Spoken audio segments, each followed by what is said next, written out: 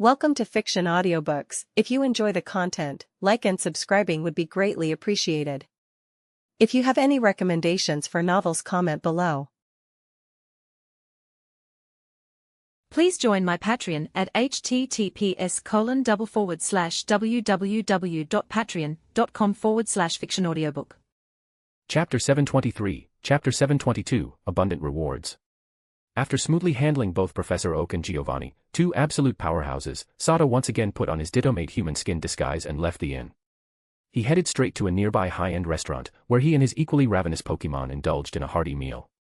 Once his hunger was dealt with, Sato promptly returned to the inn and began carefully sorting through the gains from this most recent adventure. Without a doubt, his greatest reward this time was successfully absorbing a portion of Kyogre's primal power from the Kyogre crystal. The power of a primordial super-legendary Pokémon truly lived up to its name.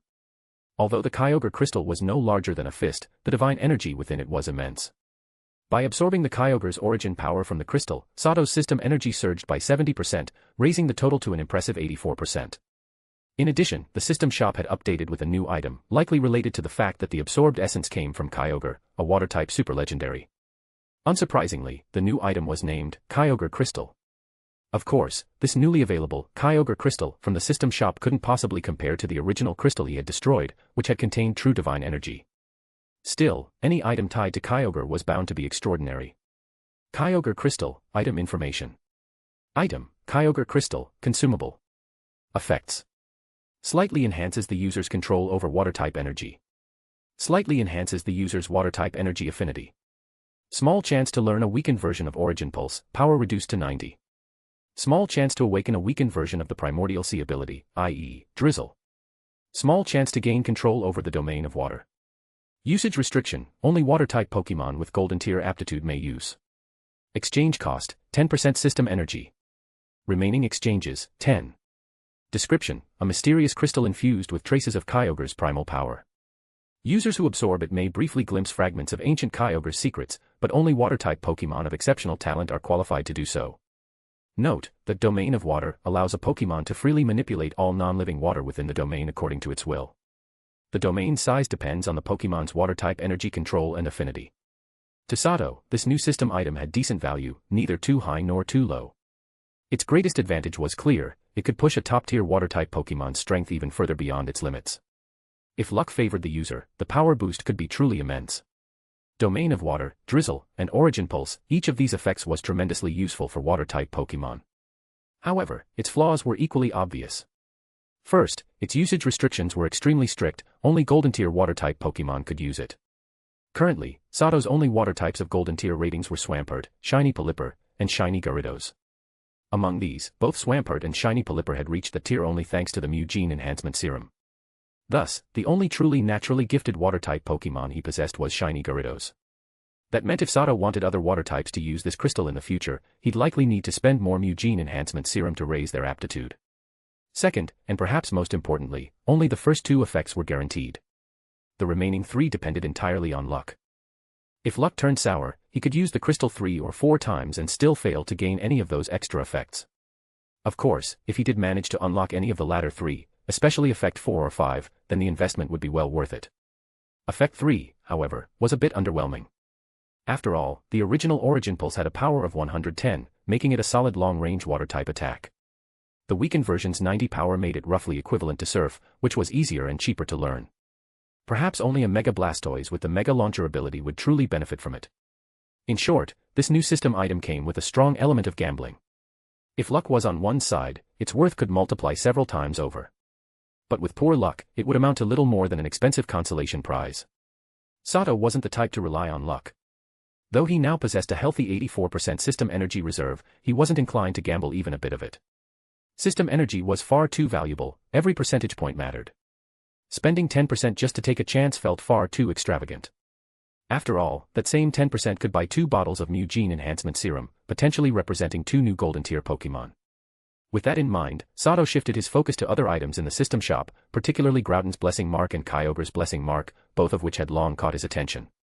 He had desired them for ages, but due to limited system energy, he'd been forced to prioritize the more affordable Mew serums. Now, with his energy reserves restored, those precious seals were finally within reach. Item details, for reference. Groudon's Blessing Mark.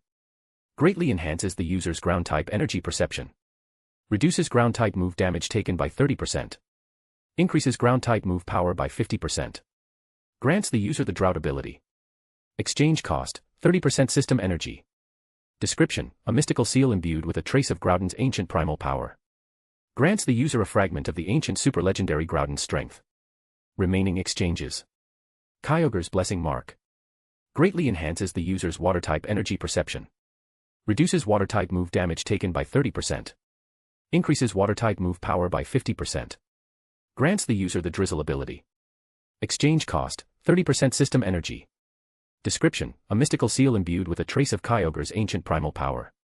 Grants the user a fragment of the legendary super-ancient Kyogre's strength. Remaining exchanges. It was clear that both marks were tremendously powerful, limited in exchange count but with no usage restrictions. Once used, they could instantly turn a Pokémon into the core of either a Rain or Sun team. After weighing his options, Sato decided to spend 30% of his system energy to redeem the Kyogre's Blessing Mark. Since his current team strategy revolved around Rain synergy, this item would be invaluable for strengthening it. Most likely, he planned to use it on his Swampert. Once he obtained Swampert's Mega Stone, his Mega Swampert wouldn't need any other Pokémon to set the weather for it again. Soon, a palm-sized indigo seal shaped like the Greek letter Alpha materialized in his hand. It glowed brilliantly with azure light, releasing a surge of pure water-type energy. In an instant, the air around him thickened with moisture, the water-type energy in the room becoming intensely active. Within seconds, a small dark cloud began forming on the ceiling. At the same time, Swampert, stationed by the door, turned its gaze toward the seal, eyes filled with unmistakable longing. Chapter 724, Chapter 723, The Sea God's Gift. Sato had never been stingy when it came to his ace Pokémon. The moment he noticed Swampert staring fixedly at the Kyogre's Blessing Mark in his hand, he immediately understood what it wanted. Are you ready? Go on, accept this gift from the ancient super-legendary Pokémon. In the next moment, Sato used his telekinesis to lift the Kyogre's Blessing Mark before Swampert, and then spoke to it through telepathy. Swampert had been by Sato's side through countless battles, life and death alike. Naturally, it would never hesitate to accept something its trainer offered. It instinctively knew that whatever Sato produced, wherever it came from, would only benefit it. So, when Sato signaled it to accept the item, Swampert immediately reached forward to grasp the Kyogre's Blessing Mark. However, before its hand even touched the seal, the Kyogre's Blessing Mark seemed to react on its own, as if it possessed a will and awareness. It appeared to sense Swampert's strong desire and recognized it as a worthy successor. With a flash of light, it broke free from Sato's telekinetic hold and shot straight towards Swampert's forehead. Caught off guard, Swampert had no time to react before the seal struck its forehead, leaving behind a glowing alpha symbol mark. Immediately, dark lines began spreading from the alpha mark, crawling rapidly across Swampert's skin. Within seconds, before Swampert could even comprehend what was happening, its entire body was covered in strange patterns, just like those on Kyogre's body. Once the black lines had spread completely, an awe-inspiring blue phantom began to rise slowly behind Swampert. Without question, the apparition was that of the ancient super-legendary Pokémon, Kyogre itself. But this Kyogre was not in its normal form, it appeared in its primal state, its gaze sharp and judging as it looked down upon Swampert, who sought to absorb its power. As the primal Kyogre phantom emerged, Swampert's expression twisted in pain. Clearly, the power of an ancient super-legendary was not something easily absorbed. Yet Swampert was no ordinary Pokémon. It was the same fierce creature that had earned its fearsome reputation on the mysterious island. The phantom before it was only a fragment of Kyogre's original power, no more than a projection. Before long, Swampert successfully absorbed that small trace of Kyogre's primal essence. Though the primal Kyogre phantom seemed reluctant, it eventually dissolved into countless blue motes of light that streamed into Swampert's body. In that instant, Swampert's aura grew explosively stronger. A vast, oceanic pressure radiated from its body, majestic, endless, and commanding. Whether it was because of the essence it had absorbed or simply the influence of Kyogre's power, Swampert now carried an unmistakable legendary presence. As expected of a relic carrying the essence of a super-legendary Pokémon, truly incredible. Watching Swampert's transformation, Sato narrowed his eyes slightly. Activating his system's scanning function, he quickly re-evaluated Swampert's new status, and immediately understood what had happened. Pokémon, Swampert. Level. Type, Water/Ground. Abilities, Damp plus Drizzle. Gender, Male. Known moves, Mud Shot, Tackle, Growl, Water Gun, Mud Slap, Foresight, Endure, Mud Bomb, Hammer Arm, Rock Slide, Muddy Water, Takedown, Earthquake, Endeavor. Egg moves, Refresh, Mirror Coat. Taunt move, Ice Punch. TM moves, Protect, Hidden Power, flying, rock tomb, icy wind, iron tail, aqua tail, surf, ice beam, rain dance. Held item, mutated supreme blue water stone. IVs. HP, 31, 31. Attack, 31, 31. Defense, 31, 31. Special attack, 31, 31. Special defense, 31, 31. Speed, 31, 31. Overall 4 rating, gold, total 4, 186. Combo techniques. Icy hammer, ice punch plus hammer arm. Ice earth hammer, hammer arm plus earth power plus ice punch. Raging earth, earthquake plus earth power. Ice spear, throw plus ice punch. Special blessing, Sea God's gift. Sea God's gift, Swampert has been acknowledged by Kyogre and has successfully absorbed a trace of Kyogre's original essence. From now on, its lifespan will be greatly extended. Empowered by ancient essence, it now exudes the majesty of a legendary Pokémon, exerting a natural pressure over ordinary Pokémon. After absorbing the Kyogre's blessing mark, Swampert's status screen now displayed 2 new entries, Drizzle and Sea God's gift. Though just words on the panel, the benefits they represented were immense. Especially the Sea God's gift, it had silently raised Swampert's potential to an entirely new level. From this point onward, whenever it faced ordinary Pokémon, Swampert would naturally hold the advantage. The ordeal, however, had taken a toll. The struggle of willpower against the primal Kyogre Phantom had left Swampert utterly exhausted. As soon as the process ended, it collapsed on the ground and fell into a deep sleep. The alpha mark on its forehead and the dark lines covering its skin soon faded away. Seeing this, Sato recalled Swampert into its Pokeball, then assigned Duskull to take over gatekeeping duty. Once he calmed himself, he turned his attention back to the system store, thinking seriously about what to redeem next. Although he had spent 30% of his system energy to exchange for the Kyogre's blessing mark, he still had 54% remaining, enough to buy several more valuable items. Unfortunately, there had only been one Kyogre's blessing mark available in the system store. Otherwise, after witnessing Swampert's miraculous transformation, Sato would have exchanged for another without hesitation. He also felt a twinge of regret regarding the psychic mark, another rare system item that could only be redeemed once. After a few minutes of thought, Sato made up his mind. Spending 20% of his remaining energy, he exchanged 4 vials of Mew Gene Enhancement Serum. Crobat, Kecleon, you've both worked hard all this time. These are for you. You've earned them. Using telekinesis once more, Sato floated 2 of the vials before Crobat and Kecleon, smiling warmly at them. Crobat had been his very first Pokémon, and Sato had always held a special fondness for it. Unfortunately, due to its lower potential and the difficulty of leveling up later on, Crobat had gradually been surpassed by his other, more talented companions, eventually taking on more of a supporting role. Though Sato had tried to help Crobat over the years, his efforts were merely superficial, its growth had simply plateaued. Now, however, he could finally address the problem at its root. As for Kecleon, Sato felt a deep sense of gratitude and guilt. On the mysterious island, if not for Kecleon and its invaluable protean ability and rare moves, he might have long since perished, his grave covered in weeds taller than a man. Sadly, Kecleon's progress had been just as slow. Even now, its level had barely reached 40, and its mastery over its own techniques remained incomplete, far from being able to fully harness its unique versatility. Still, Sato firmly believed that once Kecleon used the 2 Mew Gene Enhancement Serums, its unique skills would finally reach its prime. Chapter 725, Chapter 724, The Reborn Crobat and Kecleon. Although Crobat never said a word about it, deep down, it felt miserable watching its teammates continually catch up to, and even surpass, its strength. There's no pain without comparison. When you realize that all your hard work still doesn't measure up to even a fraction of someone else's effort, doubt inevitably creeps in. That's the cruel reality of differing talent. Crobat had always trained hard. But under Sato's guidance, so had everyone else. In such circumstances, unless one had some miraculous advantage, the growth rate of a genius would naturally outpace that of an average Pokémon. It's like a poor kid trying to overtake the rich and privileged. Without an extraordinary stroke of luck, the gap can feel hopelessly wide. After all, the odds of a rich kid becoming a success are much higher than for someone born with nothing. That was exactly Crobat's predicament. Among all of Sato's Pokémon, its talent wasn't the worst, but it certainly ranked near the bottom. Its current mid-tier standing in the team was only thanks to being one of Sato's earliest partners, the early bird advantage from training the longest. And now, at last, Sato had given it the chance to completely transform itself. Saying it wasn't excited would be a lie.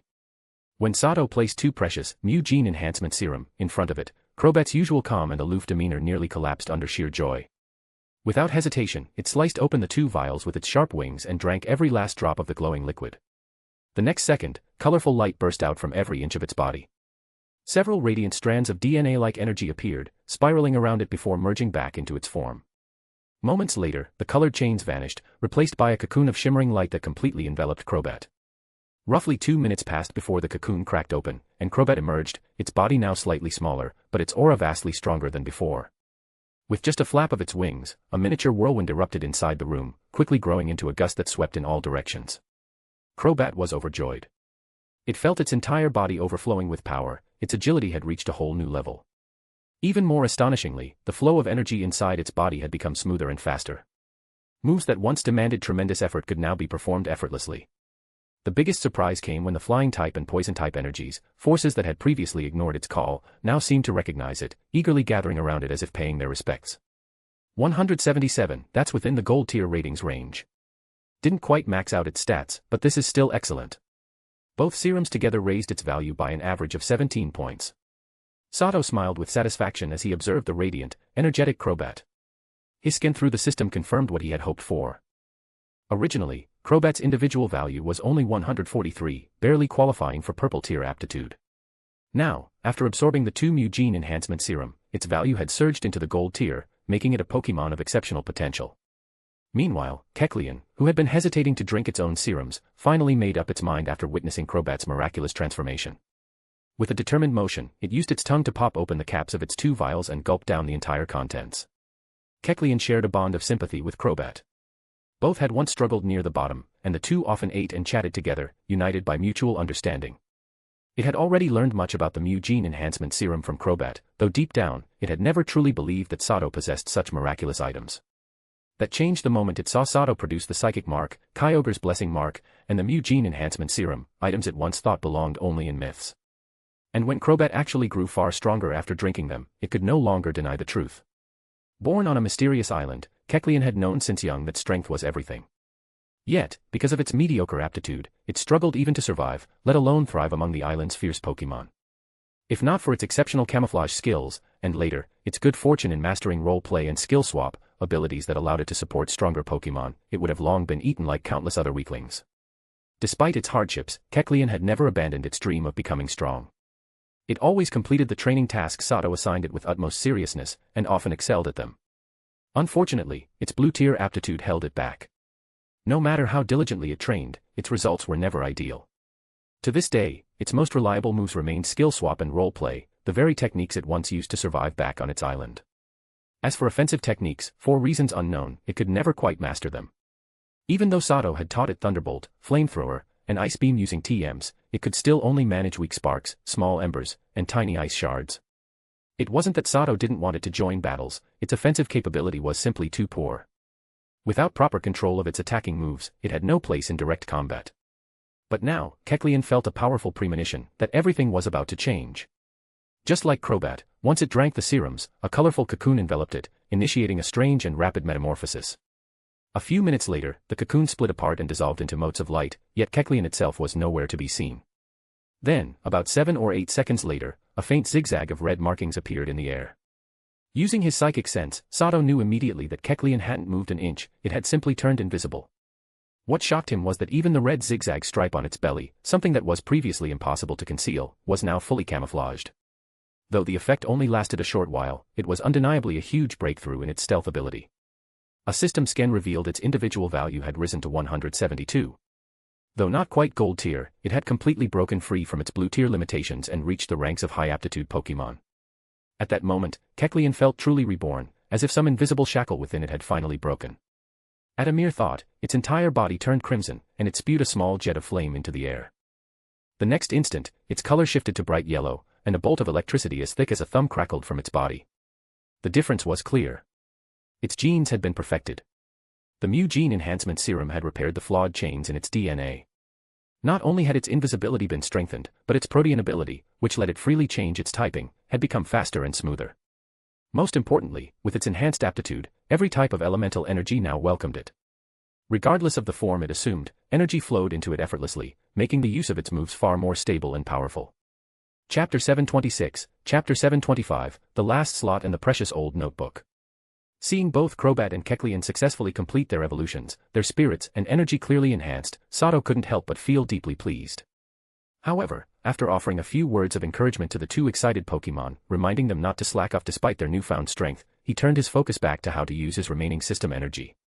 Even after exchanging for Kyogre's Blessing Mark and 4 vials of Mu Gene Enhancement Serum, he still had 34% system energy left. Because the system would shut down if its energy fell below 15%, that meant he could afford to redeem 4 more vials of Mu Gene Enhancement Serum. Sato was the kind of person who always sought perfection. Yet, even though many of his Pokemon had yet to reach Gold Tier ratings, he knew 4 vials would not be enough to elevate them all. As of now, the Pokemon in his team that had already reached Gold Tier ratings were Crobat, Nidoking, Bellossom, Arcanine, Swampert, Shiny Pelipper, Shiny Beautifly, Shiny Gyarados, Bulbasaur, Duskull, and Pikachu, 11 in total. Since his collection already numbered 24 Pokemon, not counting the unhatched Dratini, Lapras obtained from Team Aqua's base, and the Pikachu from Team Aqua base, that meant 13 others still required improvement. Unfortunately, with only 4 vials of Mu Gene Enhancement Serum available, he couldn't possibly upgrade all of them. And even then, there was no guarantee that each vial would create a Gold Tier Pokemon. The serum's effects were random, improving individual stats by anywhere from 1 to 30 points. If luck wasn't on his side, a single vial might not be enough. Thus, he had to think carefully about which Pokemon would receive the serums. Being someone who valued loyalty, Sato naturally prioritized his oldest companions. His thoughts quickly fell upon Ditto and Heracross. Ditto had followed Sato from the very beginning. It was an invaluable member of his team, helping him escape pursuit many times. Its usefulness was undeniable. However, Ditto had no interest in battle. It preferred a peaceful life by Sato's side, taking on support roles rather than fighting. Though Sato wasn't particularly fond of that lazy mindset, he still respected Ditto's wishes. After much thought, he ultimately decided to exclude Ditto from the list of serum recipients. As for Heracross, a fierce, battle-hardened bug-type warrior, Sato held him in very high regard. Heracross's personality and determination matched Sato's ideals perfectly. The problem was his low potential. His individual stat total was only 126. Sato estimated that even with decent luck, an average of 16 points gained per vial, it might take at least 3 vials to push Heracross to Gold Tier. If his luck was poor, even 4 might not suffice. Still, Sato didn't hesitate. He would use the Mu Gene Enhancement Serum on Heracross, no matter the cost, because Heracross had once risked his life to save him and had always remained utterly loyal. Most importantly, Heracross was a true warrior. His drive to become stronger was likely the fiercest among all of Sato's Pokemon. Sato firmly believed that as long as Heracross lived, even with average potential, his sheer willpower would one day make him a formidable force. And if given the resources to accelerate his growth, he might soon become one of Sato's strongest Pokemon. Heracross it is, then. But he might really need all 4 vials. Let's hope his luck isn't too bad so I can save at least one. Recalling Heracross's resolute eyes during training, Sato quickly made his decision, though he couldn't help but sigh helplessly. With Heracross's slot decided, Sato turned his attention to the remaining vial. Several of his newly joined Pokemon, Misdreavus, Tentacruel, Cloyster, and Squirtle, were all top-tier purple-grade Pokemon. Each only needed 1 vial to break through to Gold Tier. But after some serious thought, Sato decided against using the serum on them. These Pokemon were still new to his team. Their loyalty and sense of belonging weren't strong yet, and more importantly, they hadn't made any major contributions in past battles. If he casually used such precious resources on them, it would be unfair, especially since Pikachu, one of the key contributors during the Super Legendary Pokemon battle, had yet to receive any reward. I'll hold off for now. Their potential is already excellent, the serum would just be icing on the cake. I'll wait and see how they perform later. System energy isn't something to waste. Having settled that matter, Sato stopped worrying about who would use the remaining Mu Gene Enhancement Serum. Smiling, he reached up and affectionately patted Pikachu's small head on his shoulder. With the serum issue temporarily resolved, Sato pulled out an old, weathered notebook from his pack and began flipping through it carefully. This notebook was the treasure he had received from the Dragon-type Elite Four member, Drake. Yes, the very notebook contained Drake's personal research notes on raising Dragon-type Pokemon. It recorded not only his methods for training Dratini, but also many other Dragon Pokemon. To be honest, when Sato first obtained the notebook, his emotions were conflicted. He genuinely felt guilty for how things had gone with Drake, a man of honor and loyalty. He had essentially let Drake take the blame for causing the super legendary Pokemon battle, and Drake, being straightforward and selfless, accepted it without protest. In the end, Drake even shielded him from gunfire, giving Sato the chance to survive. Thankfully, through messages left in the communicator, Sato later learned that Drake had survived. Otherwise, he would never have had the heart to open this priceless notebook. Now, though, Sato could read it in peace. In his message, Drake had explicitly gifted the notebook to him as a mission reward. As expected of a Dragon-type master, Drake's research was extraordinary. The pages were filled with detailed insights on how to raise various Dragon-type Pokemon and teach them Dragon-type moves. Most precious of all, the notebook also contained several methods to accelerate the growth of Dragon Pokemon. Although each method had its drawbacks and required resources far beyond what most trainers could afford, there was no denying they gave Sato the real possibility of quickly nurturing a powerful, fully developed Dragon-type Pokemon. Chapter 727, Chapter 726, Encounter with the Road Thugs. At 7 a.m. the next morning, with the help of his alarm clock, Sato awoke right on time from deep meditation. At the same time, Pikachu, Misdreavus, and Duskull also opened their sleepy eyes and gathered around him. Seeing this, Sato smiled faintly and greeted them with a simple, "Good morning." Then, a flash of blue light gleamed in his eyes, and in the next instant, his figure vanished and reappeared in the washroom, where he quickly freshened up. Half an hour later, Sato had changed into a gray elite trainer uniform and, full of energy, left his room with Pikachu and the others after breakfast. As soon as he stepped out of the inn, he headed straight toward the nearest Pokemon Center. Along the way, he used telepathy to command the Ditto on his left hand to swiftly transform into the human skin mask of the person in the photo on his League ID card. Once the disguise was ready, he put it on. At the same time, he temporarily recalled Pikachu into its Pokeball. He hadn't forgotten, not even for a moment, that spies from the League and various factions were still searching for him. To disguise himself as much as possible, he even sprayed himself with a bottle of strong perfume to mask his scent. Sure enough, just as Sato had expected, even a Pokemon Center located in the outskirts of the city had its fair share of agents lurking both inside and outside, pretending to be ordinary trainers while secretly watching. Although they hid themselves well, under Sato's psychic perception, their every movement was laid bare before his eyes. Fortunately, his disguise worked perfectly, his utterly forgettable, ordinary-looking face blended seamlessly into the crowd, which helped him slip by unnoticed. Keeping his bearings normal, he entered the Pokemon Center without drawing the attention of any of the undercover watchers. Once inside, Sato made his way quickly toward the time capsule transfer area. Entering one of the private booths, he used the communicator inside to contact Professor Oak. Before the professor, Sato made no attempt to hide. He removed Ditto's transformed mask, revealing his real face. Professor Oak looked at him, his expression saying, "I knew it," before greeting him. "Ah, Sato," Oak sighed, shaking his head slightly. "You really stirred up a storm this time. You've grown strong, but not strong enough to handle something like that. Remember, greed always comes with a heavy price. For the time being, it'd be best if you went into the wild to train. That way, you can both keep improving your strength and stay out of sight from those who are desperately searching for you. If you do run into an opponent you can't handle," Oak added with a wry smile, "just drop my name. It's been a while since I've shown myself, but I imagine they'd still give this old man a bit of face." When Oak saw that Sato was safe and sound, a faint smile appeared on his face. But his expression soon hardened again as he gave Sato a proper scolding. Sato knew well that Professor Oak was only showing concern, so he didn't argue back. He simply stood there, nodding respectfully through the lecture until it was over. "Don't worry, Professor Oak," Sato said with a reassuring pat on his chest. "I know what to do. I'll keep a low profile from now on." Satisfied by Sato's earnest response, Oak's tone softened a little. Then he instructed Sato to send over 4 Pokemon, Swampert, Crobat, Lapras, and the Pikachu he had obtained from the Team Aqua base. Soon enough, Sato transmitted all 4 Pokemon to Oak's side through the time capsule transfer machine. Afterward, they chatted briefly, and Sato transferred the 500 million Pokedollars he had received from Giovanni into Oak's lab account before ending the call. Right now, with various factions targeting him, keeping Swampert and Crobat, 2 Pokemon that would surely draw attention, by his side was far too dangerous. He had to relocate them as soon as possible. And among all the safe havens Sato could think of, none compared to the security of Professor Oak's laboratory. That was the reason for today's communication. As for the Lapras and Pikachu he obtained from the Team Aqua base, he didn't have the time or energy to raise them. Originally, he had planned to release them back into the wild, but when Oak heard about it yesterday, the professor offered to take them in himself. Naturally, Sato had no objections. It was a far better future for those 2 Pokemon than the brutal wilderness.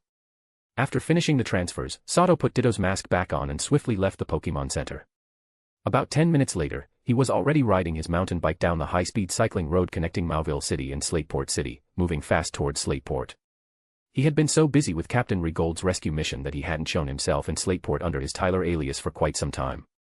Although he had told a few friends that he'd be training in the wild for a while, it was still better to return soon, before anyone started asking questions.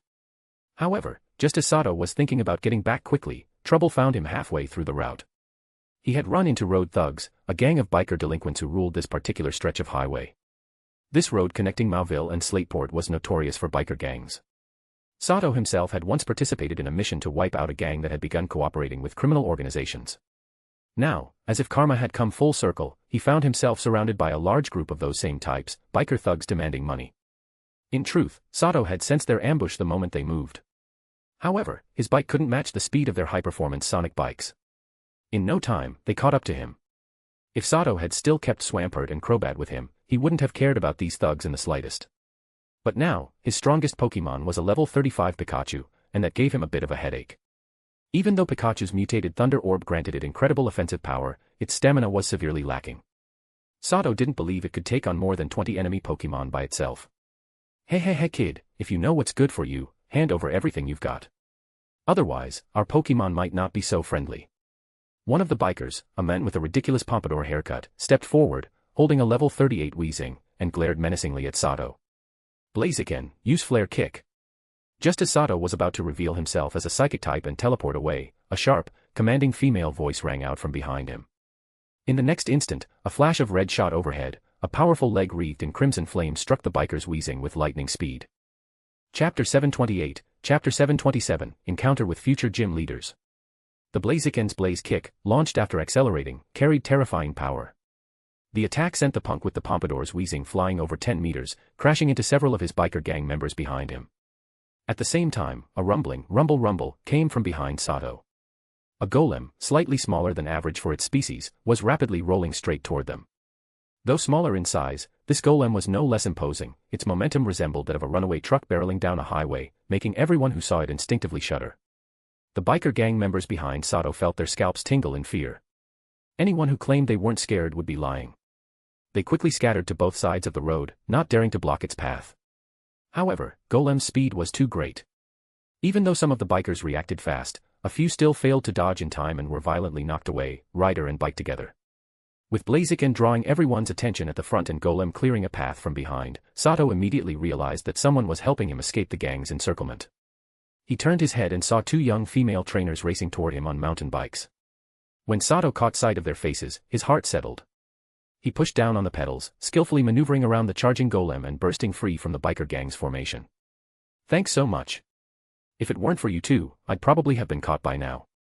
Sato pulled up beside the two girls, gratitude written all over his face. Pikachu. The Pikachu perched on his shoulder chirped happily toward the two attractive young trainers, its small eyes instantly turning into heart shapes. No need to thank us, it's what we should do, said the red-haired girl cheerfully. She was bright and lively by nature, speaking with casual ease. The black-haired girl, on the other hand, was calm and reserved. She only nodded slightly at Sato, her eyes studying the unusually well-developed Pikachu on his shoulder. The intense scrutiny made Pikachu feel like a test subject in a lab, and it shivered nervously. Seeing their contrasting personalities, Sato became even more certain of who they were. Although their hairstyles and outfits were a little different from what he remembered, he recognized them immediately. The cheerful red-haired girl was Flannery, the future gym leader of Lavaridge Town, and the quiet, composed black-haired girl was Roxanne, the future gym leader of Rustboro City. It was obvious the two had known each other for a while and were traveling together. Damn it. Those two chicks are meddling in our business. Brothers, let's teach them a lesson, release your Pokemon and crush them. As Sato broke free, the pompadour-headed leader realized what had happened. Seeing his prey slip away made him furious. He didn't care that Blaziken was still giving him hell, he roared orders at his men.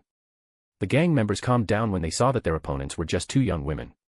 On this high-speed cycling route, as long as Officer Jenny didn't show up, they feared nothing. Mook, use Sludge Attack. Electrike, use Spark. Wingull, use Water Gun. Following their leader's command, they all released their Pokemon and began attacking Sato and the two girls. Humph. A bunch of petty thugs terrorizing travelers, you're unlucky to have run into me today. Flannery snapped. Blaziken. Jump back and sweep them away with Flamethrower. Come out, Torkoal. Magcargo. Assist Blaziken. Flannery wasn't just energetic, she was fiery and righteous to the core, having been raised in a family that despised injustice. Seeing the gang attack, her expression hardened and she shouted commands angrily. Following her orders, Blaziken first sent a Poochyena flying with Fire Punch, then kicked off the ground and leapt high into the air. As it dodged incoming attacks, a thick pillar of fire erupted from its beak. It swung its head side to side, and the blazing stream of fire transformed into a serpentine flame whip slithering across the field. Meanwhile, Torkoal and Magcargo burst from their pokeballs, each unleashing Flamethrower to merge their flames with Blaziken's fiery serpent. In the next instant, the serpent transformed into a roaring fire dragon that charged straight into the biker gang's ranks, engulfing them and their Pokémon in intense heat. Cries of pain and panic erupted as many of the bikers and their Pokémon were burned. Your turn, Nosepass. Use Rock Slide to form a barrier. Golem. Roll into their formation and cause chaos. On the other side, the composed Roxanne, clearly trained and well-educated, remained calm in the face of their overwhelming numbers. She instantly determined her role and coordinated her Pokémon to support Flannery's offensive. Nosepass emerged and used Rock Slide, raising massive boulders to form a sturdy rock wall in front of Blaziken, Torkoal, and Magcargo, blocking most of the enemy's attacks. At the same time, under Roxanne's command, Golem tucked in and rolled straight into the largest cluster of bikers, scattering them like bowling pins. None dared to clash head-on with it, and the gang's formation collapsed in moments. Most of the bikers' Pokémon were wild ones caught in nearby habitats, Mook, Electrike, Wingull, and the like. Almost all were unevolved and poorly trained, averaging only around level 25. Flannery and Roxanne, however, both came from distinguished backgrounds. Every one of their Pokémon was at least level 35, and their main partners, Blaziken and Nosepass, were around level 40. They had clearly been traveling together for quite some time, and their coordination in battle was flawless. Under their seamless teamwork and precise commands, their Pokémon's combined strength grew exponentially, overwhelming the biker gang in a one-sided rout. Sato, of course, didn't stand idly by. Though he ignored the small fry, he focused on the higher-level Pokémon among the gang, directing Pikachu to swiftly knock them out one by one with Thunderbolt. To be honest, Flannery and Roxanne's victory went so smoothly largely thanks to Sato's support, something both girls quickly noticed. As the battle went on, the two talented trainers couldn't help but glance repeatedly at Sato, wondering who this mysterious trainer, ambushed by the biker gang, really was. Chapter 729, Chapter 728, Flannery and Roxanne. Half an hour later, in the northern district of Slateport City, Sato was happily enjoying a lavish lunch with Flannery and Roxanne at an outdoor table in front of a cold drink cafe. Nearby, Pikachu, Kecleon, and Squirtle were gathered around another table, chatting cheerfully with Flannery and Roxanne's Pokémon as they enjoyed the feast laid out before them. Thanks to Flannery and Roxanne's timely help, Sato had managed to get through his encounter with a group of roadside thugs unscathed. Those reckless biker punks were clearly the kind who bullied the weak and feared the strong. Once they realized Sato and his Pokémon were no pushovers, they immediately fled without hesitation. Naturally, Sato expressed his gratitude to Flannery and Roxanne by inviting the two young trainers to dine at one of Slateport City's most well-known restaurants. On their way back to the city, Sato had already exchanged names with the girls. Just as he had suspected, they were indeed Flannery and Roxanne. At this time, both Flannery and Roxanne were newly debuted trainers, only about 6 months into their journeys. They were both 14 years old. Although they were considered rookie trainers, both girls came from prestigious backgrounds and had been around Pokémon from a very young age. They were classmates at one of Hoenn's most renowned elite Pokémon academies, and thanks to their talent and intelligence, both had graduated early. According to the usual rules, graduates of that academy automatically qualified to enter next year's Hoenn League regional tournament. But the two girls were proud and ambitious. They didn't want to rely on the academy's special recommendation. Instead, they decided to travel across Hoenn together and collect gym badges on their own. So far, they had already earned 5 badges. Not long ago, they had just defeated Watson at Mauville Gym and obtained the Dynamo badge. This time, they had come to Slateport City to do some major shopping and relax at the seaside. Once again, thank you both for stepping in to help. Without you, I might have lost everything I own. Here, let me offer a toast to you.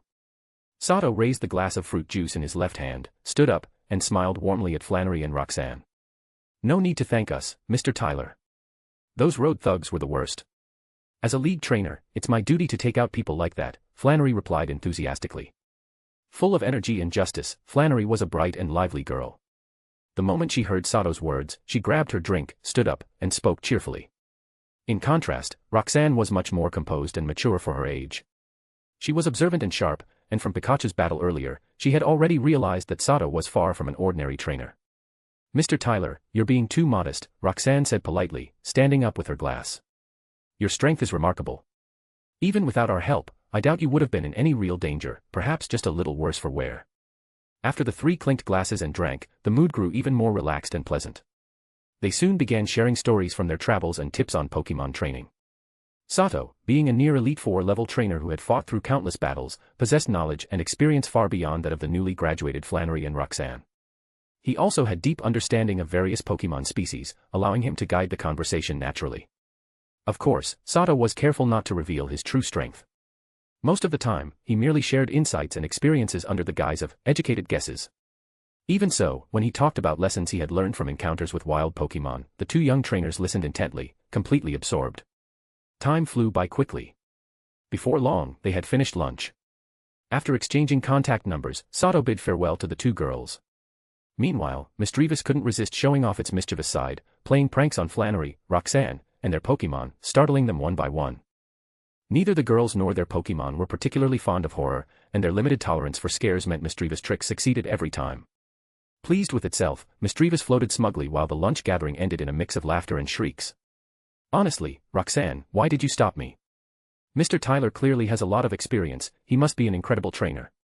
A battle with him would have taught me so much. Flannery complained, watching Sato's figure fade into the distance.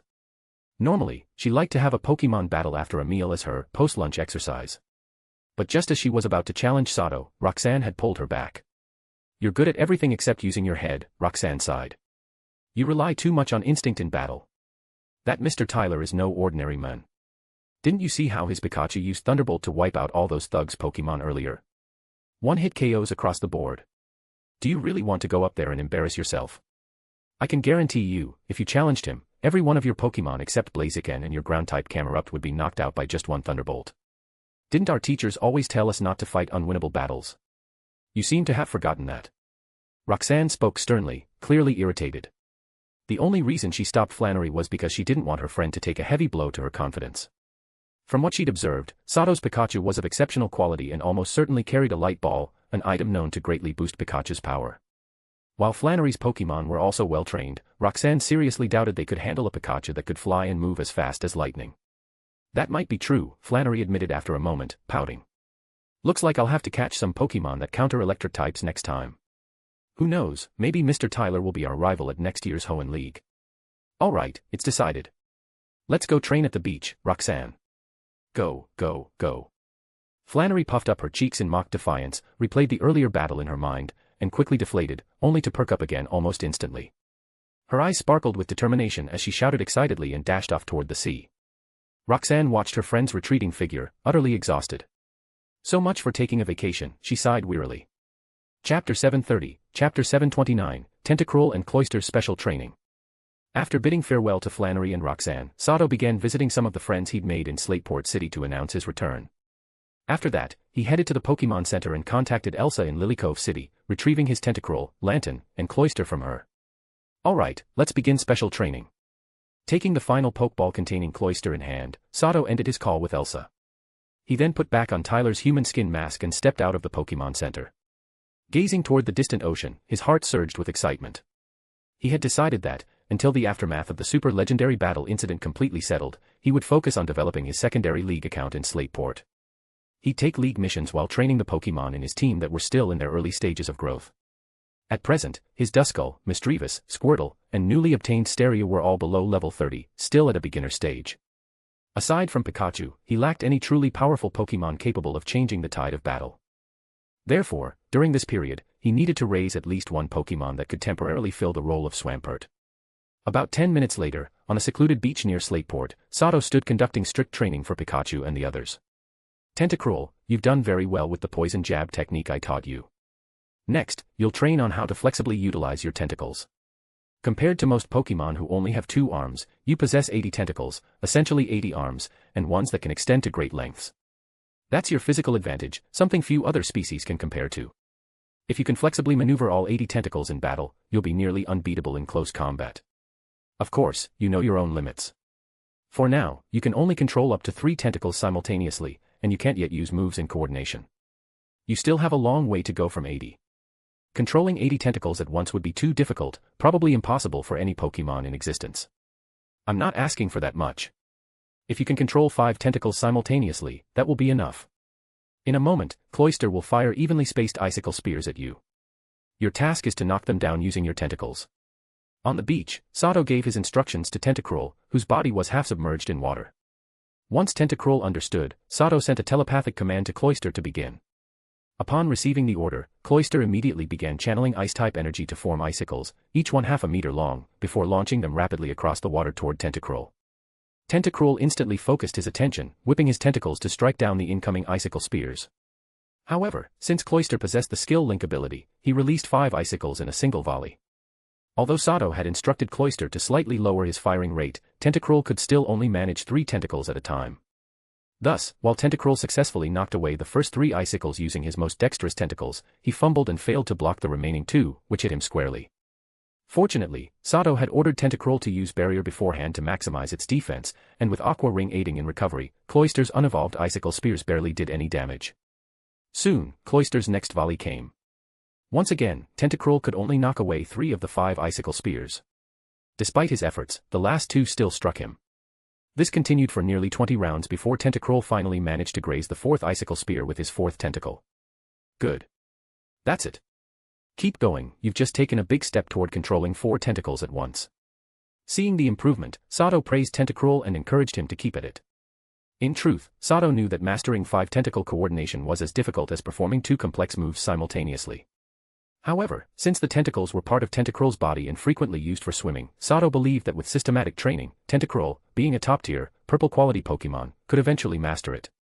What Tentacruel needed now was to form the habit of consciously using 5 tentacles at once for both offense and defense. In Sato's plan, once Tentacruel could skillfully control 5 tentacles, the next step would be to train them to execute move combinations simultaneously, like 5 tentacles using Poison Jab at the same time. The result would be devastating. Any opponent that entered Tentacruel's attack range would face a storm of relentless strikes. Of course, for now, this was still just an ideal scenario.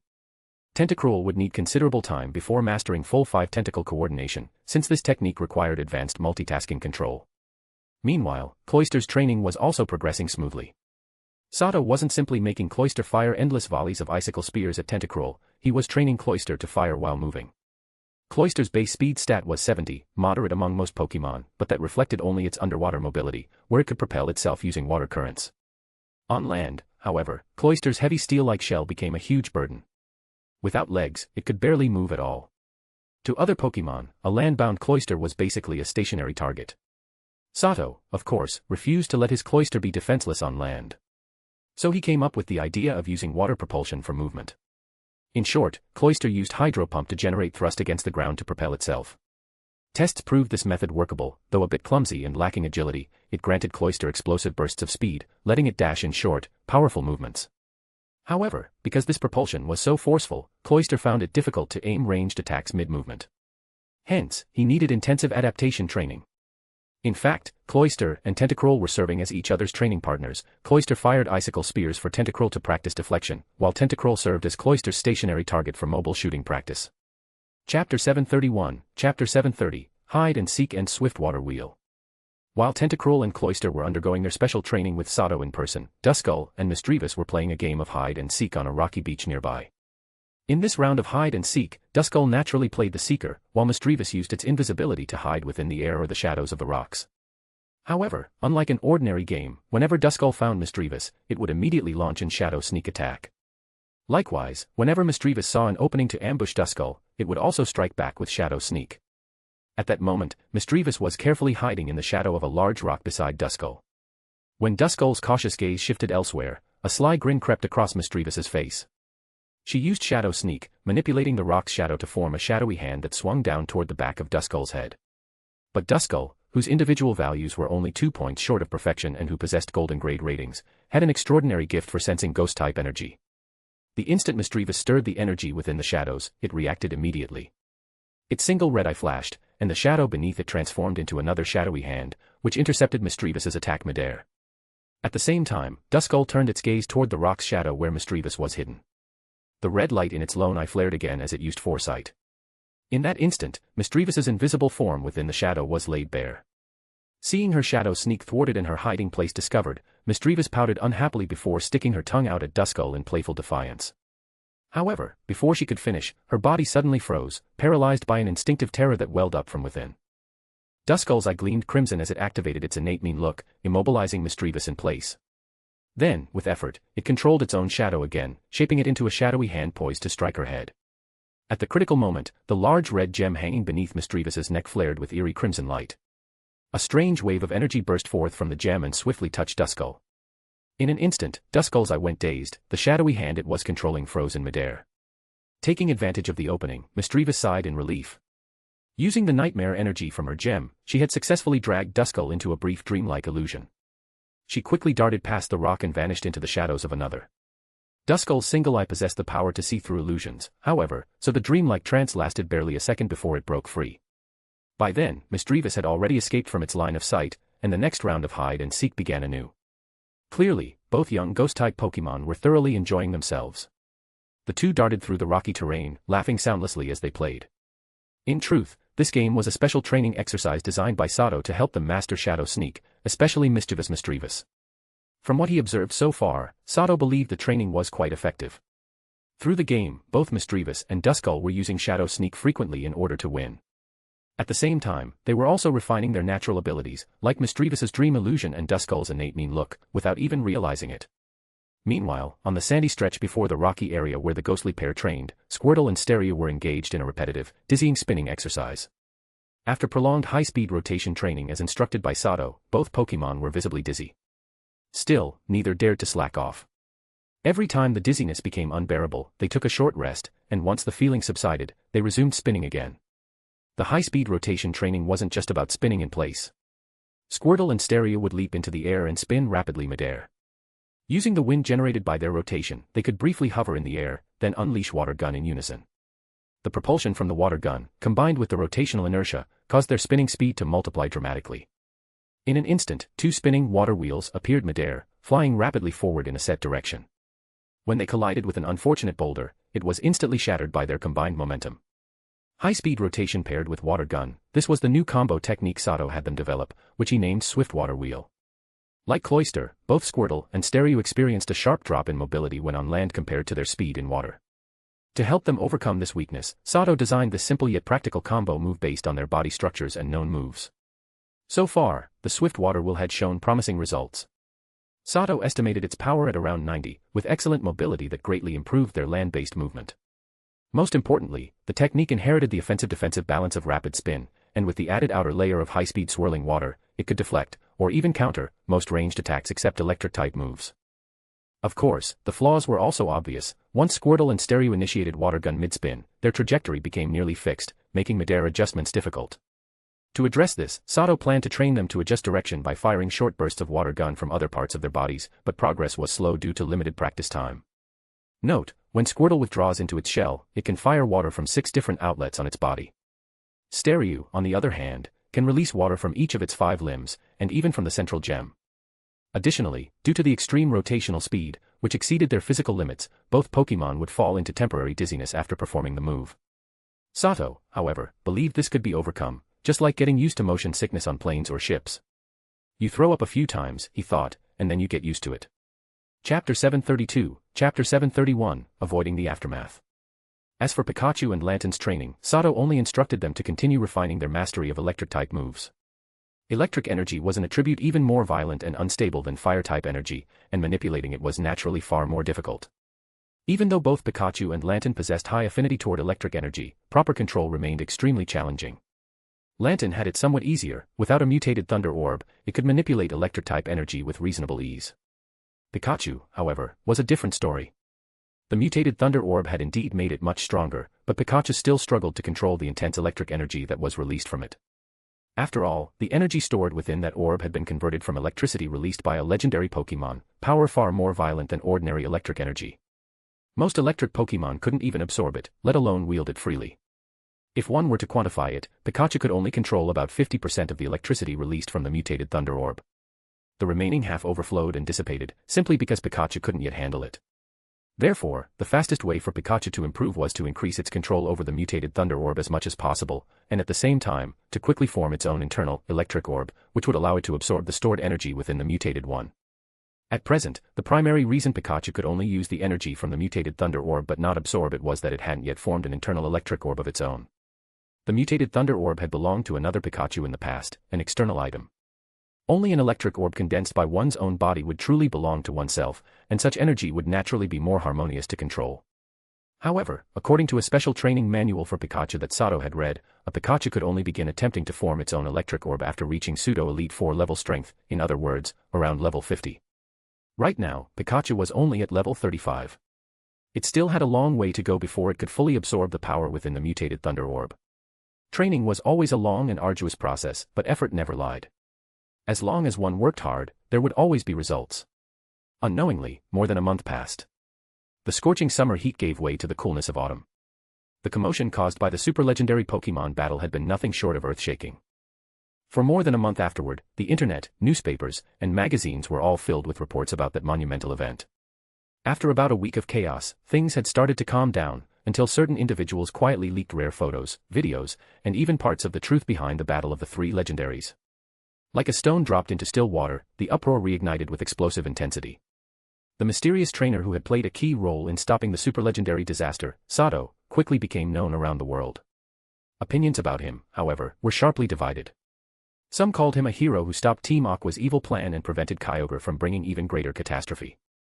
Others condemned him as the cause of the disaster, arguing that it was his destruction of Kyogre's crystal that had triggered the near-uncontrollable battle of the legendaries.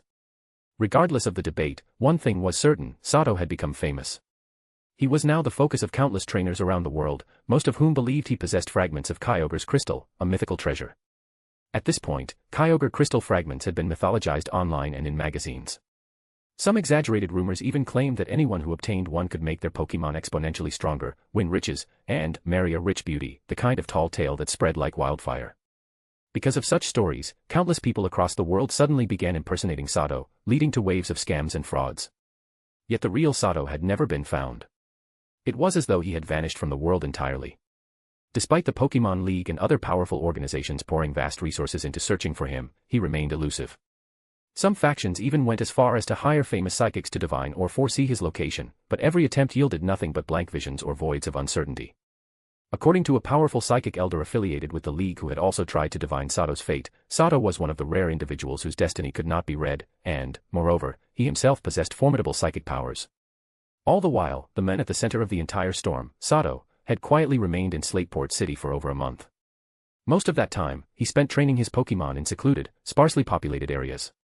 Of course, he didn't forget to earn League contribution points through field missions. Occasionally, he joined Phil and others to complete temporary assignments issued by the League. Because of his consistently high completion rate and stellar client evaluations, Sato's reputation in Slateport City gradually grew. Nowadays, most trainers in Slateport circles had at least heard of Tyler. Around 3 p.m. one afternoon, Sato was walking through a forest east of Slateport City known as Slateport Woods, accompanied by 4 other trainers, among them, Phil, with whom he had often partnered for League tasks. "Brother Tyler," Phil whispered nervously from the back of the group, glancing around the rustling woods, "you think that guy's Mytiana really knows what it's doing? We've been here forever and haven't found a single clue. And, we're already pretty deep into Slateport Woods. I heard there are ferocious wild Pokémon of near Elite 4 level strength around here. What if we run into one by bad luck?" Sato turned slightly at Phil's anxious tone and smiled. "Relax.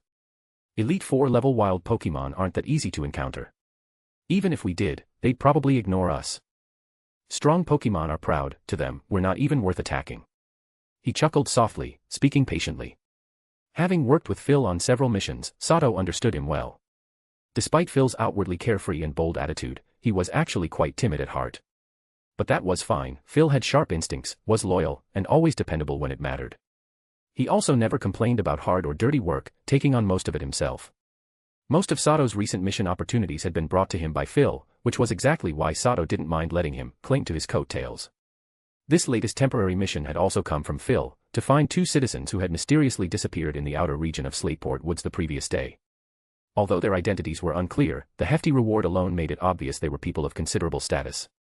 Judging by the lack of any signs so far, though, their chances of survival were looking grim. The group had already searched the forest perimeter several times, even crossing paths with other teams taking on the same mission. With no progress, they finally decided to venture deeper into the woods. Chapter 733, Chapter 732, Divergence. Suddenly, a level 38 Ursaring and a level 37 Breloom leapt out from the tall grass to the left and right of Sato's team, launching a fierce surprise attack on them. Mytiana, use Takedown. On the left side, Kecleon, use Flamethrower. Even before the 2 wild Pokémon fully emerged from the dense brush, both the blonde-haired men at the front of the team and Sato, who was positioned midline, reacted instantly, each commanding their Pokémon to counterattack. In the next instant, the blonde man's Mytiana lunged forward and slammed hard into the charging Ursaring, sending it flying backward. Meanwhile, the Kecleon perched invisibly on Sato's shoulder suddenly shifted its body color to a fiery red. A stream of red flames burst from its mouth, striking the Breloom squarely before its fist could land on Phil. Soon, the other team members caught up and joined the fray, commanding their Pokémon to assist. Within moments, the wild Ursaring and Breloom were defeated by their combined efforts. That's enough. If we keep going forward, we'll enter a zone we can't handle at our current strength. Let's head back, it's getting late. After enduring several more wild Pokémon ambushes, Sato abruptly stopped and turned to address the 3 trainers who had joined his team earlier that day. Over a month of training had passed. Although the levels of Sato's Pokémon hadn't risen much, their actual combat abilities had improved significantly. Still, he wasn't the type to get complacent. He understood his own limits with perfect clarity. At present, his strongest Pokémon, Pikachu, was only level 38, and his second strongest, Kecleon, was level 42. Ever since Kecleon's aptitude had been enhanced, its proficiency in mastering new moves had improved dramatically. Though not quite skyrocketing overnight, its progress was several times faster than before. Thanks to its Protean ability, and after over a month of intensive training, Kecleon had fully mastered 3 difficult moves: Thunderbolt, Ice Beam, and Flamethrower. Among them, with Pikachu's electric terrain as support, Thunderbolt had become the smoothest and most refined move both Kecleon and Steria could now use. As for Tentacruel, Cloyster, and Lantern, their levels stood at 37, 40, and 38 respectively. Tentacruel had successfully learned to control 4 tentacles simultaneously and could now use 3 of them to cast the same move at once. Cloyster had made huge progress in mobile shooting. While not yet at the level of perfect accuracy, it could hit its target with at least 3 out of 5 icicle spears even while moving, as long as the opponent wasn't too fast. Duskull and Misdreavus were now level 23 and 21. The pair had been forced by Sato to play a month-long game of hide-and-seek, and although they were sick of it, the results were remarkable. Both had greatly improved their control over the move Shadow Sneak. Now, the 2 ghost types could freely manipulate the shadows of nearby objects within a 10-meter radius, even altering their shapes at will. In addition, Duskull's innate move Mean Look and Misdreavus's Dream Illusion had both advanced significantly. Either of them could now affect Pokémon up to 5 levels higher than themselves using their innate abilities. That meant the 2 ghost types could now battle beyond their level. Working together, they could easily toy with Pokémon up to 10 levels higher, using invisibility and their unique abilities to outmaneuver them completely. Squirtle and Steria had reached levels 21 and 32 respectively, both showing major growth during this period. Under Sato's guidance, they had successfully mastered a basic combination technique, high-speed water wheel, and overcome its previous drawbacks, such as poor maneuverability and post-move dizziness. Squirtle had also evolved into Wartortle, and its aura training had improved as well. Its aura sensing now extended to 2 meters, and the aura sphere it could form was now the size of an egg. Overall, considering the strength of his current team, Sato knew he had indeed reached the level of an elite trainer.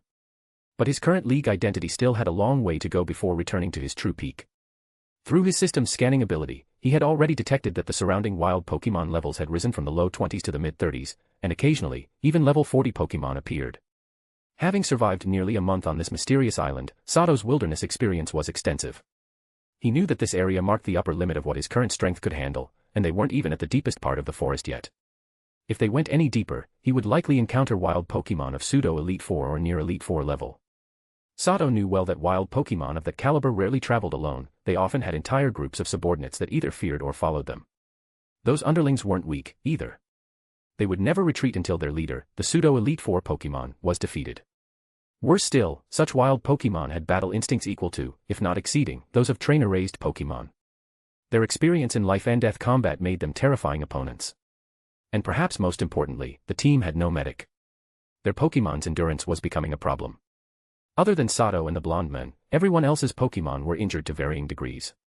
That's why Sato decided to stop here. Any further, and he risked exposing his psychic abilities. What's this? You scared already? Seems your strength isn't all that impressive after all. Tyler, if you're so eager for contribution points, then keep going. My Mytiana has already picked up the missing person scent. We'll probably find them soon. Of course, if you're too afraid, you can leave. I won't stop you. The mission leader this time wasn't Sato, it was the blonde-haired man leading the front. Hearing Sato's words, his brow furrowed and his expression soured. In truth, he had been dissatisfied with Sato and Phil's inclusion from the very start. If the mission hadn't required a 5-person team, and if Phil hadn't been the first to accept it, he would never have brought the 2 along. Sato's performance so far had been decent, but Phil was nothing but dead weight. If not for Sato's protection, Phil would have been killed by wild Pokémon several times already. The blonde man possessed near pseudo-Elite 4 strength himself, with 2 level 48 Pokémon and 1 level 50 Pokémon in his lineup. He had little respect for the useless Phil, and now, seeing Sato seemingly back down, his dissatisfaction with both of them only grew. Among trainers, strength commands respect. Throughout the mission, the blonde man had displayed overwhelming power, easily making him the strongest in their team, and he alone held the mission's key lead. Thus, when conflict arose between Sato and the blonde man, the other two trainers, aside from Phil, immediately sided with the blonde man. Chapter 734, Chapter 733, The Outbreak of Conflict. Fine then, good luck to you all. Phil, let's go. Hearing the blonde man's words, Sato's expression didn't change at all. He immediately made his final decision, turned around, and left with Phil. As a temporary teammate, Sato had already done the courteous thing by warning them. Since they didn't appreciate it, there was nothing more for him to say. After all, he wasn't their babysitter, it wasn't his job to worry about their life or death. You two sure you want to follow him? Come on, let's be honest, Brother Tyler has looked out for you two along the way, hasn't he? But that guy over there. He's selfish as hell.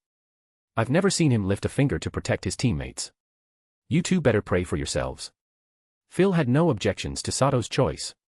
He shot the blonde man a look full of disgust, then turned to the other two teammates with an expression that said, "Are you serious?" After saying that, he turned to follow Sato, who had already walked a fair distance ahead. The two trainers looked uneasy at Phil's words. As Phil said, Sato hadn't just protected him, he had helped the other two several times during their journey. Thinking back on it, while the blonde man had always shown impressive strength, he had indeed done nothing but protect himself and ignore others. For a moment, the two trainers began to waver. If things really get dangerous, I'll lend a hand. Besides, if these two drop out, that just means more rewards for us. You know what they say, fortune favors the bold. The blonde man's expression darkened at Phil's words, especially when he saw the uncertainty flickering on his teammates' faces. Though he was furious, he knew he still needed their help for the next stage, so he forced himself to hold it in, sneering at Phil as he turned to leave. Phil might not be that strong, but he worked hard, really hard, and wasn't above doing dirty or thankless tasks to grow stronger. But there was one thing he could never accept, being called useless. He'd become a trainer to change his life as a poor kid from the countryside. If he admitted he was a failure, then all his hard work would be meaningless. Every dragon has its reverse scale, touch it and you die. Phil wasn't a dragon, but he had one too, he couldn't stand anyone calling him trash. You said I'm a waste, huh? You're only a few years ahead of me as a trainer, big deal. I'm only 15, started this spring, and I already have over 2,000 league contribution points. And you? You look like life's beaten the hell out of you. What are you, 30? You're practically middle-aged and still not an official league trainer. Man, that's just pathetic. The moment Phil heard the blonde man call him a failure, he exploded, shouting at him furiously, completely forgetting the gap in their strength. If Phil's reverse scale was being called useless, then the blonde man's was being called old. In truth, the blonde man was only 18. But because of his prematurely aged face and the unshaven stubble he hadn't bothered to trim these past few days, he looked like a tired 30-something. You're asking for it. My Tiana, crunch. Kill him. Being mocked for his age and incompetence, especially being called old man, was like a dagger to his heart. His face flushed red as he glared murderously at Phil. It's not fair. I'm only 18. Why the hell do I look so old? Damn it, how come you, a weakling, get to look so young? He roared in frustration at Phil's baby face. Grr, woof. At his command, the Mytiana's eyes flashed red. Its fanged jaws opened wide as it lunged at Phil with a ferocious snarl. Ninjask, use aerial ace. Aim for Mytiana's waist. Seeing the attack coming, fear briefly flashed in Phil's eyes, but instinct took over. He quickly gave his order. Phil had 6 Pokemon in total, Pelipper, Swellow, Pidgeotto, Noctowl, Ninjask, and Shedinja. Both Ninjask and Shedinja had evolved from his first Pokemon, Nincada. Among them, Ninjask was his strongest, his main partner, currently at level 35. And Ninjask didn't disappoint. The moment Phil gave the command, it became a blur, vanishing from sight in a flash of motion. A second later, a streak of light slammed hard into Mytiana's waist, sending it flying. Mytiana's body structure, like that of a wolf, had a relatively weak lower back, its glass waist. In a close-level battle, Ninjask's aerial ace, a same-type move that struck a weak point, nearly took down the blonde man's level 38 Mytiana in a single blow. Though still conscious, it was gravely injured and barely able to stand. Phil, who had seemed like dead weight since the start of the mission, suddenly pulling off such a precise and powerful counterattack, shocked the blonde man and their other 2 teammates. Not bad, kid, looks like you were hiding your claws. The blonde man now looked at Phil with a serious expression for the first time. Don't stop, Fury Cutter. Finish it.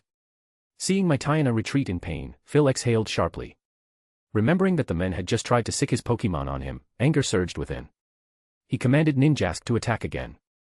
With a sudden flare of its nearly transparent wings, Ninjask's speed boost activated. It blurred forward once more, reappearing behind my Tayana, its claws flashing with cutting energy. Iron Tail.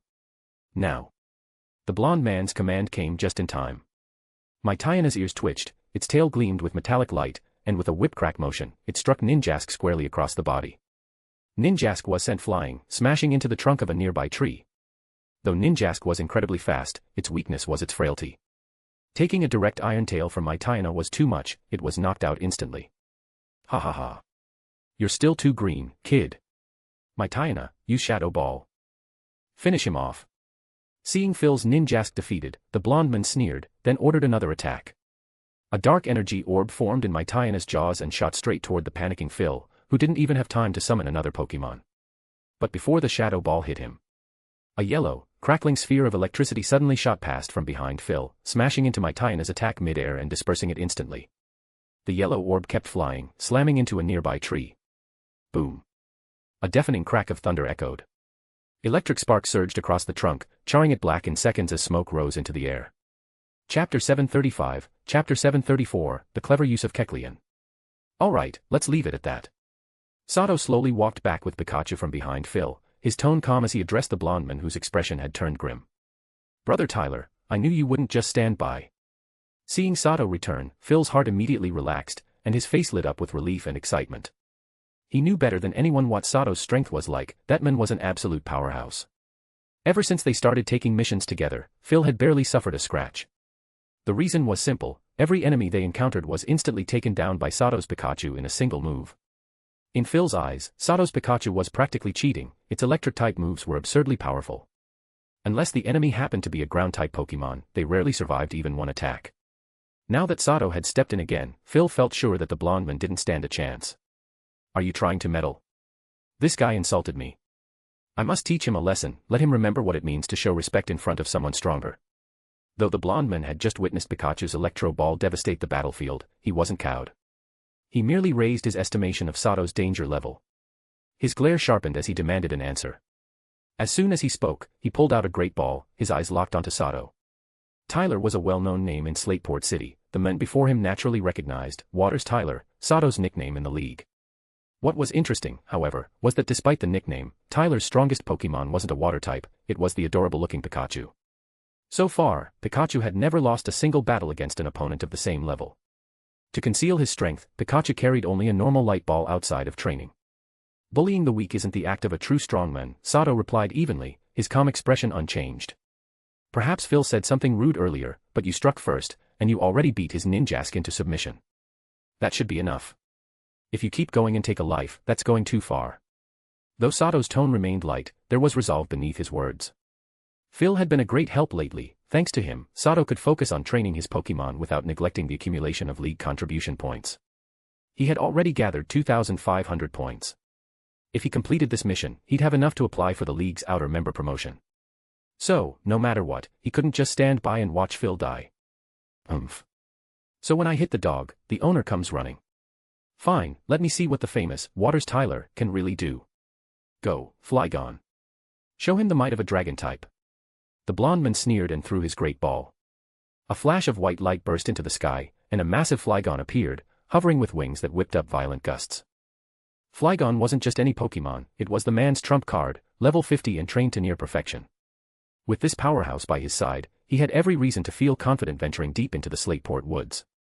Roar! Flygon bellowed, sending a powerful shockwave towards Sato and Phil as it flapped its wings.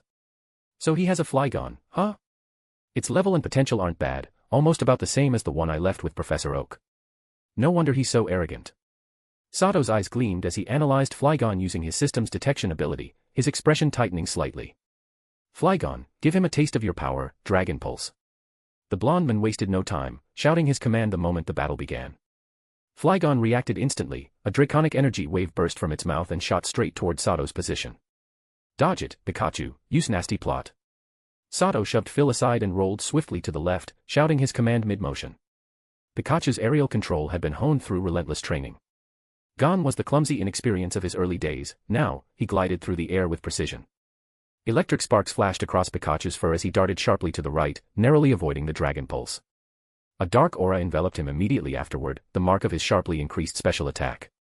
At that moment, a faint blue glint flickered in Sato's eyes. Hidden by invisibility on his shoulder, his Kecleon climbed silently down his back, completely unnoticed by the blonde man. Kecleon's body darkened, and a similar black aura surrounded him, indicating that he too had used Nasty Plot to raise his special attack. Impressive. But let's see your Pikachu dodge this, Dragon Rush. The blonde man's expression hardened. He barked his command, and Flygon's body flared with dragonic energy, forming a massive comet-like dragon as it dove straight at Pikachu. Faced with the oncoming assault, Pikachu didn't panic. He dropped from the air and dashed rapidly across the ground, vanishing into the dense grass to conceal his movements. However, Flygon's hearing was razor-sharp. As a master of sonic control, it easily tracked Pikachu's movements, the dragon comet relentlessly homing in. Just as Flygon's Dragon Rush was about to hit, Pikachu suddenly shifted sideways with unnatural precision, narrowly evading the strike. Boom. The ground exploded, leaving a massive crater where Pikachu had just stood. Finish it, Pikachu, hidden power, ice. Before Flygon could recover from its dive, Sato seized the moment. Having narrowly escaped with Kecleon's subtle assistance, Pikachu's cheeks sparked furiously. Icy blue energy orbs formed around him, shooting forth like a hailstorm toward the crater. Quick, protect. Block it. The blonde man paled, ice-type attacks were Flygon's bane, and he hadn't forgotten Pikachu's Nasty Plot boost. He panically ordered a defense. Flygon reacted instantly, summoning a green energy shield just in time. Pikachu's hidden power, ice, bombarded it, but couldn't pierce through. However, as Flygon rose again, thinking it was safe, a sudden flash of icy blue light shot from the trees behind Pikachu, a perfectly aimed ice beam. The beam struck true, slamming into Flygon the instant its shield vanished. Kecleon, now shimmering ice blue under Protean, had changed its type to ice. Having also used Nasty Plot, the power of its ice beam was devastating. Flygon, a ground and dragon-type Pokemon, was utterly helpless. Despite its higher level, it couldn't withstand such a blow. With a painful roar, its half-frozen body plummeted from the sky. My apologies, Sato said coldly, turning toward the pale-faced blonde man. But this is the wilds, and my Pokemon's levels are far lower than your Flygon's.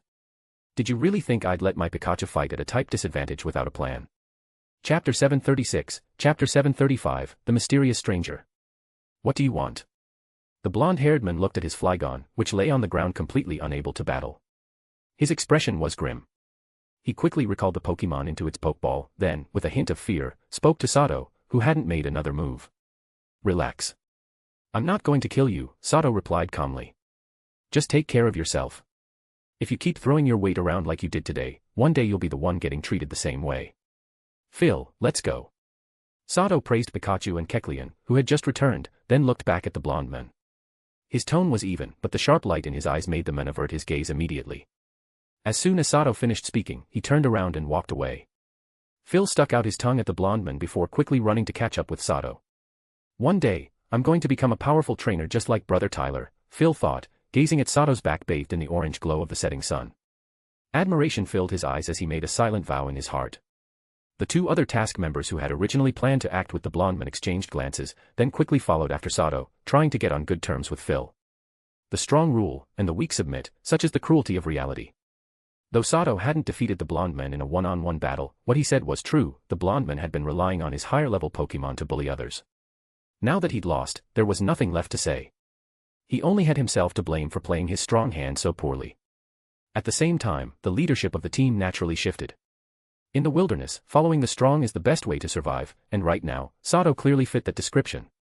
From the moment Sato left to when the two mission members went their separate ways, the blonde man remained silent. But the clenched fists and bloodshot eyes betrayed his unwillingness to accept the outcome. When Sato and the others finally disappeared from sight, he slowly moved. Instead of following their direction, however, he turned toward the edge of the forest. The blonde man was an experienced trainer who knew his limits. With his strongest Pokemon, Flygon, unable to battle, he no longer had the strength to venture deeper into the Slakeport woods. Leaving now was the safest choice. Not long after the blonde man left, about 200 meters from where he'd stood, a massive rock split open from the center. Beneath it, a man-made concrete staircase was revealed. Moments later, two oddly dressed figures emerged from below. Seriously, didn't the surveillance feed show those guys already left? Why did the boss still make us stay here to scout? What rotten luck. I'm so sleepy, ah. The buck-toothed man yawned, shielding his eyes from the sunlight. His panda-like dark circles made him look half dead, and his voice dripped with irritation as he complained to his companion. Keep your voice down, idiot. The monitors have audio sensors. You want the boss to hear you and whip you again. I don't. Don't drag me down with you. The fat man beside him immediately turned, clamping a hand over the buck-toothed man's mouth and whispering angrily. The buck-toothed man looked annoyed at being silenced, but when he heard that, his defiance faltered. He shrank back and nervously glanced around the trees. A few seconds passed. When neither of their earpieces transmitted an angry voice, both exhaled in relief. Come on, the fat man muttered, wiping his palm, now sticky with the other's saliva, on the buck-toothed man's shirt. We'll go collect the broken surveillance cameras from earlier and make sure those guys really left. You go collect them, the buck-toothed man said, shaking his head. I'll go check if those guys are still nearby. That way we can finish faster. I stayed up all night, man, I'm exhausted. I just want to go home and sleep. The fat man glared. You useless slob. What's so great about that dumb drama anyway? Because of you, I nearly couldn't sleep last night. We stare at monitors all day, no breaks, and now I'm half dead too. Damn it, when's that stupid Pokemon gonna lay its egg? Stuck underground with nothing good to eat, I swear I've lost a few pounds this week. And on top of that, we've got to babysit those two spoiled brats.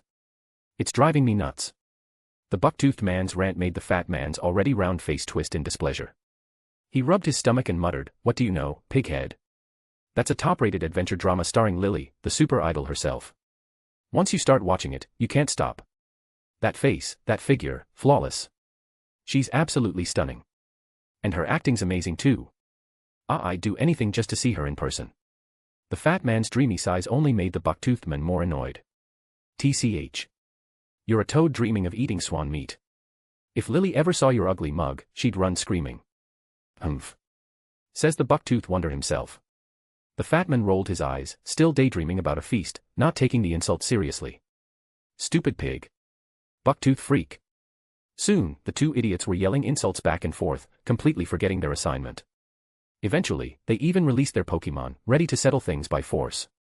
Get moving, you useless idiots. A furious voice suddenly roared through their earpieces. Yes, boss. Both men froze as if shocked by lightning. They snapped to attention like soldiers and shouted in unison. They glared at each other one last time, snorted, and then released their Pokemon, heading off in opposite directions. These two lazy morons. If they ruin my plans, I'll make them pay. Deep underground, behind the resealed rock, a rugged man in a hunter's outfit muttered curses as he watched the two subordinates leave on the surveillance screen.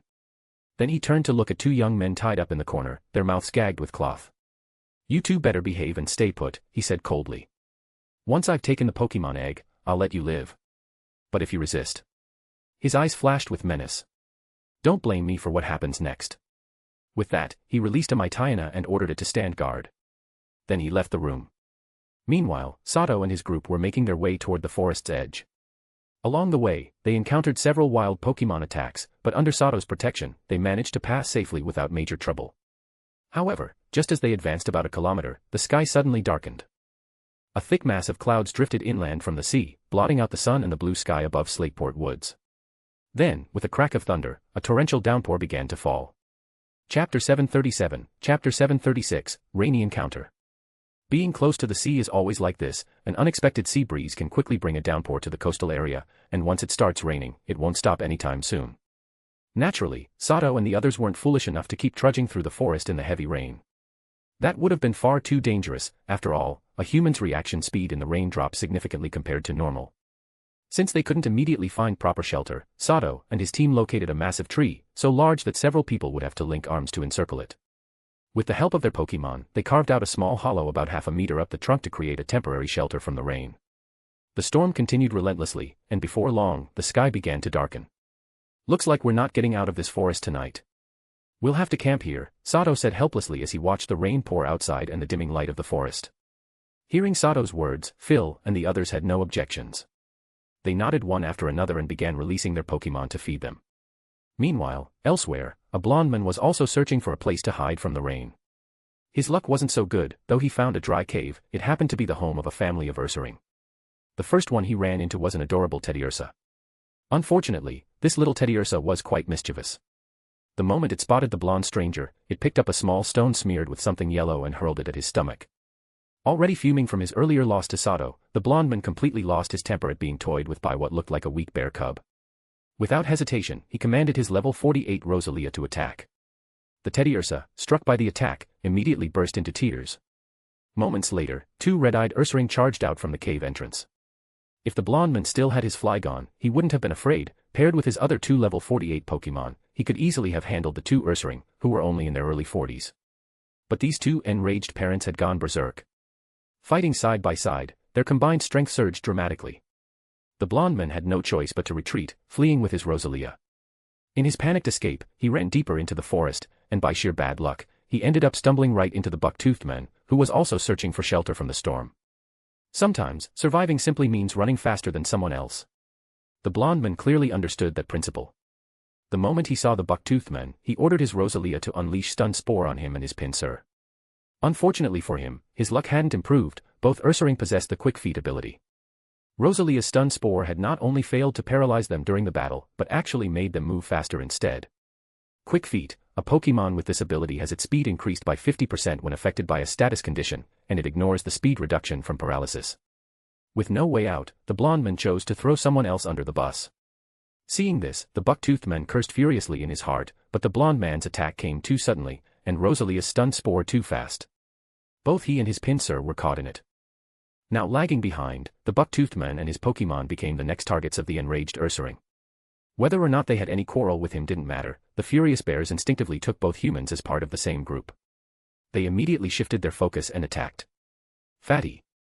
That blonde middle-aged guy we saw earlier is headed your way. If you see him, stop him no matter what.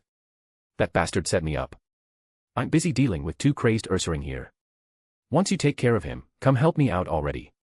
Helpless, the buck-toothed man commanded his level 48 Pinsir and released a level 46 Quagsire to hold off the furious pair, while simultaneously contacting the nearby Fatman via his communicator. The buck-toothed man was clearly an experienced, battle-hardened elite trainer.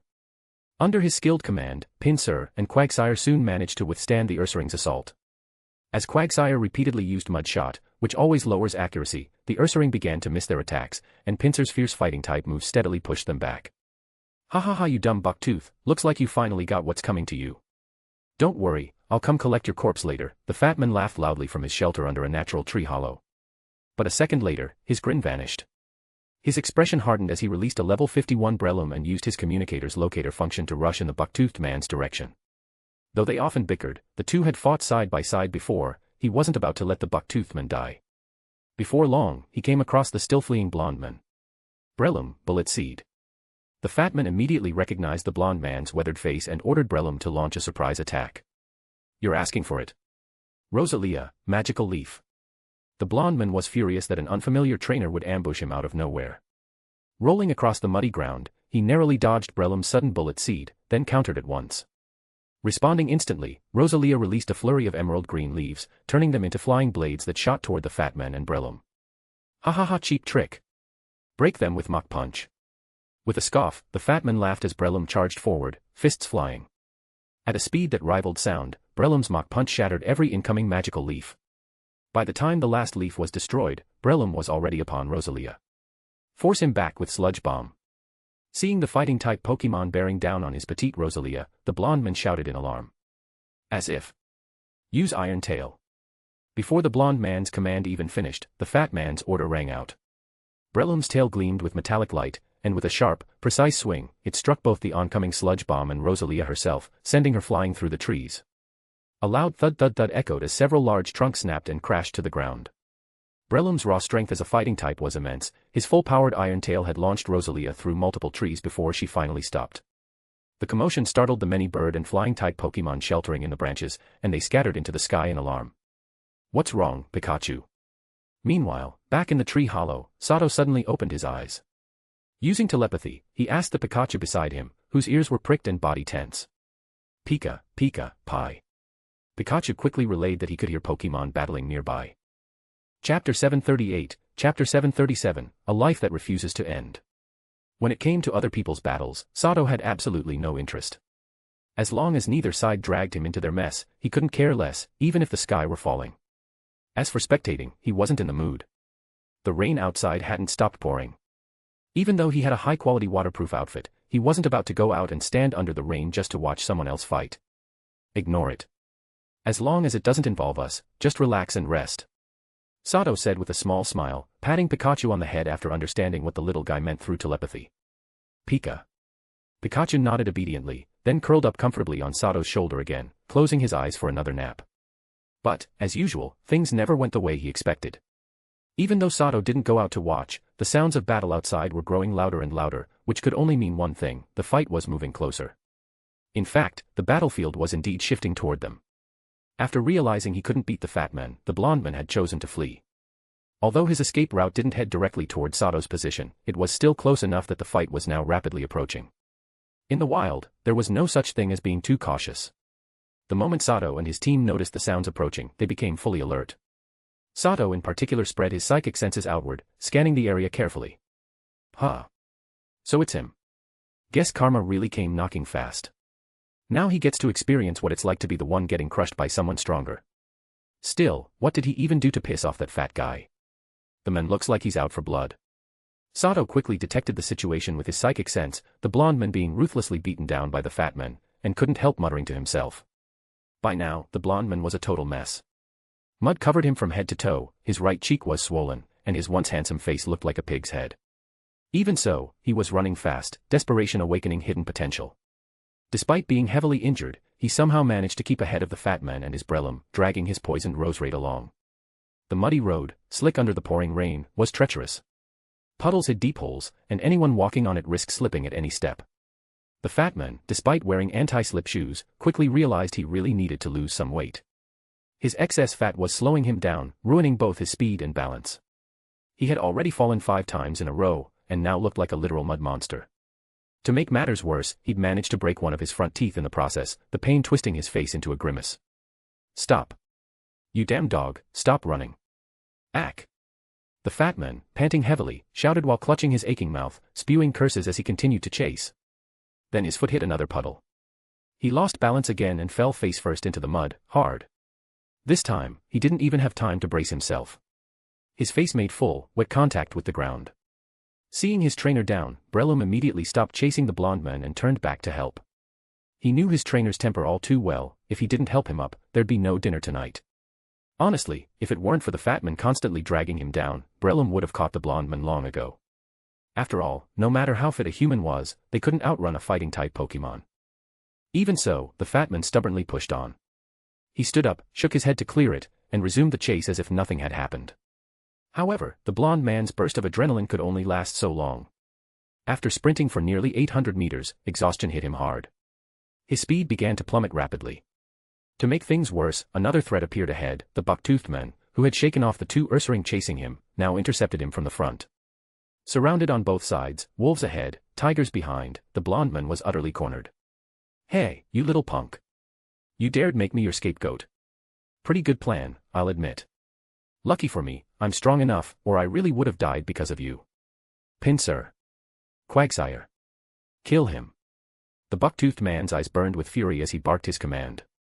He hadn't planned on killing the blonde man, his mission was only to keep watch and confirm whether Sato's group had left. But after being used as bait, he no longer cared.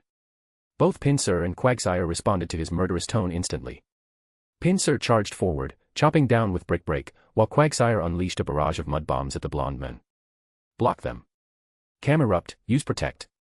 Desperate, the blonde man threw out his final Pokeball, summoning his last remaining Pokemon, a level 48 Camerupt. A flash of white light burst forth, and the furious Camerupt appeared before him. At once, a shimmering green barrier formed, enveloping both trainer and Pokemon. Pinsir's Chop and Quagsire's Mud Bombs exploded harmlessly against the Protect shield. But everyone knew this was just delaying the inevitable. When the green light faded, Pinsir and Quagsire attacked again without hesitation. Under the downpour, a fire and ground-type Pokemon like Camerupt was at a severe disadvantage. Quagsire's Water Pulse, strengthened by the rain, shattered Camerupt's Flamethrower and knocked it flat in one hit. Meanwhile, Pinsir's Brick Break sent the injured Roserade flying. At the same time, the fat man and Breloom caught up from behind, sealing every escape route. The blonde man was truly cornered, nowhere left to run. Humph. Ganging up on one guy, how pathetic. You two villains won't get away with this. And then, as if fate refused to let him die, a fierce female voice rang out from the nearby bushes. In the blink of an eye, a Blaziken burst forth like lightning, landing 2 rapid double kicks that sent Pinsir flying. Immediately after, a Kabutops leapt out from the ground near the fat man's side, its glowing green twin sides slashing twice in quick succession to send Breloom crashing backward. Heh. Guess his luck isn't all bad, running into them right now. Back by the tree hollow, Sato opened his eyes, his expression twisting with a complicated look. Chapter 739, Chapter 738, Strategic Retreat. Quagsire, use Aqua Tail on Blaziken. Breloom, use Bullet Seed on Kabutops. The sudden assault from Blaziken and Kabutops didn't faze the buck-toothed men or the fat men in the least. Neither panicked, instead, both quickly widened the distance between themselves and their obvious enemies before issuing sharp counterattack orders to their Pokémon. Upon hearing his trainer's command, Quagsire's dull-looking eyes instantly turned ferocious, and his thick tail began to whirl up torrents of glowing blue water. In the next instant, before Blaziken could even react, Quagsire burst forward with astonishing short-distance speed.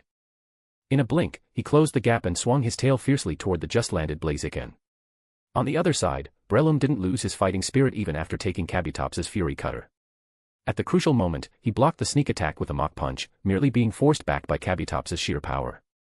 Loom. With a backflip, Breloom steadied himself, then let out a sharp cry. From his mouth, countless emerald green energy seeds shot forth rapidly, raining toward Kabutops. Faced with Quagsire's swift and merciless Aqua Tail, Blaziken dared not take it head-on. He pushed off the ground with his powerful legs and leapt backward at full force, narrowly dodging the strike. However, Quagsire was far more experienced in battle than his dull expression suggested. Without needing his trainer's command, he acted on instinct. Just as Blaziken took to the air, Quagsire gathered up ground-type energy in his mouth and fired a barrage of mud bombs. Blaziken, suspended in midair with no way to dodge, could only cross his arms before his chest and brace himself for the impact. Boom. Boom. Boom. A series of explosions echoed as Blaziken was blasted backward by the energy shockwaves from Quagsire's mud bomb. At the same time, Breloom's Bullet Seed barrage was about to reach Kabutops, but Kabutops' ability, Swift Swim, gave him a huge speed boost in the rain. With a sharp kick off the ground, Kabutops left only an afterimage behind. Not only did he dodge the seeds with ease, but he also instantly appeared behind Breloom. His twin sides glowed with emerald light once more as he unleashed a cross-shaped Fury Cutter at Breloom's back. But Breloom, having already suffered from one ambush earlier, was on high alert. The moment Kabutops vanished from his sight, Breloom's pupils contracted sharply, and his focus heightened to the extreme. Just as Kabutops appeared behind him, Breloom's tail gleamed with metallic luster, and before Kabutops' blades could land, Breloom swung his tail like an iron tail hammer straight into Kabutops' waist. A heavy thud rang out as Kabutops managed to leave a cross-shaped wound on Breloom's back but was sent flying by the sheer force of that iron tail. He crashed through several trees before finally stopping. In less than 15 seconds, the newly arrived Blaziken and Kabutops were both severely injured. The blonde man, who moments ago had seen a glimmer of hope, was once again engulfed by despair. At that moment, two young female trainers in raincoats rushed to the sides of their fallen Pokémon. Seeing their partners so badly hurt, both showed deep distress on their faces. These two were none other than Flannery and Roxanne, whom Sato had met over a month ago. For some reason, the pair had not yet left the region around Slateport City and had now shown up here. Well, look who it is. Two cute little girls, huh? Heh. The buck-toothed man grinned wickedly, his grotesque smile softening as he ogled Flannery and Roxanne. You two ambush us like that, don't think you can walk away without paying the price. Since you're girls, I'll be generous, the fat man sneered. Hand over all the good food you've got, and maybe we'll let you go. Otherwise, you won't like what happens next. Flannery's face flushed red with fury at their words.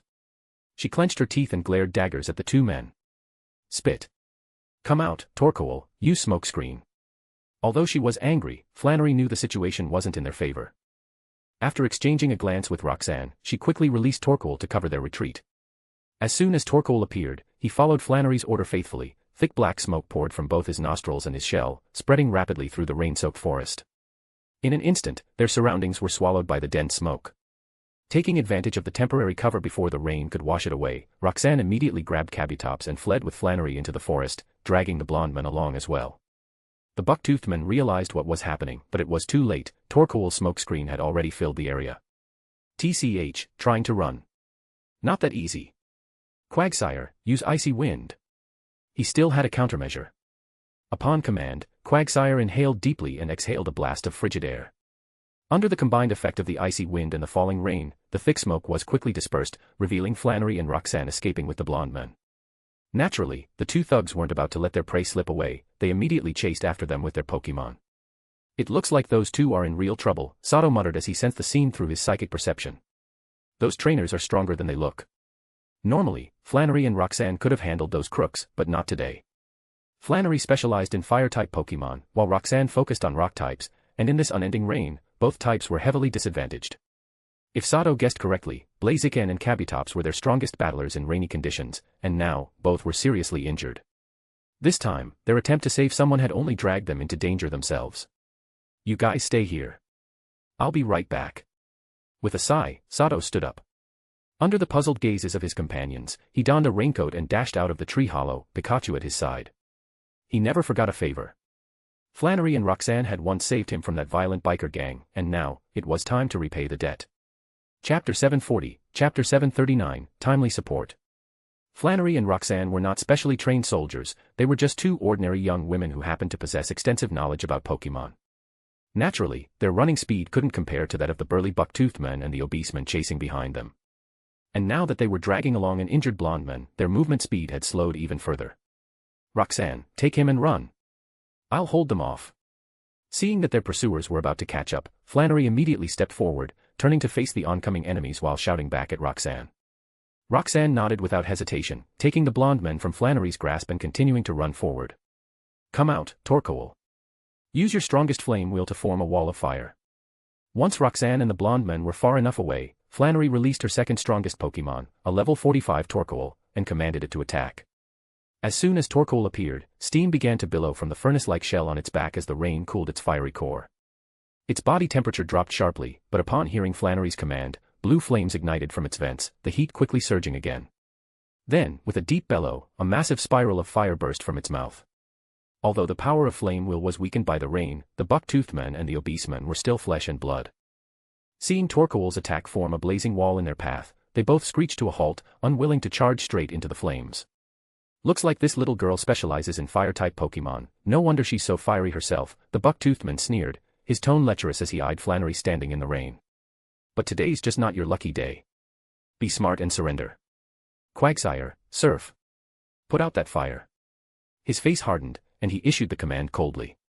At his words, Quagsire's hands glowed blue as it slammed them against the ground. In an instant, the rainwater pooling across the road surged together. Within seconds, under the power of Surf, a wave mixed with mud and debris formed and crashed into Torkoal's wall of flame. With the rain further empowering the water-type move, the fiery barrier was instantly extinguished.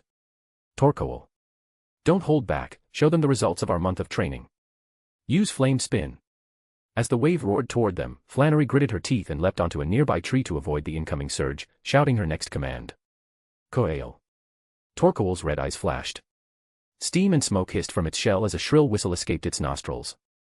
Blue fire erupted once more from its vents, and with a powerful jump, Torkoal propelled itself into the air. Blue flames burst from the cracks of its shell, and, to Flannery's delight, it actually began to hover in midair using the force of the fire. This strange form of flight allowed Torkoal to narrowly dodge Quagsire's Surf. But Flannery wasn't done yet. Still airborne, Torkoal tucked itself into its shell and began spinning rapidly. A blast of blue fire shot from the rear of the shell, and in the next second, Torkoal became a blazing wheel of fire, roaring through the rain as it dove straight toward Breloom below. From liftoff to impact, the entire sequence took less than 2 seconds. And with the steam from the quench flames obscuring the view, the obese man didn't even have time to react. Faced with Torkoal's flame spin, an attack that combined overheat with speed, Breloom had no choice but to hastily use Protect. A green energy barrier shimmered into existence around it, blocking the fiery assault, but the heat radiating from Torkoal's spinning form was so intense that the air itself warped. Even with Protect active, Breloom felt as though it had been thrown into a furnace. "Quagsire. Use Water Pulse." The buck-toothed man finally recovered from his shock and ordered a counterattack. A blast of water energy slammed into Torkoal, erupting in a violent explosion. The fire type was blown backward, its attack halted. But just as Quagsire and the now enraged Breloom prepared to finish off the injured Torkoal, a Graveler and a Golem suddenly rolled in from behind the two men, their rocky bodies spinning at high speed as they charged straight toward them. At the same time, 4 purple glowing tendrils shot out from the nearby undergrowth, 2 striking at Quagsire, and 2 whipping toward Breloom. Dig to evade. Mach Punch. Smash them apart. Though startled by the sudden ambush, the two men reacted quickly. They dodged the rolling boulders while commanding their Pokemon to counter. Quagsire immediately dove underground with Dig, narrowly avoiding the purple tendrils, while Breloom spun around and shattered the incoming attacks with a swift Mach Punch. But the ambush wasn't over. Moments later, 5 chilling ice spikes shot out from the grass behind Breloom, flying toward it at high speed. The obese man's Breloom was strong, a well-trained level 51 Pokemon, skilled in both Mach Punch and Iron Tail. Seeing no room to dodge, it swung its now metallic tail with lightning speed, shattering all 5 ice spikes midair. However, in focusing on the attack from behind, Breloom failed to notice the danger ahead. The 2 tendrils that had missed Quagsire had now turned toward it. Before it could react, both tendrils struck Breloom squarely, whipping it through the air with tremendous force. Chapter 741, Chapter 740, Revealing Themselves. The 2 tentacles glowing with a purple light were clearly attacking with a poison-type move. As a result, for the grass-type Breloom, the sudden lash from those tentacles inflicted tremendous damage. The instant he was struck, Breloom let out a miserable scream before his entire body crashed heavily to the ground. Even worse, a faint, sinister purple glow soon began to spread across his body. He had clearly been poisoned. Yet, strangely enough, even though Breloom had been poisoned, he didn't seem to be suffering at all, as though the toxin had no effect on him. Upon closer observation, his injuries were actually healing rapidly. "Who's there?" The fat man, furious that his Breloom had been targeted and seriously injured, immediately roared. But when he noticed the signs of poisoning, a glint of satisfaction flashed in his small, piggish eyes buried under folds of fat. "Come out, Shiftry, use Hurricane on that patch of grass." Though he pretended to stay angry, he sent out his level 49 Shiftry and ordered it to attack the spot where the tentacles had emerged. He knew his Breloom's ability very well, Poison Heal. When poisoned, it not only negated the harmful effects but even restored health instead. With that ability, as long as he could buy Breloom a little time, it would recover quickly and rejoin the battle. However, before Shiftry could even launch its attack, 5 icicle spears suddenly shot out from another bush, once again aimed directly at the heavily injured Breloom. "Damn it! Shiftry, protect Breloom. Use Leaf Blade." Seeing the enemy still targeting Breloom, the fat man's face turned pale as he quickly shouted an order. Shiftry stopped mid-action, stomped the ground with its wooden clogs, and dashed in front of Breloom. The fan-like leaves on its hands glowed an intense green, transforming into twin emerald blades. With blinding speed, Shiftry swung both blades, slicing every incoming icicle spear into fragments. "Swallow it. Use Sludge Bomb on that bush." On the other side, the buck-toothed man realized a powerful ally had come to Flannery's aid. Not daring to be careless, he immediately sent out a new Pokemon, a level 50 Swalot, to continue the attack Shiftry had failed to finish. This Swalot was enormous, at least 1.5 times larger than an average one, clearly well-trained. It took in a deep breath, its body swelling up before it unleashed a barrage of purple energy orbs from its mouth. Each orb was infused with a potent poison-type energy, exploding on impact and corroding everything nearby. In an instant, the bush where the tentacles had appeared was blasted into ruins. A slightly injured Tentacruel emerged from the wreckage, but as a light blue aura shimmered across its body, its wounds vanished completely. Once it appeared, Tentacruel's 4 long tentacles lashed out at Swalot, each one striking with the move Slam. However, despite Tentacruel's strength, Swalot's gelatinous body absorbed much of the impact, leaving only superficial damage. Humph. So it's a Tentacruel. Go, Quagsire, use Dig. Seeing his opponent, the buck-toothed man sneered and ordered his Quagsire, who had been hiding underground, to strike from below. In response, Quagsire burst up from beneath Tentacruel, sending it flying high into the air. But perhaps his cleverness backfired. Though Dig had dealt heavy damage, it failed to knock Tentacruel out immediately. In retaliation, its numerous tentacles whipped around Quagsire, wrapping it up tightly. Even with its slick, slippery skin, Quagsire couldn't escape from so many suction-cupped limbs. Nice work. Use Giga Drain. As the voice rang out, the tentacles binding Quagsire began to glow bright green. A moment later, Quagsire screamed in agony under the grass-type attack, then abruptly went silent. At the same time, Tentacruel's injuries healed rapidly under the emerald glow, while Quagsire, now fainted, was tossed aside. Damn it. That Tentacruel actually knows Giga Drain. I underestimated it. The buck-toothed man's expression darkened as he watched his Quagsire fall, but he didn't retreat. Instead, he glared coldly toward the mysterious figure who had just appeared beside Flannery. Meanwhile, the fat man commanded his Shiftry to use Hurricane again, sweeping the area to flush out another hidden foe, revealing a Cloyster grinning wickedly from behind the mist. Once he saw his opponent, the fat man immediately ordered Shiftry to close the distance and restrict Cloyster's range of attack. To his surprise, however, this Cloyster was remarkably agile on land, propelling itself forward with powerful bursts of water from its head and tail. It maintained distance while countering Shiftry's attacks. Even worse, Cloyster continued firing icicle spears toward the already injured Breloom, forcing the fat man to abandon the chase and defend instead. At some point, Roxanne had returned to Flannery's side, and emerging from the nearby brush was Sato, clad in a raincoat, with Pikachu perched on his shoulder. Yes, the ones who had come to Flannery's rescue were Roxanne and Sato. The two had run into each other while en route. After learning from Sato what kind of man the blonde stranger was, Roxanne decisively abandoned him and hurried with Sato to aid Flannery. Fortunately, they arrived just in time, otherwise, Flannery and her Torkoal would have been in grave danger. "Long time no see, Mr. Tyler. Thank you for the help. But why are you here?" Recognizing Sato's silhouette, Flannery immediately realized he was the one who'd saved her earlier and called out with joy. "Now's not the time to talk. I'll explain later. Roxanne, take Flannery and leave first. I'll handle things here." After giving that brief reply, Sato turned his focus toward the two hostile trainers, the buck-toothed men and the fat men, who were now glaring menacingly at him. As soon as he spoke, Tentacruel leapt forward beside Cloyster, whose tail expelled a jet of water, both positioning themselves in front of Sato and shielding him completely. Chapter 742, Chapter 741, Thunderous Measures. "Please be very careful, Mr. Tyler. If I'm not mistaken, those two are both B-rank Pokemon hunters wanted by the League. The buck-toothed one is called Peepon, codename Mad Rat. The fat one's name is Fizz, codename Old Boar. They're both extremely cunning Pokemon hunters who've been on the run for over a year since their League wanted posters came out. Also, Mad Rat and Old Boar are merely subordinates of someone else. Their boss is an A-rank Pokemon hunter wanted by the League, a man named Hook, codename Fierce Tiger. It's said that even when he was first listed as wanted, he already possessed the power of a top-tier pseudo-Elite Four trainer." When Roxanne heard Sato's words, she quickly nodded, pulling back the unwilling Flannery while whispering to him the background details of the two men, the buck-toothed one and the fat one. Roxanne was an avid reader with an excellent memory. She read every issue of the League Weekly News. So, while she hadn't recognized the two hunters right away, after some time she finally recalled seeing their photos and profiles in an old issue's Wanted section. Pokemon hunters, huh? So that means there's an even bigger boss behind them, then I can't afford to drag this out. Sato's expression turned grim. He nodded slightly to Roxanne, deep in thought. "Kid, trying to play the hero, are you? Don't overestimate yourself. Swallet, use Body Slam. Stop those two girls. Come out, Arbok, move in and use Glare." The buck-toothed man sneered coldly as soon as he realized Sato's intentions.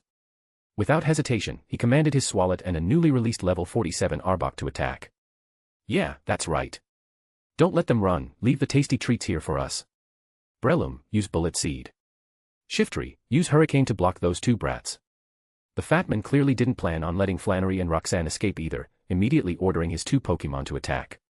As their voices fell, their Pokemon sprang into action. Swallet's jelly-like body compressed, rippling like a coiled spring before it suddenly rebounded with explosive force, leaping a great distance into the air.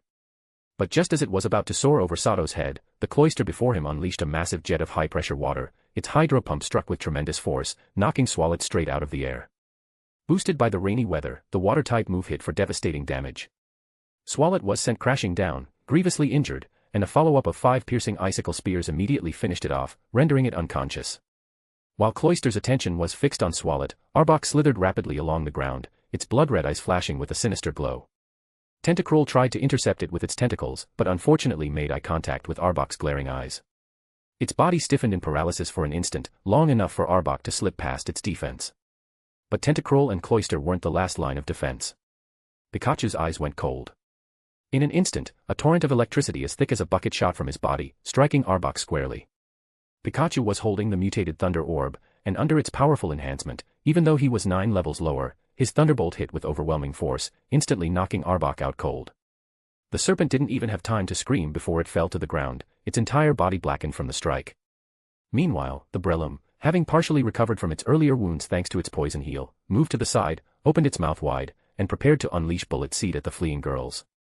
But before it could fire, the Kecleon hiding invisibly on a tree behind it flashed icy blue, its body changing color as a beam of freezing light shot forth. A sudden ice beam pierced through the trunk, striking Breloom from behind and freezing half its body. The ambush left it completely incapacitated. Shiftry was the last to break through Sato's defensive line of Cloyster, Tentacruel, Pikachu, and Kecleon. Using the trees to boost its movement, it darted forward and quickly caught up to Flannery and Roxanne. Just as it prepared to flap its fan-like hands and unleash Hurricane, 2 rapidly spinning water pulses shot from opposite directions, their slicing trails cutting through several trees as they flew. Seeing their sheer destructive power, Shiftry froze. There was no way it could take those head-on. It immediately dodged. Yet the twin water pulses seemed almost alive, tracking its movements and rapidly closing in. Desperate, Shiftry whipped up a small tornado with Hurricane to counter, but the spinning water spheres ripped straight through it and slammed hard into its body. With a loud boom, Shiftry was sent flying, crashing into the rain-soaked ground. At that moment, a ball water glowing with blue light shot from a nearby puddle, another attack fired at blinding speed. Though the attack wasn't heavy on its own, the stream splashed across Shiftry's body, activating the effect of soak. Its grass-type body turned water blue. A heartbeat later, a Starmie perched atop a nearby branch fired a bolt of electricity, a thick, arm-sized thunderbolt that struck Shiftry dead on. Normally, that might have been a mere nuisance, but now, transformed into a water type, Shiftry let out a scream of unbearable pain as the current surged through it. Before the sparks faded, a lantern leapt out from the puddle that had launched the soak, releasing another thick thunderbolt. Though Shiftry had decent offensive stats, its defenses were paper-thin, barely 60 on both sides. Taking 2 consecutive thunderbolts after becoming water-type left it no chance to recover. It collapsed, unconscious. In just a few minutes, all 4 Pokémon belonging to the buck-toothed and fat hunters were defeated one after another by Sato's team working in perfect coordination. This road's blocked. Do either of you still want to fight? Sato smiled faintly as he faced the 2 hunters, both now pale with despair. As he spoke, Kecleon, Squirtle, Starmie, and Lantern gathered back at his side, their eyes, along with Pikachu's, glinting with cold, dangerous intent as they stared down the trembling Pokémon hunters. Chapter 743, Chapter 742, Important Information. At that moment, both the buck-toothed man and the fat man were under immense pressure. The strength of the enemy who suddenly appeared before them far exceeded anything they had imagined. They had never expected that the Pokémon they had worked so hard to raise would be defeated so easily by the opponent's team. What terrified them the most, however, was that the opponent clearly had full control of the situation. The 2 of them now felt like helpless little flies caught in a spider's web, even the thought of escaping had become a luxury. This oppressive feeling was something they had only ever experienced in the presence of their boss. Yet their instincts, sharpened by years of living on the knife's edge, told them that the smiling young man standing before them was even more dangerous than their boss. Humph, not bad, kid. You've got some skill. You're a water-type specialist, right? In this rainy weather, your Pokémon really pack a punch. But don't get cocky. We're just small fry. Once our boss shows up, you'll learn what real strength looks like. That's right. If you're smart, you'll run now. Otherwise, it'll be too late. Our boss is generous, he might even overlook that little incident with those 2 girls. Even as they spoke, the 2 men remained utterly fearless, despite nearly all of their Pokémon having been defeated.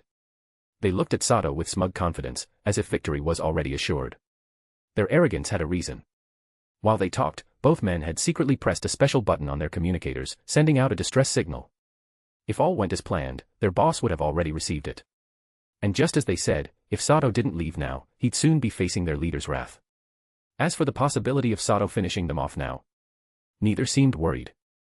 Though their remaining Pokémon were few, they were confident they could stall him long enough for help to arrive.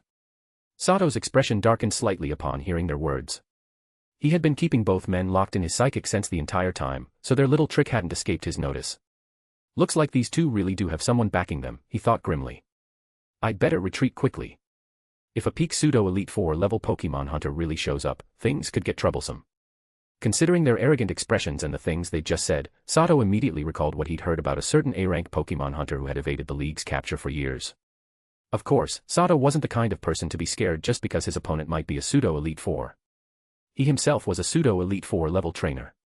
If he had his first-tier Pokémon team with him, even if their boss came, he'd be nothing more than an offering. Even now, though his current team only gave him the power of an elite-level trainer, escaping would still be effortless. Oh, so you 2 have a boss. That explains your confidence. Judging by how calm you are, he must be nearby, and that little move with the communicator was you calling him over, right? But tell me, it's pouring rain, and we're in the middle of nowhere. Aren't you worried I might just take your lives right here and now? I'm guessing your boss will need a little time to get here. That means I still have plenty of time to act. As soon as he said that, Sato's expression turned cold. His voice was calm, yet it carried a deadly edge. The moment his words fell, a Duskull and a Misdreavus materialized in front of the buck-toothed men and the fat men, respectively.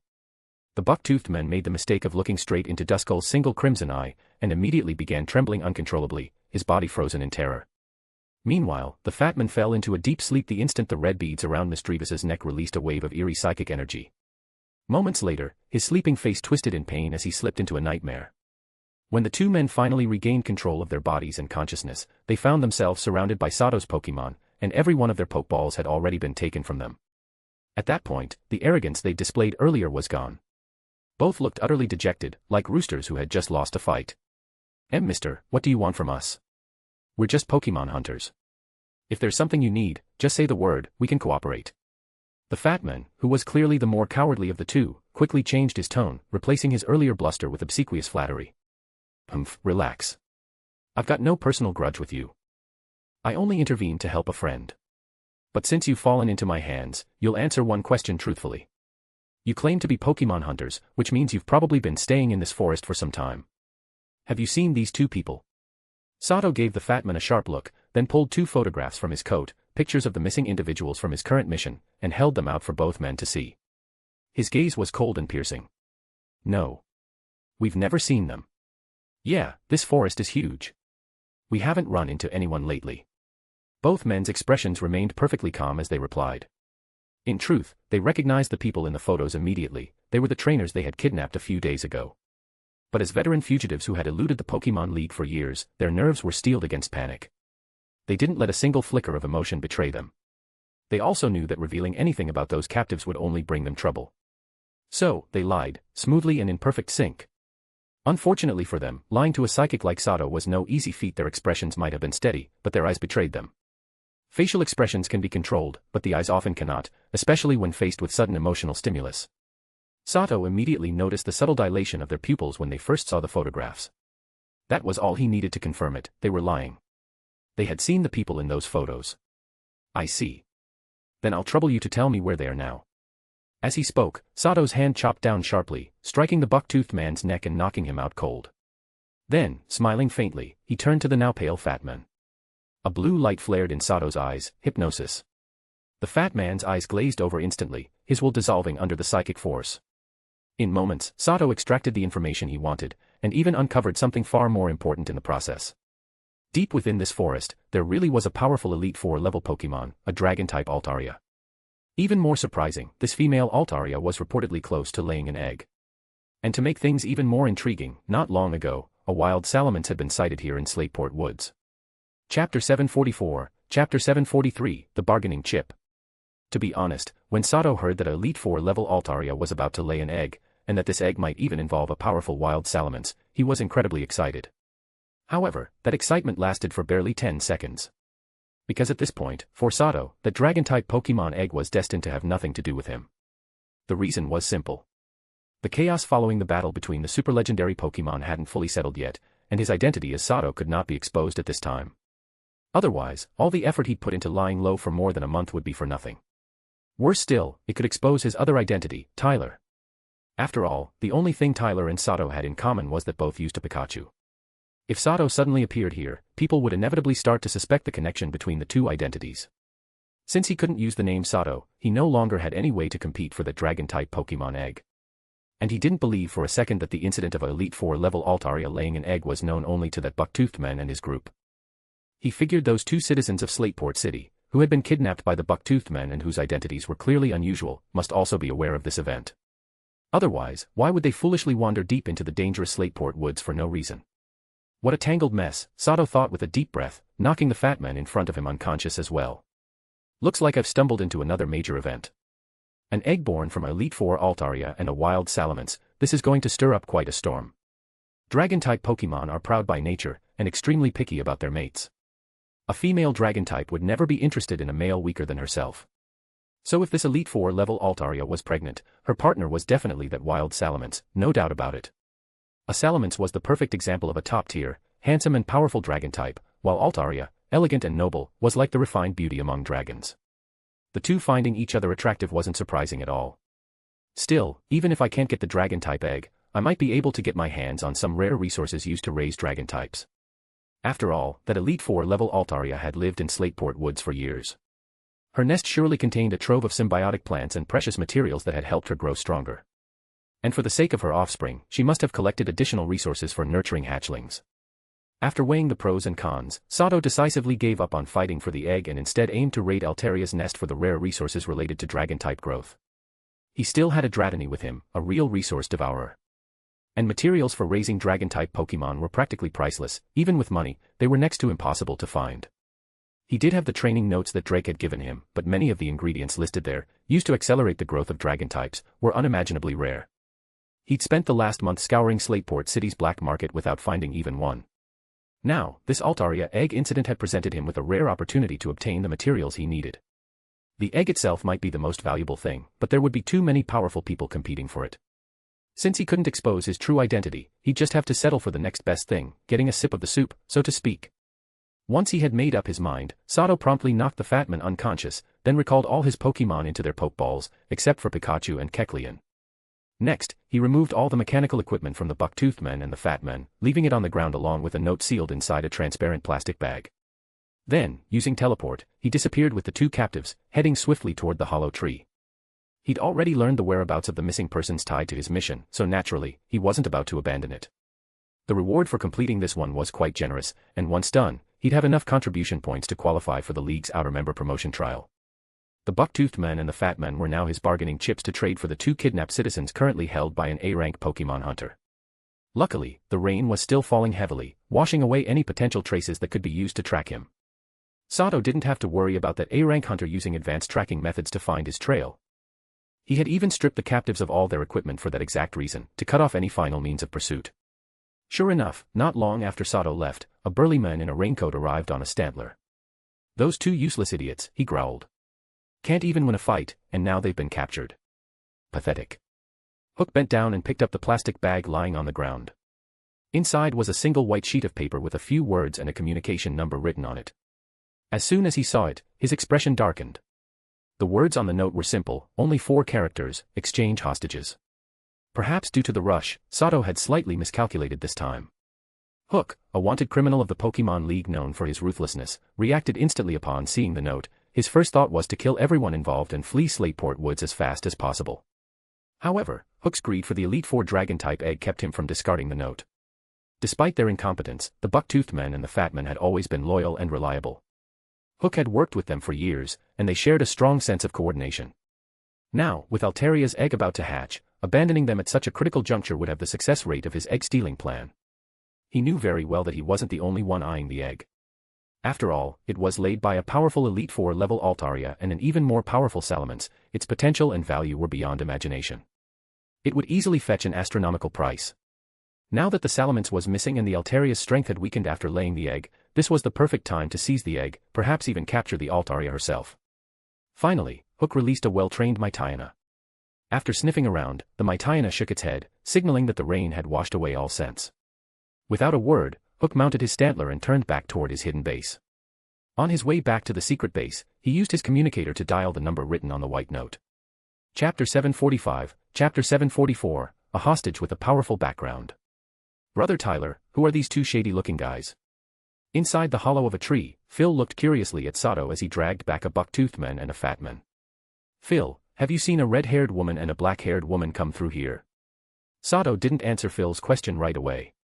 After returning to the tree hollow with the 2 unconscious Pokémon hunters, he noticed that Flannery and Roxanne were nowhere to be found, and asked with a frown. Before retreating, he had clearly told the 2 women to rendezvous with him here. Yet now, they were missing, and judging from Phil and the others' confused looks at the captured men, it seemed likely Flannery and Roxanne had never arrived.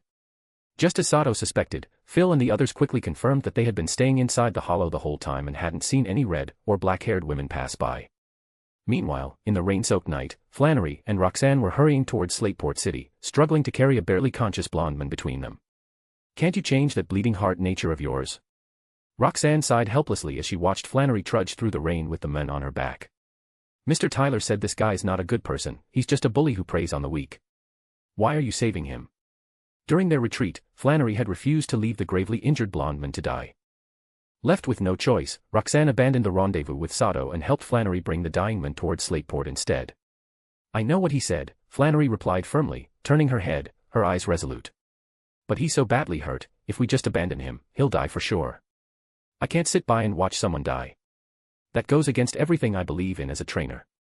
Roxanne knew her close friend's moral compass all too well. Seeing that Flannery wouldn't change her mind, she didn't argue further, she simply stayed alert, scanning their surroundings for any sign of wild Pokémon attacks. Back in the hollow, before Sato could explain the situation about the 2 captured hunters to Phil and the others, the communicator on his belt suddenly buzzed. The screen displayed an unfamiliar number. Instantly on guard, Sato motioned for silence before pressing the green button to answer. Time. Place. The cold, killing tone that came through the device made Sato's eyes narrow. He immediately recognized the voice, Hook, an A-rank Pokemon hunter wanted by the League. No rush, Sato replied icily. I'll tell you once I've made the arrangements. Negotiation was all about control, he couldn't let the other party dictate the pace. Only by taking the initiative could he maximize his leverage. So you're the one who caught Ratface and Fatty, huh? You've got some skill, Hook sneered from his underground base deep within Slateport Woods. But you're here to save those two brats, aren't you? Aren't you afraid I'll just kill them both if you make me angry? As he spoke, Hook grabbed a blonde young man by the hair and yanked hard, making the youth scream in agony. Help me. Please, someone save me. I don't want to stay here another second, the blonde youth cried desperately toward the communicator. My dad is Solace, I'm his son, Carl. Tell him to come save me, please. Nearby, another blonde youth, terrified by the sight, shouted at the device as well. But before he could finish, Hook's boot slammed into his stomach, cutting off his words with a grunt of pain. Heh. You hear that, kid? Hook said with a twisted grin. The two hostages in my hands are worth quite a lot. One's Carl, son of Slateport's real estate tycoon Solace. The other's Micah, son of the city's shipping king, Booker. If either of them loses so much as a finger or a hand, even if you finish your mission, I doubt you'll live to enjoy it. Ha ha ha. With these two high-profile hostages, Hook's confidence soared, and his tone grew even more arrogant as he mocked Sato through the communicator. Sato heard everything, Hook's taunts, the victim's cries, and silently cursed under his breath. But what shocked him most was the identity of the hostages. In Slateport City, Solace and Booker were both extremely prominent figures, their faces often graced the covers of business magazines and local news headlines. As for Carl and Micah, their reputations were less impressive. They were notorious as spoiled rich brats, drinking, gambling, chasing women, and causing scandals for fun. Their antics were so absurd that most people considered them walking jokes. Ordinary people like them would have been long dead if not for their powerful families and teams of bodyguards. Yet here they were, having clearly gotten themselves into trouble after chasing rumors of an Altaria about to lay an egg. This time, though, their arrogance had finally caught up with them. Their bodyguards were probably already dead, and the only reason they were still alive was because Hook saw value in keeping them that way. Just my luck, Sato muttered grimly. Out of all the missions, I had to get the one where I'm supposed to save these idiots. And the bastard was right, if anything happens to them, I might not be able to stay in Slateport anymore. He couldn't help but feel uneasy as he considered the influence of Solace and Booker. Sure, both men had plenty of heirs, but if anything happened to Carl or Micah, those in charge of the rescue would be held accountable. Money might not be omnipotent, but the power that comes with it was undeniable. And both Solace and Booker wielded it with terrifying reach. Even Sato couldn't afford to underestimate what money power could do. Chapter 746, Chapter 745, The Bounty Hunter. Although Hook seemed to hold the advantage because he had two high-value hostages in his hands, in truth, the initiative still rested firmly with Sato. The reason was simple, Hook did not know Sato at all. Aside from the single communication number in front of him, he knew nothing about Sato. And Sato was always cautious, how could he possibly leave Hook a number that he and Tyler regularly used? The number Sato left on the slip of paper was just one of the many communication numbers he had confiscated from enemies. If Hook wanted to use that number to pull anything, it would be nothing but futile effort. Furthermore, there was an even more important point, Sato already knew Hook's plan to steal the Pokemon egg. He understood perfectly, the only reason a vicious Class A fugitive like Hook didn't simply kill the hostages and flee, and instead chose to negotiate, was to ensure the success of his plan to steal the egg. He had learned from the Fatman that there were only 3 of them total. To pull off the theft, Hook had come up with an extremely detailed plan. And in that plan, the Buck-Tooth Man and the Fatman played crucial roles. Without the two of them, the plan Hook designed would almost certainly fail. Hee, go ahead and try touching them. If you cripple them or kill them, I'll hand your 2 subordinates directly over to the League. Then your whole purpose for coming to this forest is probably going to be ruined. And you'd still be running for your life. Solace and Booker definitely won't let you off for crippling or killing their sons. You might as well wash your neck and wait to die. Don't think I don't know who you people are. You're all Pokemon hunters wanted by the League. Handing the 2 of them over to the League doesn't put me at any loss. Oh, and do you even know who I am? You don't even know my name, yet you dare threaten me. You really are an idiot. After clearly understanding the advantages and disadvantages between them, Sato let a cold smile appear on his face as he spoke mockingly to Hook through the communicator. Hearing Sato's words, the arrogant laughter coming from Hook's end abruptly stopped. It was replaced by heavy, furious breathing. At that moment, Hook had been completely enraged by Sato. Normally, he was the one calling others idiots. Now he was the one being called an idiot, and worse, the insults were perfectly justified. It infuriated him to the extreme. Moments later, the communicator transmitted cries of pain, naturally from the two hostages. But though Hook was furious, he still controlled his strength and did not strike any fatal or critical areas. "Kid, you've got guts. Don't make me wait too long. Otherwise. Fine, we can just go down together. The League has been after me for years, like I'm afraid of them." After a short while, Hook suppressed his rage, gripping the communicator tightly with his wide, calloused hand as he growled at Sato. "That's better. As long as you talk properly, we can definitely reach a win-win result." Seeing Hook step back, Sato felt a surge of satisfaction and immediately shifted from his previously aggressive stance, smiling as he replied. About a minute later, he hung up, a pleased expression on his face. Then he shared part of the information regarding the Bucktooth Men, the Fat Men, and the missing personnel with Phil and the others. Phil and the others were stunned. Sato had silently completed the mission without them even realizing it. Of course, as beneficiaries of the situation, they had no objections to the next step Sato suggested. In truth, Sato had never planned to personally exchange the Bucktooth Men and the Fat Men for the hostages. Their mission was only to investigate the whereabouts of the missing personnel. As for rescuing them, that was not their responsibility. Whether it was Carl or Mika, both were scum deserving death, with extremely rotten personalities. Sato was certain that even if he rescued them, the two would still behave arrogantly toward him because of his current lack of strength, perhaps even repay kindness with betrayal. For such trash and troublemakers, Sato had zero desire to rescue them. If anything, he wished the two spoiled rich brats would just die early. However, for the sake of the mission, he still decided to hand both over to the League. While receiving the bounty reward, he also conveniently shifted the burden of rescuing them onto the League. As for Flannery and Roxanne, Sato didn't think too much about them. He had already repaid their earlier assistance. He wasn't their babysitter, where they wanted to go was none of his business. Night had completely fallen, and the rain continued. Sato and the others leaned against the fire inside a tree hollow, rotating shifts as they endured the long forest night. Around midnight, the rain finally stopped, and hungry nocturnal creatures began emerging to hunt. As a result, during the latter half of the night, the tree hollow where Sato and the others rested received plenty of special attention from the forest creatures. They barely got any sleep, while the Bucktooth Men and the Fat Men slept like babies. Early the next morning, Sato and the group escorted the two back to Slateport City. Everything went smoothly.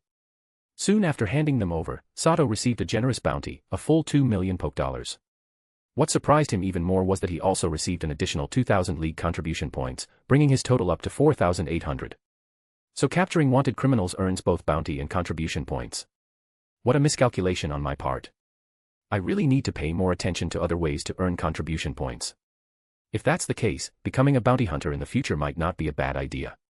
Dangerous, yes, but discreet, and a fast way to build reputation. Receiving his rewards from the League staff, Sato couldn't help but consider the idea of becoming a bounty hunter. No matter the time or place, criminals always existed. The world never lacked people who defied the law. These individuals were the roots and catalysts of chaos.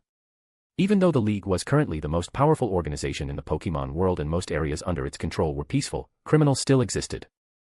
Worse, these criminals were often extremely strong trainers. Normal trainers couldn't do anything about them and were even at risk of losing their lives. Even the League's special enforcement units often struggled to apprehend them. Thus, to gather the strength of the public, the bounty system came into existence. And with it, the ancient profession of the bounty hunter once again began serving the League. There was some mistake in Chapter 743. It's corrected and fixed. Chapter 747, Chapter 746, a new main ID. After Sato handed over the Bucktooth Men and the Fat Men to the League, he also reported their connection to the two missing persons mentioned in his mission.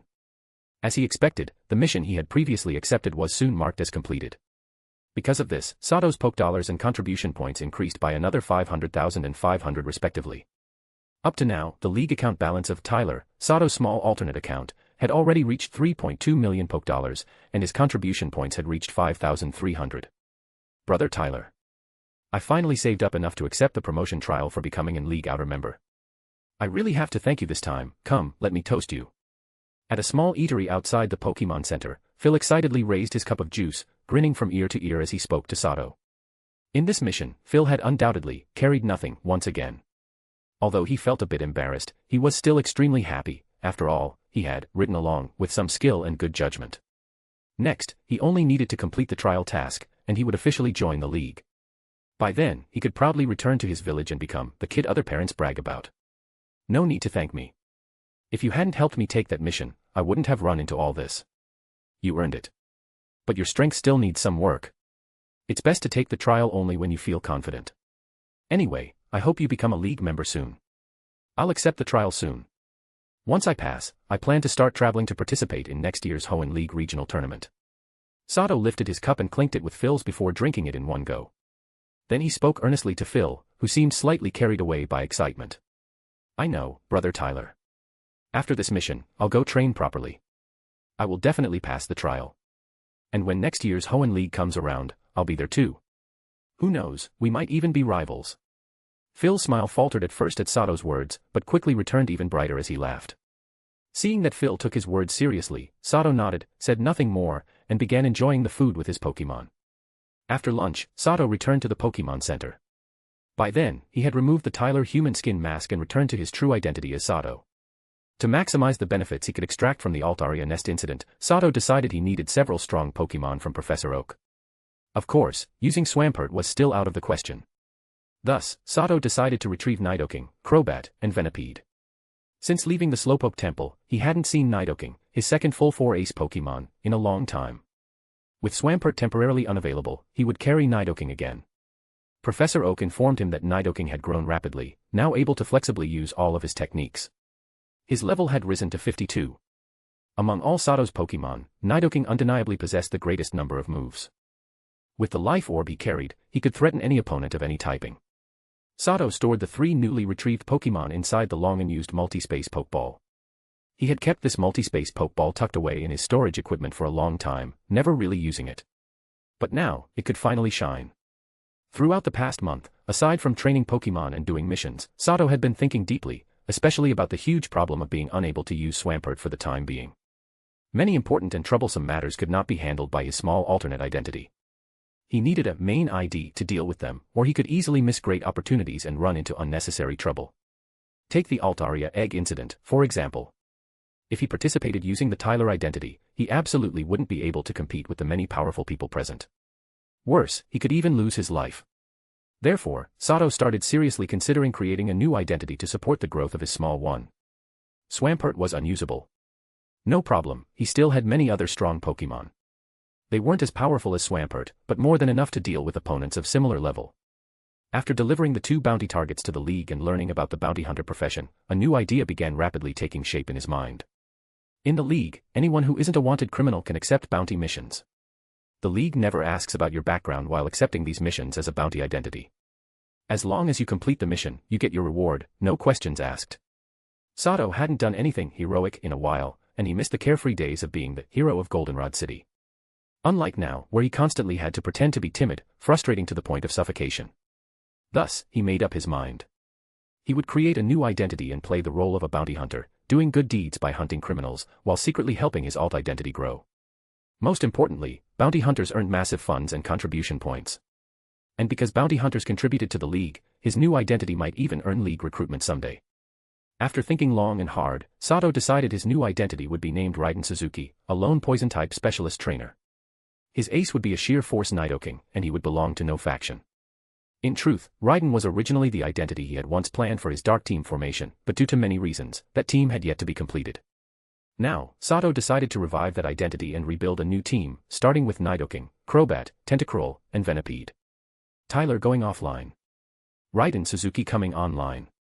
Outside a Pokémon Center in Slateport City, a black-haired youth wearing a gray-black elite trainer uniform walked slowly from afar. His face was partially covered by a bat-shaped black half-mask. Under the strange looks of many passers-by, he walked into the Pokémon Center without expression. Chapter 748, Chapter 747, The Growth of Venipede. Sato did not stay long at the Pokémon Center. After collecting a stack of the latest bounty notices from the reward hall on the 2nd floor, he quietly left. Some League elites stationed at the Pokémon Center noticed that Sato was merely a lone bounty hunter passing by. Without further suspicion, they withdrew their surveillance to avoid causing unnecessary misunderstandings.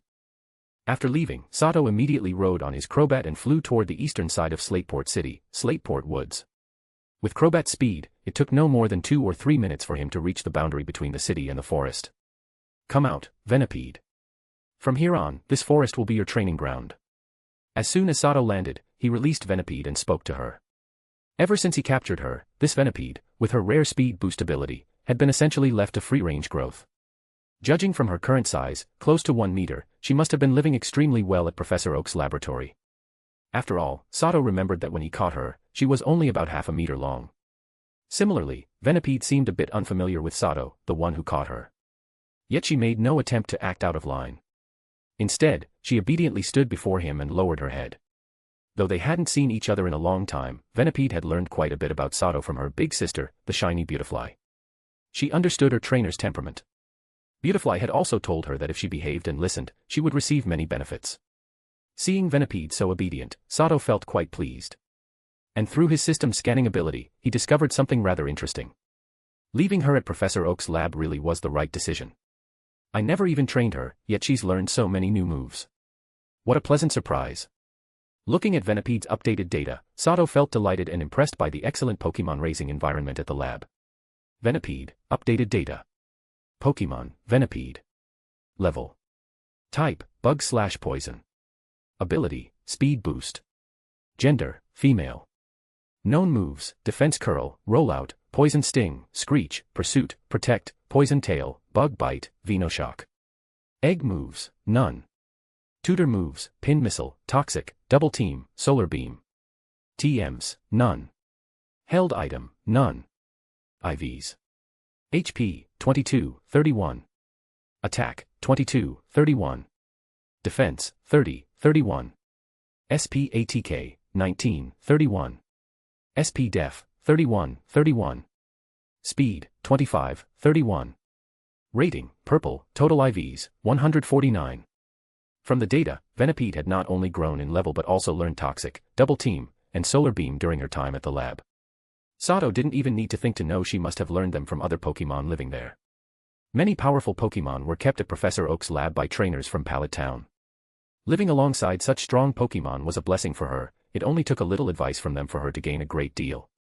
And clearly, Venipede had indeed received guidance from those powerful Pokemon, thus mastering Toxic, Double Team, and Solar Beam. After reviewing her data, Sato praised Venipede a few times, then had her demonstrate all her moves one by one. Soon, Sato gained a good understanding of her control over them. Her defense curl and rollout were especially refined, they had become her instinctive means of movement. Through telepathy, Sato learned that she had been taught this movement style by a Scolipede living at the lab, and that her 3 new moves were also passed down by that same Scolipede. Furthermore, the reason she had not evolved yet was also on that Scolipede's advice, delaying evolution would greatly help her physical growth. This was indeed true. Venipede growing this large was closely tied to her well-nurtured larval stage. According to Pokemon scholars, bug-type size depends greatly on the nutrition they receive as larvae. Venipede explained that the Scolipede at the lab was enormous, 5 meters long and 3 meters tall when standing. Before it, she was like a toddler. A larger body will benefit you, since your speed boost ability works perfectly with rollout. The added weight won't hinder you, it will actually make rollout far stronger. But if you grow too big, you'll lose too much mobility. Charging in a straight line won't be enough to win real battles. Your size right now is excellent. Next, all you need to do is complete your evolution. After pondering for a moment, Sato used telepathy to give Venipede this advice. Venipede obediently nodded, then rolled to Sato's feet, clearly expressing her willingness to follow his guidance. Sato already had a clear role in mind for Venipede within his expanding team, she would be pure support. Her main job was to provide stat-boosting buffs for Nidoking. With Nidoking covering all type matchups as a powerful attacker, Venipede hardly needed to intervene. She only needed to support him, then cheer him on from the sidelines. Of course, if needed, Venipede could act as a secondary attacker. With speed boost combined with defense curl and rollout, her offensive power shouldn't be underestimated.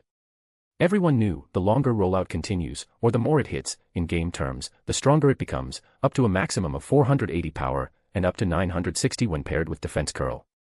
Venipede's speed boost drastically shortens the time required for rollout to reach maximum power. The enemy only had to underestimate her for a moment and she could flatten them with a single hit. This was why Sato felt both impressed and excited that Venipede had already internalized defense curl and rollout as natural movement. The only pity now was that he didn't possess a Swords Dance TM. If he did, he could let her learn it after evolving into Scolipede. If Venipede learned Swords Dance, she herself would become terrifying, and Swampert, Nidoking, and the rest of the team could all inherit massive boosts from her through Baton Pass. For now, what Sato needed to do was simple. Help Venipede evolve into Scolipede as soon as possible. Chapter 749, Chapter 748, The Black Cloud Poaching Group. After confirming Venipede's current strength, Sato put away all the Pokemon that belonged to his Tyler identity, except for Kecleon, into multi-space Pokeballs, then entered Slateport Woods with Venipede.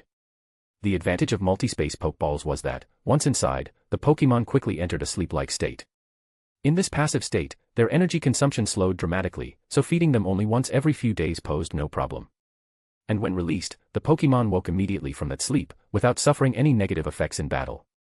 Along the way, Sato had Venipede issue constant provocation signals to lure wild Pokemon. Very soon, wild Pokemon with levels similar to Venipede began appearing one after another. A single trick can conquer the world. With her defense curl and rollout honed to perfection, Venipede only needed to start rolling smoothly, so long as the opponent couldn't fly. Even wild Pokemon 5 or 6 levels higher were no match for her. Front attack, roll out straight into them. Seeing 3 Ursaring rushing out from the bushes ahead, Sato immediately commanded the Venipede, who was already rolling at high speed in circles across the ground. Hearing the command, Venipede made a sharp turn and crashed directly toward the incoming Ursaring. By now, thanks to her speed boost ability, her velocity had already reached its peak, and Rollout's power had risen to a terrifying level. The 3 charging Ursaring didn't even have time to react before Venipede smashed into them like bowling pins, sending them flying and knocking them out instantly. Good job. Take a break, here, eat these. Satisfied with her clean victory, Sato praised her and handed her some water and gem-grade poke blocks to replenish her energy. Including these 3 Ursaring, Venipede had already defeated 15 wild Pokemon of similar level, raising her own level to 29, and she even learned agility on her own. And then, the evolution Sato had been waiting for finally arrived. After Venipede rested a moment following the battle, her body shone with blinding evolutionary light. Moments later, a completely curled-up wool ball, now a Whirlipede, appeared before Sato. Compared with the larval Venipede stage, Whirlipede's cocoon form was far larger, with a diameter of at least 1.5 meters, her body now covered in steel-hard spiked armor. Naturally, after evolving into Whirlipede, the sheer pressure she exerted while using Rollout far surpassed that of her Venipede form. But there was a drawback. Her weight had multiplied more than tenfold, causing her initial movement speed to become drastically slower, giving opponents openings to strike her down before she could accelerate. Still, the advantages were clear. Beyond powering up Rollout, Whirlipede's defenses had skyrocketed. Unless the opponent used a super effective move, defeating her in one hit was nearly impossible. The Whirlipede stage was when Venipede-line Pokemon accumulated energy. Even though Venipede had stored a lot of energy already, it was best to remain at this stage for a while. Thus, after Whirlipede evolved, Sato gave her a small Everstone to wear, preventing sudden evolution upon leveling. The rest of the afternoon, Sato led Whirlipede through the outer areas of Slateport Woods, challenging every wild Pokemon they encountered. Aside from flying types, Whirlipede was undefeated under Sato's command. After over 40 battles, Sato finally identified the weaknesses of Whirlipede, now level 32. The defense curl plus rollout strategy seemed sharp, but it had major limitations. If the opponent could levitate or fly, the attack became useless. It was also extremely dependent on terrain. Only wide, flat areas allowed Whirlipede to reach full potential. Narrow or obstacle-filled terrain greatly weakened her attacks. To compensate for these weaknesses, Sato had Whirlipede fully embrace her poison-type nature, using poison as a primary method of combat. Among poison-type Pokemon, the Venipede evolutionary line's toxins were among the strongest. Wild Pokemon with average resistance would almost certainly become poisoned after even the slightest contact. And Whirlipede's anatomy was ideal for this. Whether Venipede, Whirlipede, or Scolipede, they all used the hardened antennae on their heads and tails while rolling. These antennae were the perfect tools for injecting venom. So Sato had Whirlipede attempt adding Toxic to her rollout. Results proved excellent. Whirlipede easily coated her 2 pairs of antennae with the Toxic move. From that point on, the wild Pokemon fighting her were doomed. If she struck them even once, even if they weren't knocked out immediately, they would fall into deadly bad poisoning. The Venipede line's toxins were no joke. Wild Pokemon struck by them would quickly suffer paralysis, then headaches, nausea, vomiting, eventually life-threatening symptoms. Once the enemy was badly poisoned and lacked a way to detox, Whirlipede could rampage freely. At that stage, she could kite them with high-speed rollout until the poison finished them off, or simply smash into them once their weakened bodies could no longer resist. As Sato continued training Whirlipede, he gradually wandered deeper into Slateport Woods. Unlike the rarely traveled outskirts, the deeper regions held many observers lurking in the shadows. Clearly, word of Alteria's egg had spread, drawing all sorts of people, including well-known poaching groups. Sure enough, just after Sato commanded Whirlipede to defeat a wild Zangoose, a group of uniformed poachers appeared and one of them immediately captured the fallen Zangoose with a pokeball right in front of him. Black Cloud Poaching Group. Seeing the Black Cloud emblem embroidered on their uniform sleeves, Sato narrowed his eyes and spoke quietly. He kid, looks like you're not clueless after all. Not just anyone gets to compete for an Altaria egg. This is your only warning, get out of the deeper area of Slateport Woods immediately. Otherwise, we'll kill you. The member who captured the Zangoose grinned as he issued the threat, his expression cold as he stared Sato down. Chapter 750, Chapter 749, Raiden Suzuki's First Battle. The Black Cloud Poaching Group was a large international Pokemon poaching organization with a membership numbering in the thousands. It had branches in various major regions. Its leader, Dash, was a veteran Elite 4-level trainer and was classified as a Super Class A Pokemon hunter wanted by the League. The Black Cloud Poaching Group's most famous hunting achievement was their attempt to capture the ultra-legendary Pokemon, Dialga. Although they ultimately failed due to League intervention, it showed the world the formidable power of this large international poaching organization. In terms of the science and technology behind capturing Pokemon, the Black Cloud Poaching Group was undoubtedly among the world's best. The 6 Black Cloud Poaching Group members currently facing Sato were elite members of the organization. Within the group, they operated in squads of 6, and the leader of this particular squad was the tall, thin man who warned Sato earlier. Regarding the recent Altaria egg incident, the Black Cloud Poaching Group also planned to get involved. For this purpose, 2 poaching squads, each composed entirely of elite trainers and led by a pseudo-elite 4-level trainer, were dispatched to the location. Sato didn't know much about the Black Cloud Poaching Group, but one thing he did know was that every member was a wanted criminal by the League, perfect prey for someone like him preparing to be a bounty hunter. Sato recognized the poacher who threatened him earlier.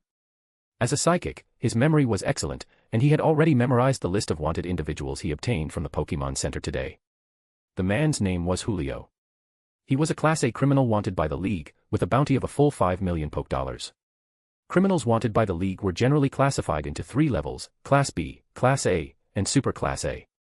The strength assessment for these levels corresponds to Elite, Pseudo-Elite 4, and Elite 4 level, respectively. Since Julio was rated as a Class A criminal by the League, he naturally possesses Pseudo-Elite 4 level strength. As for the other 5 Black Cloud Poaching Group members, Sato also recognized them, all 5 were merely Class B criminals. Therefore, facing Sato was 1 Pseudo-Elite 4 level trainer and 5 Elite level trainers. This lineup was undoubtedly very intimidating for any lone operator. Moreover, judging by their proactive approach to clear the area, they were well prepared. If a conflict broke out, Sato's situation would certainly be very disadvantageous. Impulsiveness is a devil. Under normal circumstances, Sato would have let it go. He wasn't planning to catch the Zangoose anyway. If they took it, so be it, saving him the trouble of treating the injured Zangoose. But not now. His current identity was of Raiden Suzuki, a League bounty hunter who planned to make a living hunting criminals. It's important to remember that there were many eyes watching this area, undoubtedly including trainers secretly dispatched by the League. If he backs down now, how would he continue to operate under the Raiden Suzuki bounty hunter identity within the League circles in the future? Besides, in the wild, whether it's Black Cloud or any other cloud, everything was decided by strength.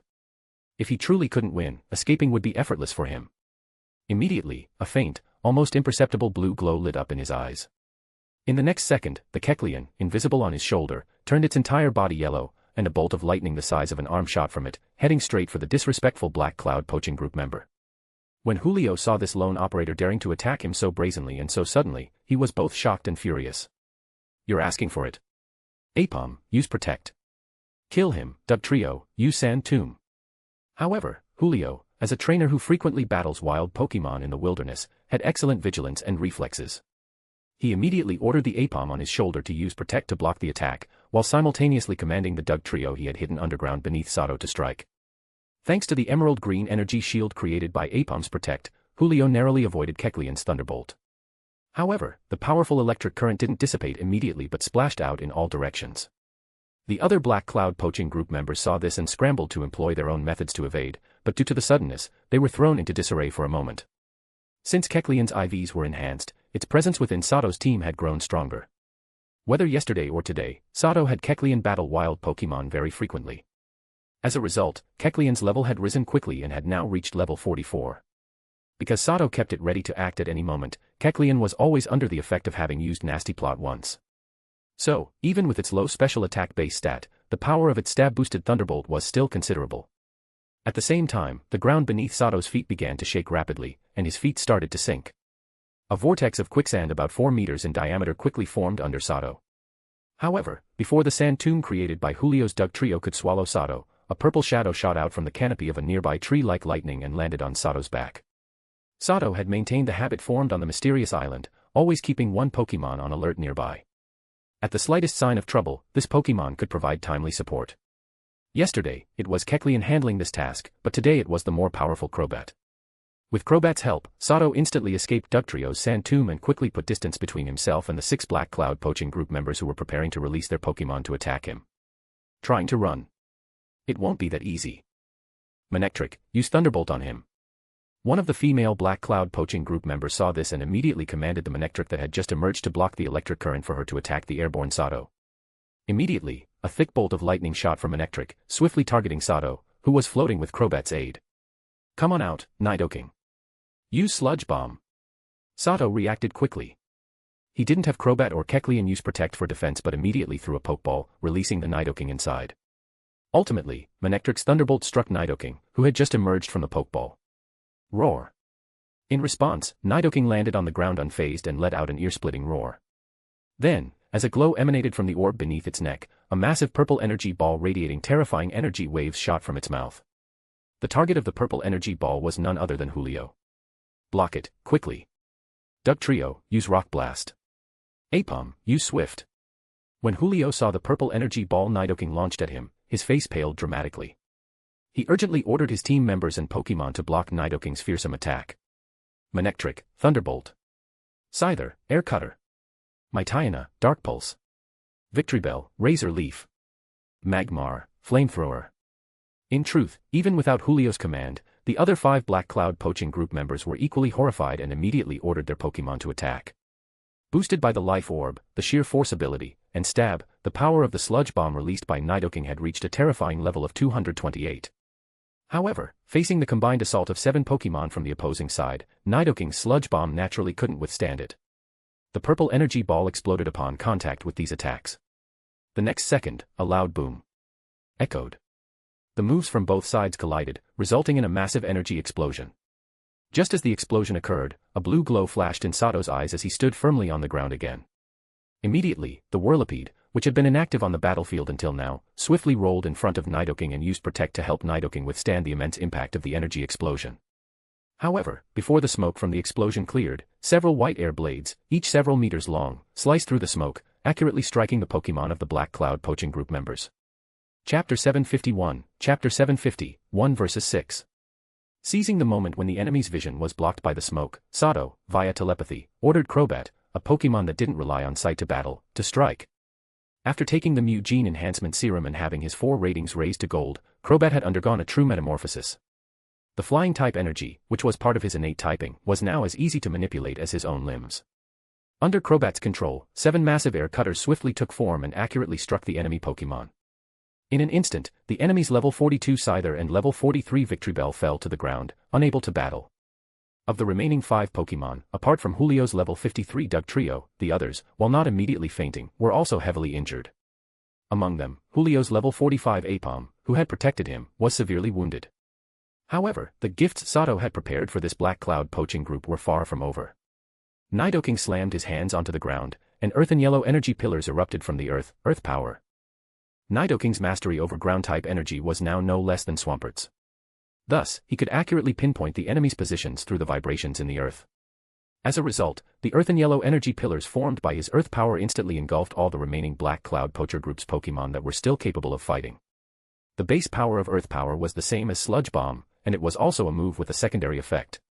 Enhanced by the Life Orb, the Sheer Force ability, and the same type attack bonus, the power of this move skyrocketed to 228.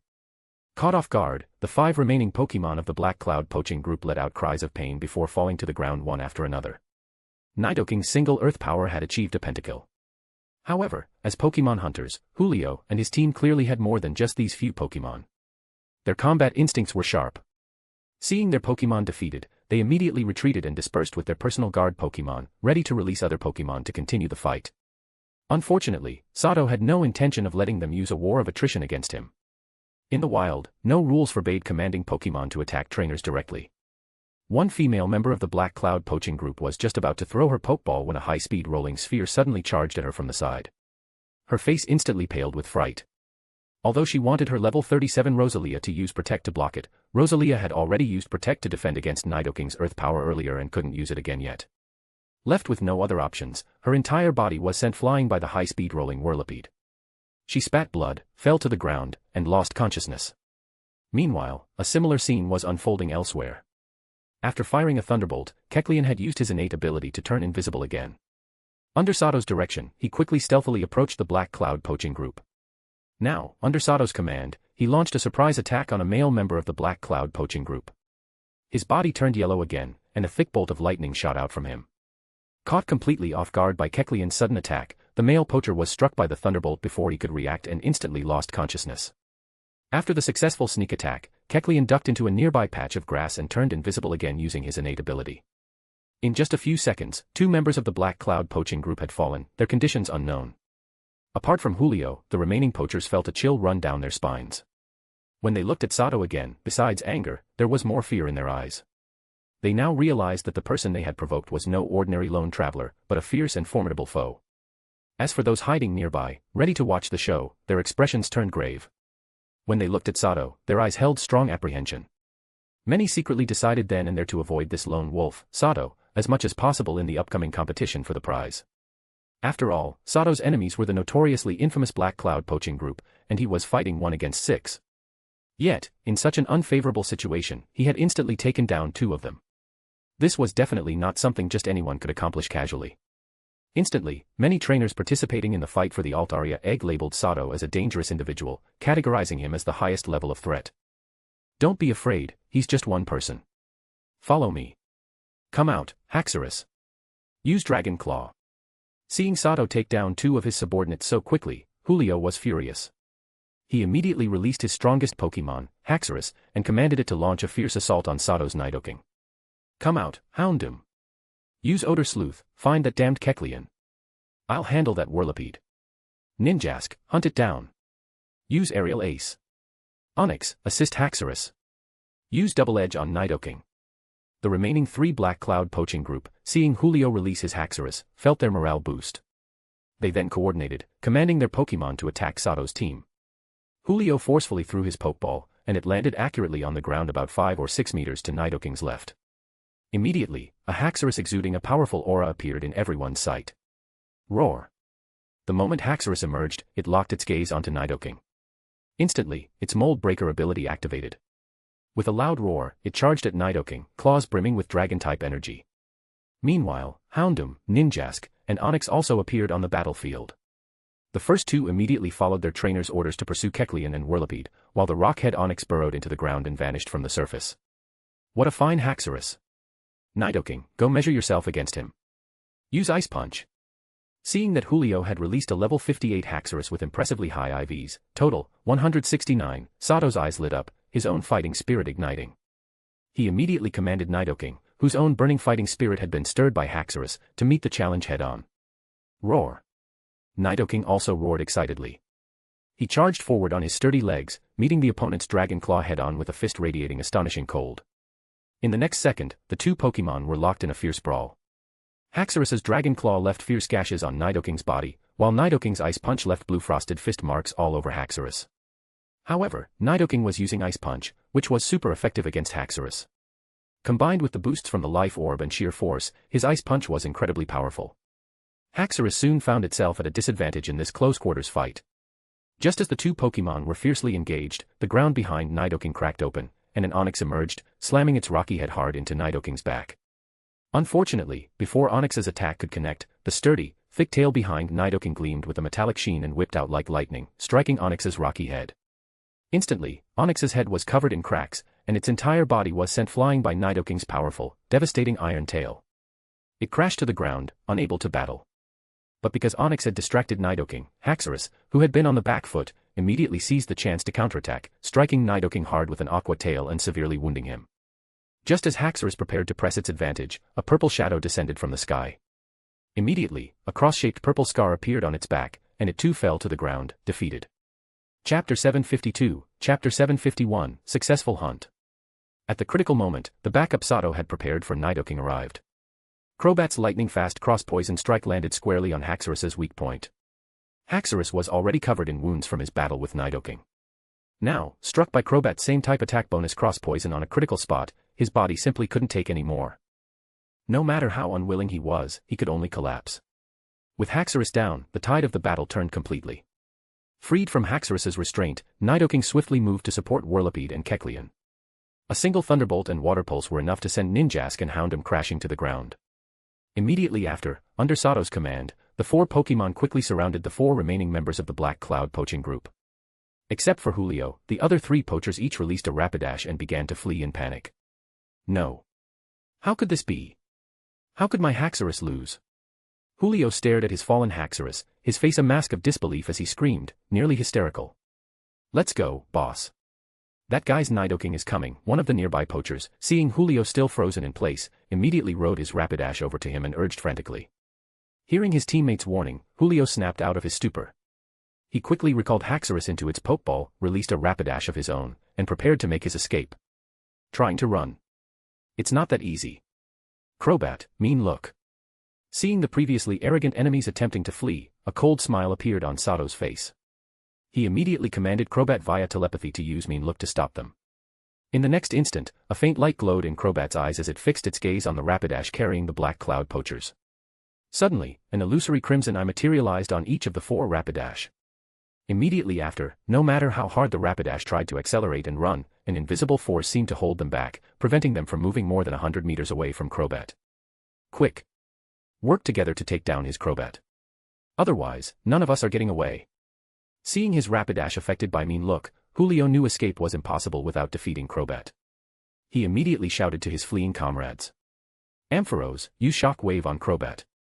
No sooner had he spoken than he released a level 48 Ampharos and ordered her to attack the airborne Crobat. Simultaneously, the other 3 poachers released a Golem, a Magneton, and an Electabuzz respectively, commanding them to attack Crobat as well. Unfortunately, even as these Pokémon launched a fierce combined assault on Crobat, it used Protect to block their first wave of attacks. And in that time, Nidoking gained the opportunity to pursue.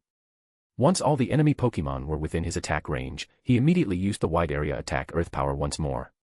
Pillars of yellowish-brown energy erupted from the ground, accurately striking every single one of the enemy Pokémon. Soon, accompanied by cries of pain, all the Pokémon belonging to the Black Cloud poachers lay fallen on the battlefield. Similarly incapacitated were Julio and his 3 fellow poachers. The trainers hiding in the vicinity witnessed this and collectively drew a sharp breath, realizing that this particular Black Cloud poaching group squad had been completely defeated. Successful hunt. Seeing Nidoking wipe out the remaining enemies with a single Earth Power, Sato quickly took out several special handcuffs given to him by the League and used them to cuff the hands of Julio and the others. At the same time, he confiscated all their Pokeballs to prevent any funny business if they woke up. Holy crap, so this guy is a League bounty hunter. Those Black Cloud guys are seriously out of luck.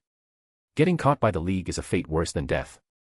Those correctional facilities are no place for humans. I was in one once, and I never want to go back. This League lackey, should I get some people together to take him out? He probably has a wanted list with my name on it too. The trainers hiding nearby and watching the battle, some of whom clearly recognized the origin of the handcuffs, felt a surge of killing intent and gritted their teeth, muttering under their breaths. Sato naturally sensed the hostility from some of the nearby trainers, but he paid it no mind. He even arrogantly made a provocative hand gesture. The trainers who were clearly targeted by the League flared up with anger at this, but ultimately, none of them chose to be the first to make a move at that moment. The fact that the news of the powerful Elite 4-level Altaria soon laying an egg could be bought from black market informants meant the League and other bounty hunters must have gotten wind of it too. Therefore, it was likely that League personnel and other bounty hunters were also hiding in the area. If anyone rushed out now to confront Sato, a bounty hunter who seemed somewhat weakened, those League trainers and bounty hunters hiding in the shadows definitely wouldn't sit idly by and leave this powerful ally to fend for himself. Humph, seems they're all old foxes. Not easy to bait. Sato waited for a long time, but no one came to cause him trouble. He sighed inwardly. Similarly, he was very clear about his current situation. While it seemed he might be attacked at any moment by trainers in the area who were also League fugitives, he was actually quite safe. Just as many suspected, there were indeed many League trainers and bounty hunters nearby, waiting for some foolish fugitives to reveal themselves. This Altaria egg incident had attracted many elusive wanted Pokemon poachers. While the poachers/hunters coveted the egg, the League and bounty hunters equally saw it as a chance to capture these fugitives.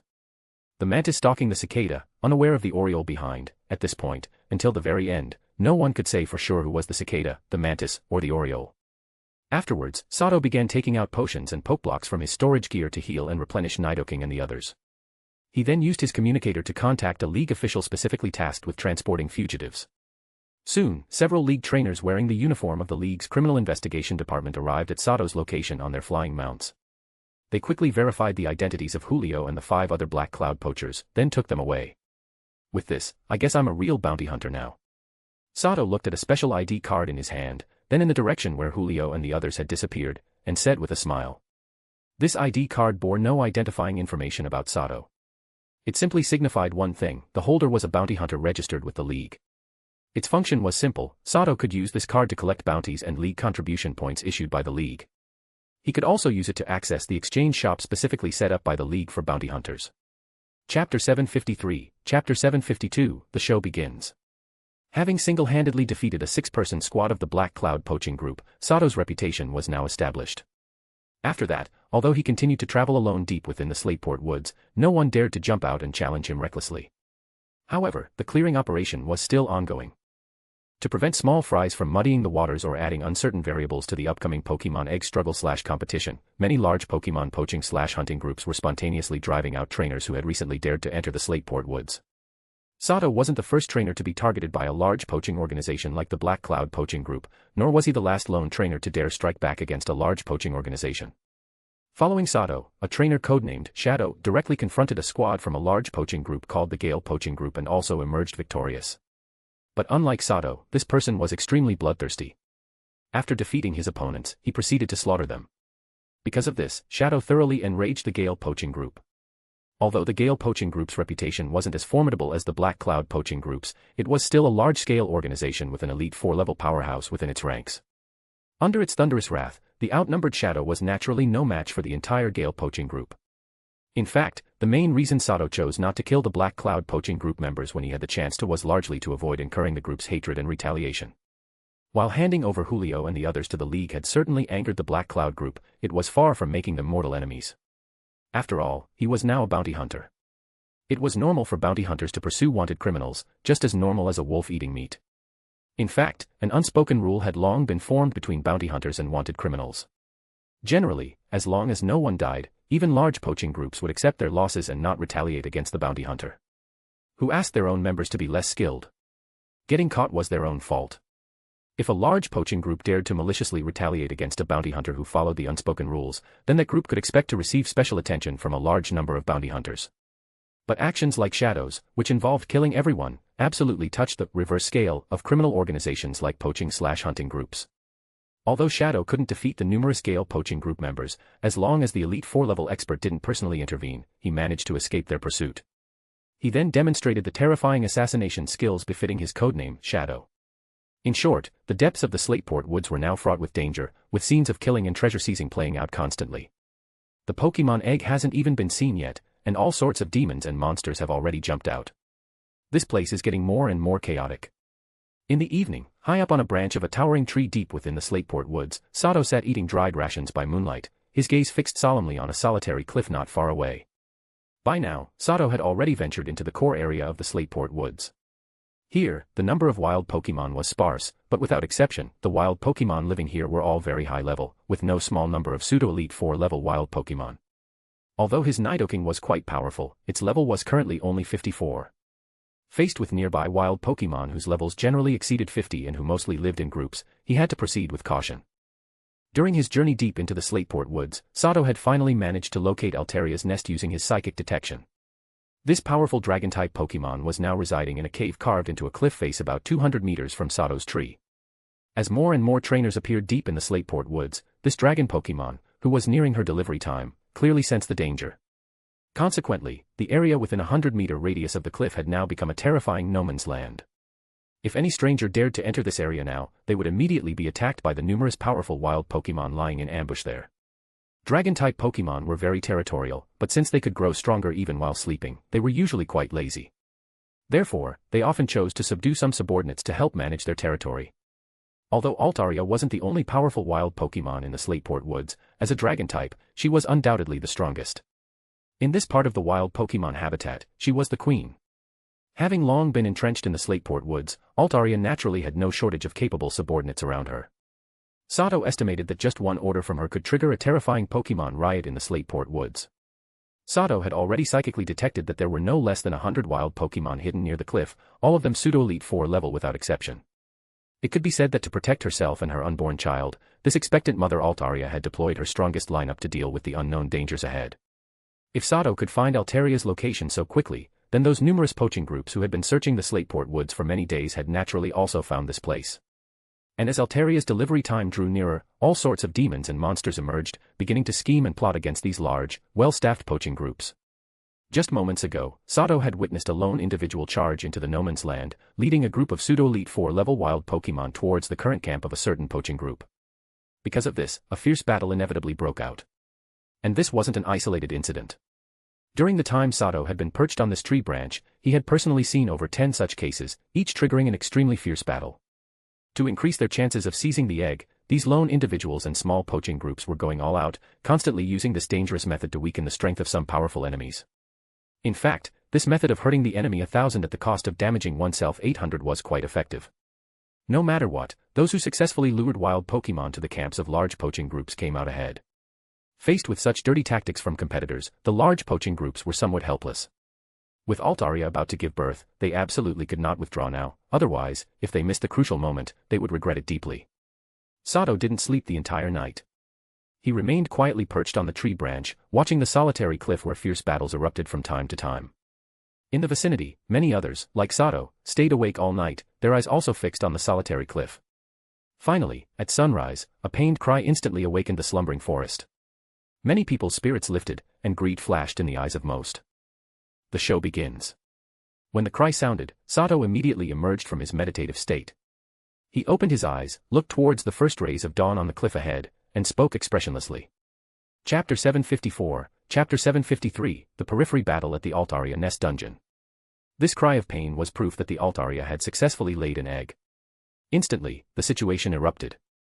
A large number of trainers seeking to seize the egg emerged from their hiding places and swiftly charged towards the isolated cliff. The isolated cliff was now surrounded by a large number of wild Pokemon, forming an iron fortress. These wild Pokemon, fiercely loyal to the Altaria, roared with rage to protect their queen and future prince, then fearlessly attacked the greedy humans before them. Among these loyal followers of the Altaria, a Yen Mega, an Exploud, a Hariyama, and a Roserade, all over level 60, were the most powerful. Among them, the Exploud, a Pokemon capable of using sonic attacks, was undoubtedly one of the most destructive. Using its high power, stab move Hyper Voice with 140 power, it single-handedly held back about 40% of the enemies on the front line. Waves of invisible sonic force released from its massive mouth rushed towards the numerous poachers and their Pokemon. In an instant, these poachers and Pokemon clutched their ears in pain. The Yen Mega and Hariyama were equally fierce. One was like a phantom assassin, while the other was a powerful artillery piece. Thanks to its speed boost ability, the Yen Mega dominated the battlefield. Each time it paused, it nearly always meant the end of an enemy's life. With its terrifying speed, its sharp fangs and claws could slice through enemies in an instant. The Yen Mega particularly enjoyed hunting trainers, whose self-defense capabilities were far inferior to Pokemon. Since the battle began, it had killed over 20 trainers, earning it the title Grim Reaper of Trainers on the battlefield. The Hariyama continuously lifted massive boulders created by nearby rock-type Pokemon and effortlessly hurled them using the move Rock Throw. Its throwing skill was exceptional, and its control over strength was incredibly precise. The boulders it threw were fast and fierce, shattering mid-air into a rain of rocks that fell upon the vulnerable rear lines of the enemy. Because of the Yen Mega and Hariyama, many poachers were hesitant, afraid of being attacked by these two fearsome Pokemon and ending up dead like their unfortunate comrades. As for the Roserade, she was the healer in the rear of the wild Pokemon ranks. She used grassy terrain with masterful skill, almost able to activate it anywhere within a 100-meter radius through sheer willpower. It was precisely because of Roserade's presence that many wild Pokemon who had been severely injured and fallen on the battlefield quickly recovered their fighting strength and rejoined the battle. However, it would be a grave mistake to think Roserade was just a healer.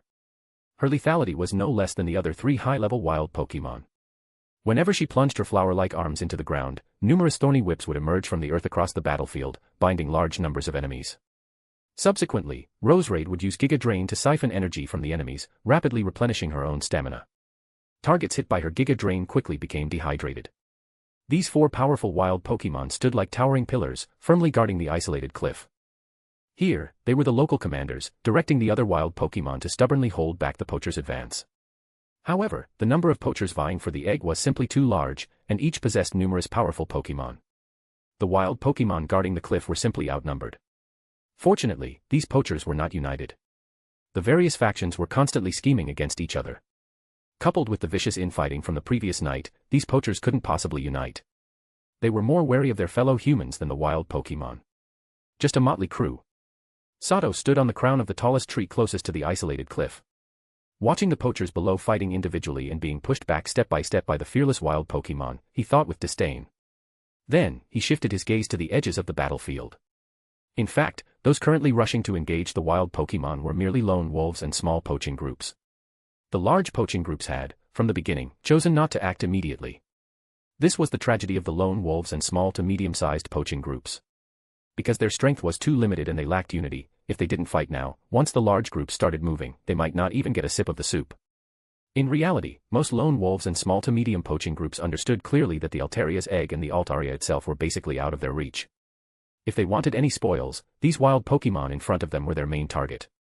While the value of these wild Pokemon was far less than the Altaria's egg or the Altaria itself, they could still fetch a decent price on the black market.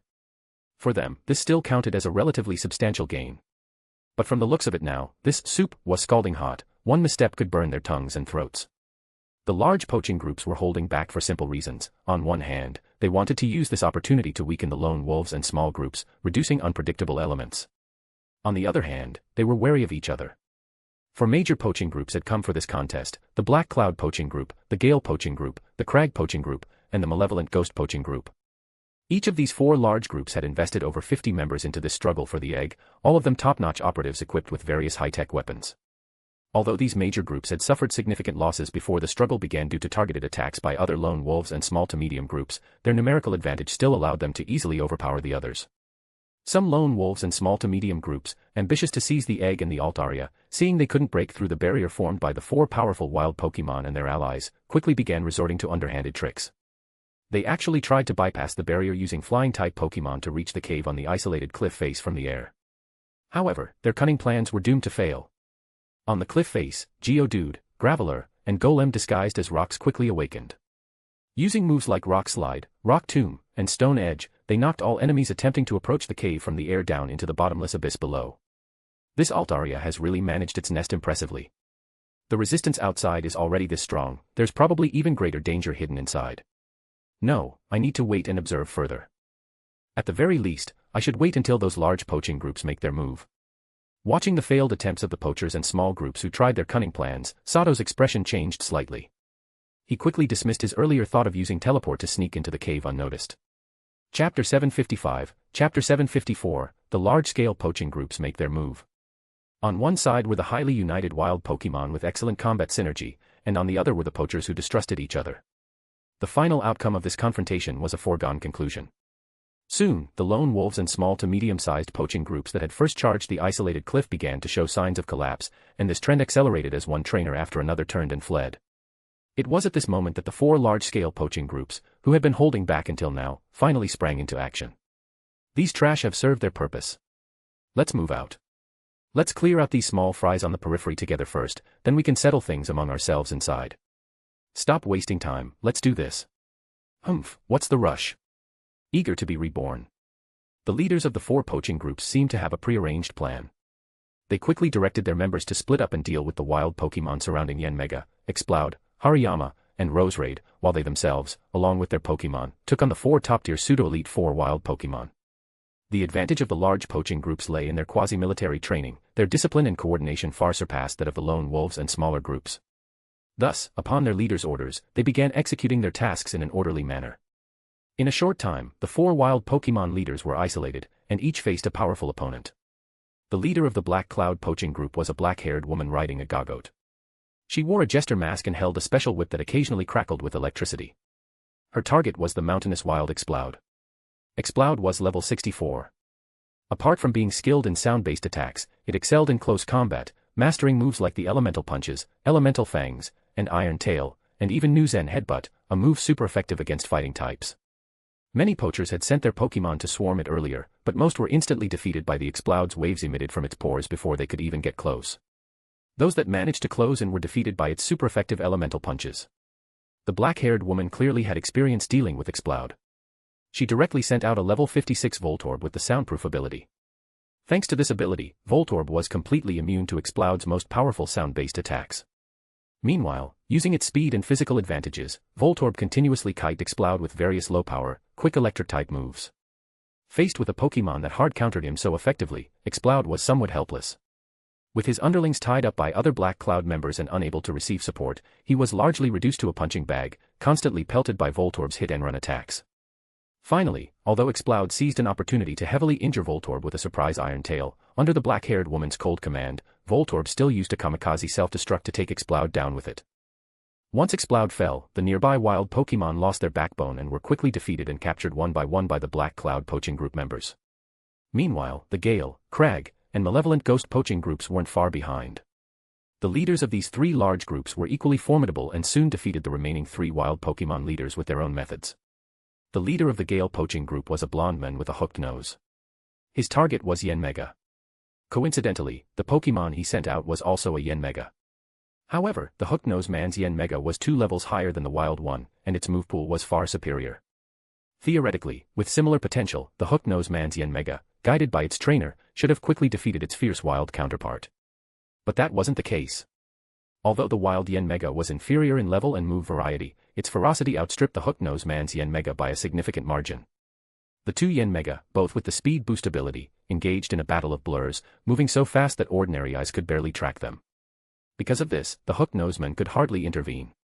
The blitz battle didn't last long, about a minute, before the result was decided. Surprisingly, the hooked-nosed man's Yanmega was actually defeated by the wild one. Of course, the wild Yanmega was also at its limit by then, and the hooked-nosed man quickly defeated it using his other Pokémon. The leader of the Crag poaching group was a burly man whose physique rivaled Hariyama's. His target was none other than Hariyama, and the Pokémon he used against it was a level 63 Hitmonchan. Hariyama's advantage lay in its immense strength and, combined with its thick fat, considerable defensive prowess. Its weakness was its lack of agility. Although Hitmonchan couldn't match Hariyama in raw power, its agility far surpassed Hariyama's. 3 Hariyama wouldn't be enough. Thus, the battle between Hitmonchan and Hariyama was like a match between a boxer and a sumo wrestler. Either side had a significant chance of victory. But that would be the case without trainer intervention. This Hitmonchan, meticulously trained by the burly men, not only mastered a special agile footwork but also possessed extremely high fighting skill, far beyond that of the wild Hariyama. Therefore, under the burly man's direction, the Iron Fist ability Hitmonchan almost completely suppressed Hariyama. Although Hariyama kept trying to fight back fiercely, and even found an opportunity to use the potential turnaround move, Reversal, in a last-ditch effort, that chance was ultimately snuffed out by Hitmonchan's lightning-fast bullet punch. The leader of the Malevolent Ghost poaching group was a sickly-looking old man. His target was Roserade, and the Pokémon he used was a Gengar. Although the old man appeared frail, his methods were insidious and vicious. He fully utilized Gengar's spectral characteristics, allowing Gengar to successfully ambush and heavily injure Roserade with ease. However, compared to the other 3 wild leaders, Roserade, being a healer, was clearly held in higher esteem by the other wild Pokémon. When she was ambushed by Gengar, nearby wild Pokémon rushed to her aid without regard for their own safety. In the end, with the help of a Ninjask, Roserade managed to escape the battlefield. But shortly after Roserade retreated, she was quickly intercepted by a trainer accompanied by a Crobat. "Roserade, I need your strength. Become my companion." Sato looked at the Pokémon glaring at him with intense hostility and communicated to her via telepathy. Unfortunately, although Sato came with good intentions, the response he received was a vine whip studded with sharp thorns. A battle was imminent. Chapter 756, Chapter 755, The Poisoned Rose with Thorns. A complete Pokémon team must include a healer. At certain times, their presence is far more important than any offensive member. As someone who possessed a healing-type Pokémon very early on, Sato never forgot just how crucial his Bellossom had been when he was still weak. Especially on the mysterious island, Bellossom had been the key to Sato's rapid growth there. Countless times, when his team was on the verge of total wipeout, it was Bellossom's astounding healing output that safely carried everyone through. However, Pokémon who naturally master healing moves are extremely rare. To this day, Sato had only ever seen a handful with such moves, and most came from powerful factions that spent enormous resources cultivating them. As for wild ones, the only healing-type Pokémon he had seen before was that powerful Venusaur on the mysterious island, the one that almost killed him, along with the Bulbasaur he currently owned, fortunate enough to have inherited grassy terrain. Until now. For the first time, he had encountered a third wild Pokémon capable of healing moves, Roserade, and she used them to perfection. Roserade information. Pokémon, Roserade. Level. Type, Grass/Poison. Ability, Poison Point. Gender, female. Known moves, Absorb, Growth, Poison Sting, Stun Spore, Mega Drain, Leech Seed, Magical Leaf, Grass Whistle, Giga Drain, Toxic Spikes, Sweet Scent, Ingrain, Petal Blizzard, Toxic, Aromatherapy, Synthesis, Petal Dance, Venom Drench, Grassy Terrain, Weather Ball.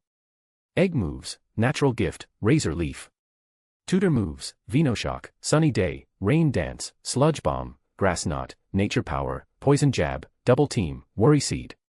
TMs, none. Held item, none. IVs. HP, 25/.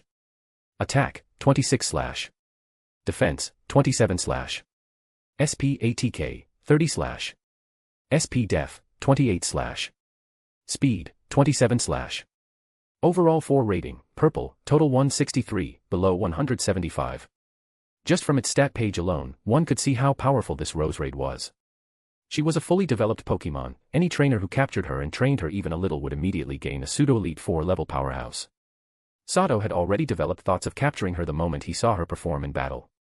Not only was her healing output astonishing, her combat strength was also exceptional, perfect for filling his current shortage of strong poison-type Pokemon for his bounty hunter identity.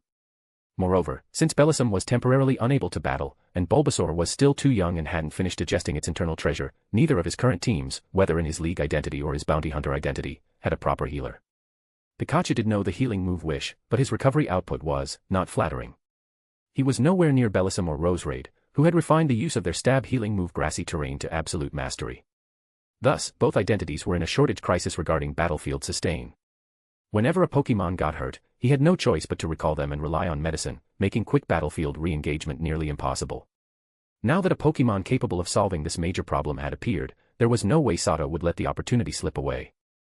When he saw Roserade about to be captured by the malevolent ghost poaching group, he had originally planned to use teleport to snatch the Pokeball. But now that Roserade successfully escaped, he could avoid offending the poachers altogether. A once-in-a-lifetime opportunity was right before him. Sato didn't hesitate to make his move. Unfortunately, Roserade was exactly what she looked like, a poisoned rose covered in thorns. She was gorgeous, but impossible to touch. And after suffering so much from the poachers, Sato didn't need to guess, her affection toward humans was below freezing. And so, even an innocent passerby like Sato was now one of her targets of hostility. Sure enough, Roserade opened with a whip strike, her vines full of venomous barbs. Sigh, looks like we can't talk this out. Guess I'll have to cool you down first.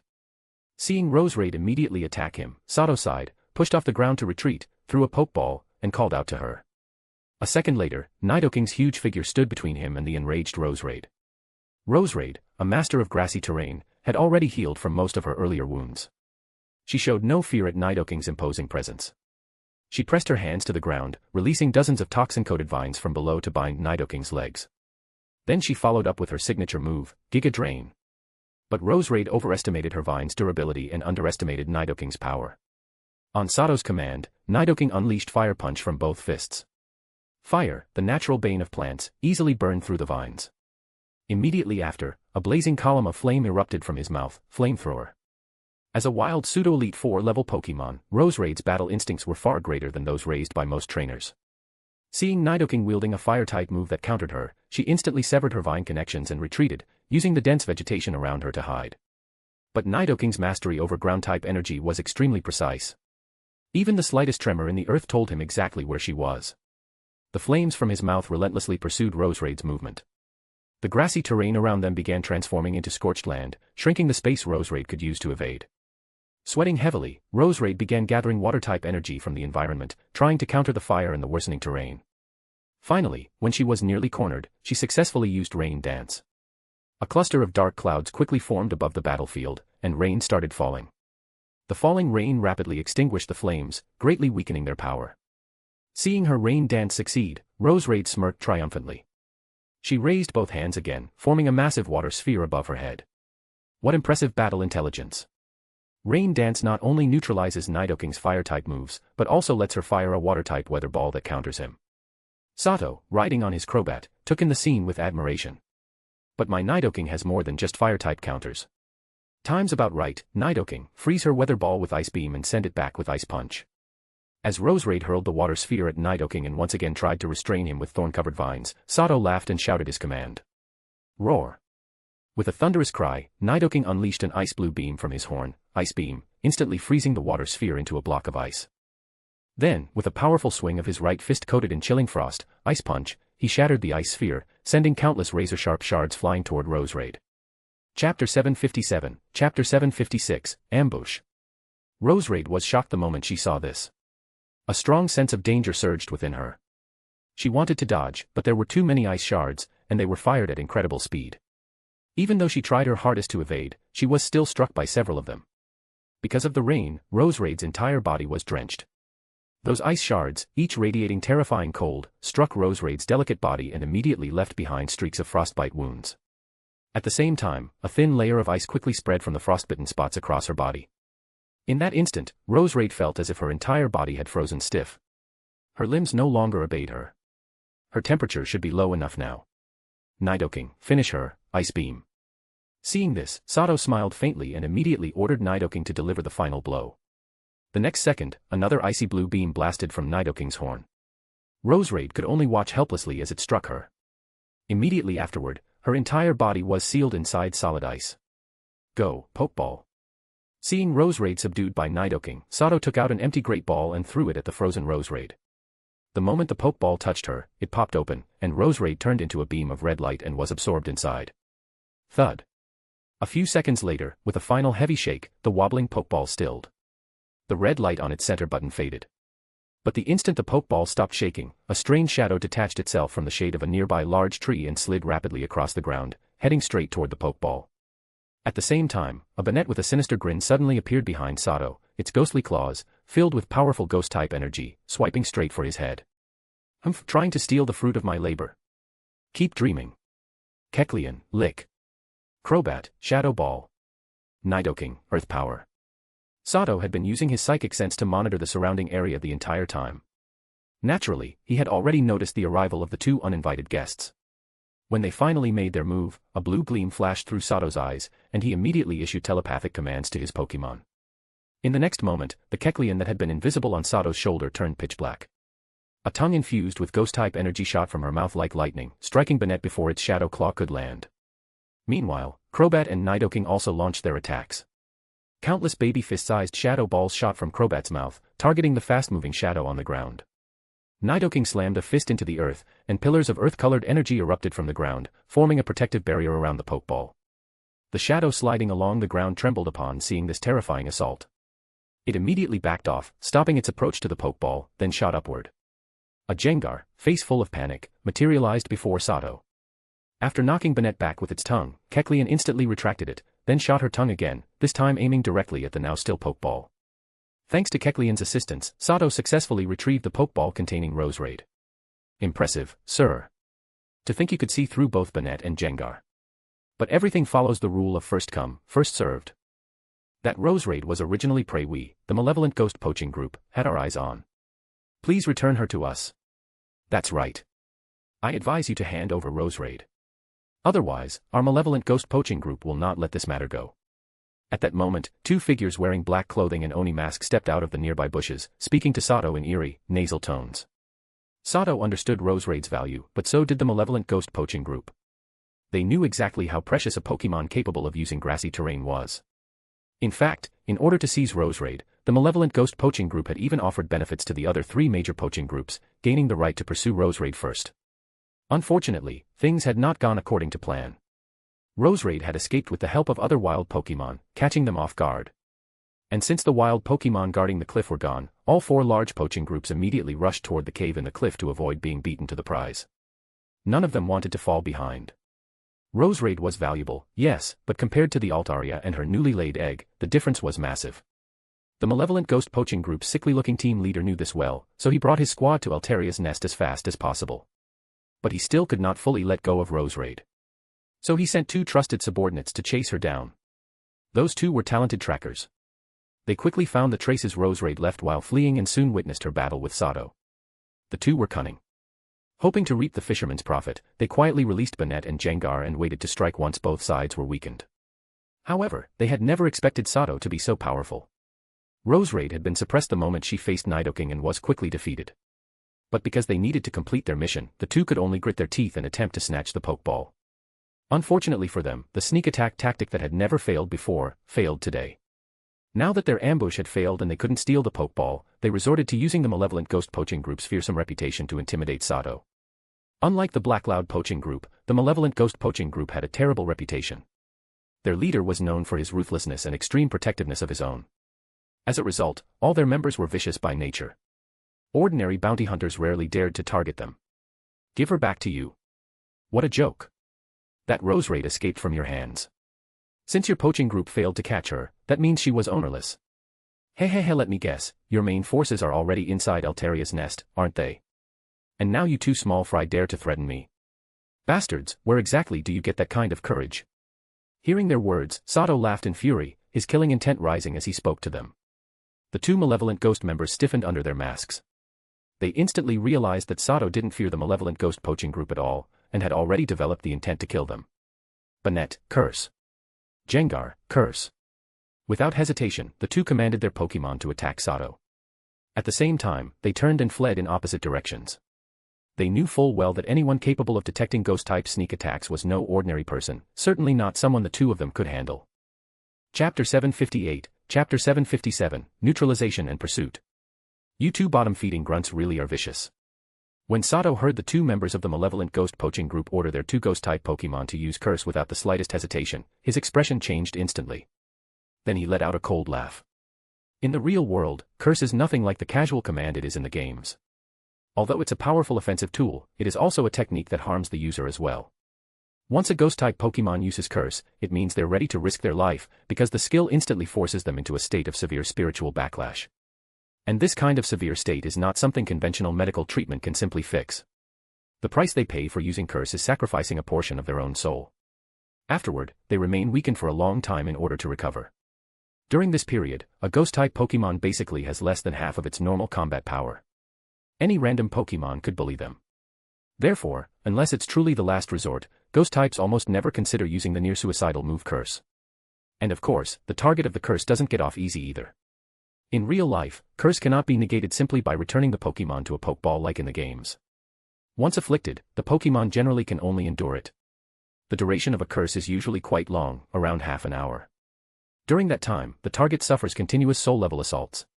End their suffering, Nidoking, Crobat, use Shadow Ball. Seeing the tragic state of the two abandoned ghost types, a trace of sympathy flickered in Sato's gaze. But he still issued the order immediately. On the battlefield, sympathy for the enemy is cruelty toward oneself. Sato knew this very well. This had nothing to do with good or evil, just opposing positions. If he had been hit by their Curse, his fate would be no better than theirs. Crobat and Nidoking reacted instantly, killing intent flashing in their eyes as they unleashed Shadow Ball at Banette and Jengar without hesitation. A few seconds later, Banette collapsed into an ordinary rag doll, while Jengar dissipated into a cloud of black mist. Humph. Two worthless grunts, truly detestable. Crobat, find them. Sato's expression turned fully cold. He looked in the direction the two poachers had escaped and issued the order. The two malevolent ghost members had split up to flee immediately after ordering the Curse, and by now they were already 700 to 800 meters away. Even for Sato, catching up wouldn't be easy. However, with Crobat's help, he quickly locked onto the position of one of them. A moment later, blue light flashed in Sato's eyes, his entire body vanished along with Crobat and Kecleon. When he reappeared, he was already 200 meters ahead. By chaining multiple teleports and using Crobat's echolocation, Sato intercepted one of the fleeing poachers within seconds. How is this possible? Are you human or a ghost? The poacher, riding a Dodrio at high speed through the forest, turned pale when Sato suddenly appeared in front of him. He screamed in terror. He couldn't understand how Sato had gotten ahead of him, and what horrified him even more was that Sato was completely unharmed. That meant Banette and Jengar's Curse had completely failed. I don't care if you're human or ghost, Dodrio, use Drill Run. He forced down his panic and commanded his Dodrio to charge straight at Sato. But Dodrio never reached him. Nidoking burst out from a Pokeball in Sato's hand, blocking the path, and with one clean Thunder Punch, he knocked Dodrio to the ground. The poacher was ruthless and quick-thinking enough to leap off immediately, saving his life for the moment. But only for the moment. Before he could even grab another Pokeball from his belt to fight to the death, Crobat dove from above and ended his life instantly with a cross poison. Consider yourself unlucky. After confirming Crobat's kill, Sato turned toward the direction of the other fleeing poacher. He hesitated for a few seconds, then gave up the chase. He mounted Crobat and flew rapidly toward Alteria's nest. The four major poaching groups and various others had already entered the nest for quite some time. If he continued wasting time here, he might not even get a scrap of whatever was inside. Chapter 759, Chapter 758, The Trap of Wealth. In the eyes of most people, a dragon's lair is undoubtedly a place full of opportunity, and in fact, that is indeed true. Dragon-type Pokemon are powerful and fond of collecting shiny things, therefore, their nests are usually filled with valuable gemstones and other treasures. As an Altaria of the high Elite 4 tier, and especially as a female dragon, her desire for shiny objects was beyond what ordinary people could imagine. With the entire expanse of the Slateport Woods as her territory, and countless Pokemon under her command, years of tribute from wild Pokemon had filled her nest with innumerable glittering offerings. When the poachers stepped into Altaria's nest, every one of them was stunned speechless by what they saw. Their eyes were practically blinded by the dazzling treasure before them. The walls of the passage leading into the nest were inlaid with rare gemstones. Illuminated by glowing plants and luminous pearls, the gems radiated a mesmerizing brilliance. Because of this, the entire nest glittered like a palace made of candlelight and jewels. In an instant, a surge of overwhelming greed ignited in the hearts of everyone who entered the dragon's lair. Without a doubt, even if they failed to capture Altaria or obtain her egg, as long as they could take the gemstones before them, they would obtain an unimaginable fortune. Driven by greed, everyone's breathing grew heavy, and their eyes burned with frantic hunger. Most poachers were poor to begin with, and the reason they risked their lives in this trade was simple: they needed money. Thus, faced with such overwhelming temptation, many could no longer suppress the intense desire clawing at their hearts. Very quickly, when a lone poacher rushed toward the wall like a madman and pried a gemstone loose with his dagger, everyone else seemed injected with raw adrenaline and lunged toward the walls as well. No matter the world, many can share hardship, but few can share wealth. The root of this lies in human nature itself. Before wealth, very few can remain unmoved. Most desire to seize all treasure for themselves, and if anyone dares touch their riches, even family might instantly become enemies. Now, within this overwhelmingly luxurious dragon's lair, the darkest corners of human nature were fully nourished and rapidly amplified. Everyone was provoked by the massive fortune before them. Each person wanted more gems, yet none was willing to surrender the ones in their own hands. Ha ha ha. So many gems. I've struck gold. Get out of my way, you useless trash, these are mine. What? You dare steal my gems? I'll kill you. Mook, eat him. Die. All of you. Every gem in your hands belongs to me. Mine. Mine. They're all mine. Put down those gems right now. And so, with the wealth unevenly distributed, conflict erupted instantly. Some strong trainers used their power to rob the weaker ones. Naturally, the weak refused to accept this. They grouped together to fight back, stole from the strong, but then turned on each other again because the distribution was unequal. In a short time, many poachers had barely set foot inside the lair before completely forgetting why they came. Instead, they fell into a brutal free-for-all over treasure. Even the 4 major poaching syndicates, normally the most disciplined, fell into chaos as their lower-ranked members refused to hand over gems, clashing with their own leaders. But the true danger of the dragon's lair was not the infighting. The real threat came from the wild Pokemon hiding within. Compared to the outside, Altaria's defensive arrangements within the lair were much stronger. After long years of remodeling, the cavern carved into the cliff had long become a shifting labyrinth. Under the influence of rock-type Pokemon guarding the area, the maze was capable of changing its layout. Once inside, if one did not have a powerful ground-type Pokemon, they could easily become trapped and die in this labyrinth filled with hidden dangers. Death has a way of quickly sobering people. Once the number of casualties reached a certain point, and the gemstones near the entrance were nearly stripped bare, many poachers forced themselves to suppress their greed and hurried deeper into the lair. When Sato arrived at the devastated entrance of the cave, the poachers had already advanced far inside. It seems arriving late wasn't a bad thing after all. I truly underestimated their greed. For a handful of gems, they abandoned their lives here. The saying really is true: people die for wealth just as birds die for food. Seeing the blood-stained entrance and the few leftover gemstones on the walls, Sato instantly deduced what had occurred. He couldn't help but sigh. To Sato, gemstones no longer held much appeal, thanks to the massive bag of gems he received from Vanna, the dragon girl. Thus, while traveling deeper into the lair, Sato barely paid attention to the scattered gems on the walls. Because of this, he encountered far fewer attacks than the treasure-obsessed poachers. Using his psychic sensing ability combined with Crobat's ultrasonic scanning, Sato successfully avoided many unnecessary battles and always stayed on the correct path. Along the way, he ran into several poachers. Many attacked him on sight, resulting in him unintentionally collecting over 100 high-quality gemstones. Before long, Sato finally caught up with the strongest group of poachers. By now, the once large crowd had dwindled to almost nothing.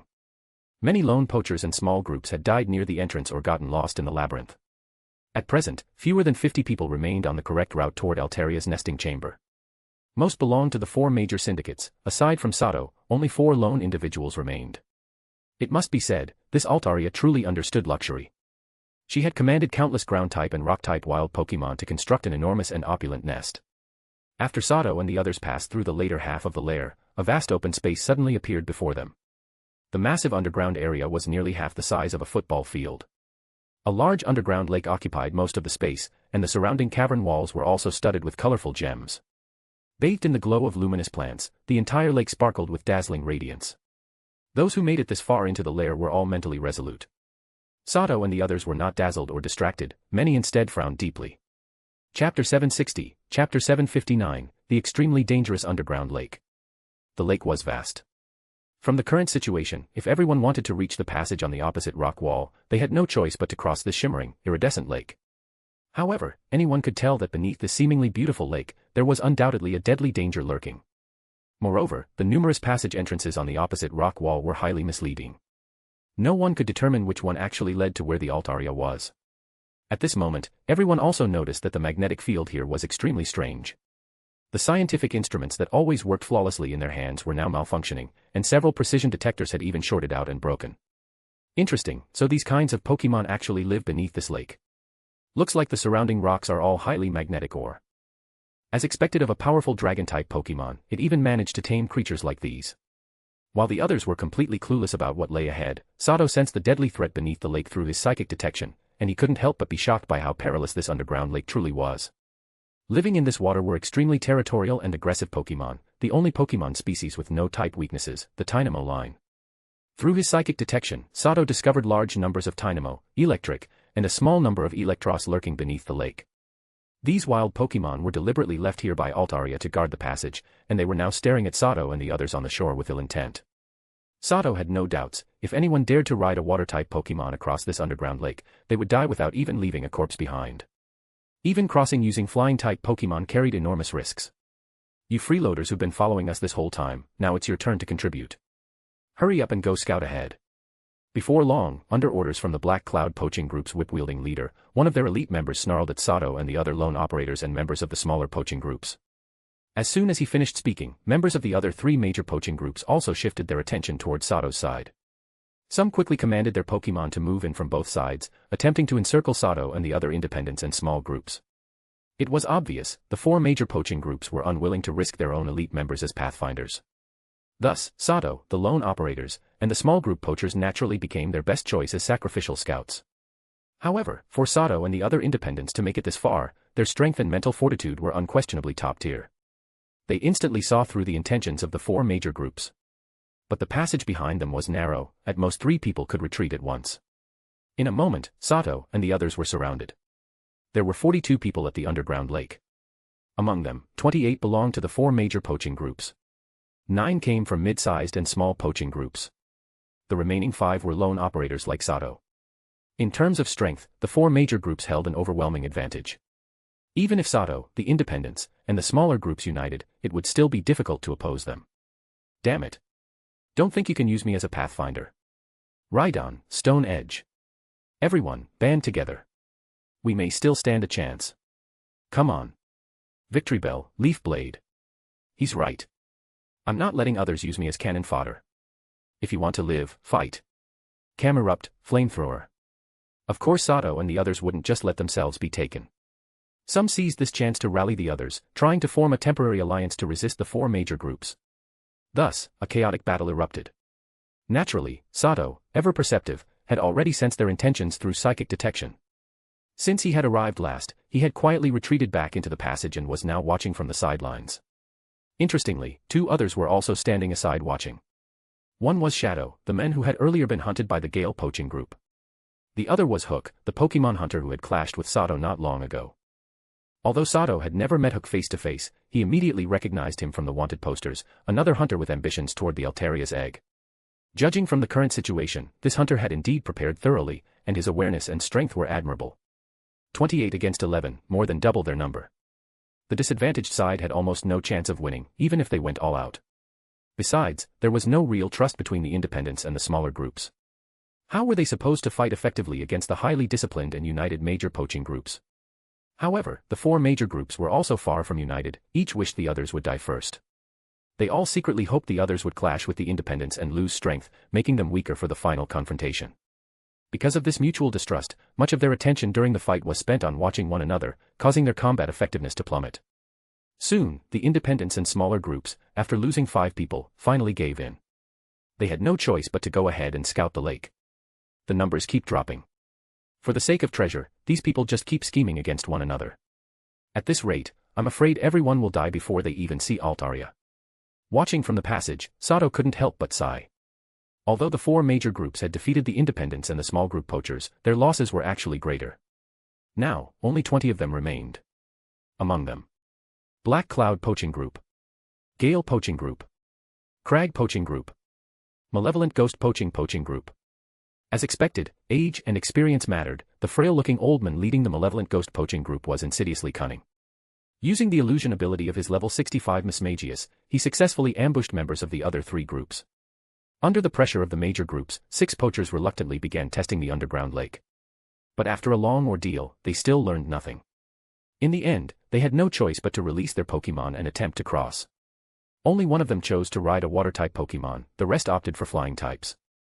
Exactly as Sato expected, the poacher riding the large water-type was the first to receive a lunchbox. He had barely traveled a short distance when the Dynamo, Electric, and Electros immediately attacked. With blinding lightning erupting wildly from the lake, the men didn't even have time to scream before disappearing beneath the surface. As for the poachers crossing by air, none of them reached the other side. Huge bursts of electricity shot from the lake into the sky, riddling them instantly. One after another, the 5 poachers and their flying-type Pokémon fell, disappearing into the lake as well. Chapter 761, Chapter 760, each shows their skills. Terrifying. If I had rushed in recklessly, I probably would have ended up the same way. Sato looked at the 6 fairly strong poachers who had only just begun crossing the underground lake before their voices abruptly vanished. His expression darkened, and he silently pondered the situation. At this moment, it wasn't only Sato whose face looked grim. Everyone else on site, upon witnessing that scene, also turned pale.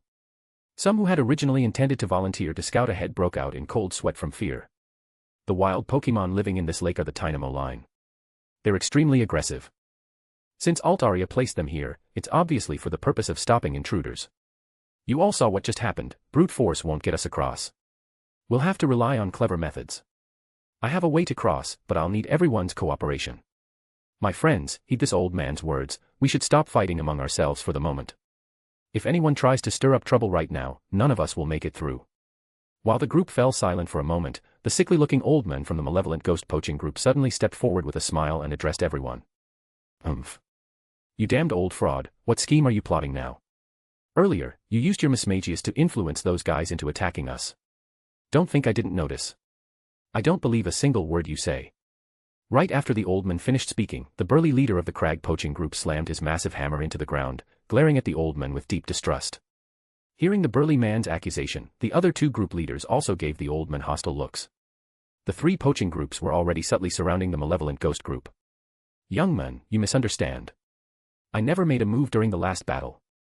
I'm sure the other 2 leaders who also refrained from acting can confirm this. The old man's face darkened, but he quickly switched to a fake smile, putting on an innocent expression as he hurried to explain. Naturally, the burly men and the others didn't believe a single word. Right now, the Malevolent Ghost Poaching Group had the largest numbers among the 4 groups, making them the greatest threat and everyone's top concern. As for Sato, Shadow, and Hook, 3 lone wanderers, the poachers didn't even take them seriously. In their eyes, the 3 were insignificant, hardly worth worrying about. Seeing no cooperation, the old man could only swallow his schemes and retreat awkwardly back to his group. Let's each rely on our own methods to cross. But to prevent certain people from taking advantage of the chaos, I suggest we all cross at the same time. If anyone turns back or tries to cause trouble, the rest of us will attack together. How about it? After a moment, the whip-wielding woman stepped forward, speaking coldly. This proposal is good. Let's do that. Agreed. Hee, since the 3 of you have decided, this old man naturally won't object. A few seconds later, the burly man, the hook-nosed man, and the old man all made their stance clear. Immediately afterward, all 4 group leaders turned their attention to Sato, Shadow, and Hook, the last remaining variables. The 3 lone wanderers understood that refusing would mean being attacked by all 4 poaching groups, so each of them nodded in agreement. The 4 major poaching groups had thoroughly prepared for this mission to steal the Pokémon egg. Although the Dynamo line in the lake was troublesome, each group had their own countermeasures. First, they all quickly changed into highly insulated rubber suits before using their respective methods to cross the underground lake. The Black Cloud Poaching Group's method was simple and direct. After putting on their rubber suits, 5 of them climbed onto a massive magnezone and flew across the lake at speed. With Magnazone's electric/steel typing, its resistance to electricity was unquestionable. No matter how strong the Dynamo line's electrical attacks were, Magnazone seemed completely unaffected. And since the members wore rubber suits, they avoided electrical damage entirely. The Gale poaching group also flew across, but using jet-powered flight equipment. Combined with the rubber suits, they crossed safely. The Crag poaching group chose to sail. They quickly assembled a sturdy inflatable boat from parts stored in their storage gear and sprinkled special powder into the water as they crossed. No one knew what the powder was, but the Dynamo line in the lake refused to approach the boat after it was scattered. The malevolent ghost poaching group's method was the strangest. At some point, they had already taken control of several Electros living in the lake. With these powerful Pokemon towing their rubber boat, they crossed easily. Shadow and Hook also wore rubber suits. Imitating the Black Cloud group, each released a Magnazone and slowly flew across. Sato's method was similarly direct. He donned one rubber suit taken from a fallen poacher, and then put on a second one for extra safety. Then he quietly released Pikachu. Next, he had Kecleon use role play and skill swap to transfer Pikachu's lightning rod ability onto Crobat. With that, no matter how wildly the Dynamo line attacked with electric-type moves, neither Sato nor Crobat suffered even the slightest harm. And because his ride was Crobat, the fastest Pokemon among everyone present, Sato reached the far shore first. When the 4 poaching groups and the 2 lone poachers saw that the last person to leave, Sato, was using Crobat, a Pokemon weak to electric-type attacks, to cross the lake, they all wore mocking expressions. But when they saw Sato and Crobat arrive completely unharmed first, the mockery instantly vanished and was replaced by shock. For a moment, no one could figure out how Sato had made Crobat ignore the Dynamo line's electric-type barrage. At the same time, expressions of worry spread across their faces. Everyone watched Sato warily as he stood on the opposite shore. Sato noticed their guarded stares. Of course he understood, they were afraid he might attack now that he'd reached safety first. In fact, he was considering attacking. After all, the 4 poaching groups had far too many members, and that was extremely unfavorable for the upcoming fight over resources. These scheming bastards are the most dangerous. Can't let them remain. Nidoking, Flamethrower. Sato released Nidoking in an instant. After glancing toward the largest group, the malevolent ghost poaching group, his expression turned icy cold. He immediately issued the attack order to the eager Nidoking beside him. In the next second, under the furious gazes of the malevolent ghost members, a massive pillar of fire roared toward them. Chapter 762, Chapter 761, Dog Bites Dog. Brat, you're looking for death. Gengar, Mismagius, Shadow Ball. The sickly-looking old man, seeing Sato command Nidoking to suddenly attack their side, widened his beady eyes hidden beneath bushy white eyebrows. Furious to the point of his whiskers and hair seeming to bristle, he roared at Sato. In the next second, the Gengar and Mismagius that had been invisibly guarding him materialized simultaneously. A shadow ball pulsing with terrifying energy quickly shot from Gengar's mouth, while a similar one formed from Mismagius, both colliding with the flamethrower unleashed by Nidoking. Both Gengar and Mismagius were over level 60, part of the sickly old man's main team.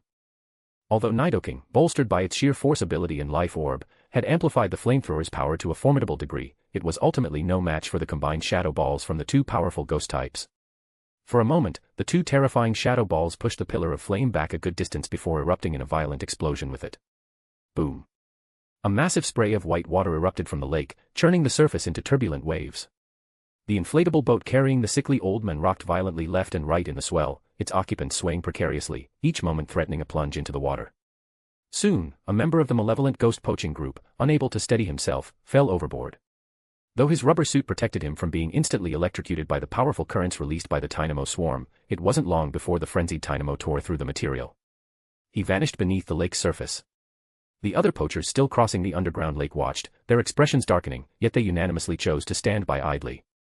Many even wore expressions of schadenfreude, as if the earlier pact had been mere words on paper. Just as I expected. These guys all wish the strongest ones, the malevolent ghost poaching group, would just drop dead right now. Since sinking their boat is difficult, I'll just slow them down. Nidoking, use Ice Beam to freeze the water around their boat. Observing the other groups in action, Sato sneered inwardly and immediately gave Nidoking another telepathic command. Roaring in response, Nidoking released a beam of icy blue light from the horn on its forehead, freezing the lake water directly beneath and around the sickly old man's inflatable boat.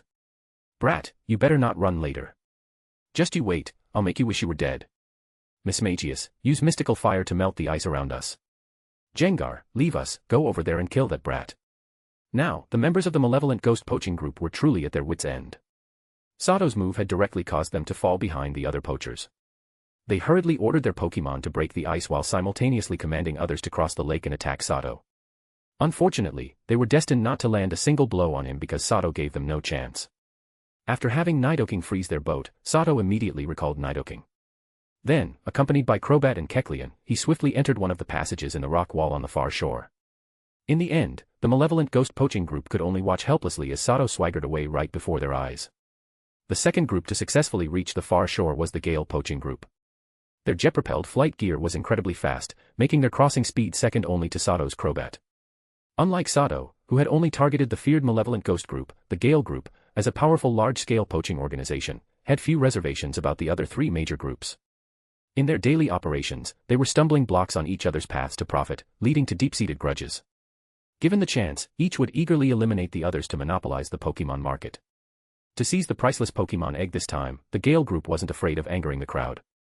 Therefore, the moment they reached the far shore, the hook-nosed man leading the team immediately ordered his comrades to attack the other three major poaching groups, further weakening their competitors. However, the hook-nosed man knew their own strength alone couldn't quickly eliminate the other competitors. So, he chose to utilize the most powerful force in this place. Under his command, the Gale group members released their powerful flying-type Pokémon. These Pokémon rapidly created over a dozen large whirlwinds. Guided by the flying types, these whirlwinds lined up, almost horizontally covering the entire lake surface, instantly becoming a massive barrier blocking the other poachers' progress. Moreover, as these large whirlwinds entered the lake area, they churned up vast amounts of water, transforming into imposing waterspouts. The Tynamo in the lake were numerous and small, so they were also swept into the waterspouts along with the current. Panicked, the Tynamo began releasing electric-type moves in self-defense. Thus, the large whirlwouts evolved once more, becoming terrifying thunderous waterspouts.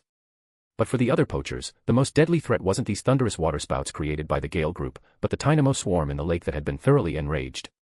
Electric, the evolved form of Tynamo, were more aggressive and hot-tempered. Seeing their kin being tortured within the waterspouts, they flew into a rage. This time, no amount of powder scattered by the Crag poaching group or calming efforts from the Electros protecting the malevolent ghost poaching group mattered. The infuriated Electric began savagely attacking all poachers. Instantly, the entire lake seemed to boil over as hordes of Electric leaped from the water, launching fierce assaults on any poacher passing through their territory. Unlike Tynamo, which only knew electric moves, Electric, upon evolution, gained access to other attacking moves like Crunch, Acid, and Acid Spray, which they learned naturally by leveling up. Realizing their usual go-to electric moves were ineffective this time, they switched to using Crunch, Acid, Acid Spray, and other non-electric moves to attack the poachers. Now, thanks to the Gale group's sabotage, the remaining poachers were instantly plunged into a lethal crisis. Dog bites dog. The moment you all chose not to intervene and stop me, I knew this would happen. But these Gale group guys are truly ruthless. They're trying to finish off everyone else. Indeed, people with hook noses are always cruel and vicious. Unbeknownst to them, Sato had quietly slipped back from the passage. Hidden behind a large rock, he used his psychic senses to watch the highly ironic scene unfold before him, sneering inwardly. Chapter 763, Chapter 762, Everyone unleashes their trump cards. The massive swarm of Electric erupted into a frenzy. For the other poachers who had yet to cross the underground lake, this was nothing short of a disaster. Their only option now was to send out their Pokémon to defend themselves. However, with lightning flashing wildly across the lake and its surface, unless one had a Pokémon like Swampert, with both water and ground typing, or a Pokémon resistant to electric types, it was nearly impossible to continue fighting in this environment. The Black Cloud poaching group, Shadow, and Hook's teams, who were using their UFO-shaped Magnezone to hover above the lake, were doing better. Most of the Electric's moves could barely affect the Magnezone beneath them. But the Crag poaching group and the Malevolent Ghost poaching group, who were trying to cross the lake using rubber boats, were in dire straits. Although their boats were made of special materials, far more insulated than ordinary rubber and exceptionally durable. There were simply too many Electric in the lake. Their small boat couldn't withstand such dense attacks.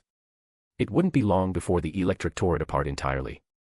And judging by what happened to the poachers who fell into the water earlier, everyone could clearly see what kind of miserable fate awaited anyone who went overboard, absolutely no chance of survival. At this moment, all the poachers hated the Gale poaching group to the bone. If they could, they would tear the Gale members apart alive. But when backed into a corner, creatures often unleash astonishing strength. Every one of these poachers was strong enough to dominate an entire region. Naturally, each kept life-saving trump cards hidden up their sleeves. Facing this life-or-death crisis, the three major poaching groups finally played their hands. The whip-wielding woman took out several pitch-black spheres from her storage backpack and tossed them into the lake below.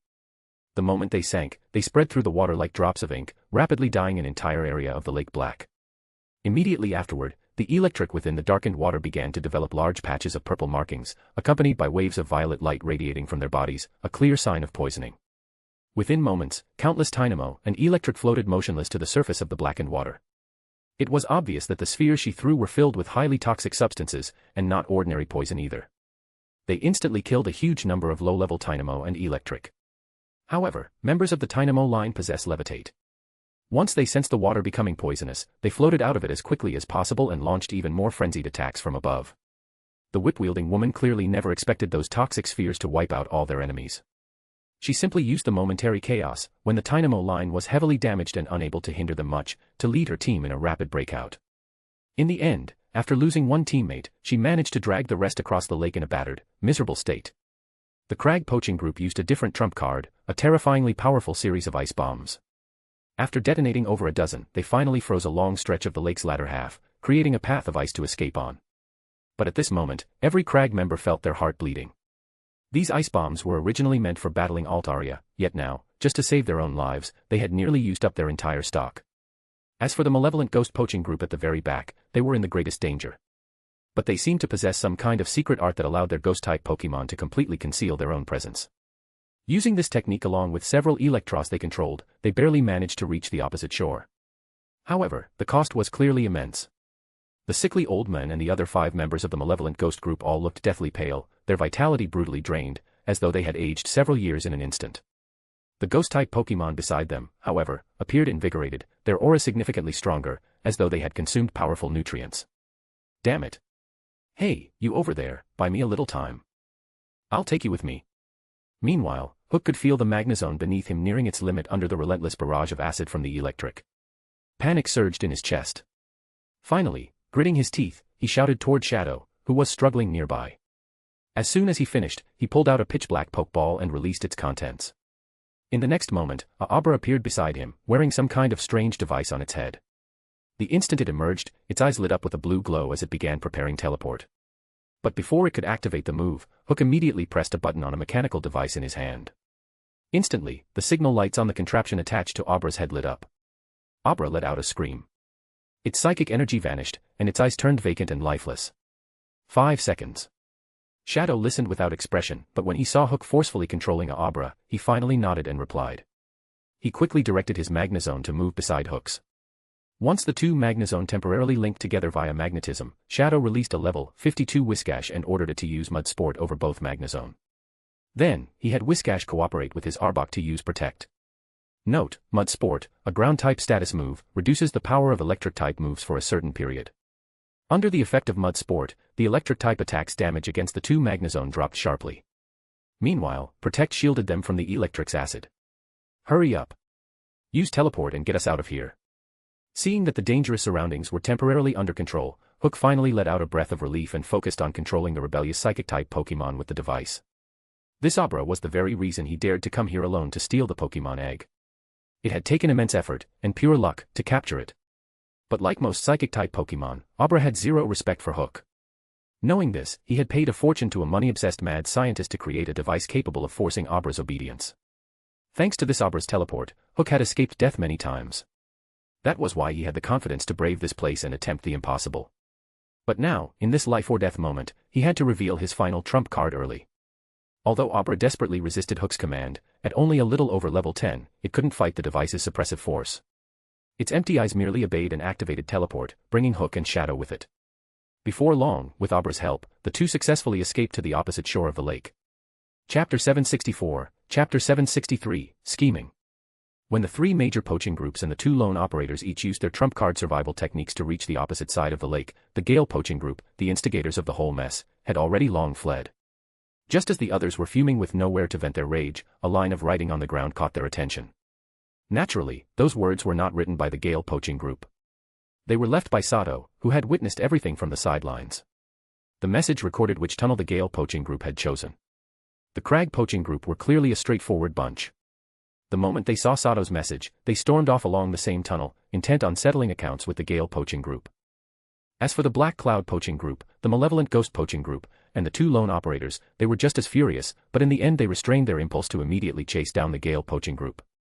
Instead, they each chose different tunnels and continued forward. Finally, They're all gone. Now it's just me here. Once all the poachers had disappeared into the tunnels carved into the rock wall, Sato slowly walked out from behind an inconspicuous boulder by the lakeshore, muttering to himself. Then he shifted his gaze to the tunnel Hook had chosen earlier, his eyes flashing with expectation.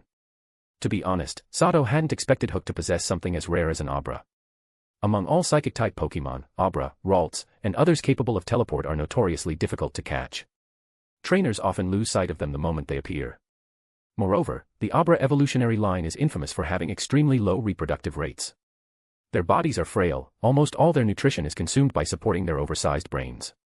Pair that with their weak reproductive instincts and high standards for choosing mates, and it's no exaggeration to say that wild Abra are nearly as rare as pseudo-legendary Pokemon.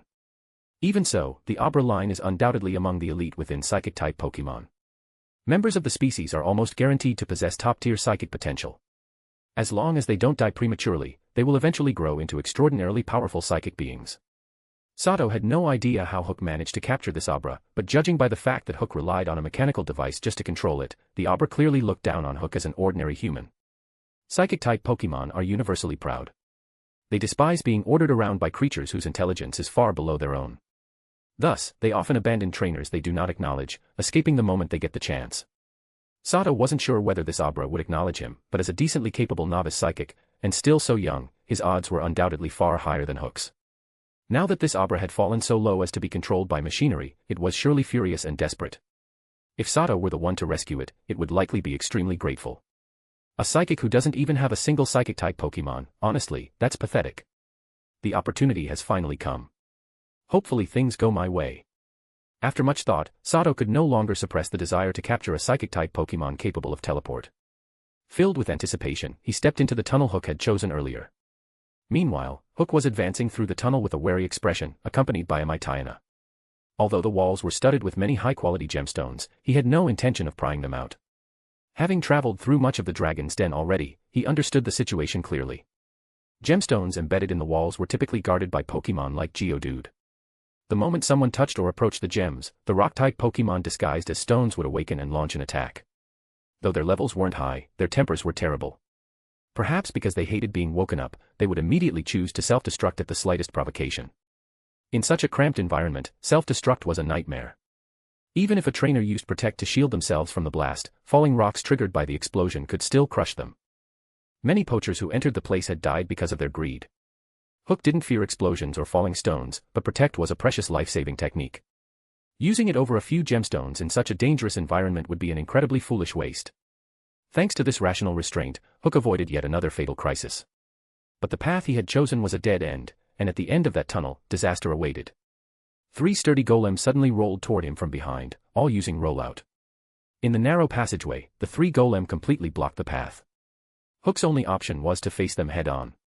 Damn it, this place really is full of traps. Maitaiana, use Dark Pulse to intimidate them. Come out, Machamp, use Ice Punch and take them out. Facing the 3 intimidating golem, all over level 40 and barreling toward him with terrifying momentum, the battle-hardened Hook remained calm.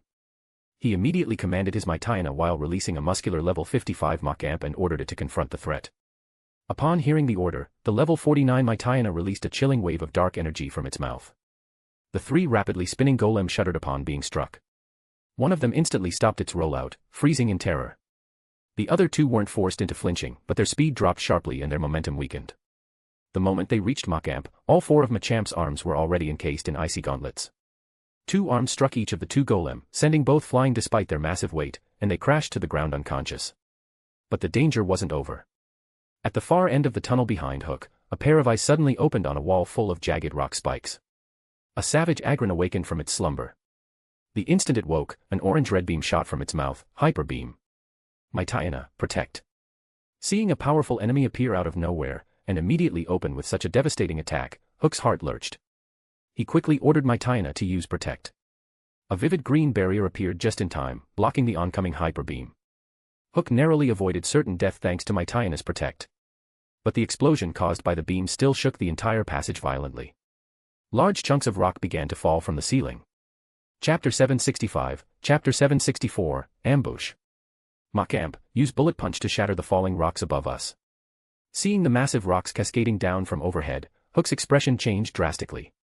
Panic surged through him, and he immediately ordered the Macamp beside him to break apart the most dangerous boulders dropping toward them.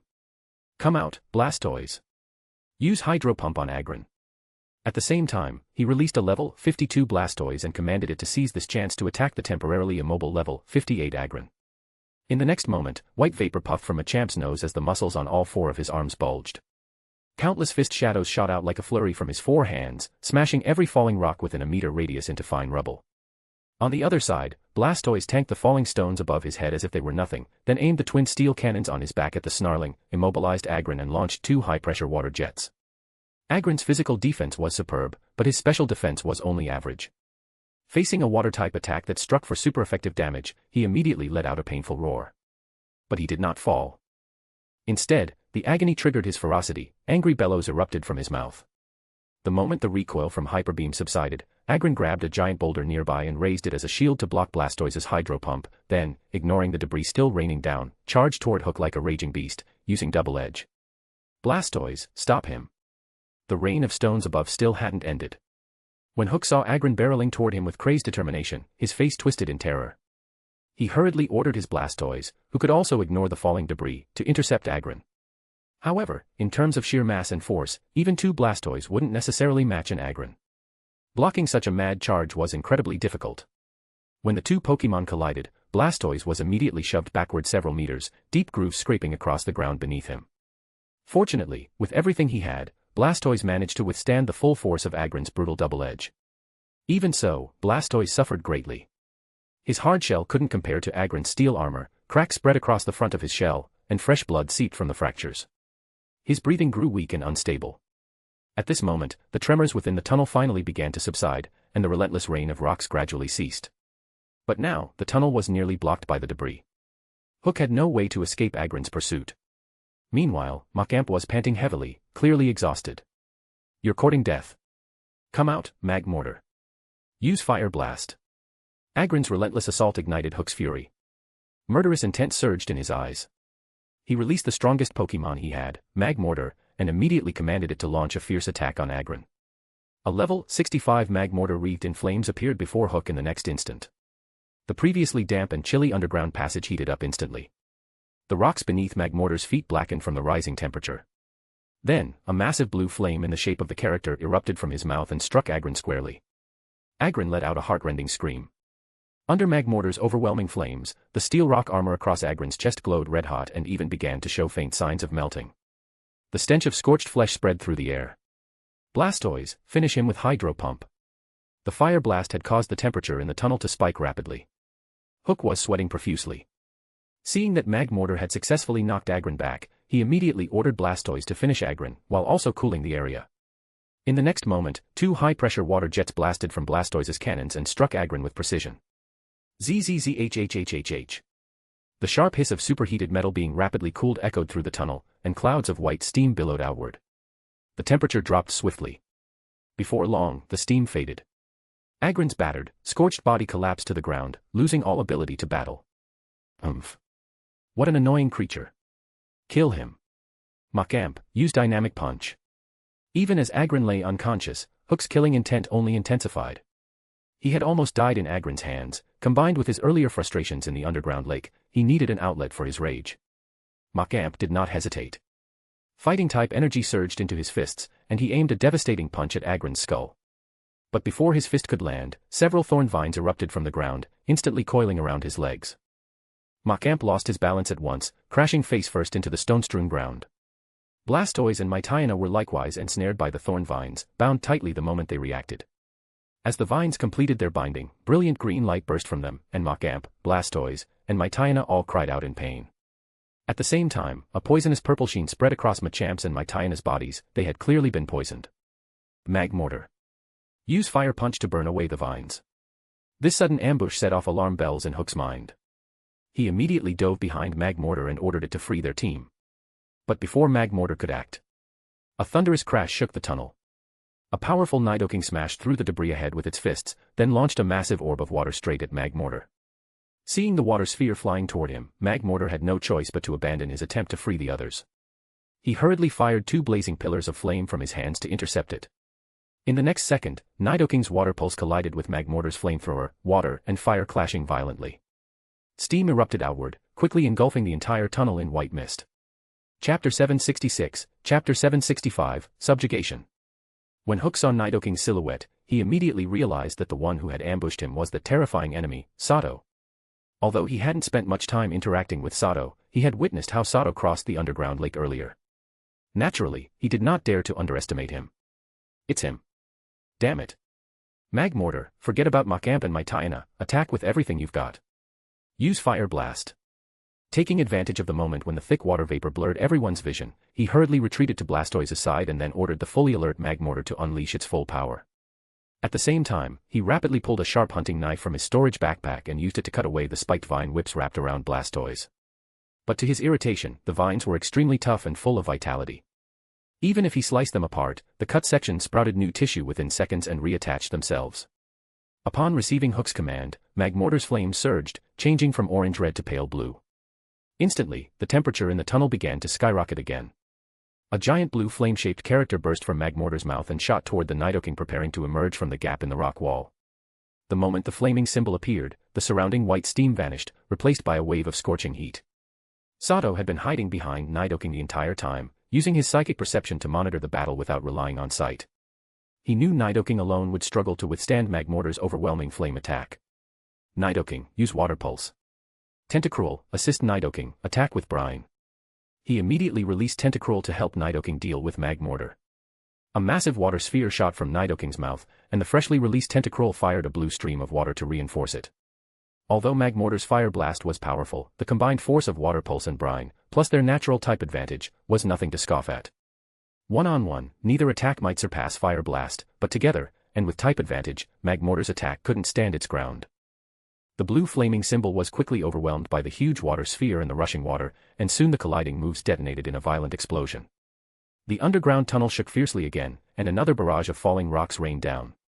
Facing the rockfall above their heads, both Sato and Hook wisely chose to pause the battle and take cover. Sato had anticipated this outcome. He quickly ducked under the sturdy protective umbrella Nidoking created with its body, pulling the small-framed Roserade close while returning Tentacruel and Crobat into their pokeballs. He then ordered Roserade to use grassy terrain to heal Nidoking, who was suffering continuous damage from the falling rocks. After much effort, Sato had finally managed to get this powerful healer Pokemon to temporarily follow his commands. The method was simple, he made it clear, through telepathy, that he was not allied with the poachers. He already possessed psychic abilities, making communication with Pokemon easy, and he had also captured Roserade with a Pokeball, allowing him to show through intent that he wasn't an enemy. But words alone weren't enough. He needed action to prove it. So along the way, he had actively fought off the poachers who came seeking death, and he even used his own healing supplies to treat the severely injured wild Pokemon within Dragon's Denver. These concrete actions were what earned Roserade's trust so quickly. Although Roserade still behaved proudly and refused to give him a friendly expression, it no longer resisted his commands. On the other side, Hook's situation was dire. His Blastoise, having suffered from Roserade's Giga Drain, had collapsed. Macamp and Mytiana hadn't been defeated by Giga Drain, but they were heavily wounded, and both were poisoned due to Roserade's poison point ability, leaving them weak-legged and unable to defend even themselves. As for Mag Mortar, Hook had no intention of going near it, he didn't want to be roasted alive by his own Pokemon. In the end, because he failed to dodge in time, he was buried under a mass of falling rocks. Fortunately, at the last second, he pulled out an extremely durable metal plate to shield himself, preventing death by crushing. After a short while, the tremors subsided and the rockfall ended. With a loud crash, Nidoking emerged from the rubble, pushing aside stones and allowing Sato and Roserade, who had been sheltering beneath it, to crawl out. Hook and his Pokemon were completely buried, but Sato easily located them using psychic detection. Mag Mortar, Hook's strongest Pokemon, had been severely injured by the rockfall. When Nidoking dug it out first, it attempted to resist, but Nidoking immediately knocked it out with a water pulse. One by one, Nidoking unearthed Hook and the rest of his Pokemon, and under Sato's command, Roserade bound them tightly with its thornless vines. What do you want? I don't think I've ever crossed you. If you're after money, I have an anonymous bank card with a deposit limit of 10 million Poke Dollars, take it. And anything else valuable on me is yours. If that's not enough, I also have some extremely rare Pokemon, but I didn't bring them here. If you agree to let me go, I'll give them all to you. Upon waking, Hook understood his situation instantly. Being a very practical man, he immediately offered everything he had in exchange for mercy. Relax. You're right, we have no personal conflict, so I won't kill you for no reason. I'm only here to rescue a Pokemon. Now tell me, which Pokeball contains Abra? Sato laughed at Hook's desperate tone and flattering posture. He nodded to show he meant no harm, then stated his purpose. Hearing this, Hook's heart dropped to the bottom of the abyss. He knew he had been eliminated from the competition for the Pokemon Egg. Chapter 767, Chapter 766, A Great Gain. Hook was very good at reading the situation. For the sake of staying alive, he truly was willing to throw away anything that wasn't his own life. Abra was precious, but of course it couldn't compare to the value of his life. Therefore, Sato had no trouble taking Abra from Hook's hands. And he didn't make things difficult for this hunter who knew how to bow to circumstances. After thoroughly stripping Hook of all the important valuables on him, he simply let them and leave. Although Hook felt unwilling, he knew very well that he couldn't fight Sato for now, perhaps he would never be able to fight him again. Almost all of his resources had been taken clean by Sato. It wasn't hard to imagine how much Sato's strength would grow after obtaining everything he had. Wanting to take revenge in the future would be almost impossible. And after losing Abra, Hook also lost his qualification to compete for the Pokemon Egg. No matter how unwilling he was, he could only leave. Otherwise, if other poachers discovered the pitiful state he was currently in, even escaping the dragon's den alive would be extremely difficult. It had to be said, this A-rank criminal, wanted by the League for years without being caught, really was quite wealthy. Who knew how many benefits he'd gained over the years by selling stolen Pokemon? That anonymous bank card with a deposit limit of 10 million, and the few gemstones he'd plundered from the dragon's den, those were just the small things. The real treasure lay in the two extremely well-hidden TM discs inside his storage backpack and a half-finished healing orb. The two TMs were Magic Coat and Calm Mind, both top-tier Psychic-type moves.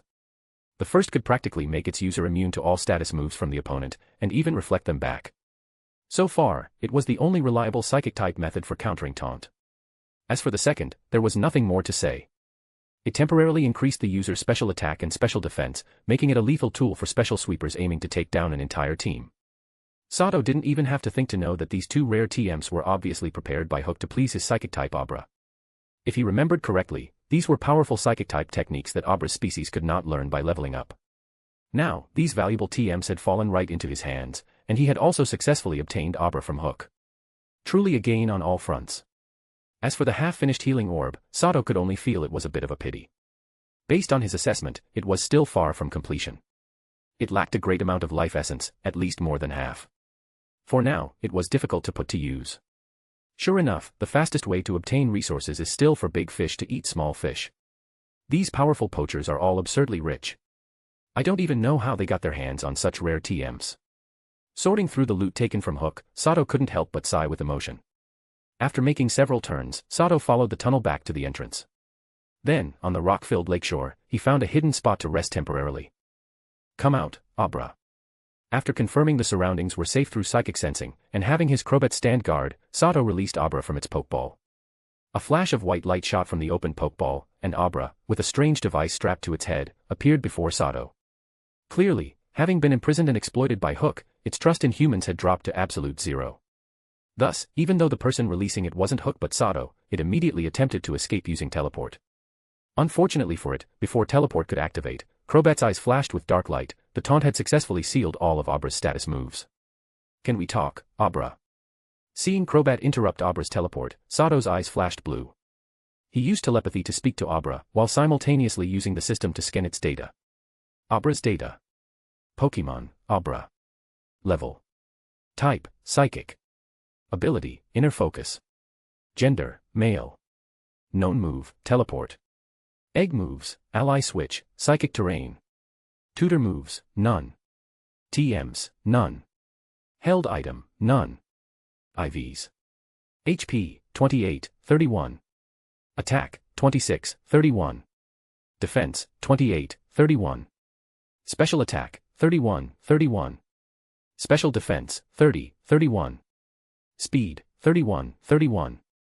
Overall 4 ratings, 174, purple grade, almost gold.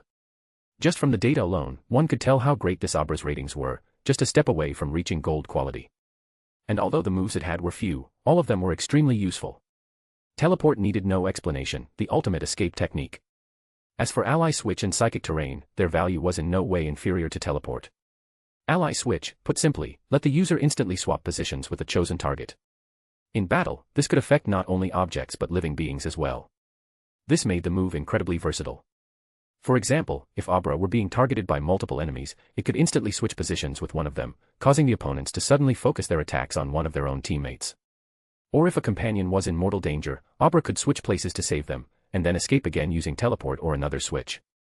As for Psychic Terrain, in the game it boosted the power of Psychic-type moves used by all Pokémon on the field and nullified priority moves. For instance, Quick Attack, which normally always struck first, would lose its priority within Psychic Terrain. But in actual combat, its effects went far beyond that. A Psychic Terrain created by a Psychic-type Pokémon was essentially a concretized field of psychic energy. Within this space, the user's Psychic-type moves not only became drastically stronger, but their casting time was also reduced, practically instant. Think, ultimate skill activation.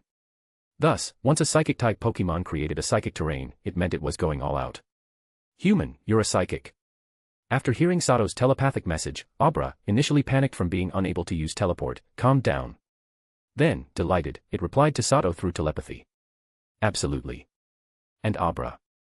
I know you've suffered during this time. But I've already rescued you from Hook.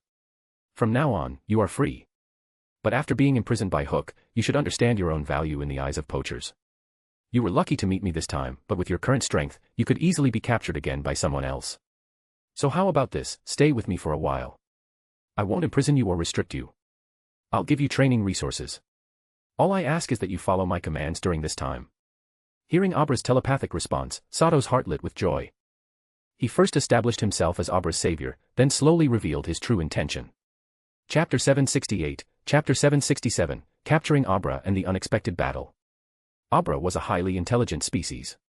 Sato's real intention, how could he not understand it? However, he also knew very well that just as Sato had said, his current strength was indeed far too weak, and he himself was the target of countless poachers' intense desire. Unless he stayed hidden in the rarely visited deep mountains and forests to train, he would easily encounter another skilled poacher like Hook again. But after witnessing the bustling human world, he really didn't want to return to the boring and lonely mountains anymore. Most importantly, he had come to the human world because he longed to become as powerful as his father. His father had told him that if he wanted to strengthen himself quickly, the best way was to seek the help of human psychics. Unfortunately, the number of psychics among humans was far too small. He searched for a long time without finding one, and instead encountered many low-intelligence humans who tried to capture him. He was forced to hide and run every day. Just thinking about it brought tears to his eyes.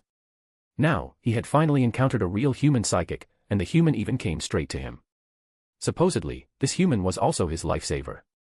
Although from his perception, this human psychic's mental power wasn't particularly strong, he looked young, and his other Pokémon seemed very powerful. Following such a person wouldn't be shameful. More importantly, this human looked very rich, unlike that stingy poacher from before. And to be honest, the food in the human world was simply too delicious. The days of eating nothing but tree fruits in the mountains were pure hell. But although he had successfully stolen food many times using teleport, he'd nearly been caught by strong humans several times.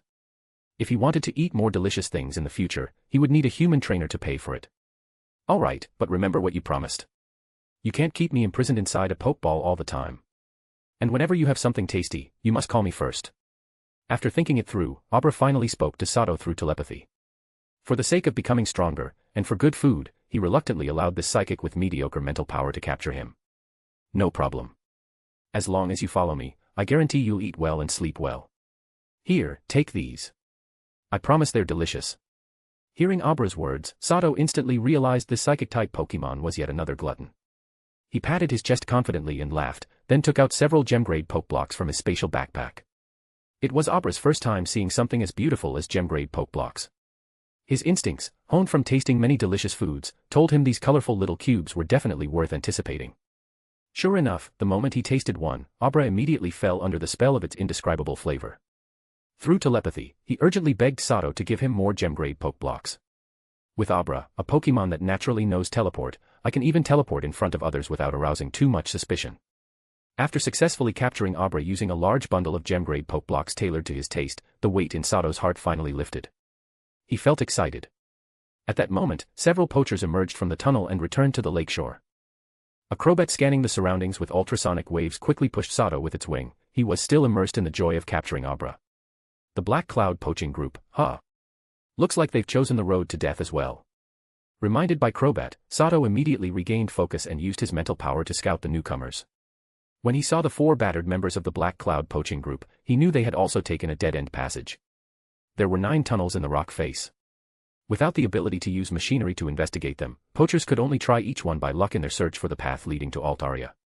But just like what Hook encountered before, and what the Black Cloud group faced now, if they chose wrong, not only would their efforts be wasted, they would also face the deadly traps hidden within these tunnels.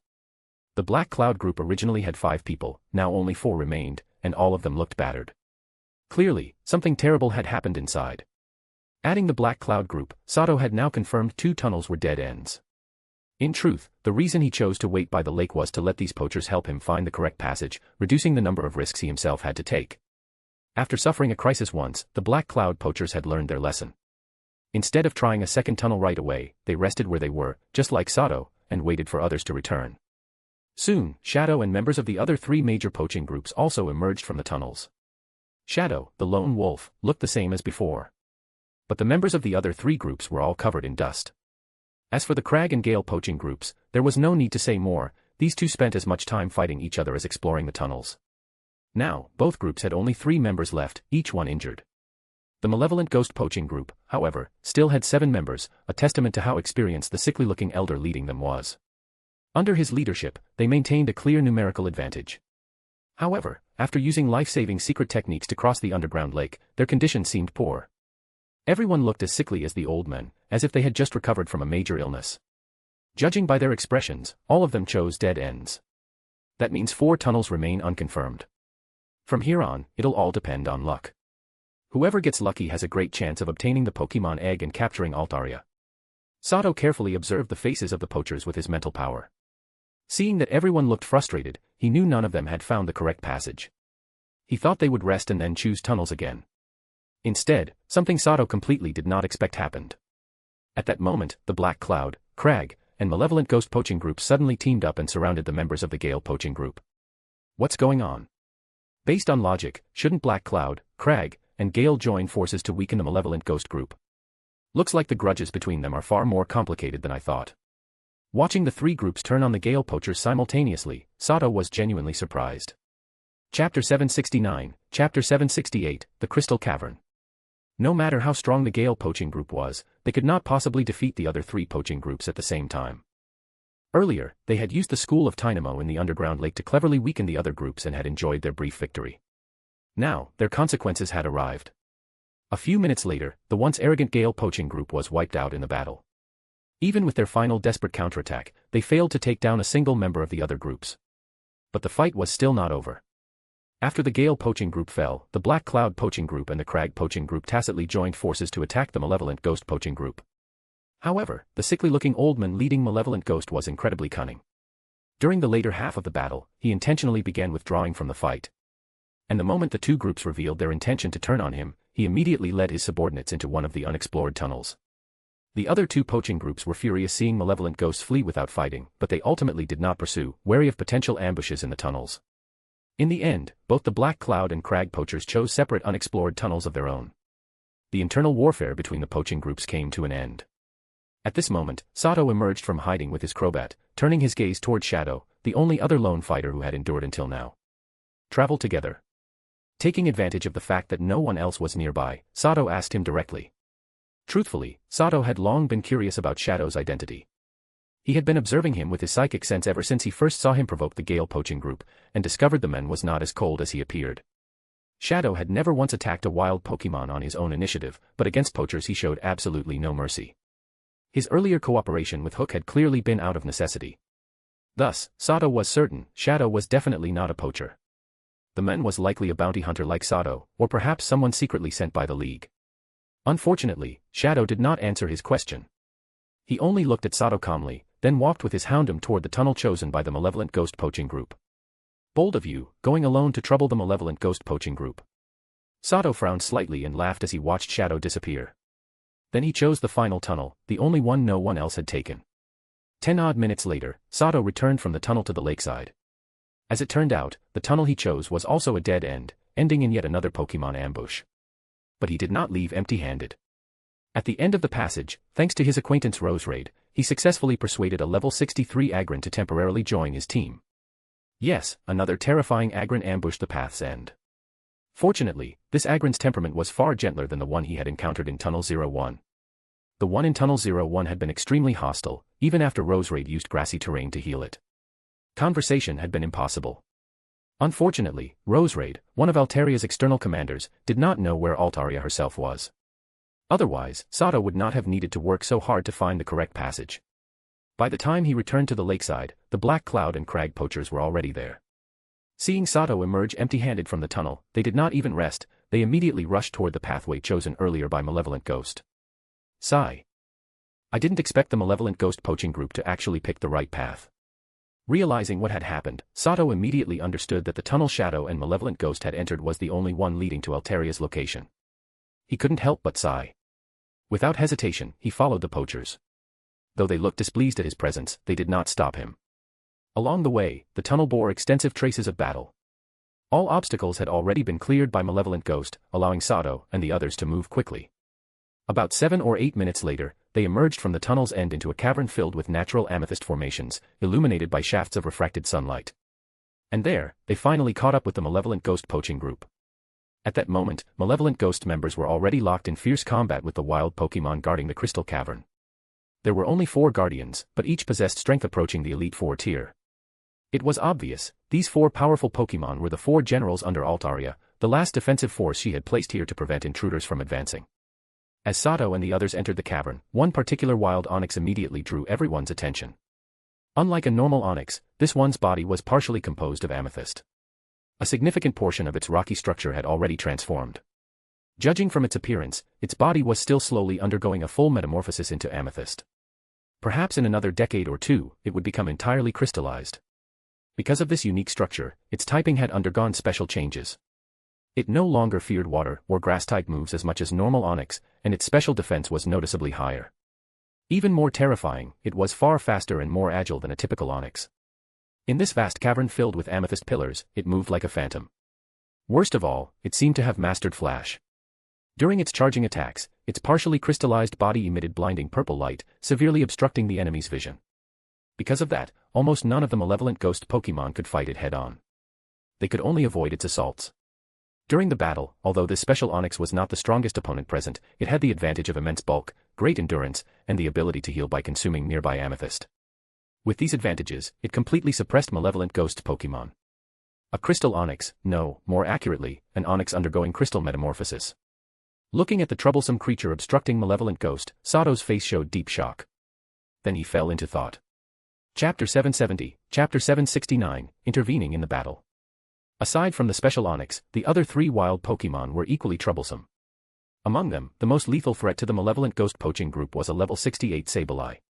Although Sableye's base stats were not high, its dual Ghost/Dark typing made it immune to all super effective attacks except Fairy-type moves.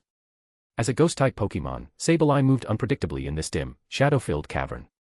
Any moment, it could reappear behind an enemy and launch a surprise attack. With its prankster ability and its arsenal of eerie and disruptive status moves, Sableye drove the poachers mad, especially when it used Fake Out and Foul Play in combination. It became their worst nightmare. Because of it, 2 members of the Malevolent Ghost group had already collapsed from its sneak attacks, their fates uncertain. However, the Malevolent Ghost group were not easily dealt with either, especially the frail-looking, sickly old man leading them. He was sly, vicious, and full of cunning tricks. Under his command, the Malevolent Ghosts fought with exceptional coordination. Using curse-type attacks from their ghost-type Pokémon, they managed to severely injure both the Cradily and the Druddigan, 2 wild Pokémon at pseudo-Elite 4 strength. The old man then used one of his own teammates as bait, allowing his level 63 Dusknoir to use Foresight and Brick Break to seriously damage Sableye, forcing it to retreat into the shadows to heal with Recover. As a result, only the special Onyx was left holding the poachers back, enduring the curse attacks through the use of its unique abilities. Without this Onyx stalling them, the poachers would likely have already reached the Altaria and begun seizing her eggs. But even so, both the special Onyx and Sableye were close to their limits. With the arrival of reinforcements from the Black Cloud poaching group and the Crag poaching group, the scales of victory were quickly tipping toward the poachers. As the newcomers joined the fray, the danger for Onyx and Sableye increased dramatically. Sato, seeing the 3 major poaching groups surrounding Onyx and Sableye, naturally could not stand by and watch. He had promised Rose Raid that, at the final moment, he would intervene to help Altaria and her allies. The situation isn't looking good. Come out, Nidoking, Rose Raid, Agron. Nidoking, attack those ghost types with Shadow Ball. Agron, use Iron Defense, then charge into that group with Heavy Slam. Rose Raid, use grassy terrain to heal Cradily and Druddigan. He immediately released his 3 strongest Pokemon and, through telepathy, commanded them to reinforce Onix. Upon receiving the order, Nidoking unleashed a barrage of Shadow Balls toward the Ghost-type Pokemon under the Malevolent Ghost's command. Ruhar! Agron pounded its steel chest plates with its fists and roared. After sharply raising its defense with Iron Defense, it used Heavy Slam, its power increasing the heavier the user was compared to its target. Like a living steel tank, Agron charged into the Black Cloud and Crag groups. True to their name, most members of the Malevolent Ghost group specialized in Ghost-type Pokemon. But none of them were true spirit tamers capable of resisting the life-draining nature of Ghost-type energies, leaving them physically frail and gaunt. At this moment, they commanded Ghastly, Haunter, Jengar, Banette, and Duskmoor to attack Onix from all sides. Onix, though still holding out due to its durable body, was covered in wounds. Many parts of its rock crystal body were cracked. Now, with Pokemon from 2 additional poaching groups attacking, Onix was close to collapsing entirely. Against Nidoking's hail of Shadow Balls, the Malevolent Ghosts didn't dare let their ghost types take direct hits, they immediately ordered evasive maneuvers or defensive actions. You dare. Hitmonchan, use Focus Punch. The Black Cloud and Crag poachers were terrified by Agron's charge. Most scrambled to dodge with their Pokemon, only one burly, overconfident man dared to send his Hitmonchan to intercept Agron head-on. But Agron's defense was monstrous. With Iron Defense boosting it even further, even Hitmonchan's Iron Fist boosted Focus Punch, which had a power of 150, could not stop Agron's momentum. Hitmonchan's heavy punch struck Agron's armor, and within half a second, the sound of shattering bone rang out.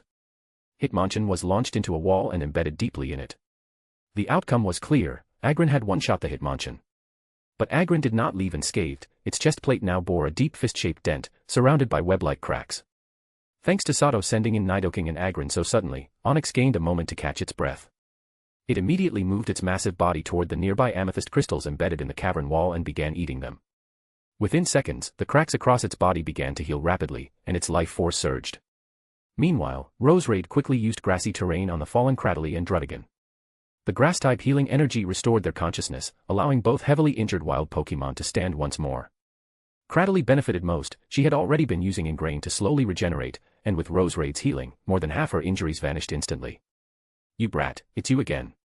And that Roserade, the same one from the surface. Good. If I don't kill you today, I'm not human. Jengar. Mismagius. Kill him. The sickly old man saw the situation returning to equilibrium and went berserk. His narrow eyes, previously hidden behind thick brows, snapped open bloodshot with rage as he screamed threats at Sato. In the next second, his Jengar dissolved into a spreading shadow, gliding rapidly across the ground toward Sato. Mismagius gathered eerie magical fireballs and hurled a pale blue flame toward Sato, then vanished from sight with a swift sideways movement. Chapter 771, Chapter 770, The Encirclement of Sato. Aside from the sickly old man, the whip-wielding woman of the Black Cloud poaching group and the burly brute of the Crag poaching group also coordinated swiftly with him, joining in the assault on Sato. The woman released a level 62 Manectric, while the brute sent out a level 61 Hitmonlee. Sato commanded immediately through telepathy. Nidoking, use Earth Power to force Jengar out and block Manectric's electric attacks. Crobat, use Aerial Ace to drive off Hitmonlee. Roserade, lay toxic spikes around us. Kecleon, stay alert for Mismagius and any hidden attacks. Seeing the leaders of all 3 poaching groups send their Pokemon at him simultaneously, Sato only sneered coldly and issued rapid-fire commands via Psychic Link. The next second, Nidoking slammed both fists into the ground as a fan-shaped burst of earth and energy surged forward. While doing so, he positioned his massive body in front of Sato to shield him from Manectric's Thunderbolt and Mismagius's Mystical Fire. Under the pressure of Nidoking's Earth Power, Jengar immediately cancelled its shadow state and lifted into the air. But the golden earthen pillars were far too dense to dodge.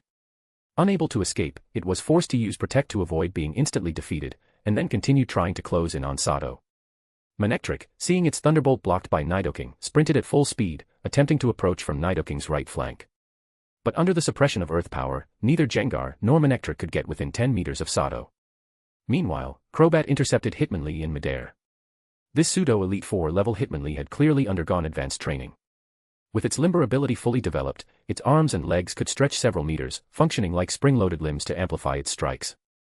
Before Crobat could even close in, Hitmonlee snapped out his elongated right arm and fired a Thunder Punch, forcing Crobat back. Then, crouching low to compress his spring-like legs as much as possible, Hitmonlee launched himself straight toward Sato. Approaching rapidly midair, he extended both arms and legs toward Sato's head, unleashing a viciously fast and sharp-angle blaze kick. But just as the fiery kick neared its target, the earlier repelled Crobat returned. This time, Crobat did not choose Aerial Ace, instead, he used Gust. A massive white whirlwind erupted, swallowing Hitmonlee whole. His extended right leg twisted off course, and the blaze kick struck the ground several meters to Sato's left. Once trapped inside Crobat's whirlwind, Hitmonlee's battle was essentially over. Suspended midair with no foothold, he could not escape without outside help. On another front, Roserade took advantage of Nidoking and Crobat engaging the enemy to scatter large quantities of toxic spikes within a 5-meter radius around Sato, preparing for any hidden attacks. Sure enough, besides the 3 group leaders, other poachers also released Pokémon to target Sato. A Sandslash burst out from the ground to Sato's left, claws wide, lunging at him. Thankfully Sato's awareness was sharp, he immediately rolled aside, avoiding the Crush Claw that would have torn into him. But Sandslash was not the only underground threat. Once it had forced Sato out of Nidoking's protection range, a Dugtrio and a Hippowdon, lurking below, combined their power to unleash Sand Tomb. The ground within several meters of Sato instantly turned into a swirling vortex of sand, dragging both him and Roserade downward. Humph, courting death, are we? Roserade, using Grain to stabilize the sand. If your roots catch them, immediately use Giga Drain. Unfazed, Sato first had Kecleon Fire Water Pulse at the re-emerging Sandslash to push it back, then issued commands to Roserade via telepathy to counter the crisis. Roserade acted instantly. Using Ingrain, massive roots burst through the shifting sand, locking the swirl in place and binding Dugtrio and Hippowdon beneath the surface. Then she used those roots as conduits to unleash Giga Drain. Both the level 50-something Dugtrio and Hippowdon were instantly drained of strength, collapsing into unconsciousness. At that moment, the opportunistic Mismagius finally made its move. The sickly elder knew perfectly well that the key to victory was not killing Sato. Sato's vigilance was simply too high, killing him was extremely difficult. So the elder targeted Roserade instead, the one who had just restored Cratylly and Druddigon earlier using grassy terrain. With a flicker of intent, Mismagius fired pale blue flames, mystical fire, straight at Roserade's exposed back. Because Roserade was using Ingrain, she could not move in time, she could only watch helplessly as the flames descended. But just before the mystical fire struck, 4 glowing blue tentacles snapped into position behind her, blocking the attack. At the same moment, a long black tongue lashed out, striking the startled Mismagius. Sato's psychic detection could track everything happening above ground. Mismagius's long silence had told him its intentions clearly. Thus, the moment Mismagius attacked, Sato reacted. He released Tentacruel to shield Roserade and ordered Kecleon to counterattack.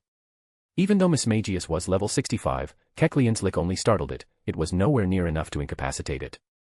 Realizing its ambush had failed and its position exposed, Mismagius immediately attempted to flee and turn invisible again. But since Sato had chosen to target Mismagius, he would not let it escape. Just as it flew a short distance, a ghostly crimson eye materialized on its body, locking it in place. Crobat, having defeated Hitmonlee, arrived just in time. Acting under Sato's telepathic command, he used Mean Look, completely cutting off Mismagius's escape. Chapter 772, Chapter 771, Shadow Split Technique. Mismagius was the sickly old man's right-hand partner. There was no way Sato would pass up a chance to defeat it, especially now that it had walked straight into his trap. Since the enemy delivered itself to him, he naturally wouldn't be polite about it. The moment Mismagius was struck by Crobat's Mean Look, its long battle experience told it immediately that escape was impossible. Yet instead of panicking, it turned toward Sato and revealed a twisted, eerie grin. Suddenly, the gemstone on its neck burst into a blinding crimson glow. A surge of powerful energy erupted from it. In the next instant, the strange wave of energy washed over Sato, Roserade, Kecleon, Crobat, and Tentacruel, causing all of their eyes to dim. Each of them had been dragged into a nightmare illusion created by Mismagius's nightmare energy. But Sato's spiritual power far surpassed that of ordinary humans or Pokémon. In less than half a second, he broke free from the illusion and immediately used telepathy to call out to Roserade, Kecleon, Crobat, and Tentacruel. By this time, Mismagius had already bared its fangs. Under its control, several clusters of pale ghostly fire shot rapidly toward Sato.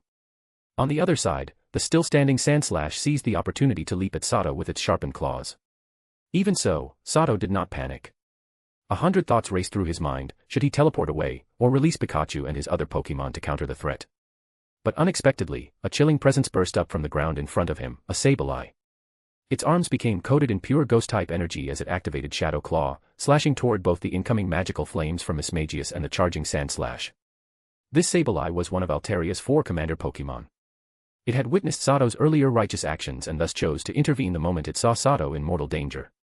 As expected of a wild Pokemon only 2 levels away from Elite 4 rank, Sableye's Shadow Claw unleashed a ferocious wind. The ghostly flames vanished instantly upon impact, and Sandslash was struck so hard it flew backward, collapsing unconscious. Good GEGE. After helping Sato, Sableye turned and let out a raspy laugh before beginning to sink back into the ground. Thanks, Sableye. Just as Sableye was about to disappear, Sato used telepathy to express his gratitude. The Sableye froze mid-descent, scratched its head in surprise, glanced back at Sato, and then fully slipped into the ground. Meanwhile, Crobat and Kecleon, both deeply bonded with Sato, woke up from the nightmare illusion the moment he called them. They immediately counterattacked Mismagius with Shadow Ball and Lick. Mismagius never expected the two to break free so quickly. Caught off guard, it was struck by both attacks simultaneously. Yow. Both moves were super effective against it. Even though Mismagius was a much higher level than Crobat and Kecleon, its frail body couldn't withstand such hits. It cried out in agony. Gengar. Stop dawdling and support Mismagius. Hearing his Mismagius scream, the sickly old man turned pale. He could no longer focus on commanding his men to fight Onix, Cradily, Turtonator, and Agron. He desperately shouted at his Gengar, who was still locked in combat with Nidoking. Gengar's ever-present mischievous smile vanished.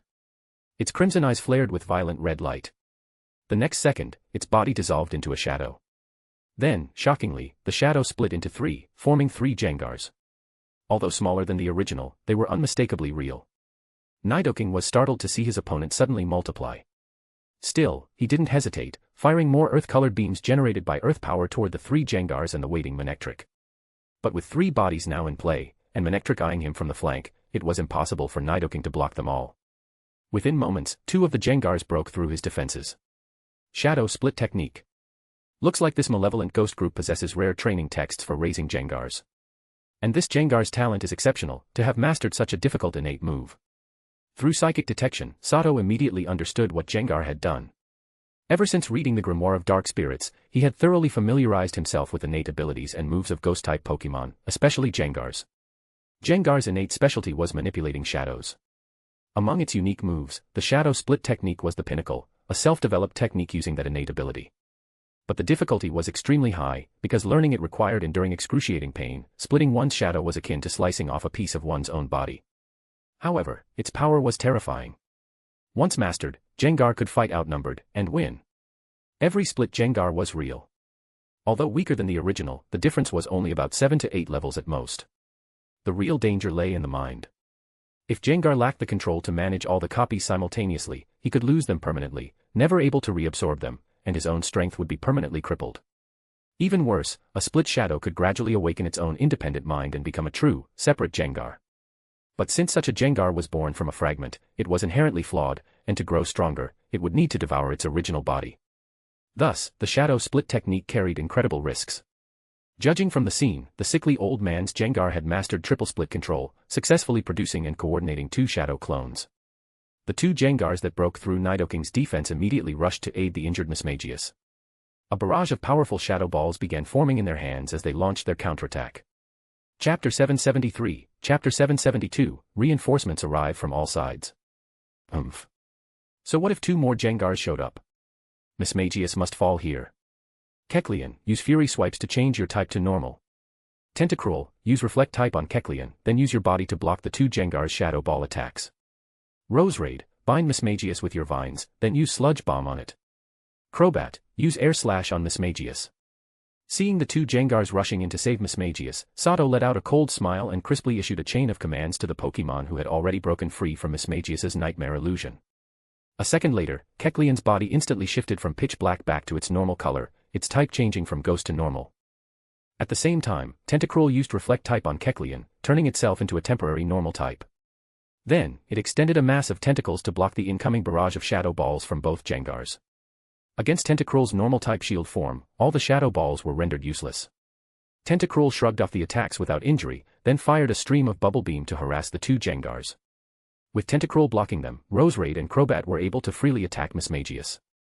Roserade pressed one hand to the ground, and in an instant, multiple thorn vines erupted beneath Mismagius, coiling tightly around it. Her other floral hand gathered a pulsing purple sphere of energy, then she launched the swirling sludge bomb straight at the restrained Mismagius. On the other side, Crobat furiously beat his 4 wings, gathering flying-type energy into a 4-meter-wide white blade of wind. The gigantic air slash shot toward the vine-bound Mismagius like lightning. Mismagius, seeing the Jengar reinforcements arrive, refused to sit and wait for defeat. It quickly unleashed mystical fire, burning away Roserade's vines. Dodging narrowly, it avoided the sludge bomb, but could not evade Crobat's air slash. With no other choice, it used Protect to survive. After barely escaping crisis, the two Jengars finally broke free of Tentacruel's interference and positioned themselves on Mismagius's left and right, glaring furiously at Sato and his Pokémon. The left Jengar struck first, unfurling a long, crimson tongue aimed straight at Crobat, who had trapped Mismagius earlier using Mean Look. The other Jengar conjured a mass of eerie blue-white will-o-wisps, sending them shooting towards Sato's Pokémon. Meanwhile, the gem on Mismagius's chest glowed crimson. It was clearly preparing to unleash its nightmare energy again, attempting to drag Sato and his Pokémon back into its nightmare illusion. Not happening. Crobat, use Supersonic. Roserade, once Crobat finishes Supersonic, use aromatherapy to cure everyone's burns.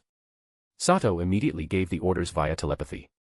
Crobat nimbly evaded the licking tongue and the incoming will-o-wisp with a quick aerial ace, then opened his mouth and unleashed a piercing wave of Supersonic. Everyone nearby clutched their ears in agony. Mismagius's nightmare illusion shattered instantly beneath the assaulting sound waves. Crobat ended the attack quickly, and another massive white blade formed, then mid-flight, it split into dozens of smaller air slash projectiles, raining down on the already reeling Mismagius and the two Jengars. At that moment, Roserade released aromatherapy, her flower petals glowing as a soothing fragrance filled the air. The burns inflicted by will-o-wisp, as well as the disorientation from Supersonic, vanished from Sato's Pokémon. Now, everyone, take Mismagius down. Through telepathy, Sato issued the coordinated strike order. His Pokémon obeyed instantly.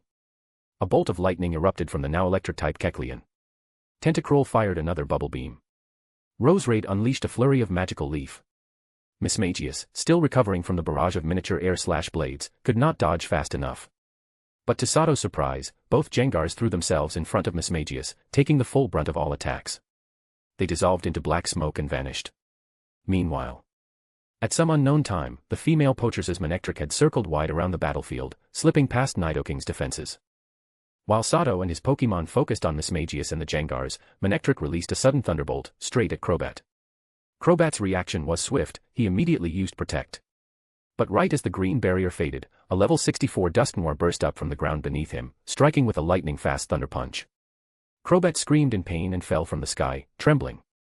At that very moment, the phantom crimson eye floating above Mismagius's chest vanished. Seeing this, Mismagius was overjoyed. It ignored all thoughts of revenge and instantly vanished into invisibility, retreating with Dusknoir back to the side of the sickly old man. With the assistance of the two Jengar clones, Manectric and Dusknoir, Mismagius ultimately broke free from Sato's trap and escaped back to its master in a panic. Chapter 774, Chapter 773, Altaria and the Pokémon Egg. Looks like I really can't underestimate these people. Even with psychic sensing, there are still blind spots. Underground just happens to be where my and Crobat's detection is weakest, and they clearly figured that out.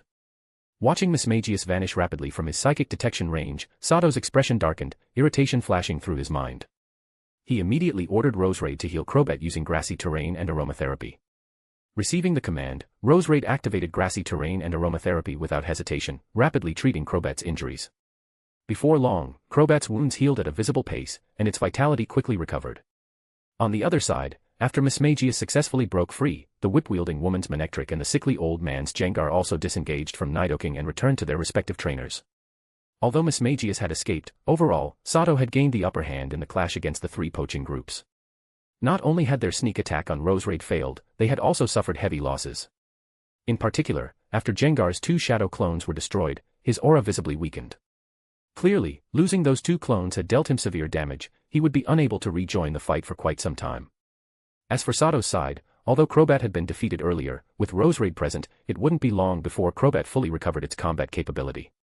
With the enemy weakened and his own side recovering, who gained and who lost was obvious at a glance. The three leaders of the poaching groups understood this all too well. Seeing Crobat, whom they had finally defeated through a coordinated ambush, rapidly recovering under Roserade's healing, all three of their faces looked terrible.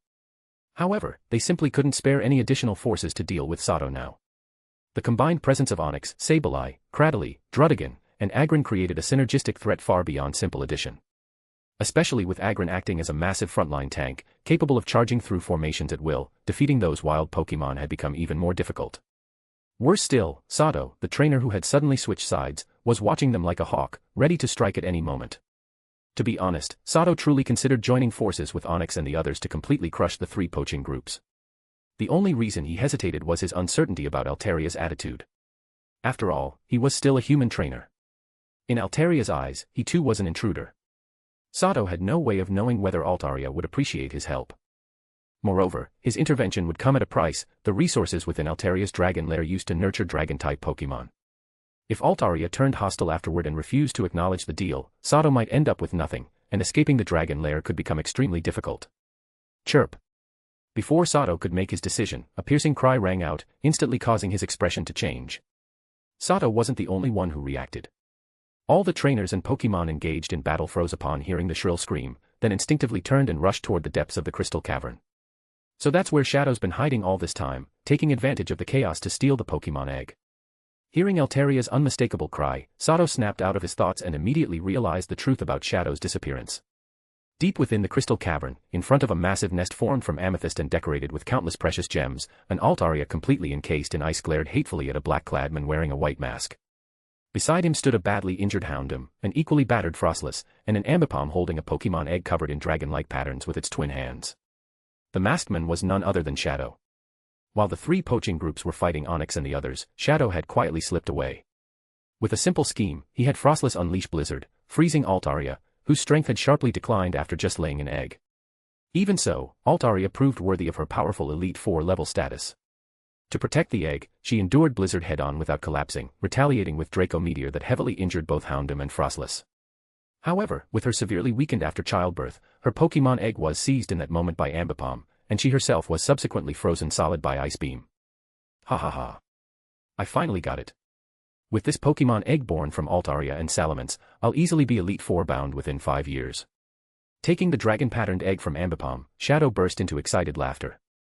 Hearing hurried footsteps approaching from behind, Shadow's smile faded. He coldly addressed the gravely wounded Altaria.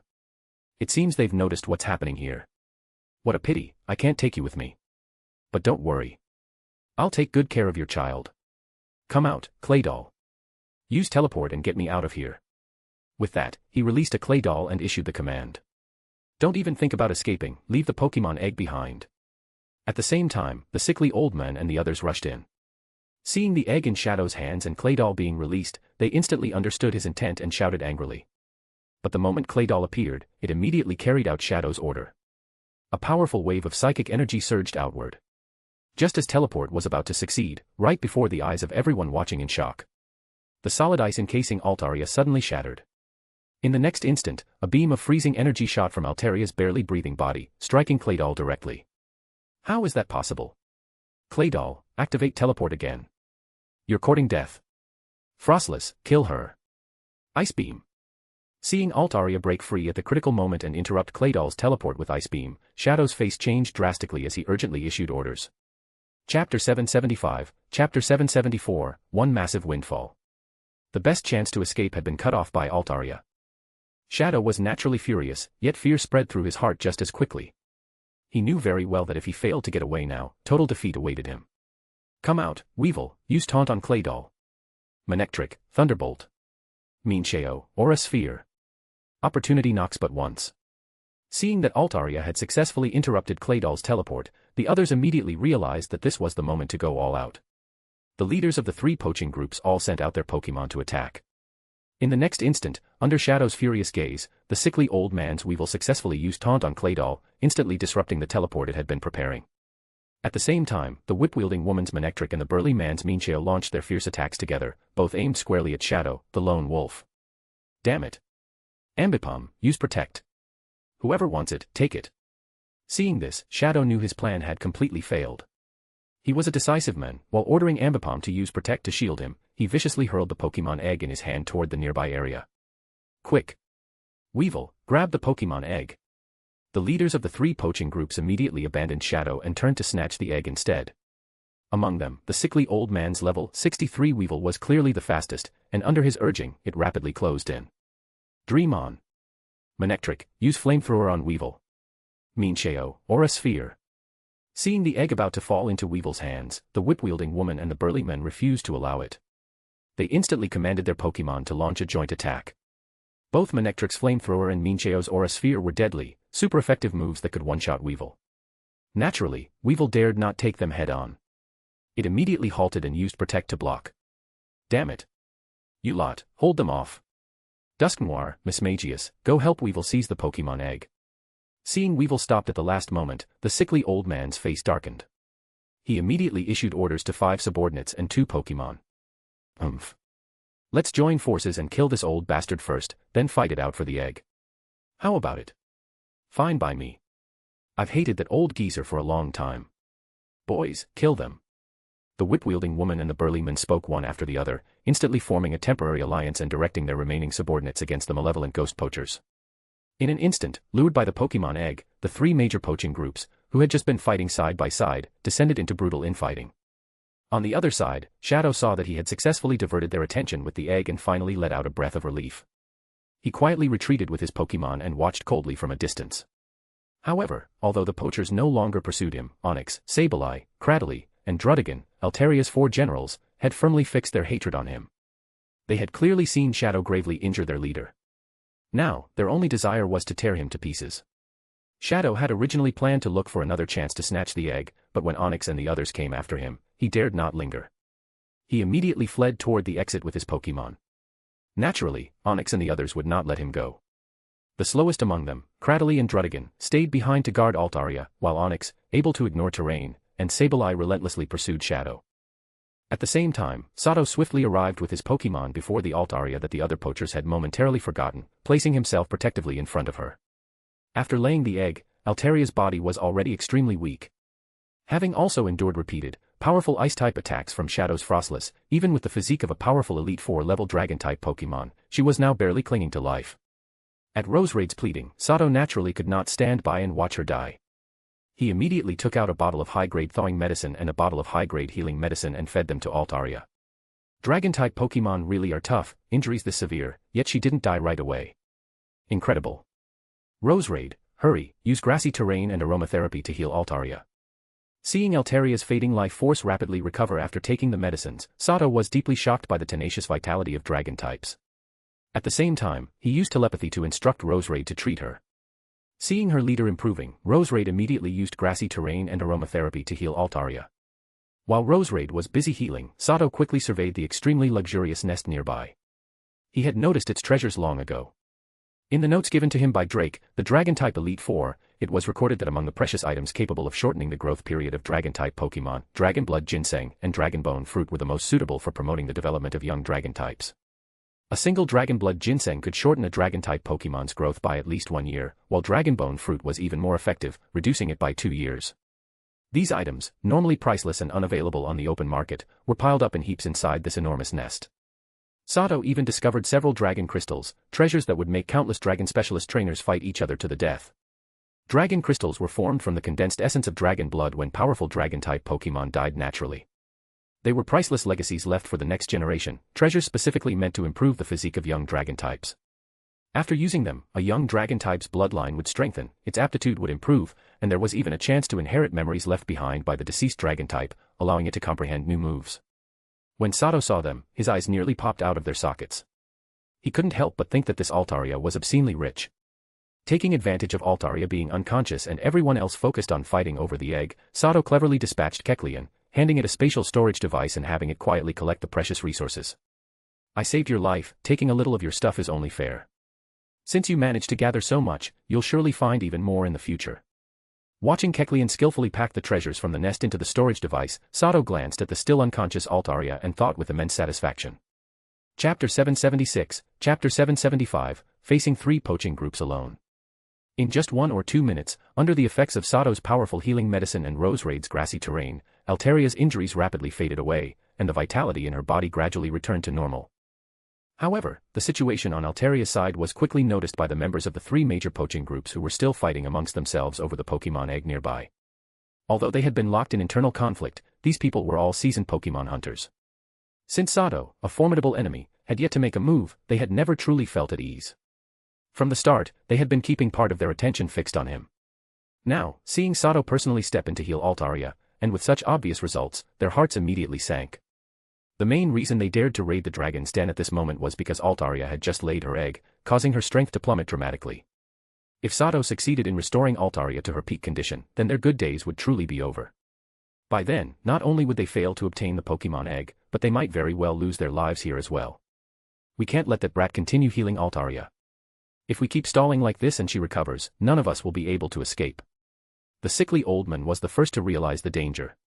While directing his Pokemon against the other two gang leaders, he shouted loudly at them. Despite relying on his vast combat experience to hold his own against the whip-wielding woman and the burly men, his age was catching up to him. After a prolonged fight, he was already panting heavily and struggling to keep up. Now, seeing Sato healing Altaria, he seized the chance to redirect their attention. He's right. Let's deal with these troublemakers first, then settle things between ourselves. The whip-wielding woman knew what mattered most. Although she was confident that continuing the fight would eventually defeat the sickly old man, after hearing his words she stopped, glanced toward Sato, and upon realizing the seriousness of the situation, spoke coldly. Old bastard, you'd better withdraw while you still can. Otherwise, I won't hold back later. Boys, go kill that kid and the Pokemon beside him. The burly man wanted nothing more than to take advantage of the old man's frailty and finish him off, but he was unwilling to fall out with the whip-wielding woman at this moment. After issuing a threat, he ordered his men to stand down. In an instant, the poachers who had been fighting fiercely calmed down, then, almost simultaneously, joined forces again to attack Sato and his Pokemon. As for the Pokemon egg that had been flung into a corner, it was temporarily ignored. Seeing the three poaching groups unite once more, Sato's expression darkened. At present, the two strongest wild Pokemon, Onix and Sableye, had gone off to pursue Shadow. Only Cradily and Druddigon, both peak pseudo-elite 4-level wild Pokemon, remained to assist him. Thanks to Roserade, none of Sato's Pokemon had fallen, and all were still in peak condition. Even so, the three poaching groups still had 13 people left, 4 from the Black Cloud poaching group, 3 from the Crag poaching group, and 6 from the Malevolent Ghost poaching group. United, they were still a formidable force. Facing so many opponents alone would be extremely difficult, especially now that they were united by the threat of Altaria, making them far more dangerous than when they were busy scheming against each other. Kid, you're really sticking your nose where it doesn't belong. Aren't you here to get rich too? Why help these wild Pokemon against us? Little brother, as long as you stop healing that Altaria, we can forget everything that's happened between us. How about it? Brat, you're playing with fire. Do you really think Altaria will thank you once she recovers? This is her dragon's den, when she wakes up, she'll wipe you out as an intruder as well. Humph, childish. You think a few words will scare me off? Do you take me for a 3-year-old? If you trust me, Cradily and Druddigon, then lend me your strength. You'll hold the left line. Cradily, use Ingrain. Druddigon, use Hone Claws. Nidoking, use Earth Power. Agron, use Stone Edge. You're responsible for the right line. Roserade, continue healing Altaria at full strength. Ignore everything else for now. Sato replied with utter disdain. Immediately afterward, he issued commands to all nearby Pokemon through telepathy. Cradily and Druddigon had witnessed Sato's righteous actions in saving Altaria. Coupled with persuasion from Roserade and Agron, the two intelligent wild Pokemon understood that Sato was not allied with the sickly old man. Now that Sato continued to help them, they chose to place their trust in him. The next moment, Cradily and Druddigon moved to the left flank, activating Ingrain and Hone Claws respectively. On the other side, Nidoking and Agron unleashed Earth Power and Stone Edge, launching wide-area attacks against the Pokemon of the three poaching groups. Both Cradily and Druddigon were high-level Pokemon. Cradily, a rock, grass type with tremendous endurance, used Ingrain to continuously recover her injuries, successfully stalling 5 poachers on her own. As for Druddigon, despite being mocked as the shame of the Dragon Clan, he was still a dragon. With strength approaching Elite 4 level, his physical toughness far surpassed that of ordinary Pokemon. Under his fierce assault, Pokemon of similar level could hardly withstand him. It took 5 poachers working together just to restrain him. With Cradily and Druddigon tying down nearly half of the enemy's combat power, Sato and his Pokemon clashed head-on with the 3 gang leaders and their remaining subordinates. Stubborn fool. Since you're courting death, we'll grant your wish. Mincheo, use Aura Sphere on Agron. Furious at Sato's refusal, the burly man immediately ordered Mincheo to attack. Mincheo released a sphere of terrifying energy that curved sharply midair and slammed straight into Agron's back. Aura Sphere was a fighting-type special move. Against a rock, steel Pokemon like Agron, boasting extreme physical defense but relatively weak special defense, it was one of the deadliest attacks imaginable. In an instant, Agron's nearly indestructible steel armor cracked open with a horrifying fissure. After letting out a scream of agony, he collapsed unwillingly to the ground. Humph. Just paying a price, that's all. Jengar, use curse on Nidoking. Seeing Agron taken down, the sickly old man decided to stop holding back. He ordered his Jengar, whose combat power had temporarily declined, to use curse on Nidoking. Jengar, who had been hiding within the old man's shadow, immediately separated from it. His crimson eyes locked onto Nidoking, who was still battling other Pokémon. The next second, an indescribably eerie aura spread from Jengar's body. He suddenly withered, like a plant struck by frost. At the same time, a grotesque ghostly face appeared on Nidoking's body. Chapter 777, Chapter 776, Going All Out. Curse, damn it. Nidoking, use Earth Power one more time and retreat immediately. Seeing Jengar successfully plant a curse on Nidoking, Sato's expression darkened slightly. While recalling Agron into its Pokeball, he immediately issued orders to Nidoking through telepathy. After being afflicted by curse, an intense pain surged through Nidoking's body. Even so, he gritted his teeth and carried out Sato's command, slamming the ground once more and unleashing Earth Power. Under the force of Nidoking's Earth Power, several Pokémon belonging to the poaching group were blasted into the air by towering columns of yellow-brown energy. Amid screams, they crashed heavily back to the ground and lay there, completely incapacitated. However, the moment Nidoking finished using Earth Power, the curse inside him fully erupted. He let out a pained roar and began rolling violently across the ground in agony. Perfect chance. Mincheo, finish him with Ice Punch. Seeing Nidoking in this state, the burly man instantly realized that an opportunity had arrived. He immediately ordered Mincheo, who had just defeated Agron, to launch a follow-up attack. Mincheo transformed into a blur, charging straight toward Nidoking. Frosty energy rapidly condensed around his fists as he aimed a crushing blow at Nidoking's undefended, soft abdomen. Humph, you fell for it. It's your turn, Abra, ally switch. Just as Mincheo's Ice Punch was about to land, a strange smile appeared on Sato's face. A blue gleam flashed in his eyes as he issued a command to Abra, whom he had released at some unknown point. I'm already this weak and you're throwing me against someone that's strong, is that really okay? Man, this feels awful. Appearing several meters to Sato's left, Abra complained via telepathy. Despite his grumbling, his actions didn't slow at all as he immediately activated his psychic power to execute the order. In an instant, a powerful psychic fluctuation flashed across Abra's body, ally switch activated. His figure vanished from the spot, and when he reappeared, he was now standing exactly where Mincheo was about to reach Nidoking. In the next moment, another psychic pulse surged forth. Abra vanished again, using teleport to return safely to Sato's side. At the same time, Mincheo was horrified to find himself suddenly standing where Abra had been moments earlier. In that split second, Nidoking's crisis was completely resolved, while Mincheo instead fell straight into a trap Sato had laid long ago. At that moment, Crobat, already waiting in the air above Abra's former position, spread his four wings wide. 3 massive white tornadoes instantly formed in a triangular formation, trapping Mincheo inside as they rapidly compressed inward. Whirlwind Shield activated.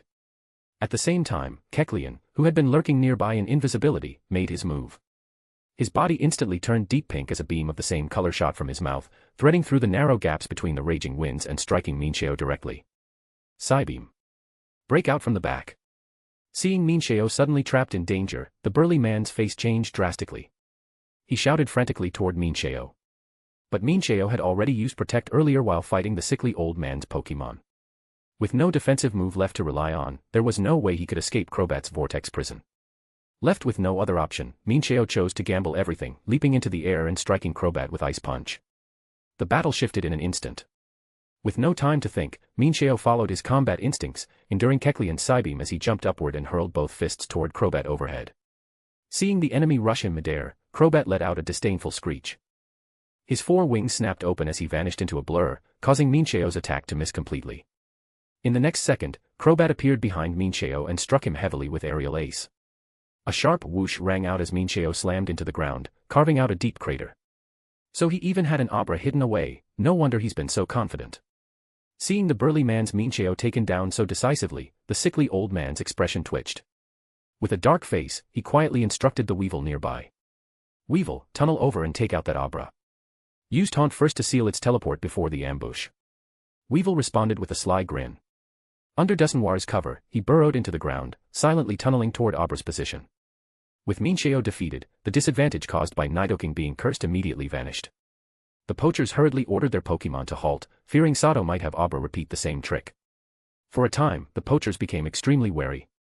None dared attempt close-range attacks anymore, choosing instead to rely solely on long-range moves. In fact, at this point, each poacher had very few Pokemon left that could still fight, at most, no more than 2. They understood clearly that once they ran out of Pokemon, death would be all but guaranteed in this place. Escaping this dragon's den would be nearly impossible. Thus, although they were anxious, they didn't dare to expend their remaining bullets recklessly.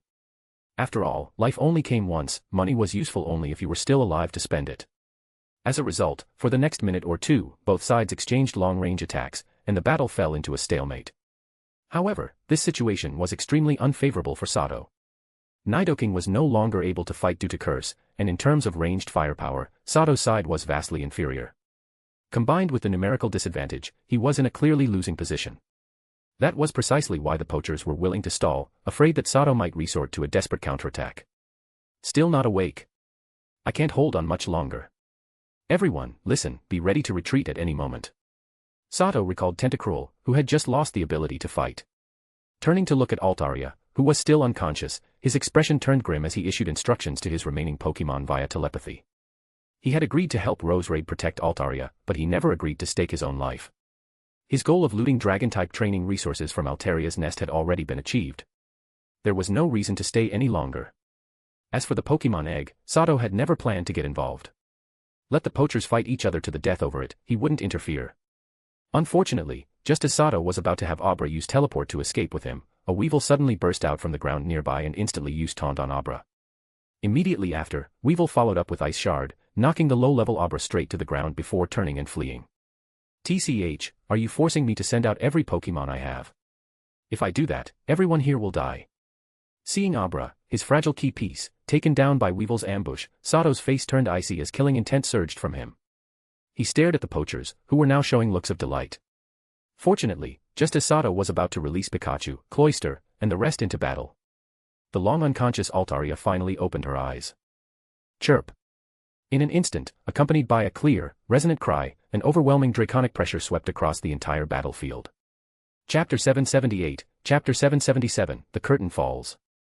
The moment the cry rang out and that overwhelming draconic pressure washed over them, the poachers and their Pokemon all went deathly pale, fear flooding their eyes. Altaria leapt into the air in a single bound. She fixed her gaze on the location of the Pokemon egg. Only after confirming that it was completely unharmed did she viciously turn her eyes on the sickly old men and the other poachers, Sato included.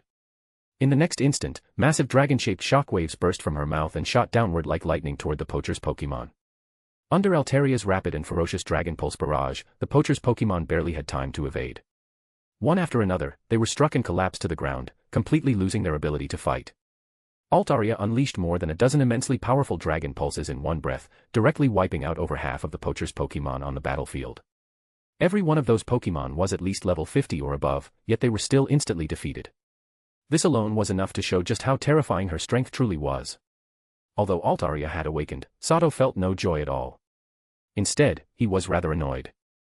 During her assault, several Dragon Pulses had actually been fired in his direction as well. If he hadn't reacted quickly enough and ordered his Pokemon to evade, the battered Pokemon around him would already be lying on the ground. She even attacked someone who helped her, figures. Trying to reason with an overwhelmingly dominant Dragon-type Pokemon is pointless.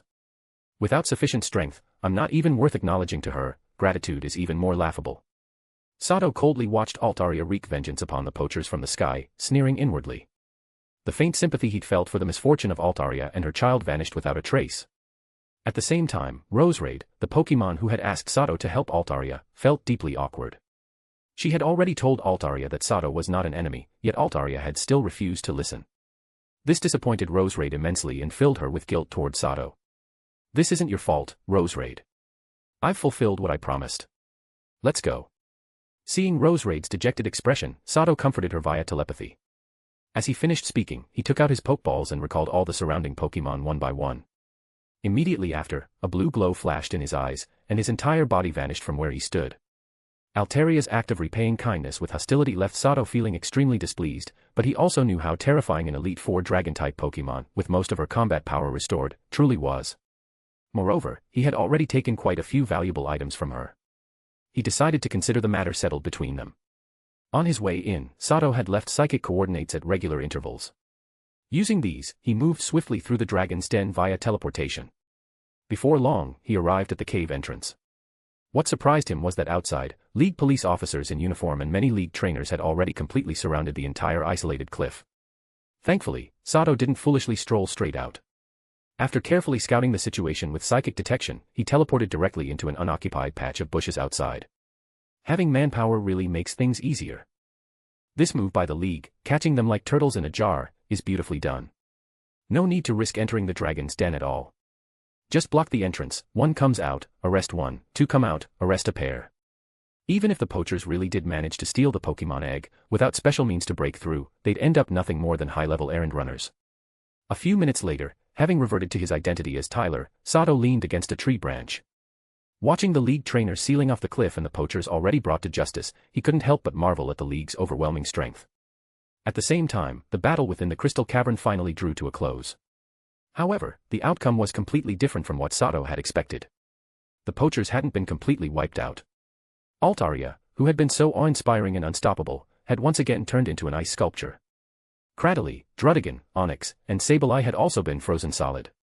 As for the poachers, only the sickly old man and 3 of his subordinates were still standing.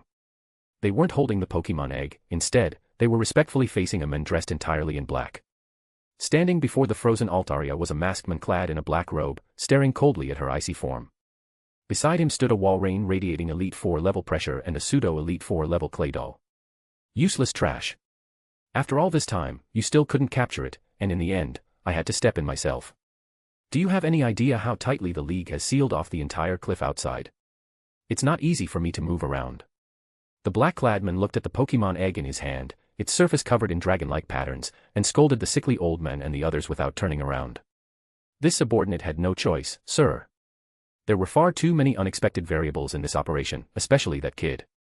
He actually revived Altaria. That's why I had no choice but to request your intervention. Cold sweat instantly drenched the old man's face. He quickly lowered his head and replied respectfully. If not for that, you'd all be ice sculptures yourselves by now. We can't stay here long. Clean up the traces and retreat southwest. The black-clad man turned abruptly and slapped the old man hard across the face, his gaze icy. Yes, sir. Your subordinate accepts the lesson. I'll handle everything flawlessly and leave absolutely no trace of you behind. The old man didn't dare dodge. After taking the slap, he bowed his head even lower and answered with exaggerated respect. Seeing this, the black-clad man said nothing more. He recalled Walrein into a pokeball, gave a brief instruction to Claydol, and then vanished together with it from the crystal cavern. Once the man in black was gone, the sickly old man immediately straightened up. Touching his still-burning cheek, a fierce resentment flashed through his eyes. After glaring darkly at the spot where the black-clad man had stood for a moment, he ordered his 3 subordinates to use Pokeballs to retrieve Altaria and the other Pokemon, then directed the remaining Pokemon still able to move to begin erasing all traces left on the battlefield. Chapter 779, Chapter 778, Taking Stock of the Gains and an Invitation. A little after 5 p.m., Sato rode Crobat back into Slateport City without incident. He first stopped by the Pokemon Center to have his Pokemon, who had endured long, grueling battles, treated, then found a nearby inn and checked in. After entering his room, Sato used his psychic perception to confirm there were no abnormalities nearby. Only then did he take out all the spoils he had obtained from the Dragon Den and begin counting them one by one. This time, his haul was truly astonishing. All the growth resources that Altaria had prepared for her offspring had been completely swept up by him. His main gains were 82 Dragon Blood Ginseng, 52 Dragon Bone Fruits, 3 Dragon Crystals, and 1 Dragon Fong. So many Dragon Blood Ginseng and Dragon Bone Fruits, this should be more than enough for Dratini to grow smoothly into Dragonair. And these 3 Dragon Crystals, if used properly, Dratini's innate potential could be further enhanced. It might even reach perfect individual values without relying on Mu Gene Enhancement Serum. Looking with satisfaction at the 2 piles of Dragon-type cultivation materials in front of him, then glancing down at the 3 baby fist-sized Dragon Crystals in his hand, Sato felt delighted. From the notes left behind by the Dragon-type Elite 4, Drake, Sato knew that for Dratini to naturally grow into Dragonair, aside from level requirements, it also needed to complete over 100 molting cycles. As for Dragonair growing naturally into Dragonite, that required 60 molts. Dratini molted once every half year. In other words, for Dratini to naturally reach Dragonair, it would take at least 50 years. Dragonair's molting interval was even longer, once per year. So for Dragonair to grow naturally into Dragonite, it would require another 60 years. Therefore, if a trainer wanted to raise a Dratini, they had to do everything possible to find treasures that accelerated Dragon-type growth. Otherwise, the trainer might die of old age before ever seeing their Dratini become a Dragonite. On paper, the Dragon Blood Ginseng and Dragon Bone fruits Sato possessed were enough to accelerate growth by 186 years. But in reality, both Dragon Blood Ginseng and Dragon Bone fruit were resources meant primarily for juvenile dragon types.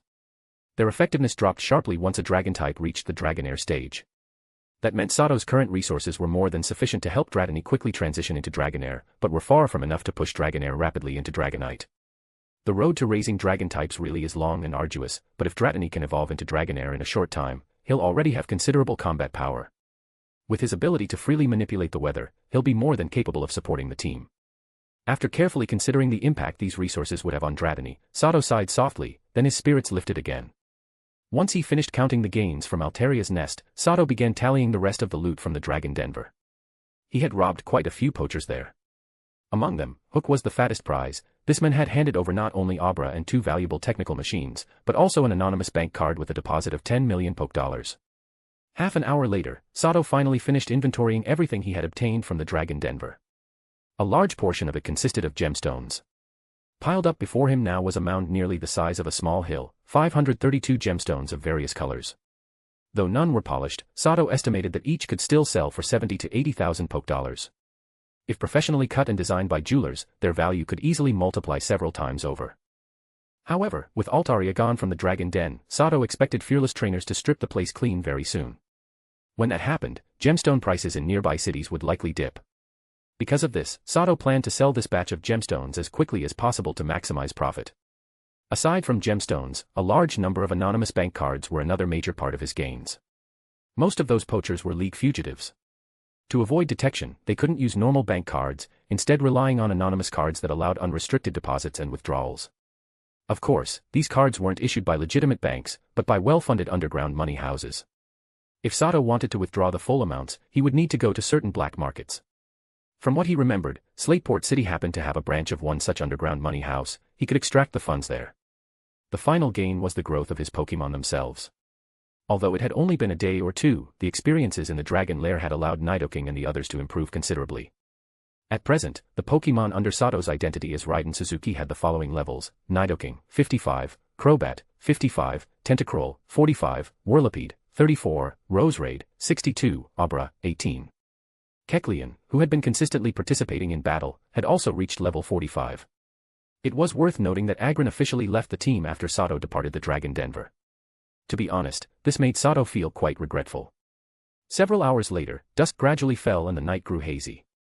Once again, Sato moved through Slateport City in the guise of Tyler, a civilian trainer from the Johto region.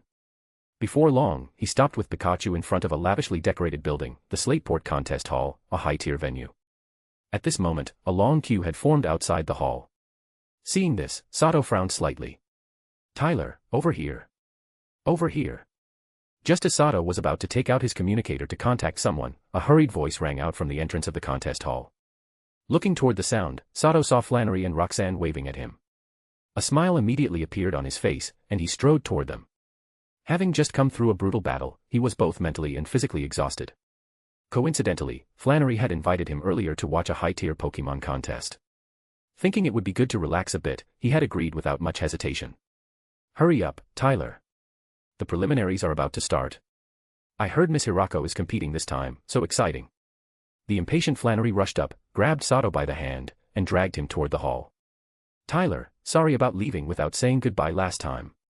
Roxanne followed closely behind, speaking softly with an apologetic look. "It's fine. I'm just glad you're both safe." Sato turned to her, shook his head, and replied with a smile. Flannery, having overheard, scratched her head awkwardly and apologized as well. In truth, their invitation to this contest was meant as an apology. Seeing that Sato wasn't upset at all, both women finally breathed a sigh of relief. Thanks to their connections, Flannery and Roxanne had secured front row seats with the best view. After buying their favorite snacks at the shop near the entrance, the three of them entered the arena. At this point, the regular judges, Nurse Joy, Mr. Contesta, Mr. Sukizo, and the host Vivian, were already in place. All that remained was for the contestants to make their entrances. Chapter 780, Chapter 779, a gorgeous performance and a familiar face. The Pokémon contest was a stage where coordinator trainers showcased the fruits of their hard work. Here, they did everything they could to display the unique charm of their Pokémon, delivering powerful visual impact to the audience. Soon, under the crowd's eager gazes, tonight's contest finally began. Ladies and gentlemen, good evening. I'm your familiar host, Vivian. Welcome to tonight's high-tier Pokemon contest. Now, let us invite our 3 judges to take their seats. In the darkness, more than a dozen stage lights switched on one after another, all converging on a gorgeously dressed woman at the center of the stage. Vivian immediately raised the microphone to her lips and spoke loudly with her sweetest smile. The next moment, amid roaring cheers from the audience, Nurse Joy and the other 2 professional judges took their seats at the judges' table on the left side of the stage. It's finally starting. Tyler, let me tell you, although these coordinators' Pokemon aren't very strong, the way they combine moves during performances is really interesting. I've watched several contests and got plenty of ideas for new move combinations. Seeing the competition finally begin, Flannery shouted excitedly like the rest of the audience, then turned to Sato with a thrilled expression. Then let's see how it goes. I've watched contests on TV before, but this is my first time seeing one live. It should feel quite different. Sato replied with a smile, nodding as he listened. In truth, however, he didn't fully agree with Flannery. If powerful move combinations were really that easy to create, the Elite Four would have been replaced long ago. In Sato's view, most move combinations used by coordinators were merely rough visual effects formed by sequentially colliding moves, still far from true, refined combination techniques. Just as he remembered, the first stage of the contest focused on a Pokemon's entrance, displaying its charm through a gorgeous debut. The first contestant was a slender black-haired beauty wearing a moon-white evening gown.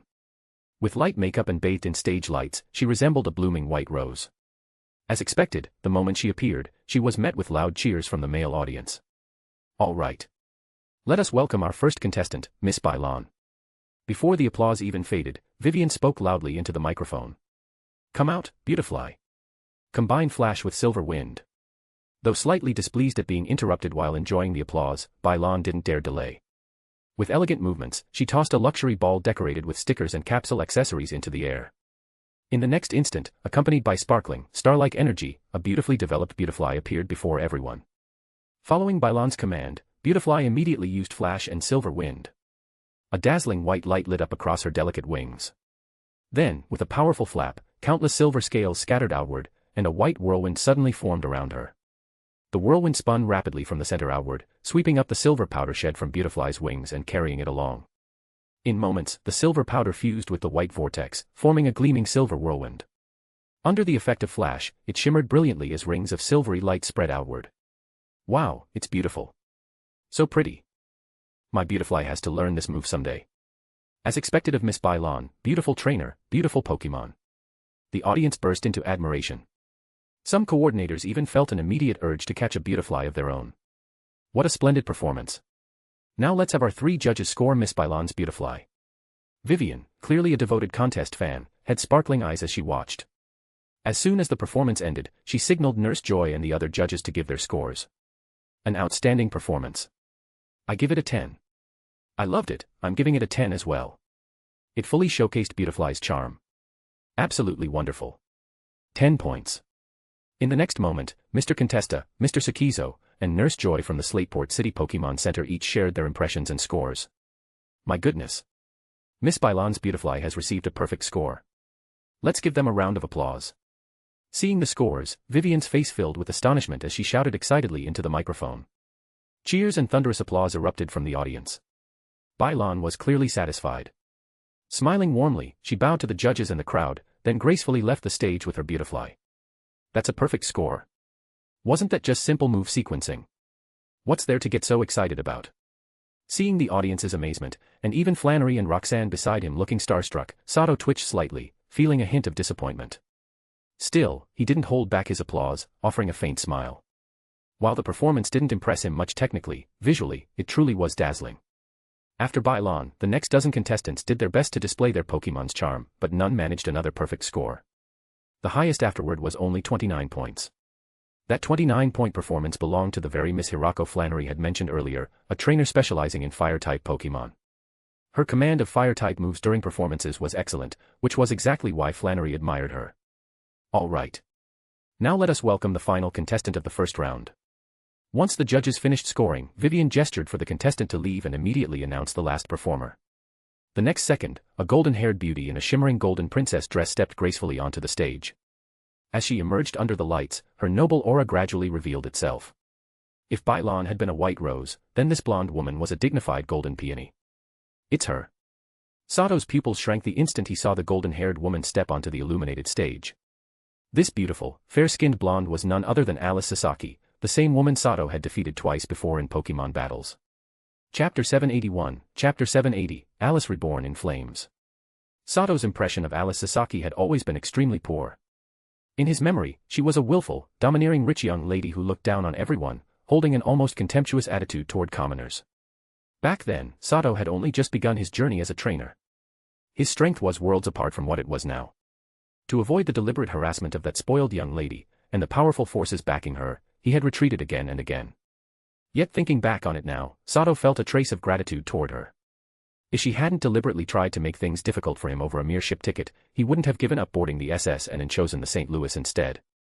And if that hadn't happened, he would never have met Swampert back when it was still a mudkip aboard the St. Louis. A blessing in disguise, I suppose. Recalling those experiences, Sato couldn't help but sigh softly.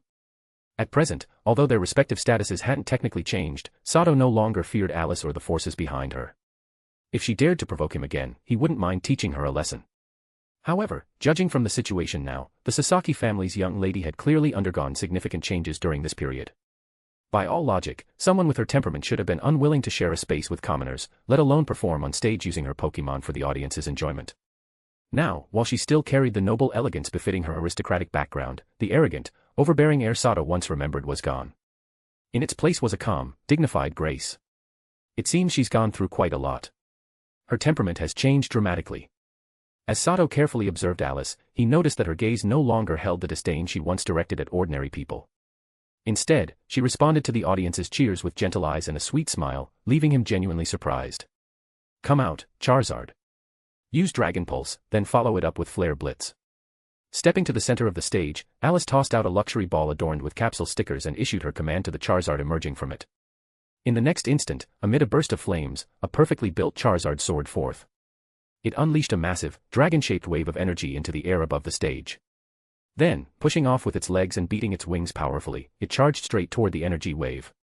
Pure blue flames erupted across its body, transforming it into a blazing sphere of azure fire as it hurtled forward. The moment Charizard made contact with the dragon-shaped wave, the energy ignited instantly. In a flash, a colossal blue flame dragon with outstretched wings appeared before everyone's eyes, radiating an overwhelming draconic pressure. Roar! The flaming dragon let out a thunderous roar, circled the stage and audience once through the air, then exploded spectacularly. A brilliant firework of flames bloomed in the sky, while Charizard descended gracefully, surrounded by fading blue embers, landing back on the stage. Wow! That was incredible. Charizard is so cool. This is insane. What incredible control over fire-type energy. Dragon Pulse combined with Flare Blitz, Charizard turning into a blue flame dragon. That's unbelievably awesome. As the performance ended, the previously hushed audience erupted into thunderous applause and cheers. Everyone had been completely stunned by Charizard's transformation into a flaming dragon. Seeing the audience's enthusiastic response, Alice smiled with satisfaction. Together with Charizard, she gracefully bowed, formally concluding the performance.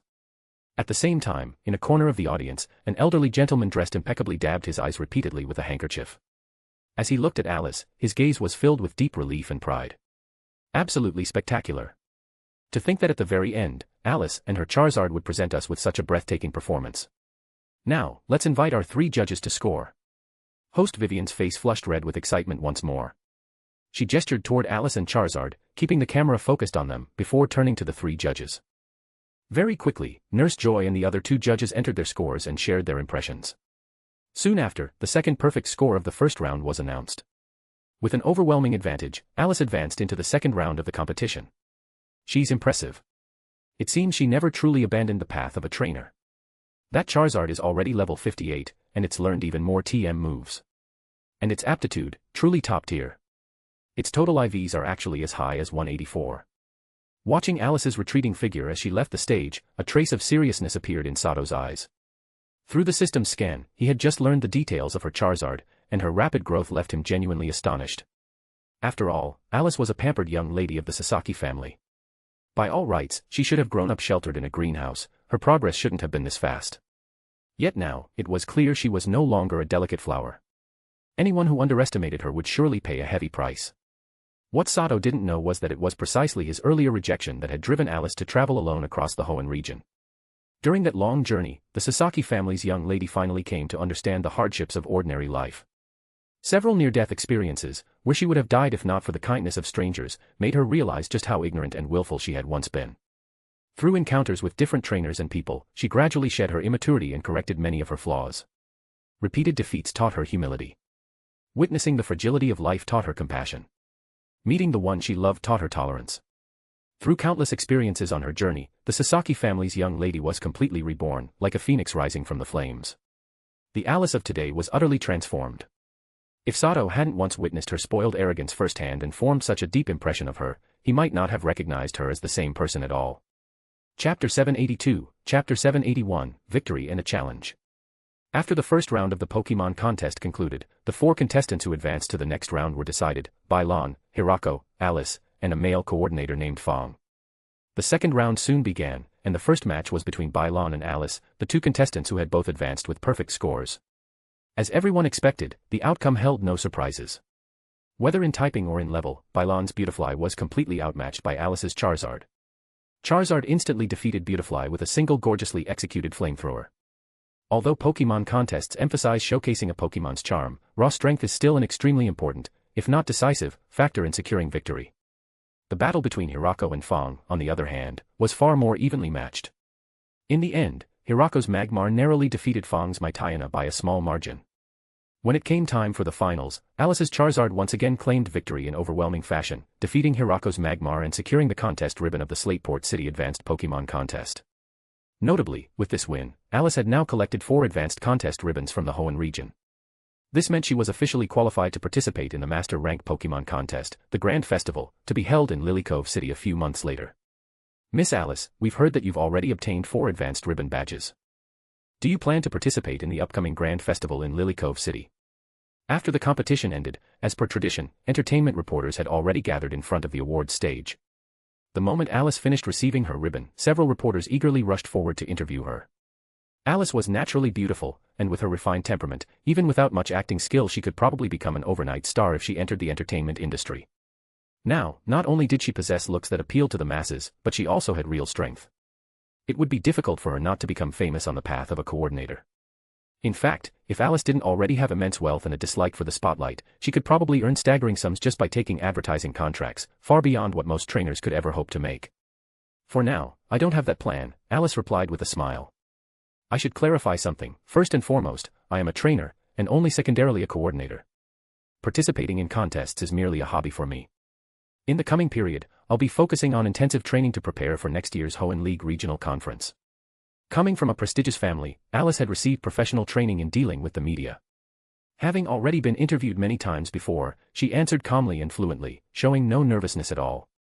As the interview continued, some reporters deliberately tried to steer the conversation toward gossip, but Alice deftly deflected every question, remaining polite without putting anyone in an awkward position.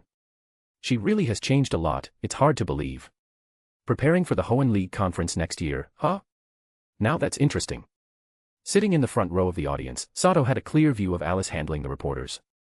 Seeing her patiently and eloquently answer their questions, his impression of her improved somewhat.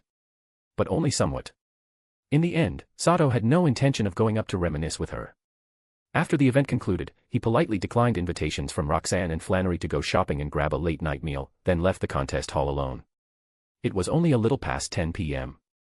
For the residents of Slateport City, a bustling coastal city steeped in commercial energy, the nightlife was just beginning. For Sato, however, tonight was a time to relax. He headed straight toward the brightly lit seaside beach. After removing Tyler's mask, putting on a black half-face mask, and recalling Pikachu, he walked toward a seafood barbecue restaurant attached to a beach amusement area. Everyone, come out. You've all worked hard today. Tonight, eat and enjoy yourselves as much as you want. After taking a table for himself, Sato released the Pokemon associated with his Raiden Suzuki identity and smiled as he spoke. Awesome. Beach barbecue. There are usually too many people here, so I never dared come before. Finally, I get to try the food, this is great. I'll order. I've seen tons of seafood dishes in food magazines, everything I pick will be delicious. The moment he was released, Abra lit up with excitement and spoke via telepathy to Sato and the others. He flipped open the menu skillfully and used telepathy to call over a nearby male waiter to place the order. At first, the waiter looked confused, but after a few seconds, he realized it was Abra, a psychic-type Pokemon, calling him. Since when do Pokemon know so much about food? And this one really isn't trying to save his trainer's money, he's ordering all the expensive stuff. Watching Abra mentally browse the menu and order one signature dish after another, along with various desserts, the waiter muttered inwardly. Still, the waiter had sharp eyes.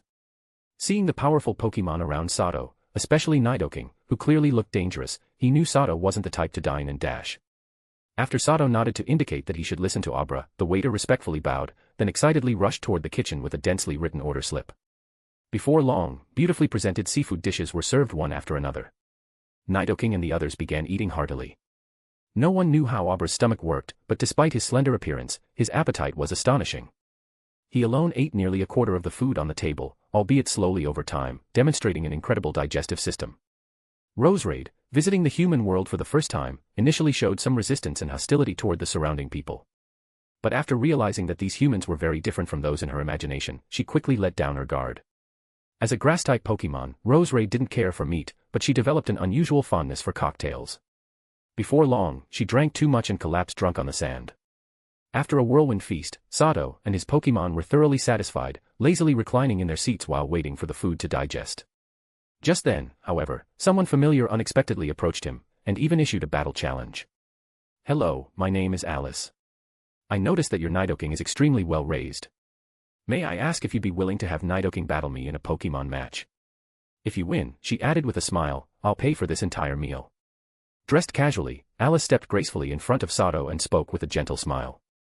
Chapter 783, Chapter 782, Fighting Alice Again. "Hello, my name is Raiden Suzuki.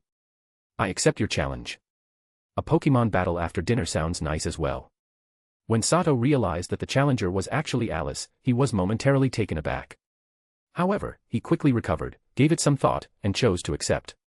In truth, he was also curious about how much the Sasaki family's young lady had improved. Judging from what she and the reporters had said earlier, she was very likely to become a major obstacle on his path, under his Tyler persona, toward winning the Regional League Championship. "That's wonderful. This way, please, Mr. Suzuki." Seeing Sato agree, Alice's smile grew even brighter. She extended her hand to the left, signaling for him to follow. The moment she turned around, the smile on her face gradually faded, replaced by a solemn, contemplative expression. The feeling Sato gave her was extremely familiar, almost identical to the person named Sato she remembered. Yet there was something different.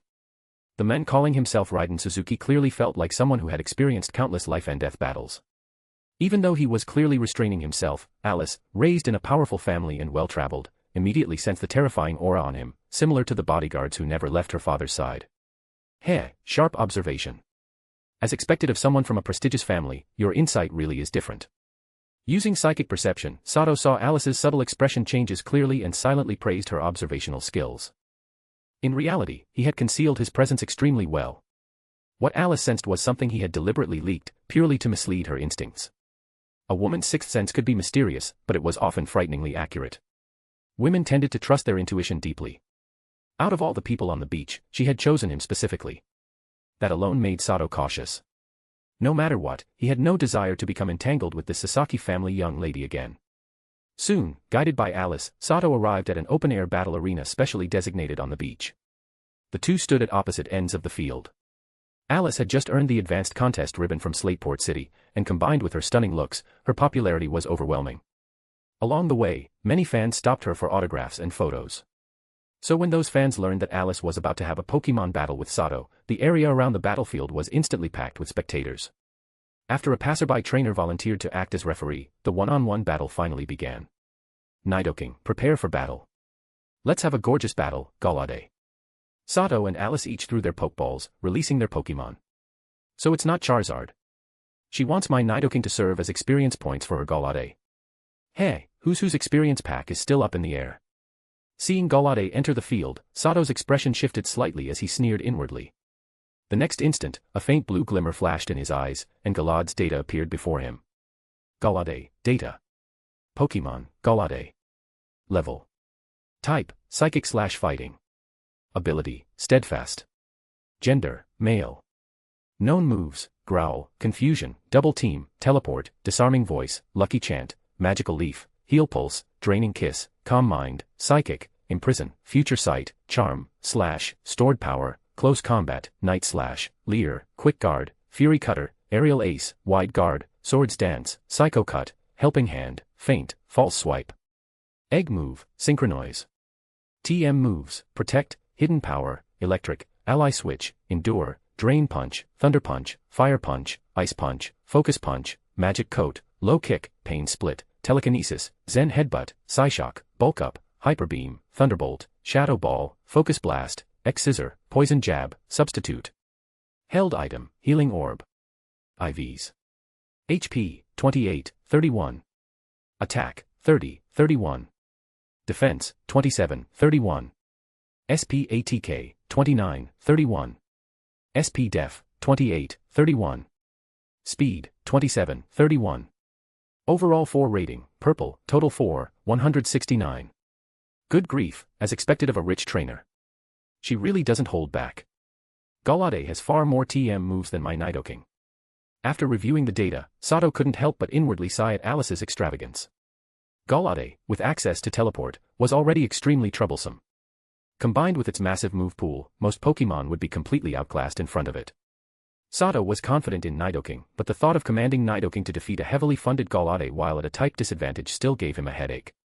Gallade, use teleport and follow with Psycho Cut. Alice wasted no time.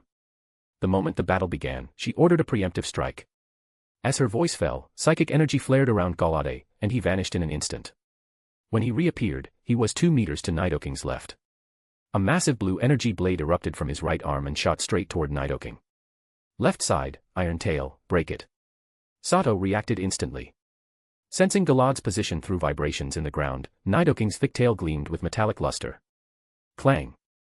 Nidoking's tail collided with the incoming Psycho Cut. Psycho Cut was weaker than Iron Tail. Even with stab, Gallade's attack was no match for Nidoking's Iron Tail empowered by sheer force and a life orb.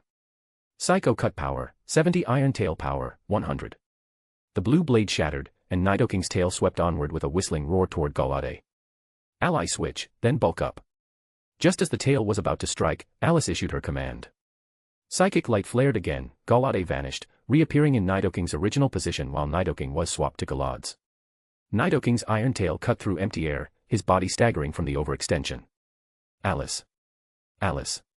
Alice. The crowd erupted. Fans screamed her name as Gallade flawlessly avoided the attack. Seizing the opening, Gallade immediately used Bulk Up. His muscles swelled as light symbolizing increased attack and defense radiated outward. Humph, Thunderbolt. Sato's expression hardened as he ordered the counterattack. As a psychic himself, he knew how taxing high-level psychic techniques like Ally Switch were. Gallade wouldn't be using it again anytime soon. Roar. A thick bolt of lightning fired from Nidoking's horn, blasting toward Gallade. Charge in, Ice Drain Punch. Seeing no way to dodge, Alice shouted sharply.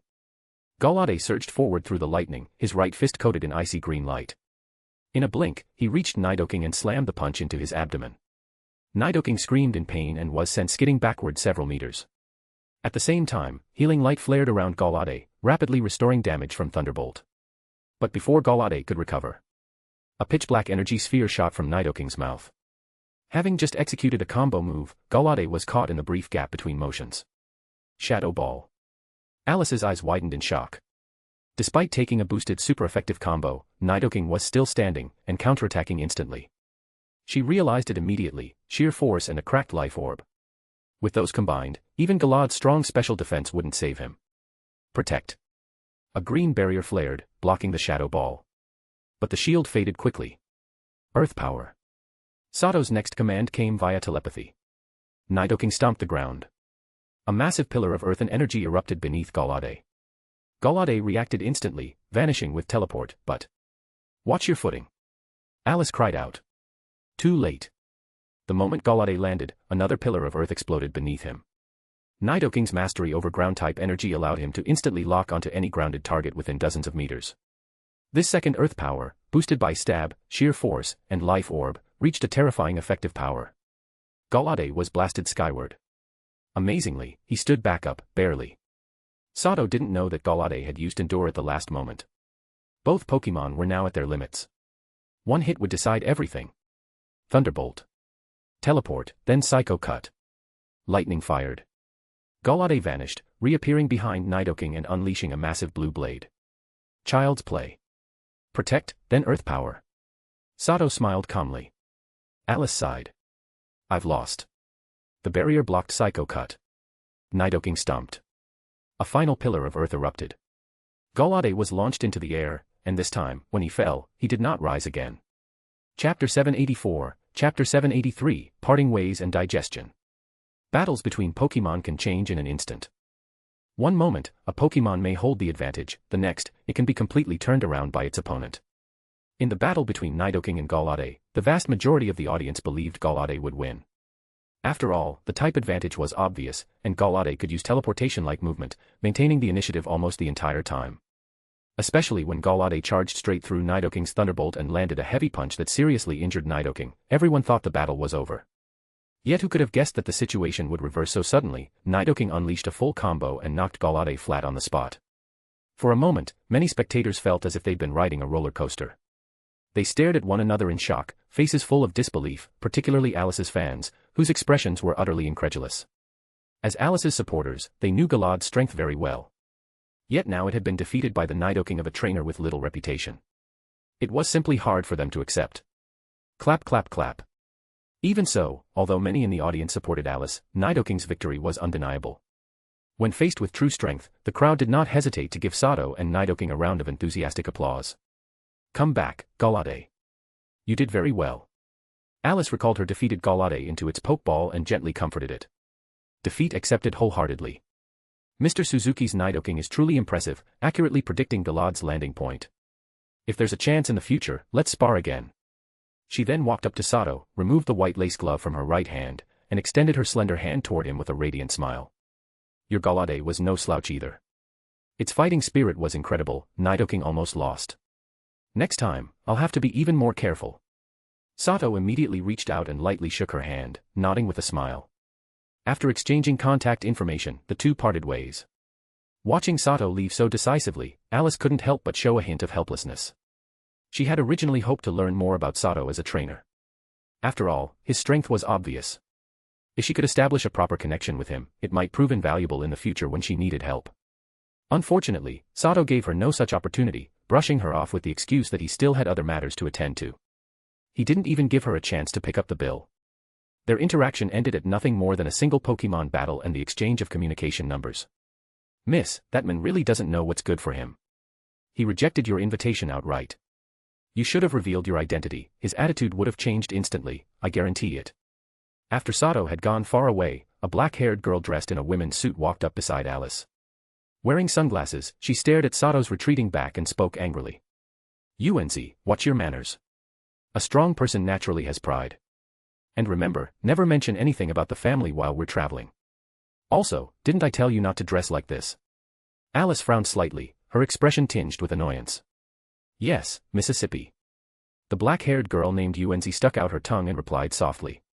Then, to the astonishment of those nearby, she completed a lightning-fast outfit change, almost like Jessie and James after finishing their lines. In an instant, her formal suit was replaced with a neat casual outfit, and she transformed into a round-faced, cheerful-looking girl. So similar, really similar.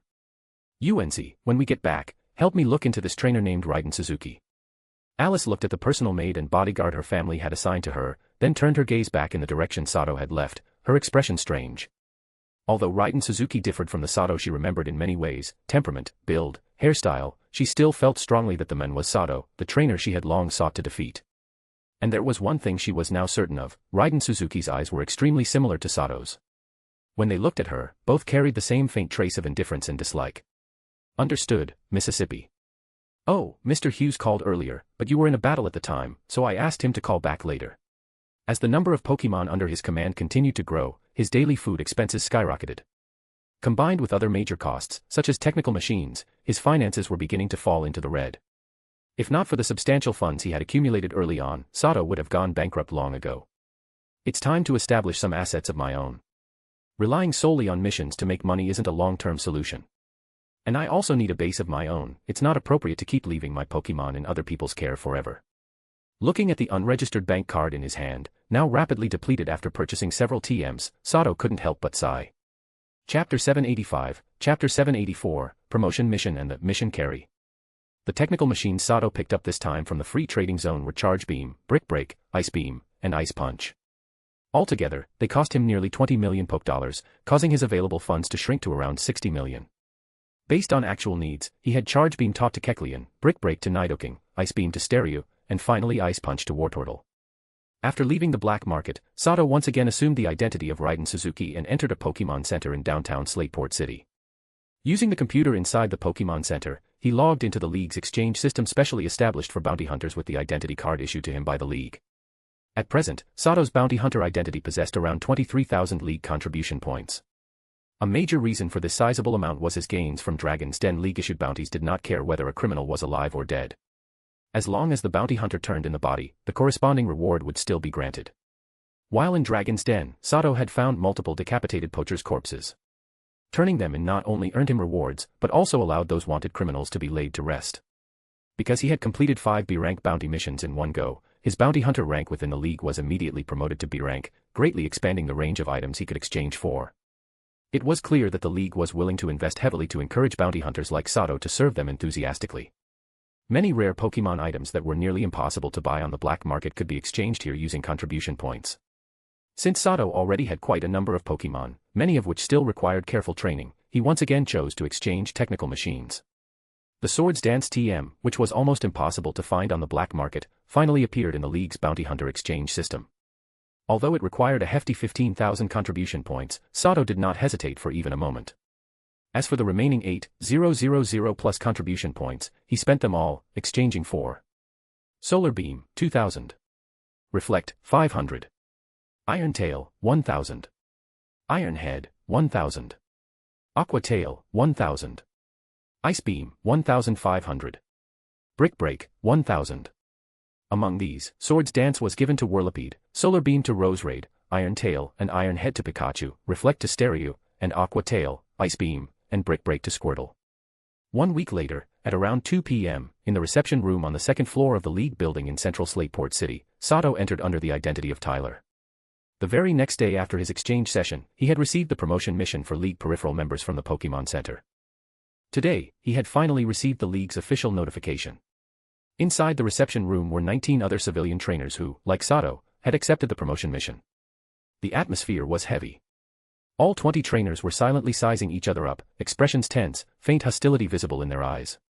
According to past promotion rules, only half of the participants would successfully advance this time. In other words, every civilian trainer in the room was a competitor.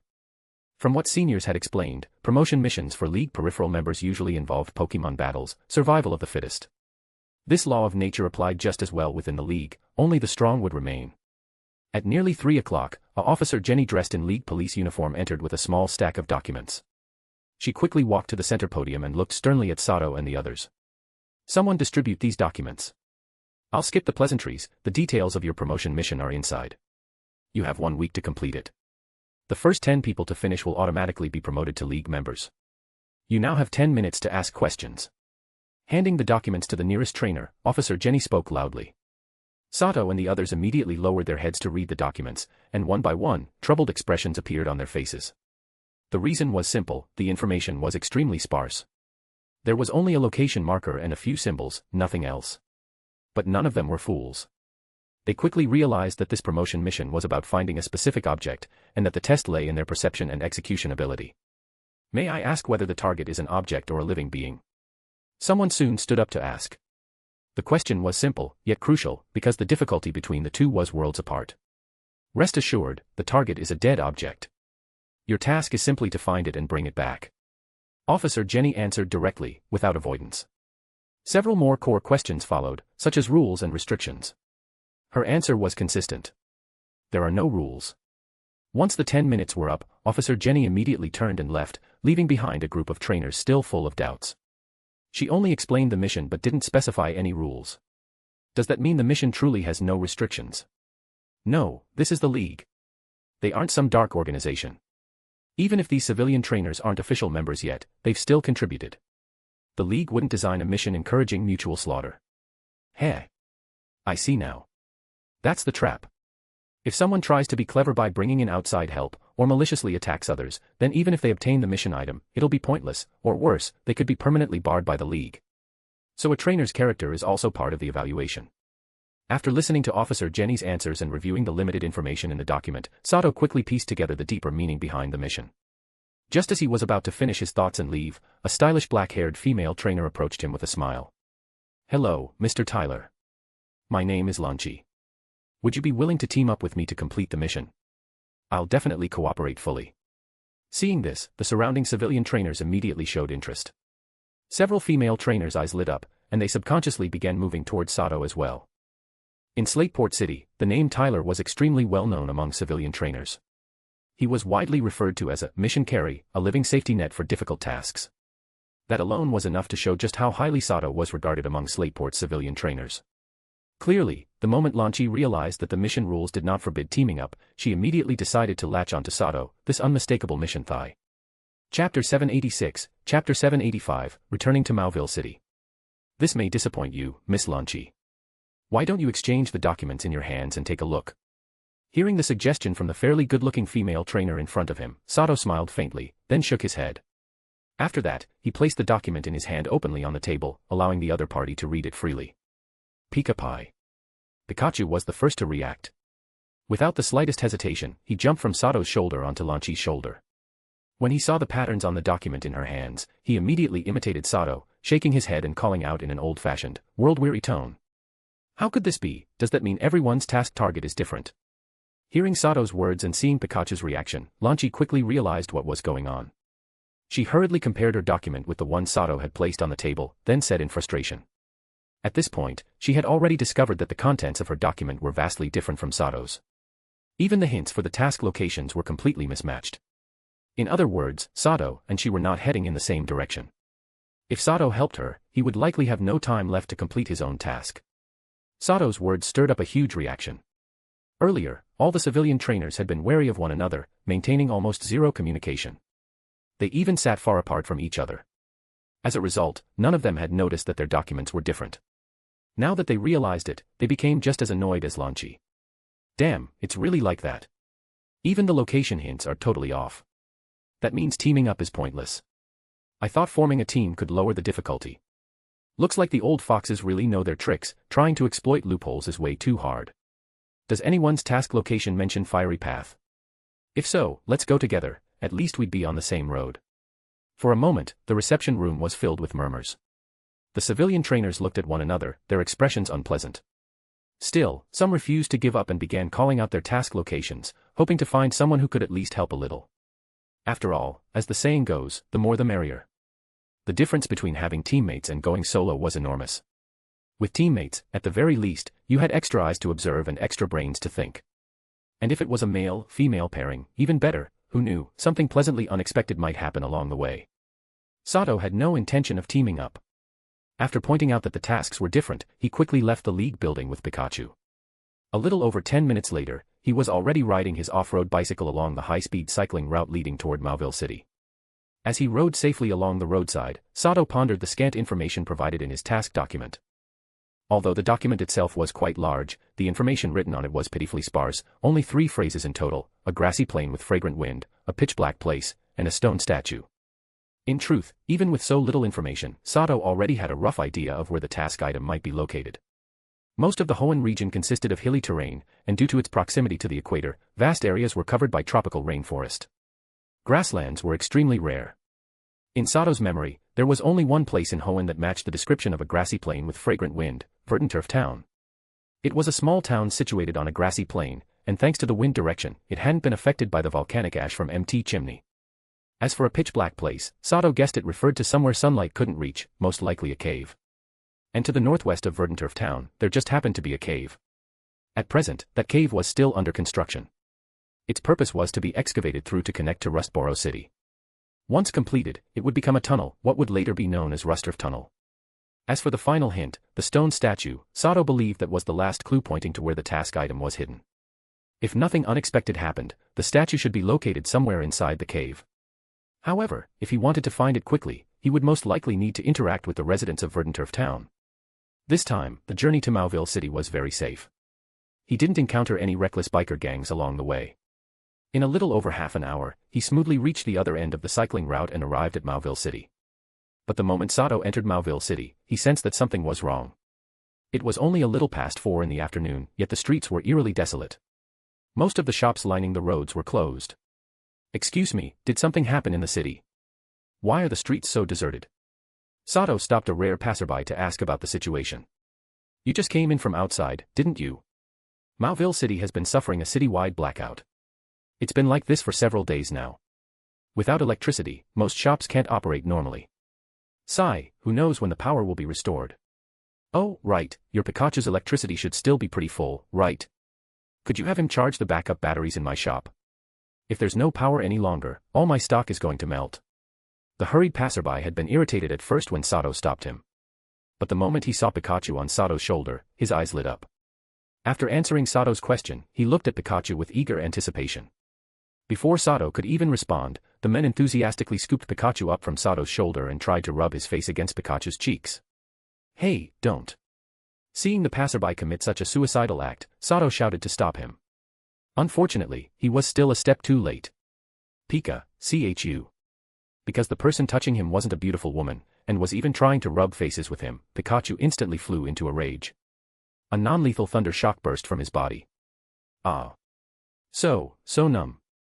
The next second, a scream rang out as the man collapsed to the ground, his body scorched black. Pika. Seeing the men electrocuted and lying on the ground, Pikachu quickly hopped back onto Sato's shoulder, calling out disdainfully. More than 10 minutes later, inside an ice cream shop in the city center, Sato and Pikachu were happily eating luxurious, oversized ice creams with spoons. Here you go, Pikachu. This is your reward. After Pikachu finished most of his ice cream, a green-haired girl with short hair, wearing a white dress, brought over a cup of chilled sour plum juice. Smiling brightly, she handed it to Pikachu, her eyes sparkling. Pikachu clearly loved the sour taste. After drinking it, he wore an expression of pure enjoyment, then lay flat on his back on the table, completely relaxed. Seeing this, the green-haired girl happily rubbed Pikachu's fur with her fair hands, letting out bell-like laughter. The man's name was Horn. He was the owner of this ice cream shop. Due to the blackout, his products had nearly been ruined. If not for the backup batteries, all his ice cream would have been lost long ago. But after several days without power, even those batteries were nearly depleted. Thankfully, with Pikachu's electricity earlier, his shop had finally escaped the crisis of total loss. At the moment, Horn and his daughter were hosting Sato and Pikachu in the shop, while also taking the opportunity to quickly sell off some of the accumulated stock. Unfortunately, without enough power to run the air conditioning, there were still very few pedestrians outside. Most people stayed indoors to avoid the heat. Waha. Horn, you're finally open. I'll take a strawberry one. Just as Sato finished his ice cream and was about to take his leave, a hearty laugh came from behind him. Turning around, he saw a white-haired, chubby old man wearing a shirt patterned with lightning bolts push the door open and sit down at the table next to him. It's him. Sato recognized the man instantly.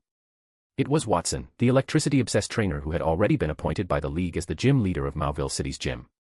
Chapter 787, Chapter 786, The Spider Swarm Occupying the Power Plant. Watson, aren't you the gym leader of Mauville City? Weren't you supposed to be carrying out the mission to restore power to the power plant? How do you still have time to come eat ice cream at my shop? Horn, who was in the middle of cleaning, looked puzzled when he saw Watson enter. Thinking about how the power still hadn't been restored, he immediately complained, I'm telling you, if the electricity doesn't come back soon, I'm going bankrupt. Ah, don't even mention it. At Horn's words, the smile on Watson's face faded instantly, his mood sinking as he sighed. The power plant has turned into a giant spider nest. The operation isn't going well at all. Some unlucky guys were even captured by the electric spiders occupying the plant. At this point, they're probably as good as dead. It turned out that the reason Mauville City had been without power for several days was because a group of electricity-obsessed uninvited guests had suddenly moved into the power plant. And these guests were none other than Joltik and Galvantula, species originally native to the Unova region. This happened to be the peak breeding season for Joltik. As invasive Pokémon with very few natural predators here, their numbers quickly spiraled out of control. Since Joltik and Galvantula cannot generate electricity themselves and rely on electricity as their primary food source, they usually hunt other electric-type Pokémon and siphon off the power stored in their bodies. Naturally, other electric-type Pokémon would never sit idly by while their hard-earned electricity was drained. Under normal circumstances, Joltik and Galvantula had to work quite hard to capture suitable prey. That was until they discovered the unmanned power plant near Mauville City, almost entirely automated. Faced with food scarcity caused by overpopulation, the spiders immediately claimed the power plant as their new nest. Once the blackout began, Watson quickly gathered personnel to investigate the power plant. But the moment they entered, they discovered it had completely transformed into a spider lair. The unmanned power plant was blanketed in layers of webbing. Ordinary people couldn't even get close. Worse still, anyone who touched the webs risked not only being stuck but also electrocuted by high-voltage electricity. The webs spun by Joltik and Galvantula were as conductive as metal and incredibly tough. Aside from burning them away, it was nearly impossible to remove them. But the problem was that these webs surrounded the power plant itself. Using fire to clear them could easily cause a massive explosion. At that point, forget restoring power, they might as well build a new power plant altogether. For safety reasons, Watson and his team had no choice but to painstakingly clear the webs around the exterior first before finally entering the plant. However, the moment they went inside, they were ambushed by numerous web traps set up by Joltik and Galvantula throughout the corridors. Casualties were severe. Watson himself barely managed to escape. If he had been even a little slower, he would have ended up as emergency rations for the spiders. Then what are we supposed to do? If the power outage continues, this business really can't go on. I know, right? Hoenn is warm year-round, and even now at the end of summer it's still scorching. It's been sunny non-stop, hot as hell. Exactly. No air conditioning at night. I just lie in bed sweating without doing anything. I haven't slept properly for days. The 5 or 6 customers in the shop grew increasingly anxious after hearing Watson's report, all venting their suffering from living without electricity. Just hold on a few more days. Watson hurriedly explained, his expression darkening. I've already reported to the League and requested support. This can't be rushed. The spiders have completely wrapped the power plant in webs, and burning them is out of the question. One mistake could blow the whole place up. The worst part is that those webs are connected to high-voltage electricity and are razor-sharp. Anyone entering has to wear specially made rubber suits. One careless touch and it's over. The rubber suits are already on the way. Once they arrive, we'll be able to enter safely and drive out those damn spiders. After listening quietly from the side, Sato recalled what he knew about the Joltik line. Very quickly, he formed a pessimistic view of Watson's next operation. Still, the blackout in Mauville City wasn't really his concern right now. He was in a hurry to head to Fortree City to complete his own mission. After finishing another serving of ice cream generously offered by Hoenn, Sato prepared to leave with Pikachu. Young man, you look quite capable. Just as Sato turned around, Watson suddenly appeared beside him.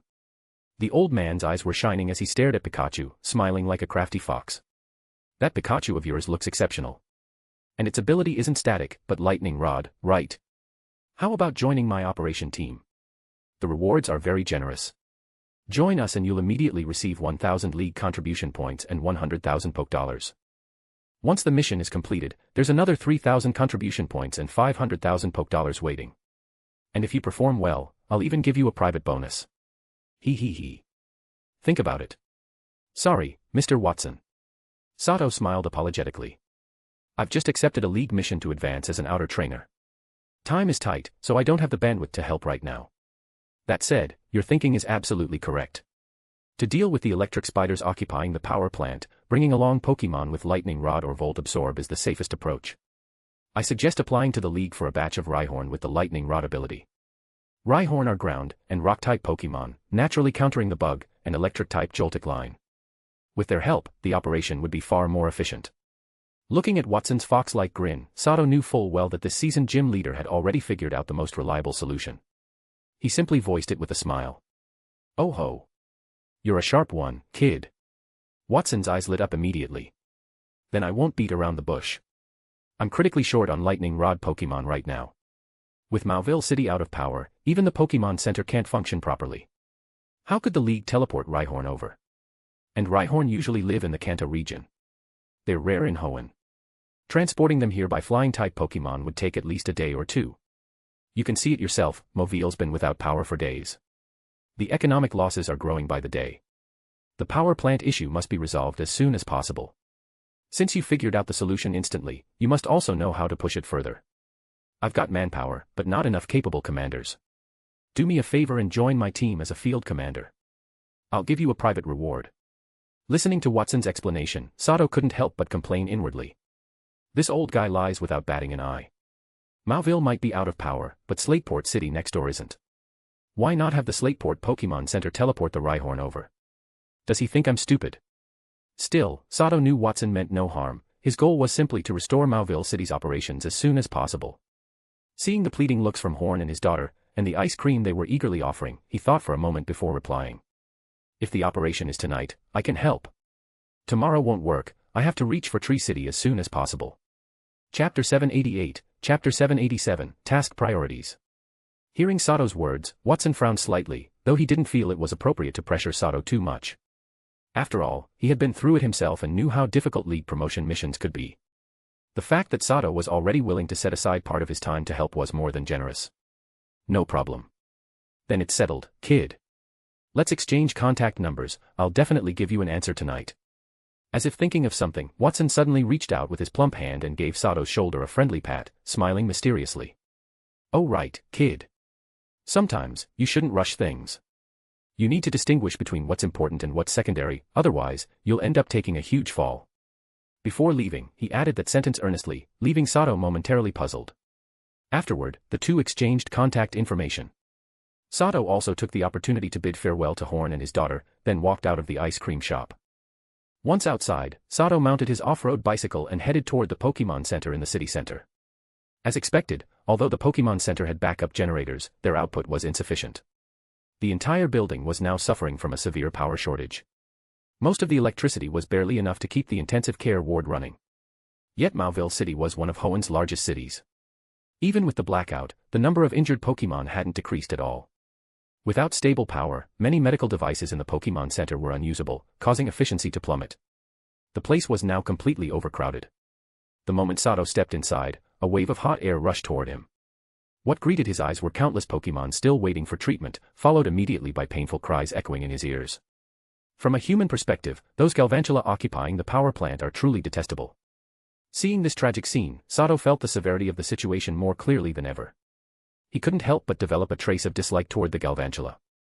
In fact, the Joltik line had a notoriously bad reputation in the Pokemon world, especially among electric-type Pokemon, where they were considered pests. They frequently siphoned electricity from others, stealing power directly from electric-type Pokemon.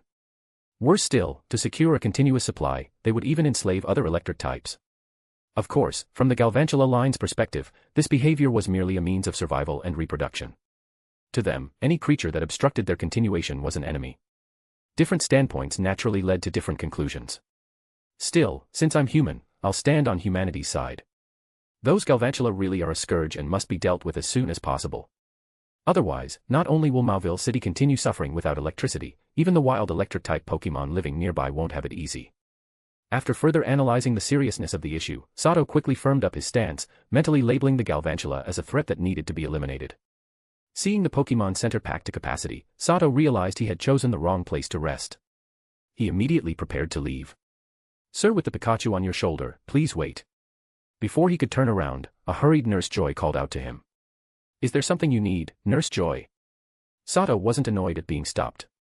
Instead, he asked politely, looking at the Nurse Joy who had rushed over. Your Pikachu still has plenty of electricity, right? The Pokemon Center's backup power is almost depleted. One of our treatment machines can't operate due to insufficient power. Would you be willing to have your Pikachu supply it with some electricity? Nurse Joy explained quickly, her face filled with hope. I'd be happy to help. Pikachu, what do you think? After understanding the situation, Sato agreed without hesitation and turned to ask Pikachu. Pika. Since Sato had no objections, Pikachu certainly didn't either. It immediately hopped onto Nurse Joy's shoulder and rubbed its cheeks against hers, clearly eager to help.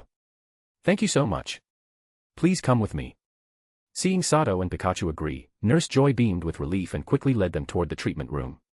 Compared to an ordinary Pikachu, Sato's Pikachu, thanks to the mutated Thunder Orb within its body, had several times the electrical reserves of a normal one.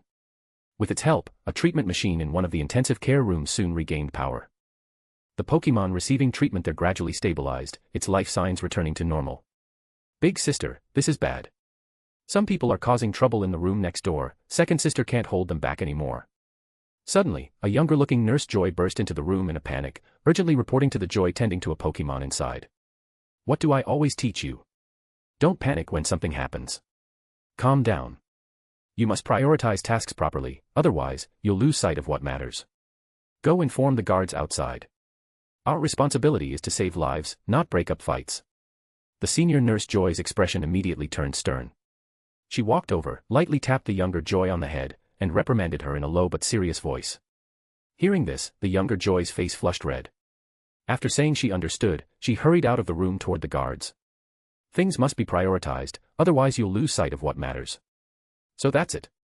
Hearing the senior nurse Joy's words, Sato felt as if he'd been struck by lightning. Suddenly, everything clicked. He had been confused about Watson's parting words earlier. Now, he finally understood what they meant. For Sato, the promotion mission was certainly important. But from the League's perspective, restoring power to Mauville City was far more important, so much so that, in their eyes, his promotion mission didn't even compare. If Sato focused solely on completing his own task while ignoring the mission to restore power, that would truly be losing sight of priorities. This promotion mission isn't just testing one's mindset, it's also testing loyalty to the League. If I were to ignore Mauville City's power crisis for my own benefit, it would clearly show that my self-interest outweighs my loyalty. Even if I completed the mission successfully, I'd probably still be labeled as selfish. In that case, it would be hard to catch the attention of the League's higher-ups in the future, let alone be trusted with important responsibilities. After considering the conflict between the two missions from both his own perspective and the League's, Sato broke out in a cold sweat, feeling extremely fortunate. About 10 minutes later, Sato bid farewell to the senior nurse Joy and left the Pokemon Center with an exhausted Pikachu. He checked into a nearby hotel that could barely maintain basic lighting and waited patiently for Watson's message. By now, Sato had completely set aside his promotion mission and was focusing all his thoughts on how to successfully restore Mauville City's power supply. At around 7 p.m., Sato finally received Watson's reply. According to the message, Watson had already secured a sufficient number of specially made rubber suits and Rhyhorn with the lightning rod ability. He was currently waiting for Sato at the Pokemon Center. Chapter 789, Chapter 788, The Battle Plan. Sato arrived at the Pokemon Center 10 minutes early.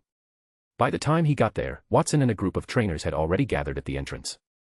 He did a quick count, 32 people in total, himself included. Quite a few of them carried an imposing presence, the kind that made it obvious at a glance that they weren't weak. Wahaha. Brother Tyler, you're finally here. You were the only one missing. Here, this is your rubber suit and your Rhyhorn. You'll need to put in plenty of work later. The moment Watson saw Sato striding over from the street, he hurried forward and handed him a specially made rubber suit emblazoned with a lightning symbol, along with a League-issued Pokeball. After parting ways with Sato earlier, Watson had deliberately looked up Tyler's records.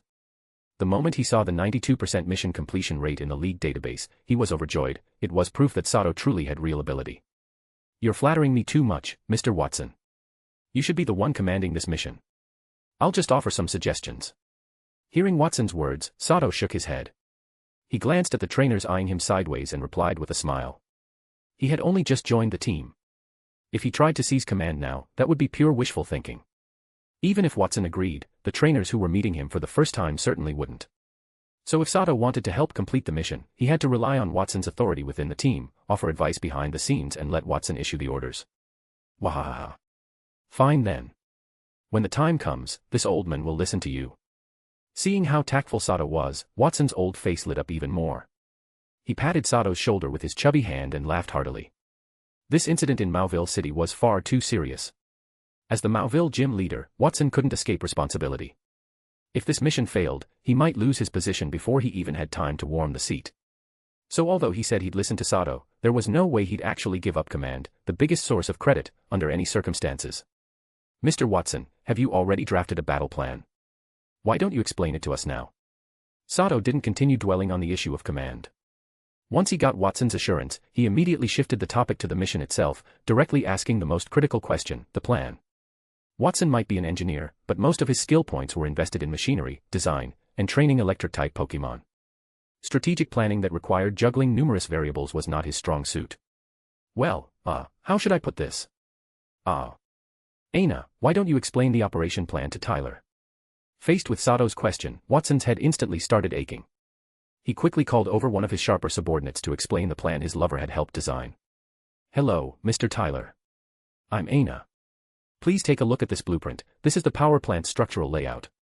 From the map, you can see that the power plant has only one main entrance and exit. However, the Galvantula have heavily fortified that area, so breaking in head-on would be extremely difficult. To avoid their strength, we plan to enter the plant through the sewer system. As you know, Hoenn has heavy rainfall. Mauville's power plant relies on tidal power, so to prevent flooding, the sewer network is extremely extensive. There are more than a dozen sewer outlets that connect directly to the interior of the plant. Right now, the power plant itself is still operating. Mauville City's power shortage is mainly because most of the electricity is being absorbed by the Galvantula occupying the plant. Their webbing wrapped around the plant is also siphoning off a large amount of electricity. Our plan is to infiltrate the plant through the sewers and shut down 4 emergency power cutoff switches inside. This will drastically weaken the Galvantula combat power. As she spoke, Aina stepped forward, took out a blueprint from her storage equipment, and carefully explained the entire operation. To be fair, the person who designed this plan had thought things through very thoroughly. The plan was highly feasible. If the power supply could be cut, the Galvantula combat effectiveness would drop by at least half. Without webbing charged with high-voltage electricity, even if they could still move quickly along it, they would struggle to compete with well-trained Pokémon. The plan itself is excellent, Sato said after listening, nodding slightly. But there's one crucial point that needs confirmation: are the sewers leading into the power plant actually safe right now? This. Aina hesitated immediately. Even the team members who had been ready to challenge Sato's opinion fell silent. Seeing their expressions, Sato instantly realized that none of them had considered this issue. He couldn't help but complain inwardly about how rudimentary their intelligence gathering had been. Before executing any plan, the terrain should at least be surveyed in advance. That was the only way to minimize uncertainty and ensure success. The sewers absolutely must be scouted first. You all know how extensive the power plant's sewer system is. If we don't run through it a few times beforehand, it'll be very easy to get lost. If that happens during the mission, we can basically declare it a failure. And according to the blueprint, the 4 emergency switches that shut down the plant are located in the northeast, southeast, southwest, and northwest sections of the interior. Accurately finding the sewer routes closest to each switch will be extremely difficult.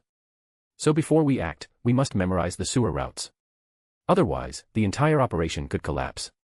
As soon as Sato realized that Watson and the others were planning a head-on operation that very night, he laid out his concerns, his expression serious. Watson and the others weren't fools, they had simply been too lazy to think that far ahead. Hearing Sato's analysis, cold sweat immediately broke out on their backs. Wahaha. Tyler's absolutely right. Looks like we really do need to conduct an on-site survey first. Let's postpone the operation for now and thoroughly investigate the underground sewer system. If anyone has objections, speak up now. Breaking the silence, Watson stepped forward and said cheerfully. At this point, anyone who objected would clearly have something wrong with their head. Very quickly, everyone unanimously approved Sato's proposal. All right, let's move out. Seeing that there were no objections, Watson threw a punch toward the direction of the power plant, officially declaring the start of the action. Oh. In the next instant, everyone except Sato copied Watson's gesture, punching toward the power plant in unison and shouting together. Seeing this, Sato and Pikachu both had a huge sweat drop appear on their heads. Chapter 790, Chapter 789, The Peril-Filled Sewers. The power plant of Mauville City is located in the southeast of the city. Yes, this power plant stands near New Mauville, the abandoned facility.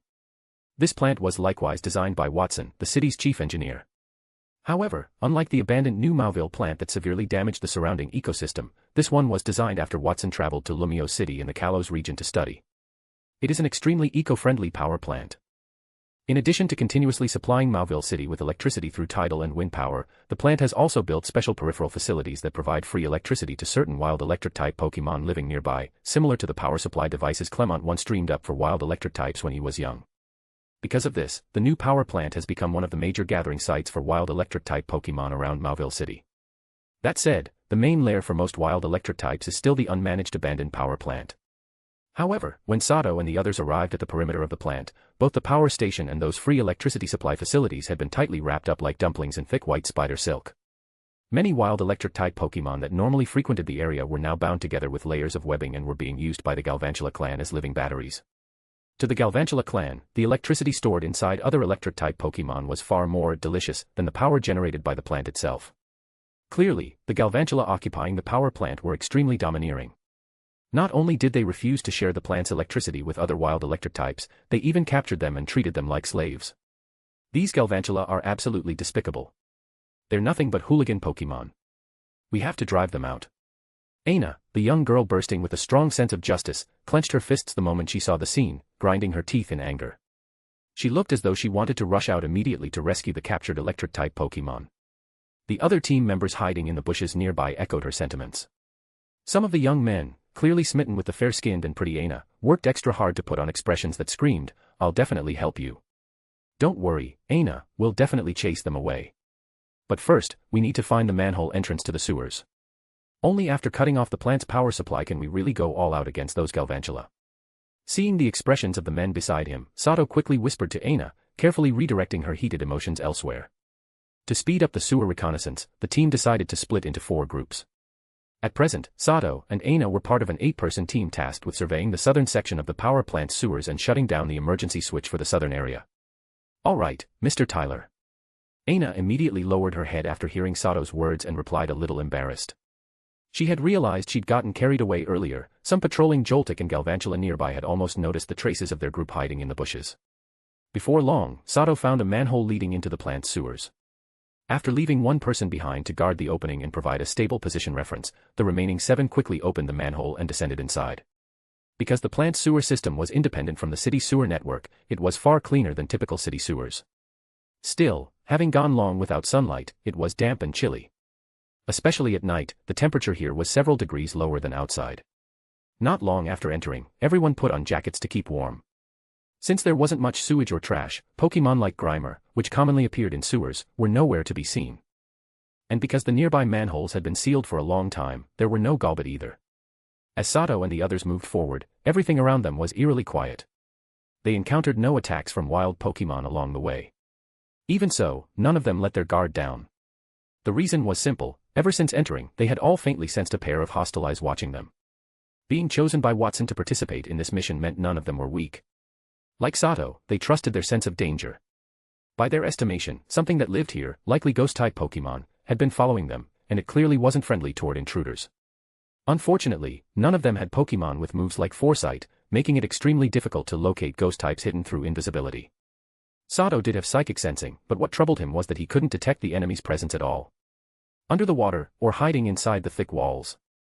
Sato turned his gaze toward the pitch-black channel on the left, its bottom impossible to see, and thought deeply. At present, the only blind spots of his psychic detection were that deep waterway and the surrounding thick walls. Damn it, what the hell is it? Always tailing us. This is seriously getting on my nerves. If you've got the guts, come out. One short-tempered male teammate finally snapped under the tension and shouted, trying to provoke the hidden enemy. Surprisingly, it worked. Not long after he spoke, a cold gust suddenly swept in from the right side of the group. Everyone was already on high alert. The moment the chill appeared, all eyes snapped to the right. Kee-hee-hee. At that instant, a Banette and 2 Shuppet emerged straight out of the thick wall, letting out eerie laughter as they stared maliciously at Sato and the others. Immediately, clusters of pale ghostly flames formed around them and shot straight toward the team. Volbeat, Charge Beam. Manectric, Thunderbolt. Camerupt, Rock Slide. As the Banette and Shuppet launched their attack, the team instantly commanded their Pokemon to counter. The ghostly flames were no match for the combined attacks of their Pokemon and were quickly shattered. However, using their innate ability to pass through walls, the Banette and Shuppet immediately slipped back into the walls. In an instant, all the attacks unleashed by the team's Pokemon struck nothing but empty space. Everyone, watch the left. At the same time, Sato sensed something and shouted a warning. But it was already too late. Countless tentacles suddenly burst out from the waterway on the left. Caught completely off guard, 2 teammates closest to the channel were instantly bound by the tentacles and dragged rapidly toward the water. Chapter 791, Chapter 790, Interference. Don't even think about it. Stereo, sharpen the edges of your body, then use Harden and follow up with Rapid Spin. In this moment of extreme danger, Sato, who was the first to notice the enemy, reacted instantly. He immediately issued commands to Stereo, who had used Minimize to cling to his back. Stereo. Upon receiving Sato's order, Stereo leapt off his back. While airborne, its body rapidly returned to normal size, and the edges of its star-shaped body sharpened at high speed. Sato immediately grabbed Stereo, adjusted the angle for a horizontal throw, and hurled it with all his strength. In an instant, Stereo transformed into a high-speed spinning projectile, shooting forward with extreme precision toward the tentacles stretching out from the river channel. The next moment, a sharp SHRRK sound rang out. Through the seamless cooperation between Sato and Stereo, the spinning Stereo cleanly severed a large number of tentacles extending from the waterway. As a result, the 2 mission operatives successfully broke free from the remaining bindings and ran toward Sato's group in a panic. Pikachu, Thunderbolt. Seeing the 2 teammates escape safely, Sato no longer had any concerns. He immediately ordered Pikachu, perched on his shoulder, to attack the enemy in the river channel. Pika-Chu. Pikachu nodded, leaped into the air, and unleashed a thick bolt of lightning toward the waterway. The thunderbolt struck the surface like the spear of a thunder god, detonating instantly. In the blink of an eye, massive amounts of electricity surged wildly through the water. The surroundings were lit up as bright as day. Amid piercing screams of agony, 6 Tentacruel and 4 Sharpedo, each charred black, slowly floated to the surface. When the others saw so many Tentacruel and Sharpedo lurking in the river, their faces turned pale. The two operatives who had just been grabbed by the Tentacruel's tentacles looked especially shaken. It wasn't hard to imagine, if Sato hadn't intervened and they had been dragged underwater, the outcome would have been disastrous. Stick close to the walls as much as possible. The power plant's sewers connect directly to the sea. This waterway is home to many dangerous wild water-type Pokémon. After scanning the defeated enemies with his system and confirming that none had high aptitude, Sato turned and warned the rest of the team. Yes. Having personally witnessed Sato's vigilance and rapid decision-making, no one dared to underestimate this younger civilian trainer anymore. They all nodded in agreement. The two operatives Sato had just saved responded the loudest, now clearly treating him as their leader. After a brief regroup and confirming no further enemies nearby, Sato and the others continued forward. Not long after they left, a pair of crimson eyes suddenly opened on the pitch-black surface of the water. Immediately afterward, a massive creature climbed out of the river channel onto the passageway. As soon as it emerged, Banette and Shuppet slipped out from the surrounding walls, bowing their heads respectfully before the creature. The unknown being seemed quite satisfied with their attitude. It nodded slightly at them and spoke a few words. Upon hearing its instructions, Banette and Shuppet instantly revealed vicious expressions. They nodded repeatedly to show they understood, then slipped back into the walls and vanished. After watching its ghost-type subordinates go off to carry out its orders, the unknown creature leaped back into the river. Within a few breaths, the waterway returned to silence. There was no denying that the power plant's sewer system was extremely well-developed, complex and intertwined. Even with a structural map in Aina's hands, navigating the pitch-black tunnels still felt like stumbling around like headless flies. Thankfully, Aina had been leaving markings on the walls with a special fluorescent pen along the way, preventing them from endlessly backtracking. According to the layout map, we should be very close to the designated location. Aina carefully studied the densely packed diagram, trying to pinpoint their exact position. Her face flushed red as she spoke to the group. In fact, this was already the third time she had led them the wrong way. If not for the fluorescent markers she'd left earlier, they would have been completely lost by now. Still, no one blamed her. Anyone could see that the map was difficult to read. Without exceptional spatial awareness, it was nearly impossible to determine one's exact location. Not getting lost at all was already fortunate. At the same time, everyone grew even more convinced of Sato's reliability. If he hadn't warned them beforehand about the dangers of the sewers, this mission would have failed again, likely with heavy casualties. After all, aside from the initial crisis, they had encountered over a dozen wild Pokémon attacks along the way. The Pokémon living here had extremely strong concealment abilities and were well suited for ambushes. Without Sato acting like a living radar, someone might already have died. Everyone, perk up. If I remember correctly, beneath the designated location is a channel used to process seawater, an artificial waterfall. Try listening carefully. Can you hear the sound of falling water? Seeing everyone looking exhausted, Sato smiled and spoke up. The group jolted awake and immediately quieted down to listen. Sure enough, once they focused, they soon heard a faint waterfall sound coming from the left. I hear it, there really is one. Yeah, looks like we're on the right track. We'll reach the target location soon. That's great, I can't wait. One by one, smiles returned to their faces as they spoke excitedly. Following the direction of the waterfall's sound, they soon found an artificial waterfall with massive amounts of seawater rushing downward. Next, we just need our Pokémon to use waterfall to take us up, and we'll reach the designated location. Seeing the waterfall, Sato explained to the others. Naturally, no one objected. They all released their water-type Pokémon and prepared to climb together. Pikachu, Staryu, Lantern, used Thunderbolt on the surrounding water surface. However, to be safe, before setting off, Sato instructed Pikachu and the other Pokémon capable of electric-type moves to clear the surrounding waters with Thunderbolt. Seeing this, the others followed suit and ordered their own electric-capable Pokémon to do the same. Sure enough, Sato's caution proved correct.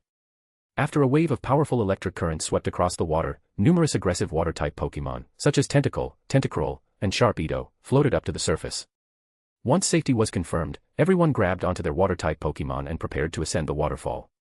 But in the end, an accident still occurred. Just as Sato was about to ride Lantern up the waterfall, a massive Swampert suddenly burst out of the water and swung a fist the size of a sandbag straight toward Sato's head. Chapter 792, Chapter 791, Tyler's Swampert. Pikachu, strike Swampert's right shoulder with Iron Tail. Lantern, leave the water and fire a water gun at Swampert at maximum power, use the recoil to pull back. Staryu, set up Reflect. When a Swampert suddenly burst out of the water and launched a clearly premeditated attack, Sato was startled, but he didn't panic. He reacted instantly. Pika. The moment Swampert appeared, Pikachu was already on full alert. As soon as Sato gave the order, Pikachu dashed forward, his lightning-shaped tail instantly coated in a metallic sheen. At the same time, Lantern and Stereo reacted without delay. With a powerful flick of its tail, Lantern carried Sato out of the water, then blasted a high-pressure stream straight at Swampert. Stereo's central gem flashed, and an invisible barrier immediately enveloped Sato and Lantern. Thanks to his flying ability, Pikachu didn't disappoint. His iron tail slammed heavily into Swampert's right shoulder just as it thrust out a punch, instantly numbing the entire arm and drastically weakening its strength. On the other side, Swampert's charge toward Sato was also slowed by Lantern's water gun. By the time Swampert's fist reached Sato's face, it was blocked by Stereo's reflect. Meanwhile, Lantern successfully used the recoil from water gun to widen the distance. Just like that, the wild Swampert's ambush ended in failure. Ludicolo, use Razor Leaf. Whalemare, Water Spout. Corsola, Whirlpool. At the same moment, Aina and the others reacted as well, immediately ordering their Pokémon to support Sato. Unfortunately, this wild Swampert was extremely experienced in battle. It dove straight underwater, activating dive and cleanly evading most of the attacks. However, Swampert clearly wasn't willing to accept defeat so easily. After submerging, it didn't flee, instead, it launched another pursuit, attacking Sato and his Pokémon once again.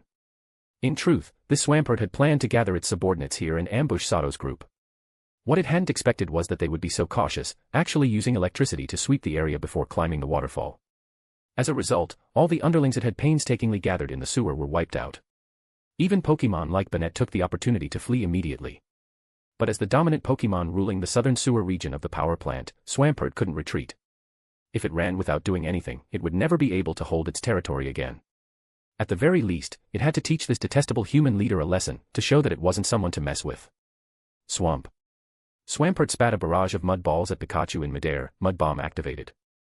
At the same time, it slammed its massive palms into the water, instantly generating a towering wave that crashed toward Sato. Surf. If you don't want to leave, then stay here. Come out, Tentacruel. Bind it with your tentacles, then use Reflect type on Swampert. Seeing that the wild Swampert refused to flee and insisted on fighting, Sato was delighted rather than alarmed. He first had Lantern evade the incoming surf, then immediately threw a Pokeball, releasing Tentacruel and issuing commands. At the same time, a faint blue glimmer flashed in Sato's eyes as he activated the system's scanning ability and pulled up Swampert's data. Swampert, data. Pokemon, Swampert. Level. Type, Water/Ground. Ability, Torrent. Gender, Male.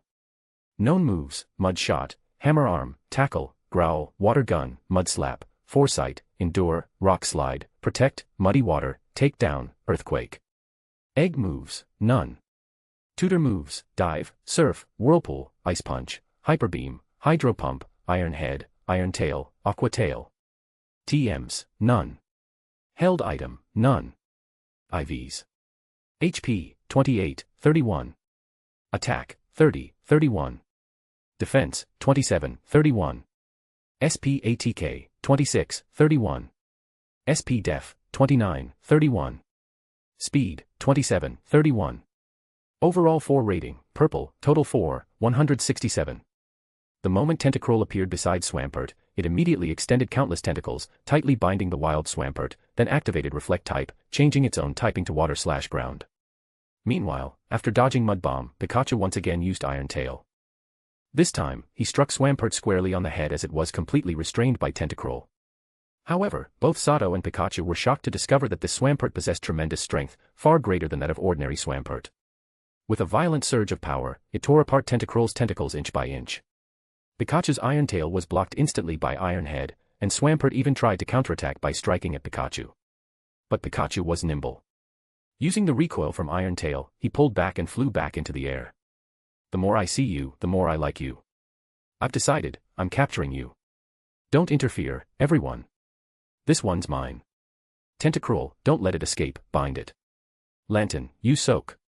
Pikachu, use Thunder. Seeing Swampert break free from Tentacruel's restraint so easily, Sato's eyes lit up with excitement as he shouted his commands. Aina and the others naturally didn't step in. Hearing that Pikachu was about to attack, they quickly retreated with their Pokémon toward the shore, not daring to get close to the battlefield.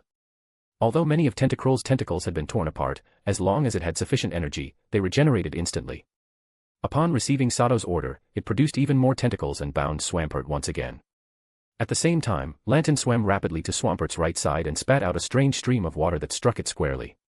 In an instant, Swampert's entire body turned a watery blue. Affected by soak, it temporarily became a pure water-type Pokemon. By then, Pikachu was fully prepared. A terrifying surge of electricity erupted from his body, the current turning jet black before condensing into a spear of lightning that shot straight down at Swampert. The moment Swampert was hit by soak, it realized something was terribly wrong. It struggled desperately to break free of Tentacruel's tentacles and tried to dive underwater to escape. What it didn't realize was that water conducts electricity. Now reduced to a pure water type, it could only helplessly endure Pikachu's devastating electric-type attack. The next second, black lightning crackled wildly across the water's surface. A miserable scream rang out, and a few seconds later, Swampert floated back up, its entire body charred black. Although Pikachu was only level 42, 11 levels lower than Swampert, thanks to type advantage and the massive boost provided by the mutated Thunder Orb, he still managed to knock it out instantly. Go, Great Ball! Seeing that Swampert had lost its ability to fight, Sato immediately took out an empty Great Ball and threw it with perfect accuracy. The Great Ball opened upon contact, turning Swampert into a red beam of light that was absorbed inside. A few seconds later, with a soft thump, the red light on the button faded. Sato successfully captured this wild Swampert. Chapter 793, Chapter 792, Perfect Mission Completion. Got you. With Kecleon's help, Sato held the Great Ball containing Swampert in his hand and said with a smile. For Sato, the appearance of this Swampert carried enormous significance. It meant he could now, openly and legitimately, bring out the Swampert he had been keeping with Professor Oak. In the League's internal records, Tyler originally did not possess a Swampert. If Sato were to use one rashly, especially considering he also had a powerful Pikachu, people would easily associate him with the mysterious figure who had triggered the clash between legendary Pokemon a month ago. Now things were different. With Aina and the others as witnesses, Sato no longer had any worries. Even if someone questioned him in the future, Aina and the rest could testify on his behalf, allowing him to clear himself with ease. That said, the Swampert in front of him was far inferior to the Ace Swampert staying with Professor Oak. Still, its strength was decent. Since the gap between this one and his ace was quite large, Sato decided to keep this Swampert by his side for the time being, to avoid revealing any inconsistencies. After all, Drake had seen his Swampert before. As a Dragon-type Elite Four member, his eye was sharp, he would surely notice something unusual. Therefore, if Sato wanted to use Swampert in public in the future, he would have to let it hold back a little. After settling the Swampert issue, Sato and the others encountered no further obstruction from wild Pokemon. Using Pokemon to climb the artificial waterfall, they smoothly reached the designated location. About 10 minutes later, a faint, abnormal sound came from a manhole cover in the southern area of the power plant. Soon, it was slowly pushed open. All clear. Sato was the first to enter the power plant through the sewer. After confirming that no Galvantula were patrolling nearby, he signaled to those below that it was safe. Aina and the others then emerged one after another.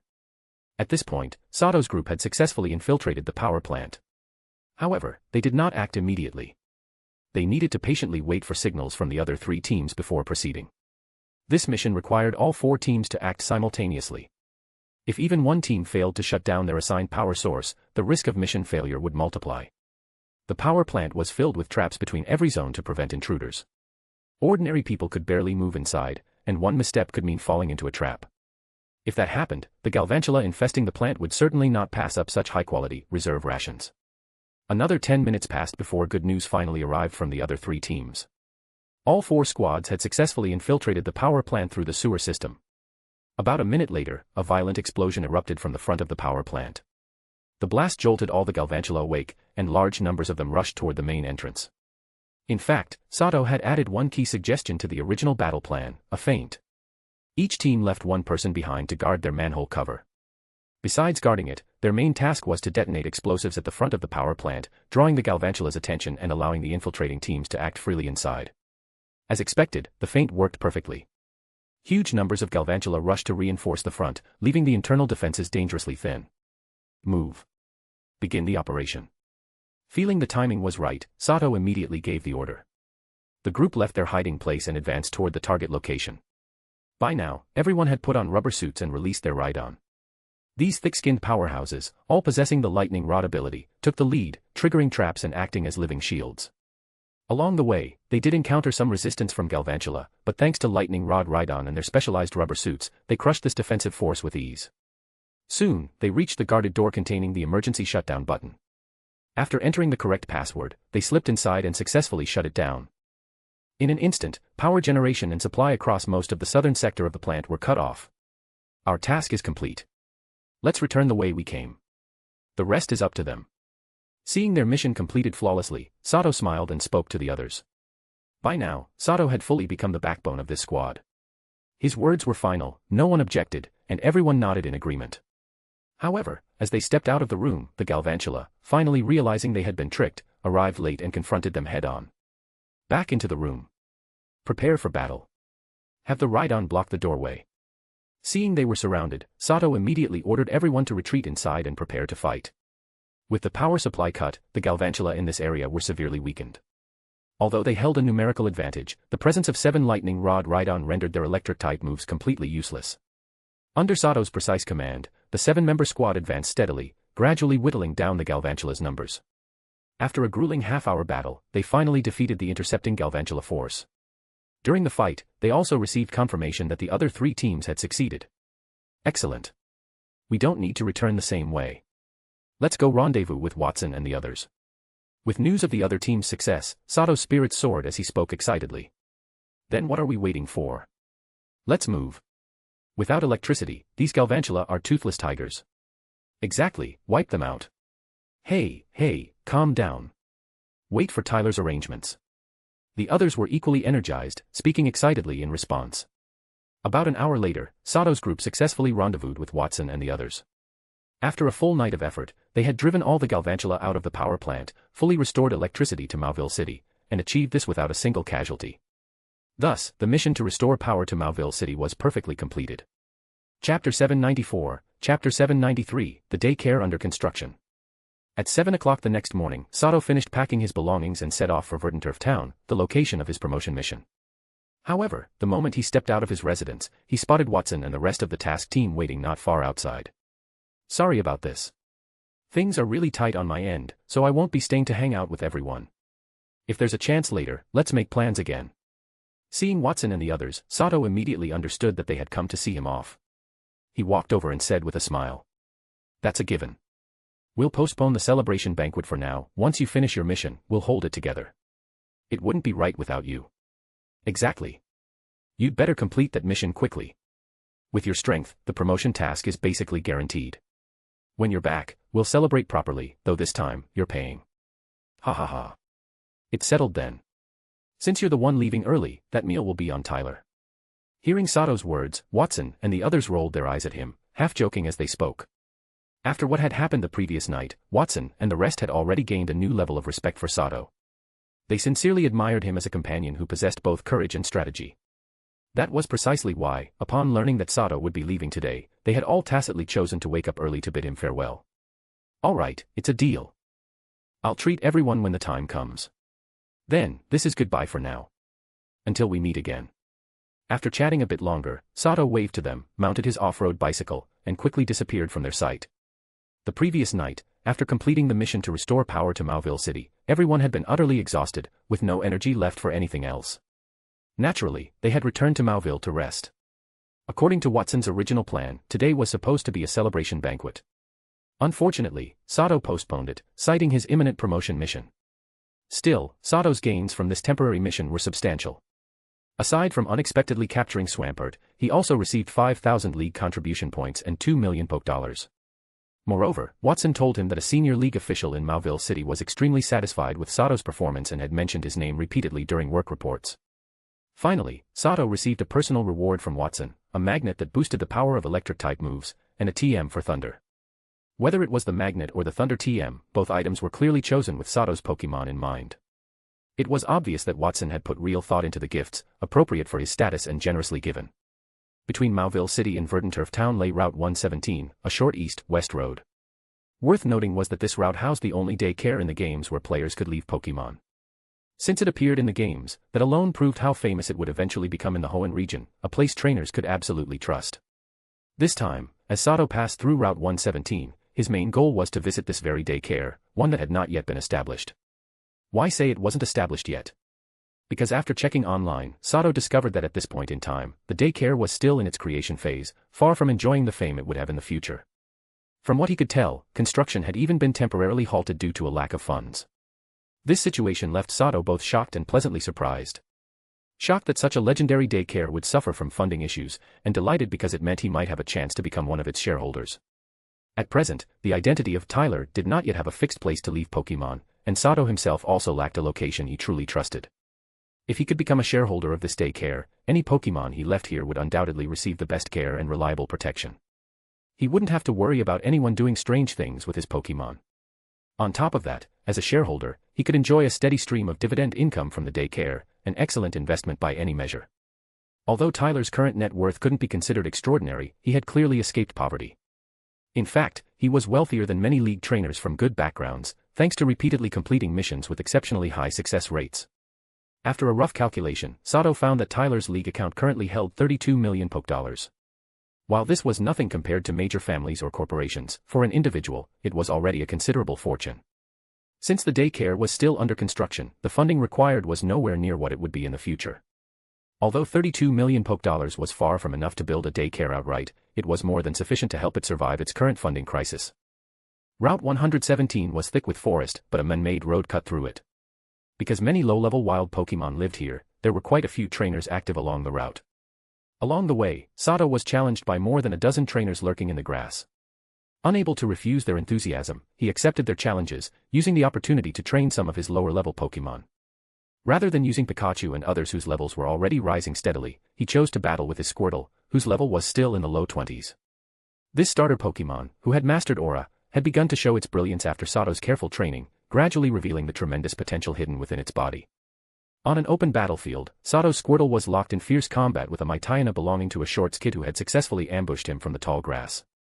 Under its trainer's command, Mytyana let out a loud howl to boost its momentum, then charged forward aggressively, aiming to land Thunderfang on Squirtle. But under Sato's command, Squirtle immediately used Rapid Spin, knocking Mytyana back and further widening the distance between them. Good job, Squirtle. Next, finish it with Aura Sphere. Seeing Squirtle successfully repel the opponent and create distance as instructed, Sato immediately issued the next command. What? Aura Sphere? Mytyana, quick, use Protect. Hearing that Squirtle was about to use Aura Sphere, a move that heavily countered Mytyana, the Shorts kid felt his scalp tingle. Seeing Squirtle truly begin gathering aura, he hastily ordered Mytyana, who had been about to charge again, to use Protect. Ever since following Sato, Squirtle had trained its aura every single day. Though still relatively weak, it had improved significantly compared to the beginning. The Aura Sphere it released now could exert around 60 to 70% of its full power. Receiving Sato's command, Squirtle stopped spinning, planted its feet firmly on the ground, and crossed its hands in front of its chest to gather aura.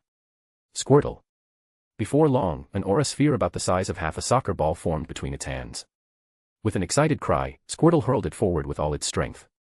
The first Aura Sphere was blocked by Mytyana's Protect. But that was fine. Without giving the opponent time to react, Squirtle continued condensing aura. Within just a few seconds, another Aura Sphere shot forth from its hands. This time, Mytyana, already within 2 meters of Squirtle, managed to dodge the attack with a jump.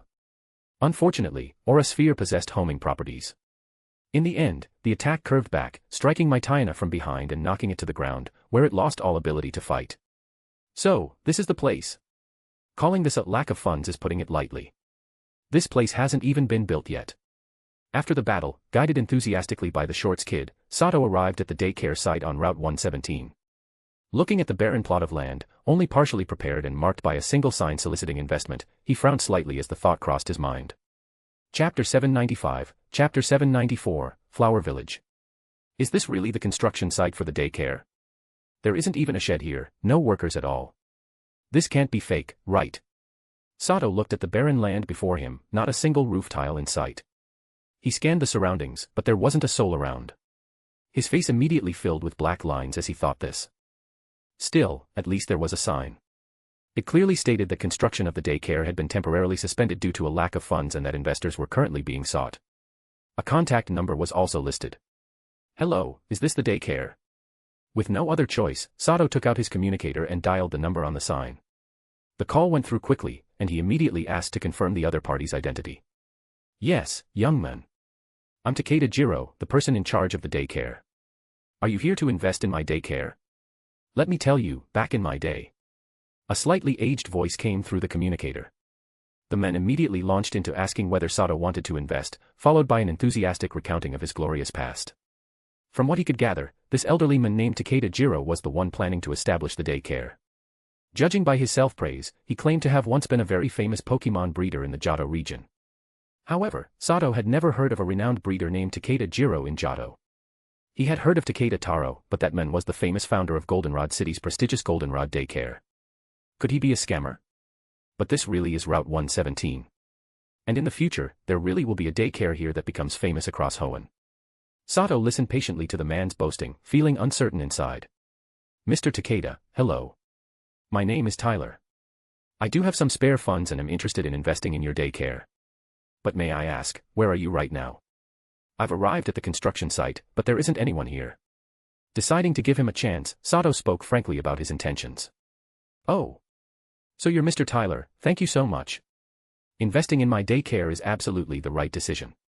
I'm currently in Flower Village, just south of the construction site.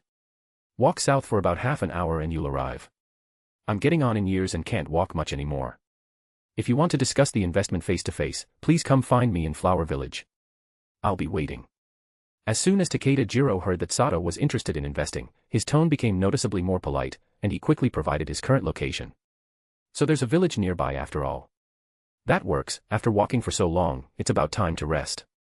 After receiving the directions, Sato took out his compass and looked toward the south, pondering quietly. Sure enough, Takeda Jiro hadn't lied. After riding his off-road bicycle for 7 or 8 minutes, Sato saw a village ahead, its entrance lined with flower beds. Before he even reached it, a refreshing floral fragrance drifted toward him on the breeze. Taking a breath, Sato immediately felt his mood improve. Pikachu was also intoxicated by the scent. It wore a blissful expression and let out a cheerful cry. Woof! Woof! Woof! However, just as Sato approached Flower Village, a Maitayana came charging out from the village entrance with several Poochyena in tow, barking fiercely at the unfamiliar Sato and Pikachu. Sato's expression changed instantly at the sight of the aggressive dogs. Just as he was hesitating whether to let Pikachu teach them a lesson, a little girl in a floral dress came hopping out of the village with a Trico and stopped in front of the Maitayana.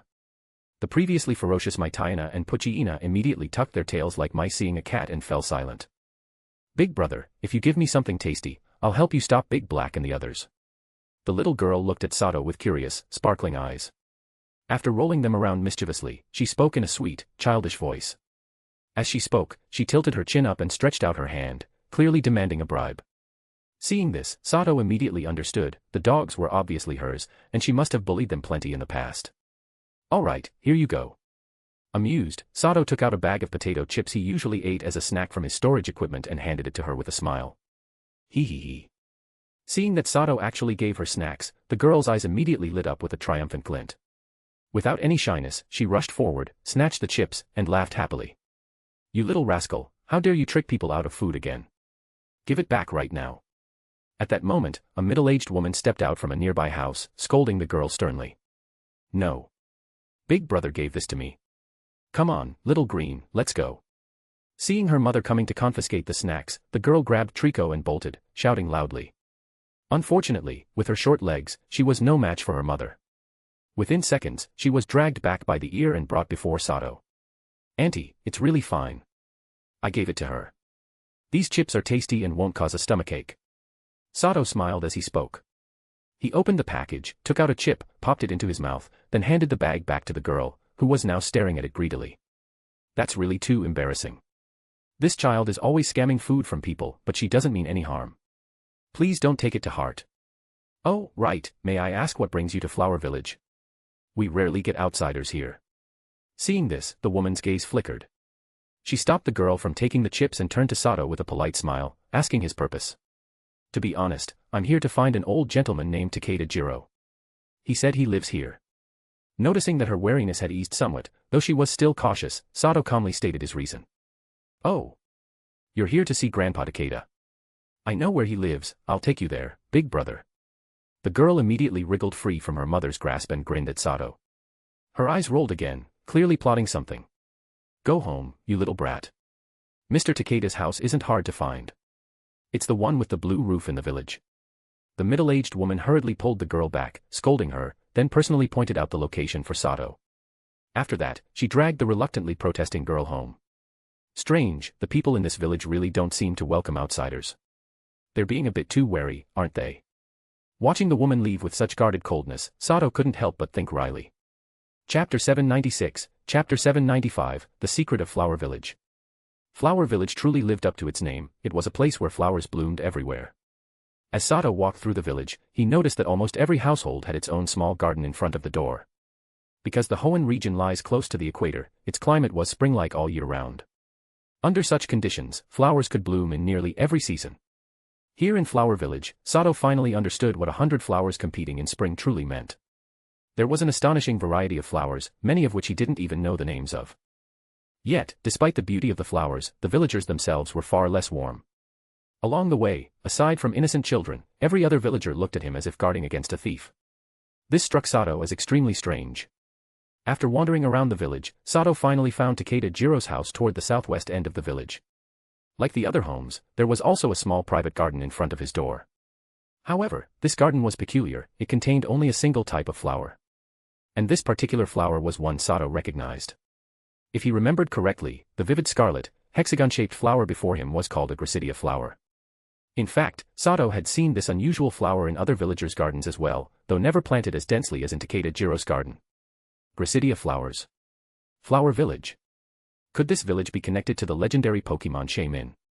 As he gazed at the large patch of blooming Gracidia flowers, Sato fell into deep thought. In his memory, Gracidia flowers were extremely rare and difficult to cultivate. Under normal circumstances, they were hardly ever seen. Yet here, in a village that seemed extremely unwelcoming to outsiders, they appeared in abundance. The mass presence of such a valuable flower immediately made him think of the legendary Pokemon Shaymin. The guardian of flower fields lived precisely in meadows where Gracidia flowers grew, and Shaymin's form transformation also required these flowers. Given Flower Village's conditions, it was entirely plausible that Shaymin might be drawn here. Shaymin were known to live in groups within flower fields. Once they matured, Shaymin typically left their birth meadow to find a flower field of their own, one that must contain Gracidia flowers. And wherever Shaymin lived, the flowers there would always bloom more beautifully and remain in full bloom for far longer than elsewhere. That said, Shaymin, despite being legendary Pokemon, were among the weaker and more vulnerable ones. They were naturally averse to combat and had extremely low fighting intent. Even if captured, they would likely be kept more as companions than as battlers. Still, Shaymin were undeniably adorable. If one were to participate in Pokemon contests, its appeal would likely rival even Milotic. If that's truly the case, it would explain why the villagers are so hostile toward outsiders. Every household grows large amounts of flowers, and the massive flower fields near the village entrance make it obvious, the village's primary income must come from selling flowers. And it's close to Mauville City, a major urban center. The flower market here must be excellent. If Shaymin really live here, then the flower yield would be astonishing, and the villagers would benefit greatly. In that case, they'd naturally want to keep outsiders from learning the village's secret. Once Shaymin were exposed, this village's peace would be gone forever. After linking the villagers' cold attitude, the village's economy, and Shaymin together, Sato quickly arrived at a reasonable conclusion. Ho ho, young man, are you Tyler by any chance? Just as Sato continued thinking, a somewhat familiar elderly voice pulled him back to reality. He immediately turned toward the source of the voice and saw a kindly old man in casual clothes smiling at him from his doorway. Ah, yes. You must be Mr. Takeda Jiro. I'm Tyler. Pardon the intrusion. Realizing that this was the very person he had come to find, Sato respectfully bowed as a junior and replied with a smile. What a polite young man. That's right, I'm Takeda Jiro. Come on in. Takeda Jiro was clearly pleased with Sato's manners. Stroking his beard happily, he warmly invited Sato, his investor, into the house. It was already noon, right at lunchtime. As soon as Sato entered, he saw a stylishly dressed elderly woman directing a mock-amp to place dishes on the table. Oh. Old man, this must be the investor you mentioned earlier. What a fine young fellow. Young man, you haven't eaten yet, have you? If you don't mind, join us. I'm quite confident in my cooking. After confirming with Takeda Jiro, the old woman immediately turned to Sato with a warm smile. Then I won't stand on ceremony. Sato was indeed a little hungry, so he accepted with a nod.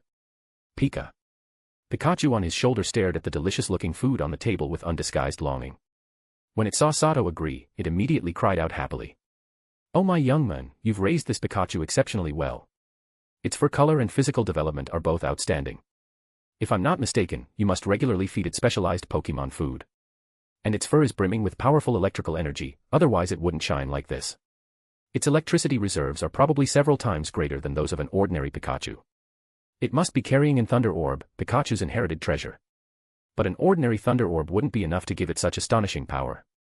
Even with its lightning rod ability and excellent aptitude, this is extraordinary. Incredible, young man, you've actually obtained a top-tier Pikachu Thunder Orb. The moment Pikachu spoke, the old woman suddenly flashed to Sato's side at an abnormal speed.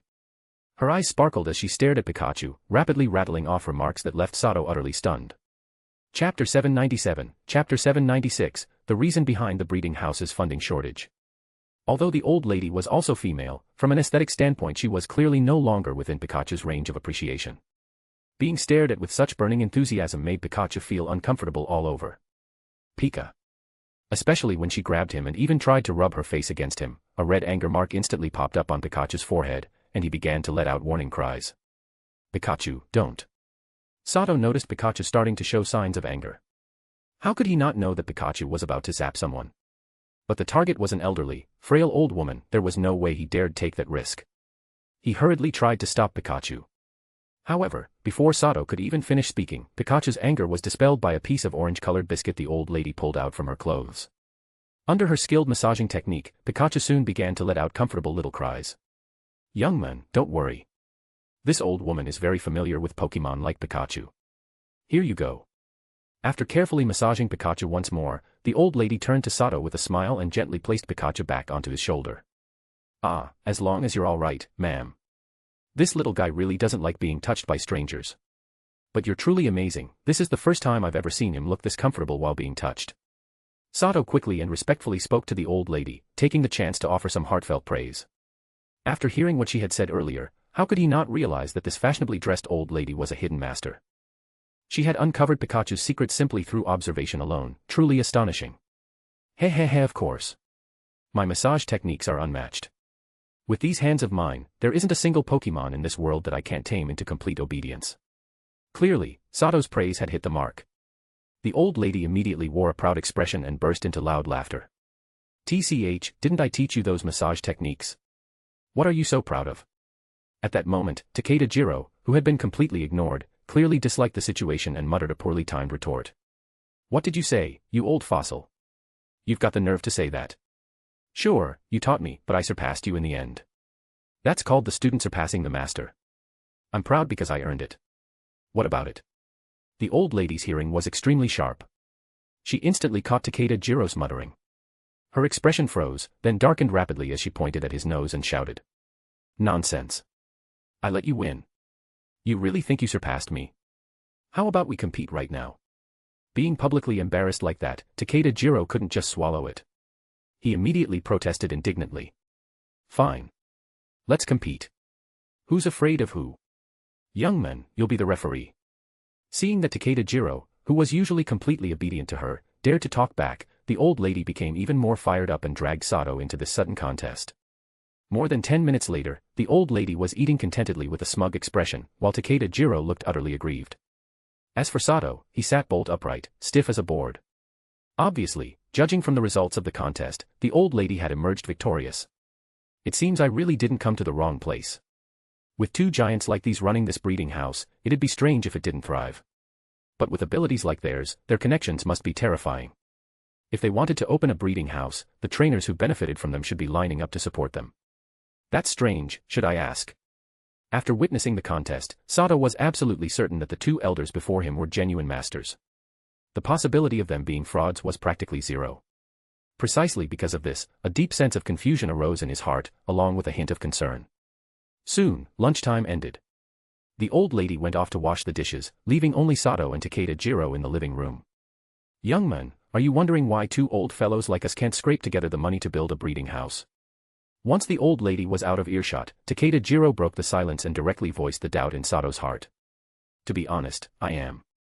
Both of you are incredibly capable, and your connections must be extensive. It doesn't seem like you should be short on funds. Sato admitted it openly, without any attempt to hide his thoughts. Our connections are indeed solid, and we had some savings. At the beginning, fundraising went very smoothly. In fact, the breeding house was already under construction. But who could have known that disaster would strike out of nowhere? A violent storm wiped out the entire construction site. This old man is still buried under massive debt. How could I have the face to borrow from others again? All I can do is raise funds this way. Sigh, it's fate, I suppose. Why did Kyogre have to suddenly come onto land? Such terrible luck. Takeda Jiro didn't hide anything and frankly explained the reason and their current predicament. After hearing this, a strong wave of guilt surged through Sato's heart. So this was the truth, their current misfortune was actually his doing. Thinking back now, the route he had used to lure Kyogre really had passed very close to Route 117, no, it had gone straight through Route 117.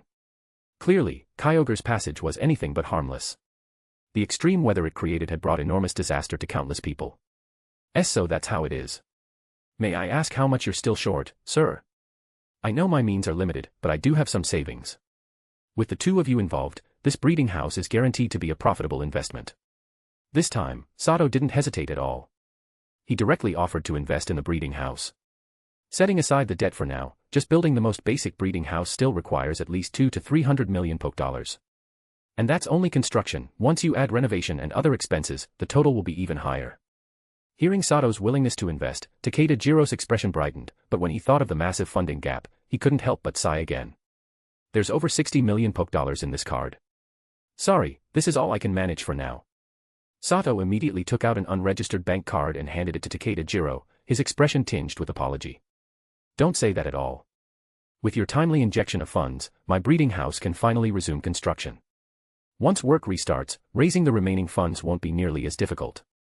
This really is life-saving rain, young man. Takeda Jiro was genuinely shocked that someone so young could take out over 60 million dollars so casually. After a moment, his gaze shifted to the Pikachu on Sato's shoulder, and realization dawned. His expression turned excited as he spoke. In that case, you'll take 1/3 of the shares in the breeding house. Chapter 798, Chapter 797, A Deep Misunderstanding. No. My 60+ million dollars isn't worth that many shares. 1/5, no, 1/6 will be enough. Hearing Takeda Jiro's proposal, Sato immediately waved his hands, his expression serious as he spoke. 1/3 of the shares was an enormous amount. With powerhouses like Takeda Jiro and the old lady running the breeding house, its future prospects were extremely bright. That meant this breeding house was a golden goose that would lay eggs endlessly. The more shares he held, the greater the profits he would reap. If Sato hadn't learned the real reason behind the breeding house's funding shortage, he would have accepted that 1/3 without hesitation. But now he simply couldn't, otherwise, he really would be shameless. So no matter what, Sato refused to accept it. There were plenty of ways to make money, there was no need to do so at the expense of one's conscience. Takeda Jiro was clearly an honest man, and also stubborn to the core. He had no desire to take advantage of Sato. In truth, money meant little to him at his age, what he truly cherished was the joy of nurturing Pokémon. How can that be acceptable? 1/3 is 1/3. The funds you invested this time are crucial, far more important than any future investments by others. So when Sato voluntarily tried to reduce his share, Takeda Jiro instead became unhappy and said angrily. If you knew that I was actually the one who caused your original breeding house construction plan to fail, you probably wouldn't be so easygoing right now, Sato muttered inwardly. For a time, one party wanted to give up part of the profits, while the other refused to take advantage of someone else. The two sides were at an impasse. After several minutes of friendly but firm argument, they finally each took a step back. In the end, Sato used his 60+ million dollars to acquire 1/4 of the breeding house's future shares. He really is a fine young man, the old lady said softly to Takeda Jiro as she watched Sato say his goodbyes and leave. Not greedy at all. That's a rare and precious quality. Unlike us when we were young, his road ahead will surely be much smoother because of it. Yes, in the end, we still took a bit of advantage of him, Takeda Jiro replied with a helpless smile, nodding. I really lost this one. Looks like we can't afford to slack off anymore. Any Pokémon he sends to the breeding house in the future, will have to take especially good care of them. After saying that, he turned and went back inside, picking up the phone in the living room to make a call. After leaving Takeda Jiro's home, Sato immediately headed toward the entrance of Flower Village. In the end, he chose not to ask Takeda Jiro about the villagers' strange behavior. In his view, as an outsider, it was better not to meddle in local affairs. However, before he could leave the village, trouble came looking for him. May I ask what this is about? I don't recall doing anything excessive to your village. Please step aside, I have urgent business and need to leave. Sato looked at the male villagers who had suddenly blocked his path, each accompanied by several Pokémon, and spoke with a grim expression. Through his psychic sensing, he had already detected countless eyes watching from nearby houses. If he made any rash move, he would very likely face a full-scale ambush. You must be one of those Pokémon hunters scouts, sent here to investigate the village. Sneaking around and staring at everyone's gardens, don't think we didn't notice. Speak clearly right now. What exactly is your purpose? Otherwise, we won't let you off. That's right. We absolutely won't allow you bastards to take away the village's guardian. Enough talking, capture him first. If he really is a Pokemon hunter spy, then this is serious. We absolutely cannot let him leave the village. One by one, the villagers spoke, their words making Sato's heart sink. As they spoke, they began directing their Pokemon to surround him. From their words, Sato could already piece together much of what had happened. Just as he had suspected earlier, this village truly did have a shaman living here, and it was deeply cherished by the villagers. Unfortunately, that shaman had now been targeted by Pokemon hunters. From the looks of it, those hunters had already taken action before, but failed. Because of this, most of the villagers were now extremely wary of outsiders. In their eyes, Sato, who had carefully observed the village and paid close attention to everyone's gardens, had likely already been labeled as a scout sent by Pokemon hunters. So this is what happened, being too cautious ended up getting me misunderstood. After analyzing the villagers' words together with his earlier suspicions, Sato felt rather speechless. Still, surrendering without a fight was not his style. If these villagers attacked him unjustly, he would not show mercy. I need to make this clear. I came to your village solely to discuss an investment with Mr. Takeda Jiro. As for this so-called village guardian and the Pokemon hunters you mentioned, I know absolutely nothing about them. Before anything else, Sato explained himself clearly, while discreetly activating the recording function on his communicator. That way, even if the League intervened later, he would have evidence to protect himself from liability. Humph, and you think we'll believe that? If we're wrong, we'll apologize afterward. For now, just surrender obediently. One hot-tempered villager, clearly extremely hostile to outsiders, immediately retorted and demanded that Sato disarm himself. That's right, if you know what's good for you, surrender. Exactly. We're not bad people. If you have nothing to hide, what are you afraid of? Put down your weapons and accept the investigation. Otherwise, don't blame us for being rude. The other villagers echoed him, urging Sato to lay down his arms. I'm afraid I must refuse. As the villagers pressed closer and closer, Sato's gaze gradually turned icy. He answered coldly. Surrender? Impossible. Not to mention that surrendering would almost certainly lead to a bad outcome, he was the only outsider here.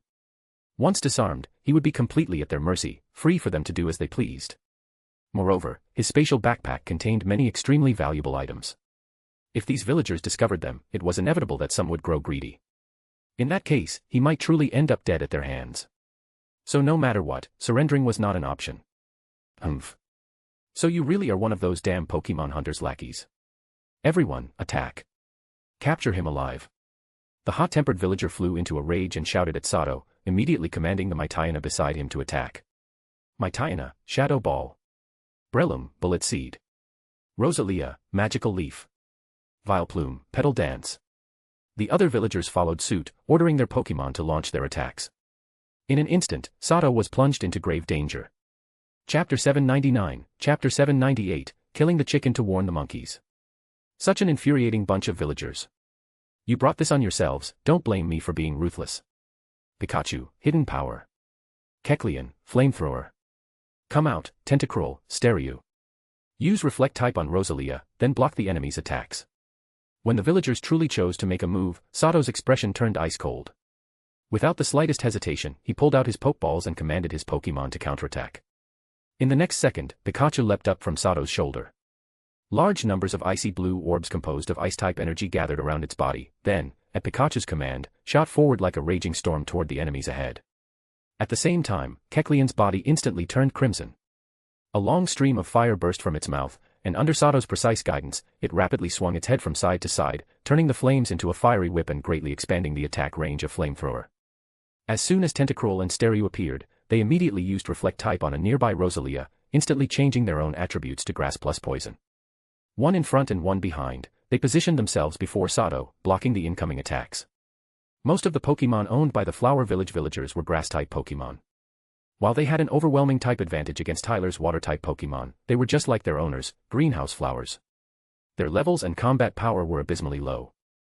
With just a single sweeping attack from Pikachu's Hidden Power Ice, a large group of Grass-type Pokemon fell like harvested wheat. As for Kecleon's same-type Flamethrower, it likewise knocked out another large batch of Grass-type Pokemon. However, the villagers held an absolute advantage in numbers. Though their Pokemon were weak, sheer quantity could still pose a threat. After all, ants could sometimes bring down an elephant. Despite being struck head-on by Sato's counterattack, they relied on their numerical superiority and continued to command their Pokémon to assault him without fear. Unfortunately for them, these villagers were not professional trainers. They had no idea that Tentacruel and Stereo had already transformed their attributes through Reflect type into the Poison, Grass dual type that most strongly countered Grass-type Pokémon. Moreover, both Tentacruel and Stereo possessed recovery moves as well as defensive enhancement moves. At this moment, they had become two extremely solid bulwarks in front of Sato, blocking most of the enemy's offensive firepower. Meanwhile, under their protection, Pikachu and Kecleon were free to unleash their attacks to their heart's content. Before long, a large pile of enemy Grass-type Pokémon had fallen at their feet. Even a pack of hyenas finds it hard to defeat a healthy male lion, and a large part of that is because the lion understands the tactic of killing the chicken to warn the monkeys. Sato was doing exactly that right now.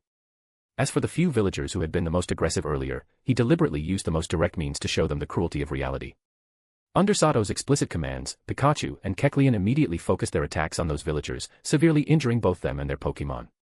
With these most unruly villagers serving as examples, the courage in the hearts of the remaining villagers evaporated instantly. As more and more Pokémon collapsed, the confidence they had built from sheer numbers began to crumble. How could this happen? How can this guy be so strong? Ah. My Rosalia, run, Bellsprout. Stop. Please stop hitting us. Come back, Vileplume.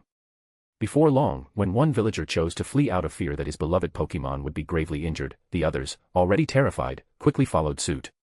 In no time at all, the villagers who had moments ago been brimming with aggression vanished without a trace, leaving behind only a few injured people lying on the ground, unable to escape. A bunch of rabble, and you thought you could make me surrender.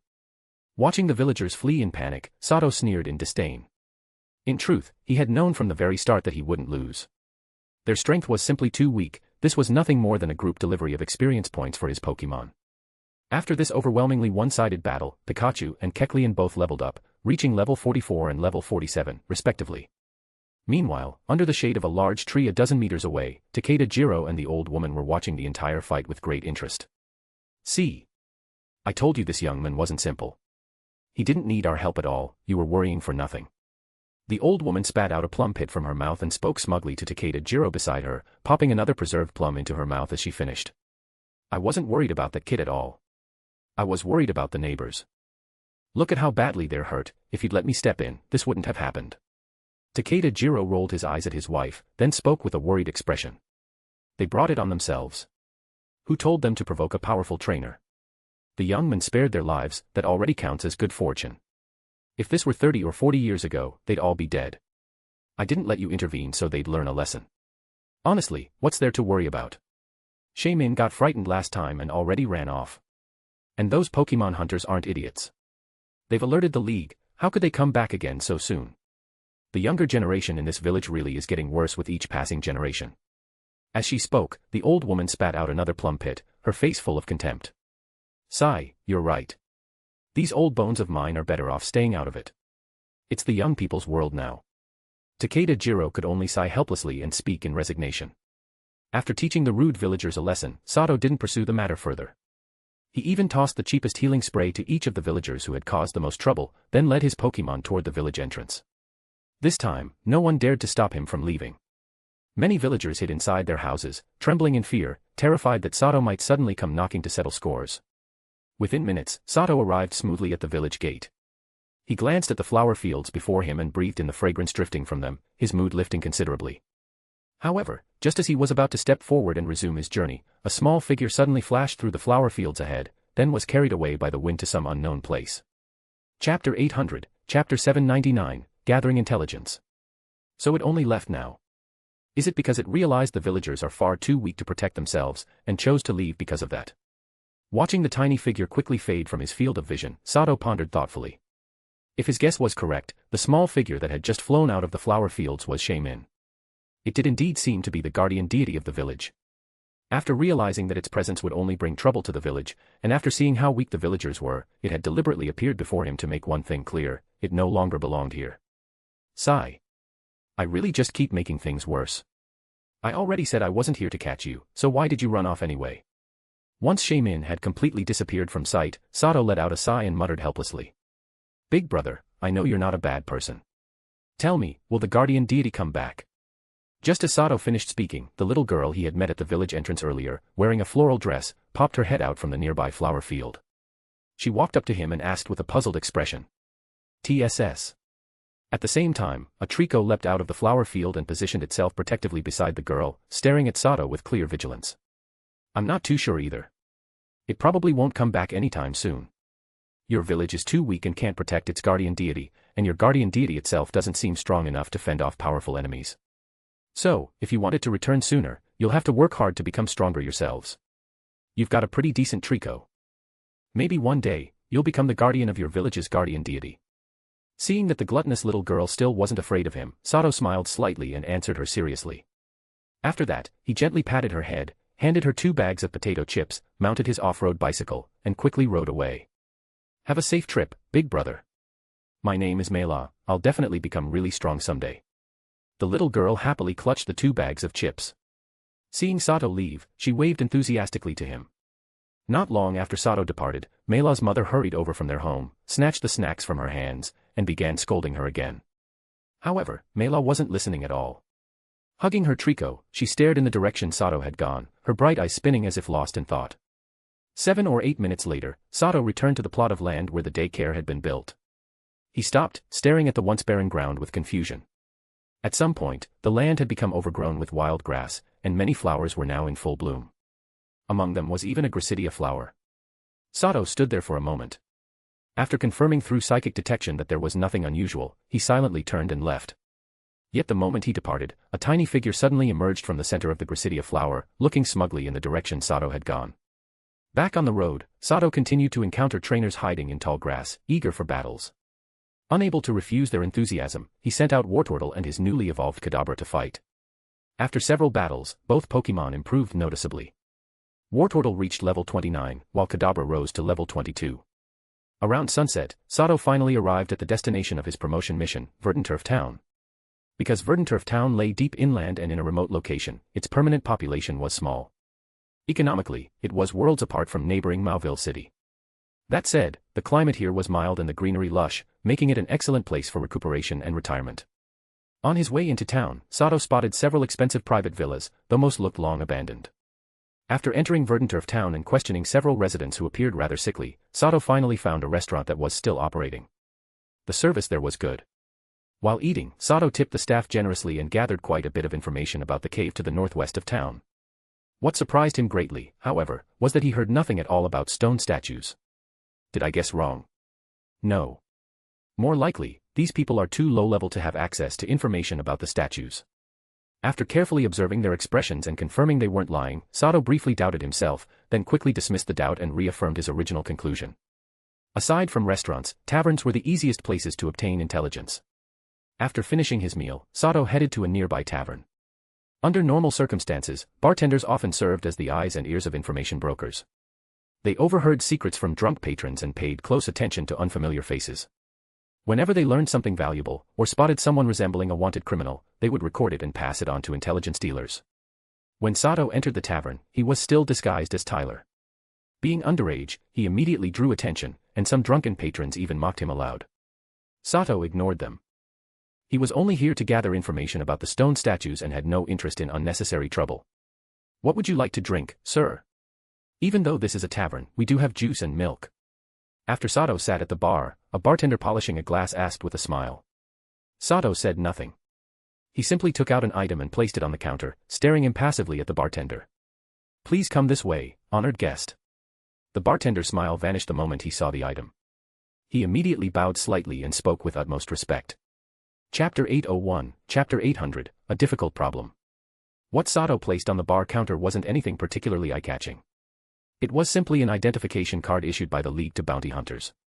However, this card was inlaid with silver patterns, making it look very much like a specially designed, high-end VIP card from some exclusive establishment. Yet it was precisely this card that carried enough weight to make the bartender instantly suppress any thought of offending Sato, unless he wanted his own head to end up severed by Sato, just like those vicious wanted criminals. Previously, when Sato, under the alias Tyler, had captured the buck-toothed men and the obese men, both B-rank League fugitives, he had also obtained a League-issued bounty hunter ID under that identity. That card, however, was one rank lower than the one he now held, as Raiden Suzuki bounty hunter IDs were generally divided into 5 tiers: bronze, silver, gold, platinum, and diamond. If a bounty hunter wanted to raise the rank of their ID, the best way was to capture higher-ranked League fugitives. In essence, the ID itself was a direct representation of one's strength. For example, Sato's current bounty hunter ID indicated that he had successfully captured at least one B-rank League fugitive, meaning he possessed, at minimum, the strength of a pseudo-Elite 4 trainer. In most people's eyes, a pseudo-Elite 4 trainer was already far from weak, let alone one capable of capturing a B-rank fugitive. Before long, led by the bartender, Sato was taken to a small room in the bar's back area. The lighting in the room was dim. Once inside, all Sato could see were 2 chairs, a table, and a kerosene lamp burning with a flickering flame. As Sato entered, a masked figure cloaked in black slowly emerged from a dark corner of the room and sat down on one of the chairs. He then gestured for Sato to take the other seat. Bang. The door closed behind him. "Please rest assured, sir. There are only the 2 of us here, and this room is specially constructed with excellent soundproofing. You may safely ask about any information you desire. So, what kind of intelligence are you looking for? As long as we have it, I'll definitely offer you a reasonable price." Once Sato was seated, the men in the jester mask first explained the environment, then went straight to the point. "I want all information regarding the stone statues inside the cave northwest of Verdanturf town." Sato didn't waste any words and immediately stated his request. Hearing this, the jester masked man lowered his head and pondered for a moment, a faint glimmer flashing in his eyes as he recalled relevant information. Sato remained silent, patiently waiting. 1 million poke dollars. Once the payment goes through, I'll tell you everything I know about the cave statues. Soon, the masked man raised his head and named an exorbitant price. What a ridiculously profitable business. Just opening your mouth and you casually take half the reward I earned by risking my life on the Mauville City power restoration mission. Hearing the price, Sato frowned slightly, cursing inwardly. To him, intelligence brokers were nothing but shameless bloodsuckers. But he also knew that since he had come to buy information, the initiative lay with the other party. As long as he wanted the intel, no matter how outrageous the price, he could only swallow it. Fine. 1 million. I'll transfer it. Unwilling to waste time, Sato quickly took out a League silver card and placed it on the table. "Sir, you're very decisive. Please wait a moment." The jester masked man looked at Sato like a fat lamb ready for slaughter. He promptly pulled out a wireless transfer terminal from beneath the table and spoke with barely concealed delight. He eagerly picked up the League silver card, inserted it into the terminal slot, and prompted Sato to enter the password. A dozen seconds later, Sato's communicator notified him of a transfer of 1 million poke dollars. At the same time, a confirmation tone sounded in the tiny earpiece worn by the masked man. "There isn't a huge amount of information about the cave statues, but rest assured, it's absolutely worth the price." After receiving confirmation from his associates, the jester masked man immediately began relaying everything he knew. 2 to 3 minutes later, Sato emerged from the small room looking preoccupied and quickly left the bar. From the intelligence he'd purchased, Sato learned that there were indeed several strange-looking stone statues in the cave northwest of Verdanturf town. However, all of them were located deep within the cave system, spread across multiple areas, some even lying within the territory of the Wismore line. If Sato wanted to find these statues, it would be best to hire someone extremely familiar with the cave's terrain. Otherwise, relying on maps alone, he could easily become lost in the maze-like tunnels. For Sato himself, navigating a labyrinthine cave wasn't particularly difficult. The real challenge was the high likelihood of encountering the resident Wismore line. Wismore evolves into Loudred, whose final evolution is Exploud, Pokemon infamous for their terrifying sound-based attacks. Just imagine being attacked by their sound wave moves inside narrow tunnels, it would be nothing short of disastrous. In confined spaces, sound power is amplified. Even soundproof equipment would be hard-pressed to block it. If he were to run into a large group of Wismore, Loudred, or Exploud, permanent hearing damage would be a very real possibility. Moreover, these Pokemon were notoriously bad-tempered, especially Loudred and Exploud. A fierce battle would be unavoidable if he encountered them. I need to think of a way to explore that cave safely. I don't want to go deaf at such a young age. After traveling all day, Sato lay exhausted in a single bedroom on the 6th-floor residential level of the Pokemon Center. Staring at the small fan spinning above him and blowing cool air, he thought irritably to himself. Chapter 802, Chapter 801, Entering the Cave. At 7 a.m. the next morning, with the help of an alarm clock, Sato woke up from a deep meditative state right on time. Awakening at the same moment was Kadabra, the psychic-type Pokemon beside him. When it came to training Kadabra, Sato spared no effort. He directly taught it the heart meditation method, and Kadabra, living up to its reputation as a psychic-type Pokemon whose aptitude was only a hair's breadth away from Gold Tier, managed to master the technique in less than a week. By now, more than a month had passed since Sato obtained the Psychic Mark and the Sea God's Coral Stone. After over a month of diligent, uninterrupted meditation training, his psychic power value had reached 312 points. As his psychic power continued to rise, the various psychic techniques he used became increasingly potent. For example, the distance of his teleportation had increased from just over 10 meters to more than 20 meters. After evolving and learning the heart meditation method, Kadabra's psychic power experienced a massive leap as well. It surged from just over 200 points to 350 points, and continued to grow at a rate of about 2 points per day. It had to be said that Kadabra's psychic aptitude was truly outstanding. As long as it didn't encounter a severe bottleneck or suffer serious mental trauma in the future, given enough time, it would undoubtedly become an extremely powerful psychic-type Pokemon. Ugh, meditating all night really makes you starving. Hurry up and eat already, I can't take it anymore. The moment Kadabra woke up, it clutched its flat stomach and incessantly urged Sato through telepathy. When it saw that Sato was ignoring him, Kadabra immediately used teleportation to appear beside Sato's backpack. With practiced ease, it pulled out all kinds of snacks, then called over the newly awakened Pikachu and Kecleon to eat together, clearly aiming for safety in numbers. Such a hopeless glutton, and yet no matter how much he eats, he barely gains any weight. Watching Kadabra's eating antics, Sato thought helplessly. Half an hour later, Sato led his well-fed Pokemon out of the Pokemon Center and headed toward the largest Pokemon item shop in town. The previous day, after a long period of consideration, he had finally found a way to counter the Whismur line's sonic attacks, by making use of the soundproof ability. In his memory, the Whismur family possessed the soundproof ability. It was precisely because of this that they could unleash powerful soundwave attacks in tunnels without suffering indiscriminate damage themselves. The reason Whismur had soundproof was closely tied to the physiological structure of their ears. If that structure could be understood, it might be possible to create effective soundproof equipment. In fact, Sato wasn't the first to think of this. Long ago, some clever individuals in Verdanturf Town had already come up with this idea and put it into practice. Thus, when Sato entered the Pokemon item shop and asked about high-quality soundproof gear, the shop owner immediately took out a pair of earmuffs shaped very similarly to Whismur's ears.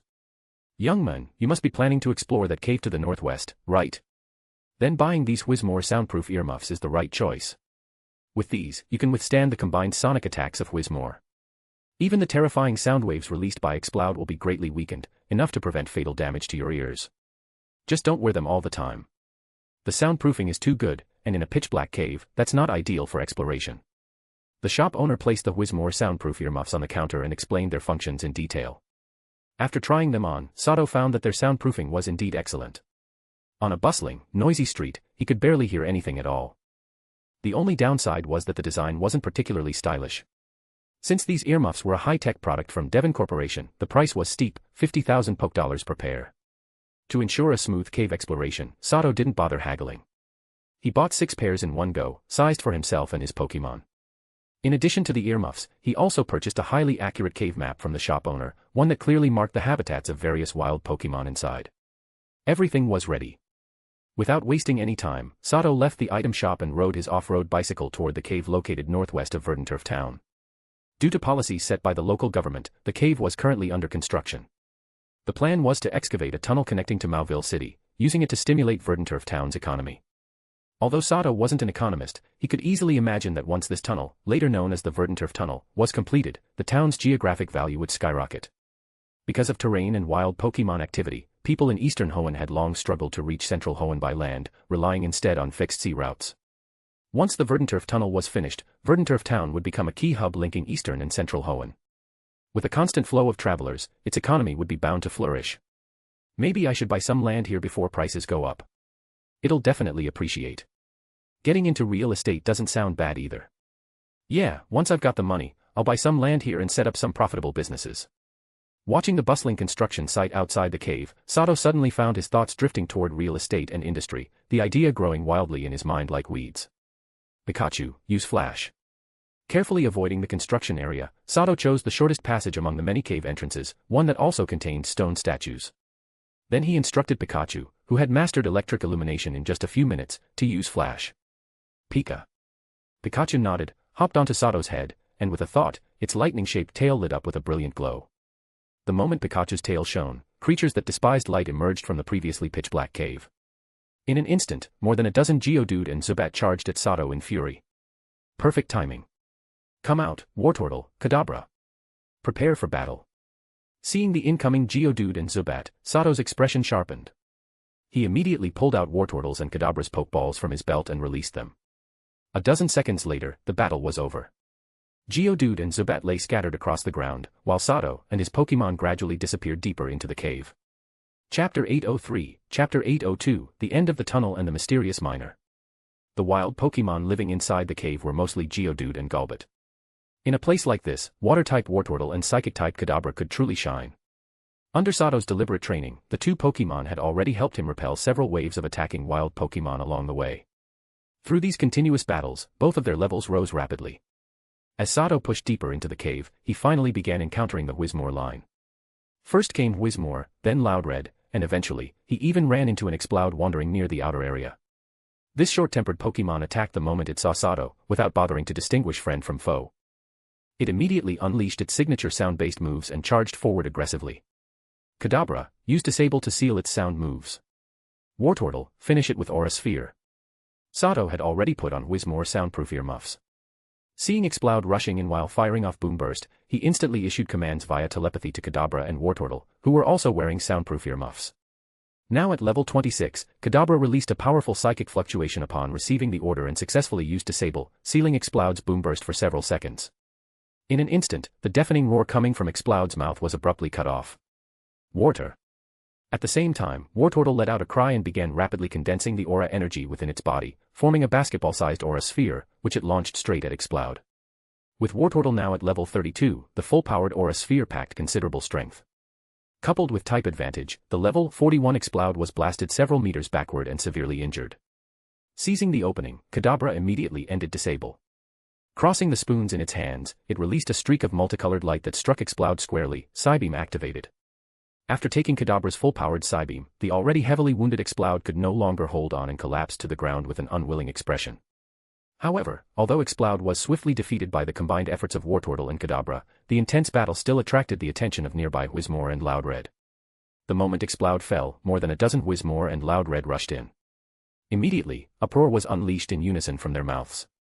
The entire tunnel began to shake violently under the high-frequency sound waves, and large chunks of rock started raining down from the ceiling. This is bad, we can only retreat for now. Kadabra, teleport. Seeing the Whismur and Loudred swarming in, Sato knew things were about to go south and quickly gave the order through telepathy. Kadabra, with its high intelligence, had already judged how dangerous the situation was. The instant Sato issued the command, it used teleport, taking Sato and the others away from the spot. In the next moment, Sato and his Pokémon reappeared in a section of tunnel more than 10 meters away. Swampert, use Hammer Arm and smash all the falling rocks. But the danger was not over yet. Rocks were still pouring down from above. Left with no choice, Sato released Swampert to deal with the situation. Pikachu, Iron Tail. Kadabra, Confusion. Wartortle, Rapid Spin. At the same time, he ordered Pikachu and the others to assist Swampert in blocking the rockfall. The moment Swampert emerged from its Pokeball, it didn't even wait for Sato to finish speaking. It immediately began swinging its fists wildly at the falling rocks. Under the force of its powerful punches, every single rock was smashed into dust. Any stray rocks that slipped through were promptly shattered by Pikachu, Kadabra, and Wartortle. After a dozen seconds, the tremors in the tunnel gradually subsided, and the rockfall finally stopped. However, the path ahead was now completely blocked by rubble. I knew this would happen. This promotion mission really isn't easy at all. Swampert, I'll have to trouble you, move the rocks ahead. Looking at the heavily blocked tunnel, Sato felt mentally exhausted as he spoke, handing over more than 10 gem-grade poke blocks to Swampert. Swamp. The panting Swampert showed a hint of displeasure at first, but the moment it saw the gem-grade poke blocks, all dissatisfaction vanished. It quickly devoured them all and then happily trotted off to move the rocks. I knew this would work. The carrot and stick method never fails. Watching Swampert obediently head over to clear the rubble, Sato thought with a hint of amusement. This Swampert, which Sato had captured in the sewers, had long since been thoroughly subdued. At the beginning, it had been rather defiant. But after being beaten repeatedly by Nidoking, Crobat, and Roserade, it quickly learned to behave. That said, since not much time had passed, this Swampert still tended to slack off when following Sato's commands. Unless it was given some benefit, it would only use about 50 to 60% of its strength. Sato was well aware of this little trick, but he didn't call it out directly. Instead, he simply reduced its daily rations slightly. It was also worth noting that this Swampert possessed monstrous strength. Although it couldn't compare to his own Swampert, its raw power was still at least 5 or 6 times that of an ordinary Swampert. As such, for Swampert, anything weighing under 5 or 6 tons was basically a toy. Soon enough, with the help of this Pokemon version excavator, the block tunnel was cleared. Sato then led his Pokemon forward once more. After another dozen minutes of cautious progress, during which he avoided several more waves of Whizmore and Loudred attacks, Sato finally reached the end of the tunnel. To his astonishment, the tunnel opened into a vast underground chamber roughly half the size of a football field. Inside, he saw numerous man-made stone statues. Some depicted humans, but most represented Pokemon. Due to various reasons, however, the majority of the statues were badly damaged, making it difficult to discern their original forms. What surprised Sato even more was that this ancient-looking underground space was not empty. Someone was already there. The person wore a miner's helmet and held a pickaxe, excavating the ground nearby. At their side stood an Agron and a clay doll, both wearing miner helmets as well and assisting with the digging. At this moment, a bamboo basket beside the mysterious miner already contained several stones that looked quite unusual. Oh! Someone else actually made it here. Don't tell me, you're a rock enthusiast too. As soon as Sato entered, the person stopped digging, slowly turned around, and spoke to him with mild surprise. Chapter 804, Chapter 803, Champion Steven. So it's actually him. When Sato heard the words spoken by the mysterious miner ahead, he paused slightly. Then, after using his psychic perception to clearly see the miner's face, he couldn't help but feel genuinely surprised. The mysterious miner, who looked to be in his early 20s, was none other than Steven, the current champion of the Hoenn League, and also the only son of the president of Devon Corporation, the largest manufacturing company in the Hoenn region. Hello, Mr. Steven. My name is Tyler. Why are you here? After confirming the miner's identity, Sato immediately bowed respectfully to Steven. Putting on a surprised expression, he asked in a puzzled tone. Oh. You recognized me already. Well, as you can see, I'm mining. I'd heard long ago that there are some special ores here. I happened to be on a mission nearby recently, so I decided to drop by and take a look. My luck's been pretty good, I've found quite a few rare minerals and rocks here. Want to have a look? Steven was an extremely easygoing person with no airs about him. Hearing Sato's question, he openly explained himself, completely unfazed by the odd look that appeared on Sato's face afterward. I knew it, that explanation is flawless and powerful. Truly Steven's style. Listening to Steven's completely straight-faced explanation, Sato couldn't help but complain wildly in his mind. Right, mining on the side while carrying out a mission. It seemed the champion of the Hoenn League really was exactly as rumored, a stone fanatic to the core. In order to excavate rare minerals and rocks, he often appeared in obscure caves all across Hoenn, and even around the world. This time, he had actually run over here on a whim during an official mission just to mine. It was honestly hard to put into words. But because of this, Sato was now completely certain of Steven's identity. In his memory, Steven really was this kind of person. As far as Sato knew, before long, the Hoenn League champion would voluntarily resign from his post and hand over the champion's throne, something countless league trainers would strive for their entire lives, to his good friend Wallace. And the reason he gave for stepping down was absurdly simple: being champion left him with too little time to mine and collect stones and rocks. One could only say that Steven's love for rocks had reached an almost unbelievable level. That said, although he was unreliable when it came to champion duties, his strength was absolutely genuine, without the slightest hint of exaggeration. Even now, Sato had already detected 2 terrifyingly powerful Pokemon besides Steven through the system's scan. Claydol was level 88, while Agron was even more frightening at level 91. Steven truly deserved his reputation as a once-in-a-century genius trainer of Hoenn. Even while spending his days mining everywhere, he still had his own unique methods when it came to training Pokemon. His growth speed was downright frightening. Sato had once seen Drake, the Dragon-type elite, whose ace Salamence was level 92. Yet at this moment, Steven's Agron gave Sato the impression that it was in no way inferior to Drake's Salamence. Of course, Steven's rapid progress wasn't just due to his outstanding talent, it was inseparably linked to his status as a super-rich second-generation heir. As the son of Devon Corporation's president, he truly had money to burn. With ease, he could command massive resources that countless trainers could never accumulate in a lifetime. In this regard, even elite heirs like Wallace and Cynthia couldn't compare. The 2 powerful Pokemon at his side both possessed gold-tier aptitude. Their physical development clearly surpassed that of their species, their life force was exceptionally strong, and they were obviously still young. The sheer number of moves listed in their TM slots was staggering. It went without saying, Steven had poured an astronomical amount of resources into them to allow them to reach such heights in such a short time. So, even if he seemed a bit unreliable, being able to befriend such a monstrously strong super-rich heir was undoubtedly something to feel extremely fortunate about. That said, Truly befriending someone like Steven was no easy task. Though he was easygoing and pleasant to talk to, the pride deep in his bones was undeniable. With his strength and background, he had more than enough reason to look down on most people. Unless one's own strength was great enough to earn his recognition, or one's background was equally formidable, he might forget you the very next moment. After all, in his eyes, your importance might not even compare to that of one of his stone collectibles. At present, Sato's strength under the identity of Tyler was naturally insignificant in Steven's eyes. Yet Sato was confident that he could successfully make Steven's acquaintance, precisely because of Steven's obsessive love for stones. In fact, when Sato had just begun his journey as a trainer, he had once been fortunate enough to see Steven in person. That was at an auction house in LaRue City operated by one of Steven's companies. Unfortunately, Steven had left in a hurry due to other matters, and Sato hadn't been able to speak with him. Although he failed to befriend Steven then, Sato had instead met Kaede, an auctioneer who was also a passionate stone enthusiast. Through the system's appraisal ability, Sato had received Kaede's gifts and inheritance. Notably, the mutated supreme sky-splitting stone Sato possessed had come from Kaede's hands. Sato often took out the book encyclopedia of stones that he'd obtained from Kaede to read during his free time. With the powerful memory granted by his psychic abilities, he could practically recite the book's contents verbatim by now. As a result, Sato could now be considered a highly professional stone appraiser. Even without relying on the system, as long as a stone was recorded in Encyclopedia of Stones, he could recognize it immediately and speak about it at length. Generally speaking, most people simply couldn't understand the passion that stone enthusiasts poured into stones. As such, stone lovers like Steven were undoubtedly lacking kindred spirits. Sato firmly believed that if he could demonstrate sufficient understanding of various stones, he would leave a deep impression on Steven. He might even become a frequent guest at Steven's table on the spot. Sure. I've read quite a few books about stones in the Goldenrod Academy library, but I never had the time to see real specimens in person. Now I finally have the chance. Thinking of the opportunity to befriend Steven, Sato immediately followed up enthusiastically, putting on an expression of genuine interest. Chapter 805, Chapter 804, Gaining Another Rare Stone. Steven was quite surprised by Sato's answer. After all, his hobby was rather unconventional, and in most cases, the response he got from others was simply, "No need." Is that so? Then come take a look. These are all rare treasures I've dug up from different places recently.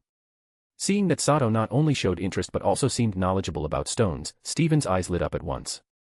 He immediately lifted the bamboo basket and brought it over to Sato, speaking excitedly. Because his interests differed from most people's, Steven rarely found friends who shared common topics with him, and he often felt lonely because of it.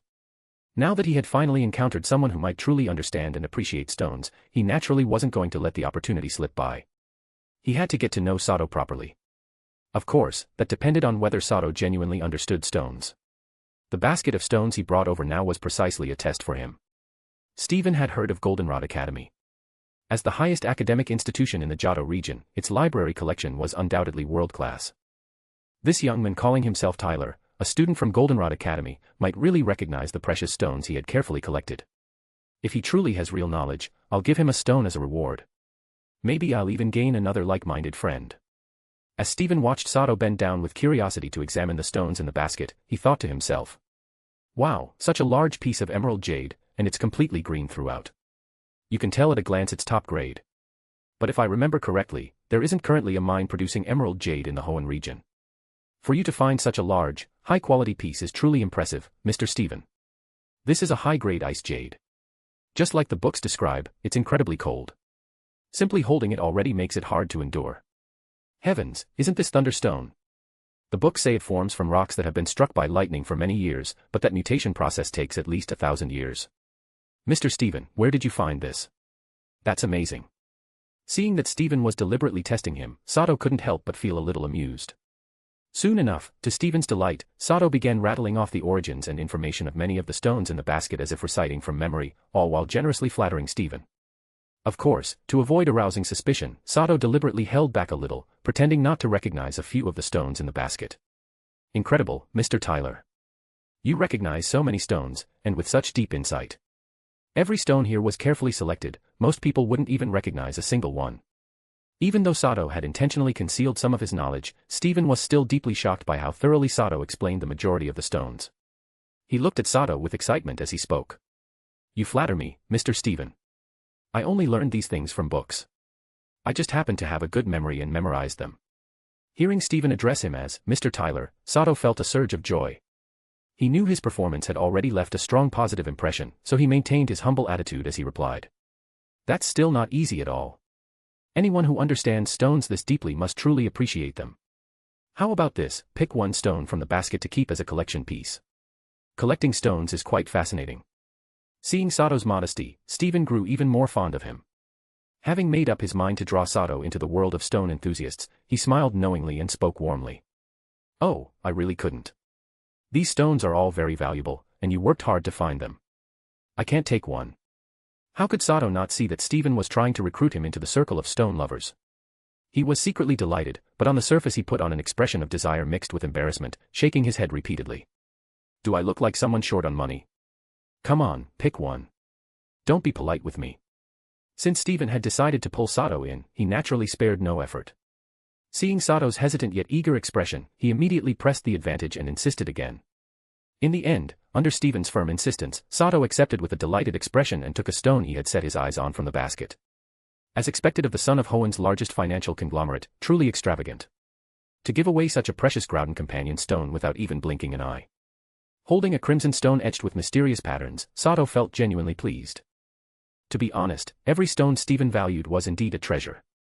Some were even more valuable than the mutated Supreme Blue Water Stone and mutated Supreme Sky Splitting Stone that Sato already possessed. Groudon Companion Stone, Item Data. Item, Groudon Companion Stone. Effects.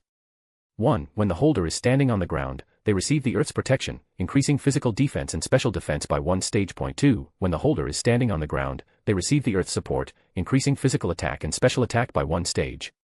Restriction, only ground-type Pokemon can activate its effects while standing on the ground. Description, a peculiar stone formed within Groudon after it consumed massive amounts of magma. Having accompanied Groudon for countless ages deep underground, immersed in pure ground-type energy, it gradually gained unimaginable power. Ignoring the restriction, the effects alone made this Groudon Companion Stone terrifyingly powerful. Although it only boosted physical defense, special defense, physical attack, and special attack by 1 stage each, it was still dream equipment for any warrior-type Pokemon. However, its usage restriction significantly reduced its value. Not only could only ground-type Pokemon use it, but once the holder left the ground, all effects would immediately disappear, a particularly fatal drawback. Boosting both offense and defense by 1 stage, but only when a ground-type Pokemon is standing on the ground. The restrictions are strict, but Nidoking and Swampert are both perfectly suited for it. Not bad, this stone is very useful to me. After weighing the pros and cons, Sato felt genuinely satisfied. Oh, right, Tyler, what are you doing here anyway? Don't tell me you came here to mine stones too. At the same time, Steven glanced at the stone Sato had chosen, feeling a twinge of heartache yet also genuine happiness, before asking Sato about his purpose for coming here. Chapter 806, Chapter 805, An Unexpected Gain. Me. I'm here to complete the task for promotion to an outer member of the League. According to the information given in the task document, this is why I came to this place. Look, this is it. Hearing Steven's question, Sato didn't try to hide anything. He directly explained his purpose for coming here and took the task document out of his space backpack. Steven had clearly been here for quite some time already. By telling him the details of the task, Sato might be able to get some useful hints from him and speed up the process. So that's how it is. Your reading comprehension is impressive, you actually managed to find this place. But what you're looking for isn't here. I've already checked all the stone statues in this area. There's nothing the League left behind. Looks like you'll need to search other parts of the cave that also have stone statues. Oh right, do you have a map? I've already checked a few other places with statues. I can mark them for you. Steven took the task document from Sato, frowned as he thought it over for a moment, then finally understood the hidden meaning behind it. Scratching his head, he smiled at Sato as he spoke. That would be amazing. These cave paths are terrible to navigate. Those Whizmore, Loudred, and Exploud are no joke, I nearly got buried in the tunnels several times. Seeing that Steven truly had clues and was even willing to share them, Sato was overjoyed. He quickly took out his map and handed it over, his face full of delight. After taking the map, Steven carefully examined the routes and markings. Soon, he used a red pen to circle several underground spaces where he had already found stone statues. This left Sato with only 2 unexplored areas remaining. If his understanding of the task document was correct, he would soon be able to complete the promotion mission. Thank you so much, Mr. Steven. Sato took back the marked map and immediately bowed in thanks. Even though he had obtained the clues he needed, Sato wasn't satisfied with leaving just yet. He deliberately changed the subject and continued discussing stones with Steven, hoping to further deepen their friendship. The moment stones were mentioned, Steven seemed to turn into a completely different person, enthusiastically chatting with Sato. Before they knew it, more than an hour had passed. During the conversation, Sato intentionally let Steven take the lead, patiently acting as a knowledgeable listener.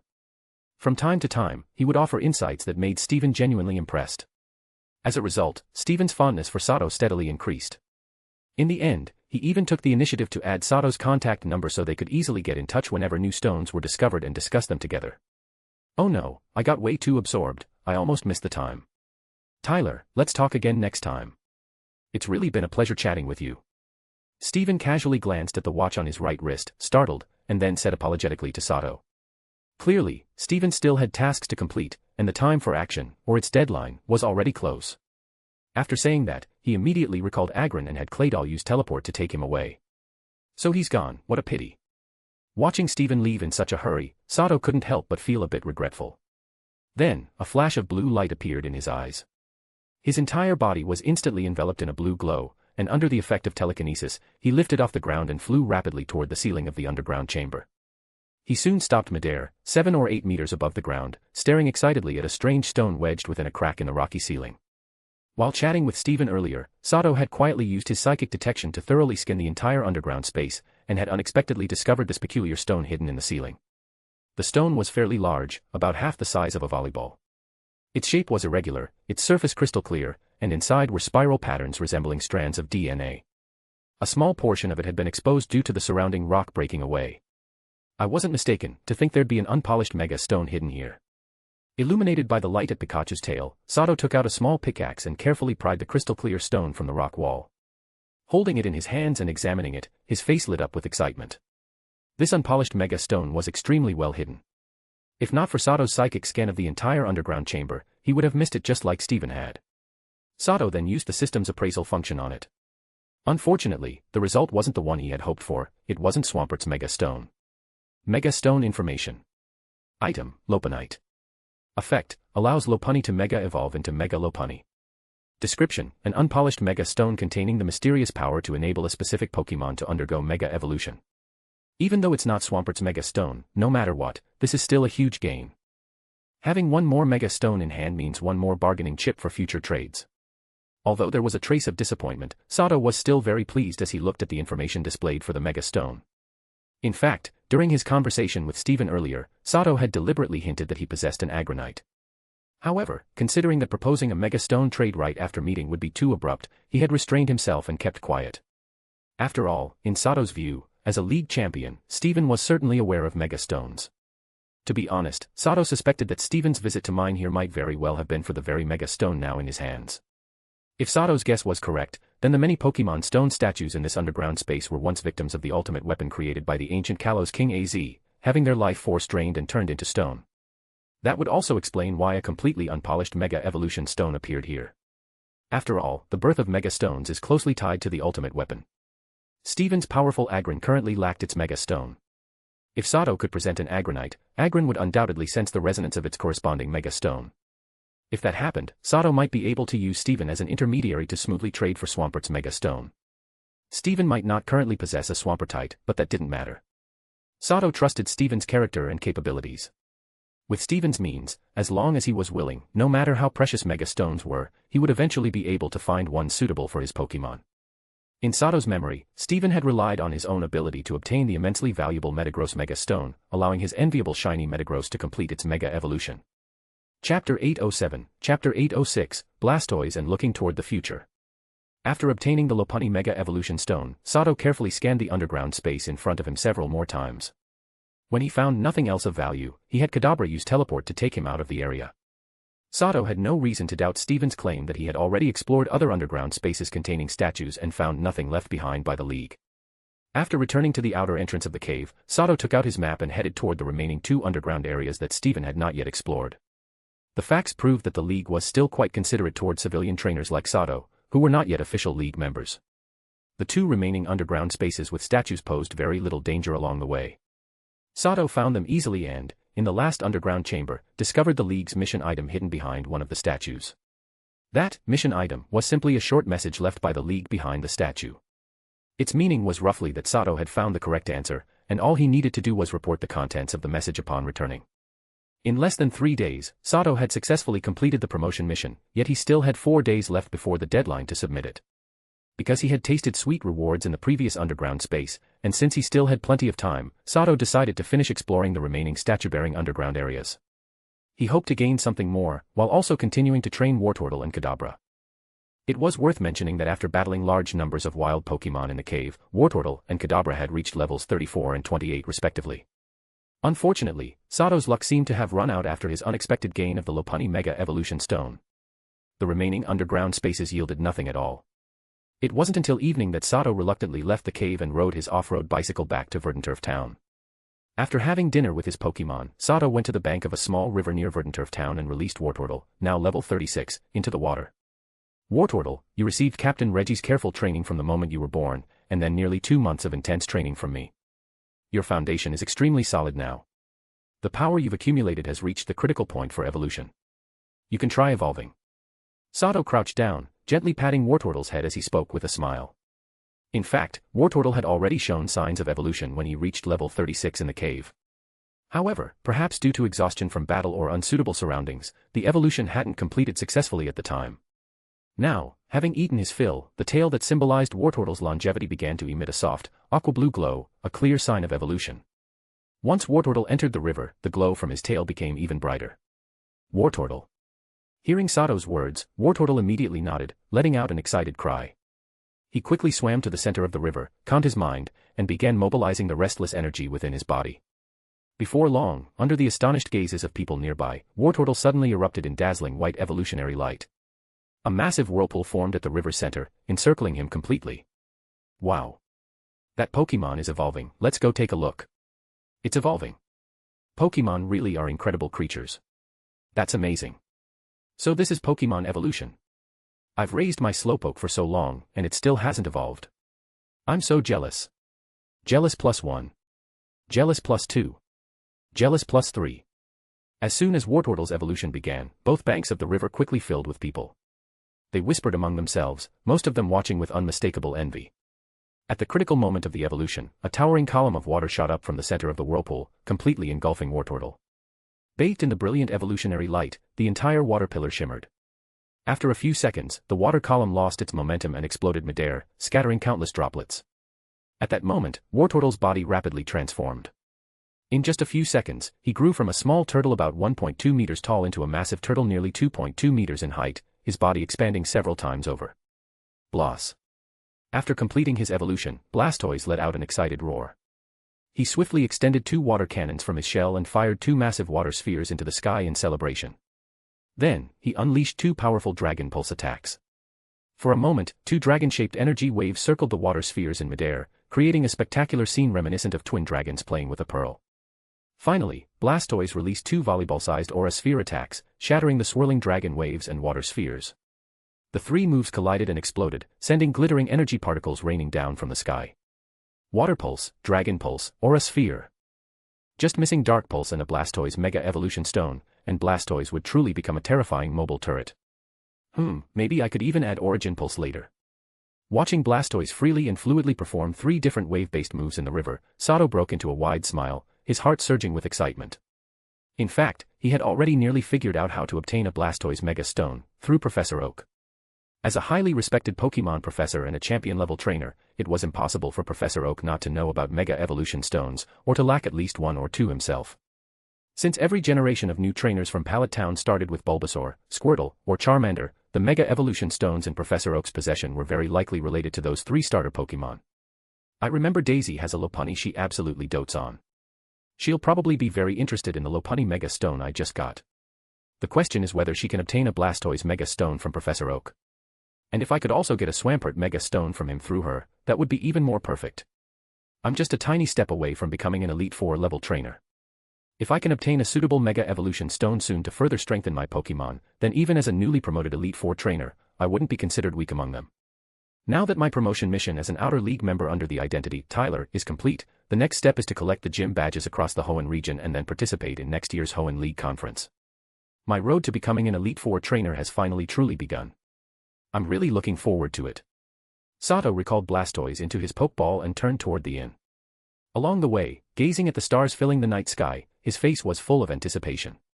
Chapter 808, Chapter 807, Training Plans. Early the next morning, after Sato finished washing up and had breakfast with his Pokemon, he immediately set off on his off-road bike to head back. On the way, he deliberately passed by the construction site of the breeding house once more. It had to be said, Takeda Jiro moved fast.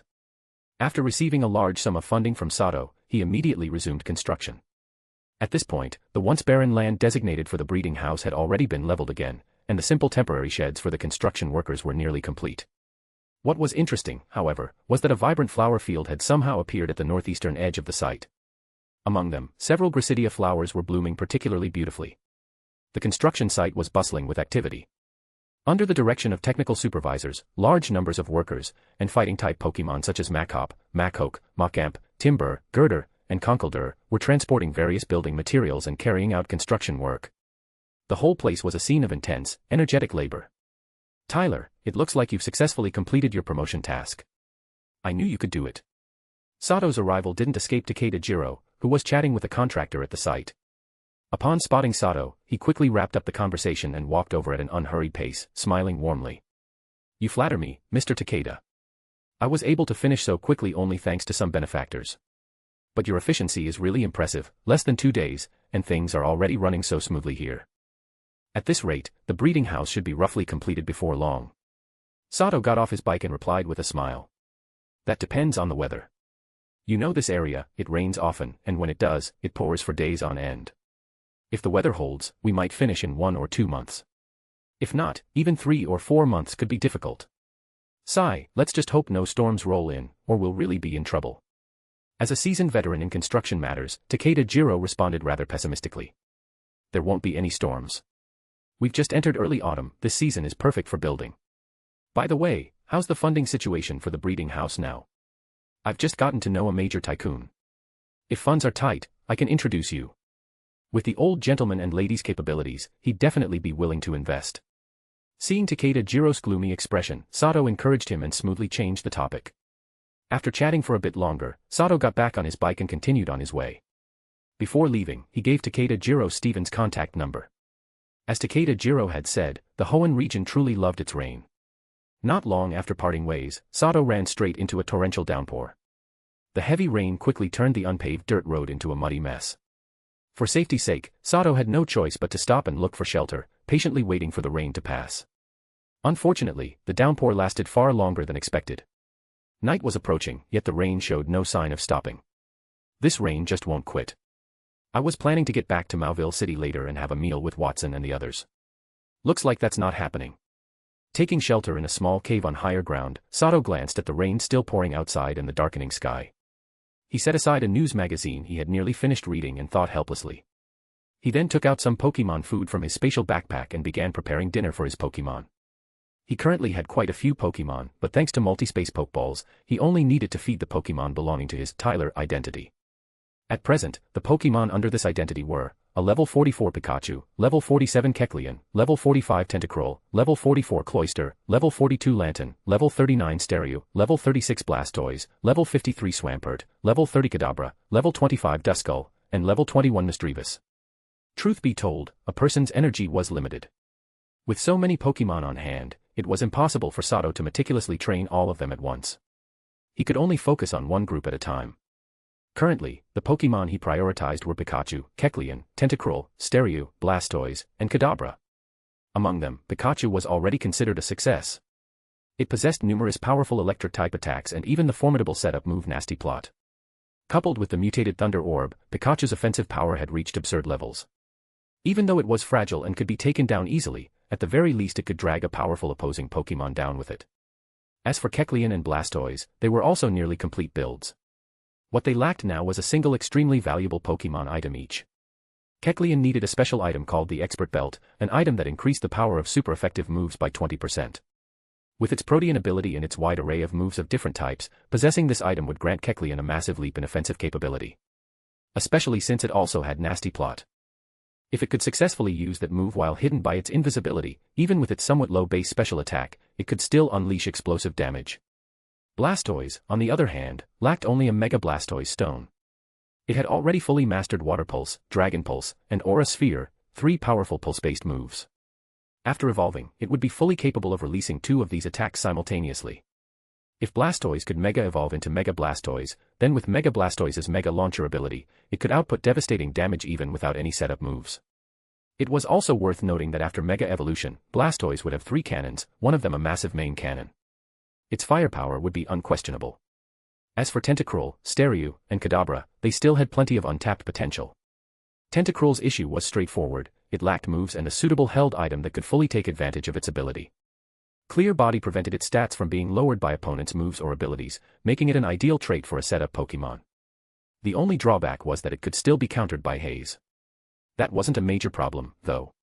Few Pokémon could learn Haze, and as a member of a Rain team, Tentacruel would often fight under Rain. In such conditions, Haze was nearly useless, Rain would easily negate its effects. Therefore, if Tentacruel could learn a powerful setup move, it would gain the ability to sweep entire teams. In Sato's memory, Tentacruel did indeed possess a very powerful setup move, one perfectly suited for a Pokémon with many arms. That move was Acupressure, a normal-type setup move that randomly boosted one of the user's stats, attack, defense, special defense, speed, accuracy, or evasion, by 2 stages. In Sato's vision, once Tentacruel mastered Acupressure, it could use its numerous arms to instantly perform multiple boosts in succession, rapidly achieving overwhelming combat strength. Additionally, Tentacruel had Reflect type. With that move, type matchups would largely lose their meaning, allowing Tentacruel to easily handle Pokémon of any attribute. The item Tentacruel lacked was Black Sludge, the ultimate poison-type treasure. Tentacruel already possessed Aqua Ring for recovery, if it could also obtain Black Sludge. Then a Tentacruel freed from type disadvantages and equipped with Acupressure would become a truly terrifying Pokémon. Its formidable self-recovery would be more than enough to sustain the massive stamina drain caused by repeated stat boosts. In that case, Tentacruel's sweeping potential would become incredibly strong. In the past, Sato might have abandoned this idea due to his inability to find a way to obtain Acupressure. But ever since he learned about the League's special exchange system designed specifically for bounty hunters, this wild plan had begun to linger in his mind, refusing to fade away. Chapter 809, Chapter 808, After the Heavy Rain. As for the remaining Staryu and Kadabra, Sato likewise already had clear training plans in mind. However, neither of these 2 Pokémon currently met the prerequisites for his plans. The former was still unevolved, while the latter lacked sufficient psychic energy. Sato's plan for Staryu was very straightforward. First, raise its level. Then, use a top-grade water stone to complete its evolution. Only after that could he truly begin implementing his training concept. Staryu was a very special Pokémon. Once it evolved into Starmie using a water stone, it would permanently lose the ability to learn the level-up moves it could have acquired as Staryu. In Sato's design, Staryu had to reach level 42 before evolving, because at that level it would naturally learn Psychic, a powerful Psychic-type move. In Sato's post-evolution training plan for Starmie, Psychic would be the absolute core. After evolving, Starmie would formally become a Psychic-type Pokémon, and its training and control over Psychic power would become far more refined. At the same time, it was also a Water-type Pokémon, naturally gifted in manipulating water. Invisible telekinesis paired with water's excellent malleability meant that Starmie would certainly be able to use Psychic in combination with its Water-type or other elemental moves to create all kinds of novel techniques. As for Kadabra's training plan, Sato had thought it through very clearly. It only needed one core move, Teleport. Other Psychic-type moves were secondary at best. Assassin-style Kadabra was officially online. Yes, Sato planned to have Kadabra focus almost exclusively on training Teleport and Calm Mind. As for other Psychic-type moves that consumed large amounts of psychic energy, casual practice would be enough for now. Kadabra's combat style would revolve around using Teleport to evade enemy attacks, completing Calm Mind during evasions to strengthen itself, and then launching surprise attacks through Teleport combined with non-psychic moves that didn't drain psychic energy. However, this entire strategy hinged on Kadabra possessing a sufficiently large psychic energy pool. After all, even a short-range teleport, within 1 meter, consumed at least 10 points of psychic energy. Sato had already calculated that Teleport's energy cost was directly proportional to distance, roughly 10 psychic energy per meter, with a cooldown of about 1 second between uses. Of course, psychic-type beings could use Teleport consecutively, but doing so would multiply the psychic energy consumption. With Kadabra's current 383 psychic energy, sustained Teleport combat was still difficult. If it also used other Psychic-type moves, the number of times it could use Teleport would drop even further. In short, Psychic-type Pokémon were relatively weak in the early stages. Almost every Psychic-type move consumed psychic energy. Thus, the strength of a Psychic-type Pokémon was closely tied to the size of its psychic energy pool. Fortunately, Kadabra's psychic energy growth rate was very reliable. It was still increasing by 2 points per day. Moreover, possibly due to its inner focus-like psychic trait, its recovery speed was astonishing. Even without deliberate meditation, it recovered 30 psychic energy per minute. Additionally, as Kadabra leveled up, its psychic energy would increase significantly, about 5 points per level. Sato estimated that it wouldn't be long before Kadabra officially stepped into the intermediate psychic tier. According to Sato's expectations, once Kadabra surpassed 1000 psychic energy, this combat style would become extremely dominant. Unless the enemy immediately used taunt to seal teleport, or possessed exceptionally strong prediction skills, they would simply be toyed with endlessly by teleport. It had to be said, psychic-type Pokemon, like dragon types, were late bloomers. Given enough time to grow, becoming top-tier Pokemon was only a matter of time. Still a long way to go. Training all of these Pokemon to full maturity will probably take at least a year or two. I'll take it one step at a time. What matters most right now is earning league contribution points and exchanging them for training resources. Sato thought this while eating canned pork cutlet rice for dinner, watching his Pokemon, already full, playing outside in the rainy weather. The heavy rain continued until deep into the night before finally tapering off. By then, Sato and Kadabra had already entered deep meditation. As soon as the rain stopped, hungry nocturnal creatures began emerging to hunt. Since Route 117 was a major habitat for Volbeat and Illumise, it didn't take long for the once dark forest to be illuminated by the glowing tails of Volbeat as they ventured out to feed. Originally, it was a peaceful and serene scene, but the arrival of carnivorous creatures quickly shattered that calm.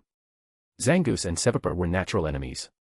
Whenever they met, a fierce battle was almost inevitable, and usually ended with one side dead. Sure enough, right after the rain, a starving Seviper encountered 3 Zangoose in the forest. Though outnumbered, Seviper didn't flee. Instead, it fiercely launched an attack. This Seviper was quite powerful, its level was noticeably higher than the 3 Zangoose, and it even knew Flamethrower, a high-tier fire-type move. Under its intense flames, the 3 Zangoose struggled to hold on. Concerned for their lives, the Zangoose wisely chose not to fight to the bitter end. They scattered and fled in different directions. One of them happened to flee along a route that passed near the cave where Sato was currently staying. Unfortunately, the Seviper chose to pursue that very Zangoose. At the same time, a group of people wearing raincoats were moving through the forest. They were drawn over by the battle between Seviper and Zangoose, following the firelight created by Flamethrower to the scene. Just after a rainstorm and it's burned like this already. That's some impressive firepower, I like it. A burly man glanced at the scorched undergrowth and raised an eyebrow, grinning. Lord Hamura, it's just a battle between wild Pokemon. They're not enemies. The leader ordered us to reach Verdanturf town as soon as possible. Seeing his expression, a female team member immediately sensed trouble and spoke up. Enough nagging. We still have half a day. Plenty of time. You go on ahead, I'll catch up. The man named Hamura immediately scowled at her, waved her off dismissively, then shrugged. After tossing his raincoat to her, he followed the trail Seviper had left behind and chased after it without hesitation. Chapter 810, Chapter 809, The Amiable Hamura. The man named Hamura was clearly someone of high status among this group. Although he told everyone to move on first, who would actually dare to leave? The moment he took a step, the others hurried to follow. While Hamura was excitedly hunting for Seviper, Zangoose, panicking in its flight, followed the firelight and rushed straight into the cave where Sato was resting. However, before it could get within 2 meters of Sato, the Pikachu that had been jolted awake, and was in a very bad mood, immediately rewarded it with a faint black bolt of electricity. Accompanied by a brief scream, the Zangoose that had rashly barged into the cave collapsed on the ground, its body charred black. At the same time, Seviper quickly tracked Zangoose sent to the cave entrance. But when it saw the sudden burst of blinding lightning and heard the scream from within, it abruptly stopped, pacing hesitantly at the mouth of the cave. In the end, hatred for its natural enemy overcame its unease. After hesitating briefly, Seviper resolutely slithered into the cave. Hiss. Seviper cautiously dragged its body forward. Not long after entering, it spotted the figure of its sworn enemy, but when it saw Zangoose's miserable condition, its cold, merciless snake pupils instantly shrank to pinpoints. In the next second, without bothering to investigate who had struck first and stolen its prey, it immediately turned to leave. Since you're already here, don't rush to go. You're the real culprit who disturbed our sleep. You can leave after taking a beating. Just as Seviper was about to turn around, a cold voice echoed directly inside its mind. Its sense of danger skyrocketed in an instant. Immediately after, a Pikachu wreathed in crackling lightning, its expression clearly irritated, descended from above like a miniature thunder god, hovering in midair in front of Seviper. This wild Seviper was level 43. In the surrounding wild Pokemon habitats, it was considered a local tyrant and had long since experienced countless life and death battles. Although it instinctively sensed that the Pikachu before it was extremely powerful and not to be trifled with, it hadn't completely lost the courage to fight. Seeing that the enemy had no intention of letting it go, Sevaper instantly revealed its ferocity and prepared to counterattack. The moment Pikachu appeared, Sevaper coiled its body tightly. A blood-red gleam flared in its eyes as it unleashed Glare at Pikachu. In games, Glare causes paralysis, and electric-type Pokémon are immune to paralysis, making the move useless against Pikachu. But in reality, Glare is fundamentally a psychic-type intimidation move. Its purpose is to shock the opponent mentally, forcing them into a stunned state. This move is a powerful tool in group battles for snake Pokémon like Arbok, Sevaper, and Serperior. As long as the opponent harbors even a hint of fear, it almost never fails. For a moment, Pikachu felt as if the enemy before it had suddenly grown dozens of times larger, a ferocious monster trying to devour it in one bite. If Pikachu hadn't experienced battles against god-tier beings, it might truly have fallen for Sevaper's Glare. But this was a Pokémon that had dared to directly attack the legendary Kyogre. Compared to the pressure of a true legendary, Sevaper's mental intimidation was child's play. Pika-Chu. Facing the massive snakehead lunging toward it, Pikachu showed no fear at all. It fired off a thunderbolt empowered by charge without hesitation. In an instant, the enormous snakehead illusion vanished completely, leaving only a small Sevaper mid-pounce, now completely engulfed in lightning and screaming like a pig being slaughtered. The cave was once again flooded with blinding electric light, which quickly faded away, along with the screams. Sevaper's race has high offensive stats but weak defenses. Combined with its level and typing disadvantage against Pikachu, it met the same fate as Zangoose before it, instantly knocked out by a single thunderbolt. A level 43 Sevaper, total IVs 162, not bad. Hey, it even knows Taunt, a rare move it can't learn just by leveling up. Very nice. This one should fetch a good price. After Pikachu single-handedly defeated the intruder that had disturbed their sleep, Sato slowly emerged from the shadows. As usual, he scanned Sevaper with the system and spoke with mild surprise. Aside from Taunt, this Sevaper had also naturally learned Flamethrower, Protect, Sludge Bomb, Aqua Tail, and Iron Tail, all highly practical moves. Its level-up move list even included Swords Dance. In other words, once tamed, this Pokémon would immediately be a solid, battle-ready asset. Pokémon that naturally mastered rare moves were highly sought after on the market. Sato estimated that selling it to a Pokémon dealer would easily net 8 to 9 million Pokédollars, a tidy profit. Without hesitation, Sato took out an empty Pokeball from his spatial backpack and effortlessly captured Sevaper. As for Zangoose, Sato had already checked it. With only blue grade 4 ratings, he had no interest in capturing it for resale. Pokémon dealers had extremely sharp eyes, and trying to fool them was next to impossible, it wouldn't fetch much anyway. Unfortunately, before Sato could clean up the battlefield and return to rest, another group of uninvited guests entered his temporary shelter. Among them, the leading burly man, accompanied by a Torkoal, exerted considerable pressure. Although Hamura had seen the blinding lightning and heard the screams from within the cave, he entered without hesitation. Just as he stepped inside, he happened to see Sato picking up the Pokeball containing Sevaper.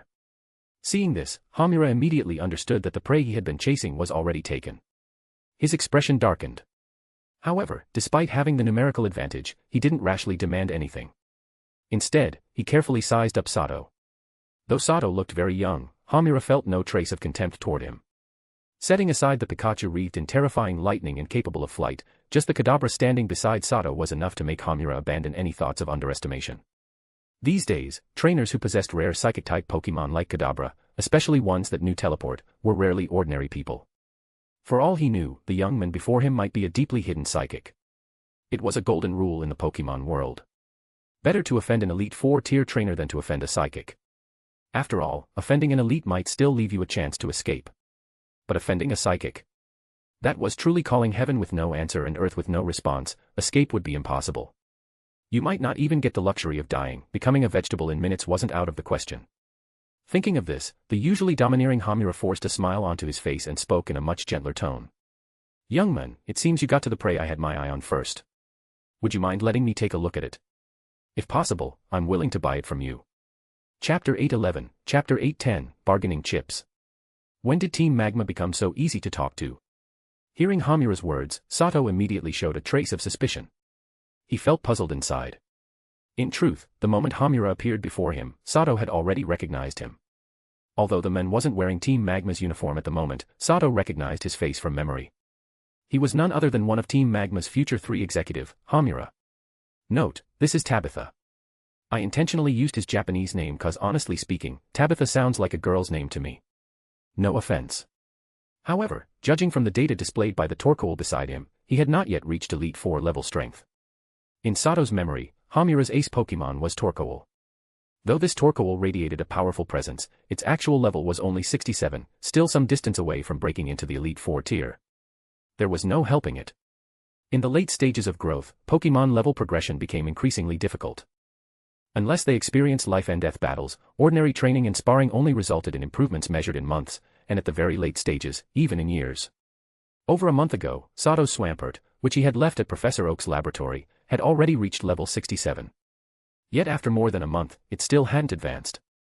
Sato estimated that if Swampert progressed step by step, it would take at least half a year to break into the Elite 4 level. According to Professor Oak, the experienced Pokemon scholar, the Elite 4 level was a major threshold. To cross it, a Pokemon required not only aptitude and strength, but also a touch of insight and luck. Once crossed, however, the transformation was profound. Both physical strength and control over attribute energy would improve by several tiers. Professor Oak hadn't gone into details about how Pokemon advanced to Elite 4 level. But Sato had roughly guessed the key: comprehension of attribute energy, followed by a process of energy infusion that fundamentally enhanced both the Pokemon's body and its control over elemental power. For example, if Pikachu were in the level 60 range, combining its mutated Thunder Orb with Charge before using Thunder, its output would be terrifying. Without type resistance, it could likely one-shot a Pokemon of similar level. But if the target were an Elite 4 level Pokemon, Pikachu might not even reduce it to half health.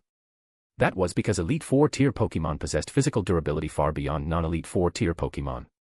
Furthermore, their refined control over their own elemental attributes allowed them to weaken incoming attacks of certain types. Since Hamura was not yet an Elite 4 trainer, Sato had nothing to worry about.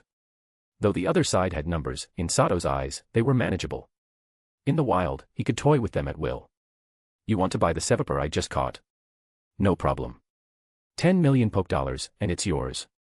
Since the other party hadn't tried to seize it by force and instead spoke politely, Sato abandoned any intention of causing trouble. After a brief thought, he smiled and gave his price. Seviper, huh? I thought it was some powerful fire-type Pokemon. What a pity. But aside from strong control over flame energy, what else makes this Seviper worth 10 million Poke Dollars? A flash of disappointment crossed Hamura's face, but his eyes quickly shifted as curiosity replaced it. Come out, Rose Raid. Use grassy terrain to heal Seviper. Seeing Hamura's curiosity, Sato knew there was room for negotiation. Instead of answering immediately, he released Rose Raid and Seviper in succession, instructing Rose Raid to heal the severely injured Seviper. The moment Rose Raid appeared, she locked eyes with Torkoal. After confirming it wasn't an enemy, she activated grassy terrain to begin healing Seviper. Hamura was startled by Rose Raid's sudden appearance and instinctively grabbed a Pokeball from his belt, staring warily at her. The disguised Team Magma members behind him also tensed, each gripping a Pokeball, ready to counterattack at any moment. For an instant, the atmosphere inside the cave became tense, as if battle could erupt at any second. Fortunately, Sato immediately ordered Rose Raid to heal Seviper, making it clear there was no hostile intent. Only then did Hamura and his team realize they had been overly jumpy. This kid with Kadabra isn't simple after all. That Rose Raid's aura is only slightly weaker than my Torkoal's. It's definitely at high pseudo-Elite 4 strength, and a rare healing Pokemon at that. Hamura subtly loosened his grip on his Pokeball, but his wariness towards Sato deepened. Rose Raid's healing was effective. Before long, Seviper's injuries were mostly recovered. Talk is cheap. I'll demonstrate. I guarantee this Seviper is worth every bit of those 10 million Poke Dollars. Watch closely. Seviper, use Taunt on Rose Raid. After confirming Seviper had mostly recovered, Sato had Rose Raid stop healing and issued the command. Seviper had just been thoroughly beaten by Pikachu. Seeing Pikachu perched calmly on Sato's shoulder, Seviper understood who the true boss was. The moment Sato spoke, it obediently used Taunt on Rose Raid. From the speed of its execution, it was clear Seviper was highly proficient in this move. A dark aura flared around its body, and in the next instant, black energy wrapped around Rose Raid, clinging stubbornly no matter how she tried to shake it off.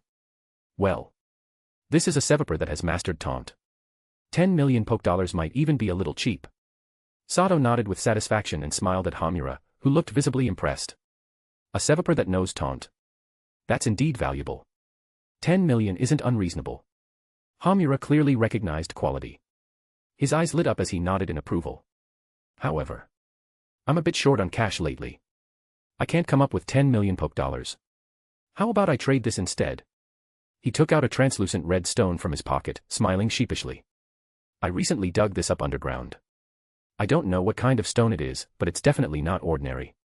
Look at it, completely transparent. See? It's glowing on its own. It's definitely something valuable. If you find the right buyer, it might sell for far more than 10 million. He held up the crystal-clear red stone, its surface gleaming faintly as he presented it to Sato.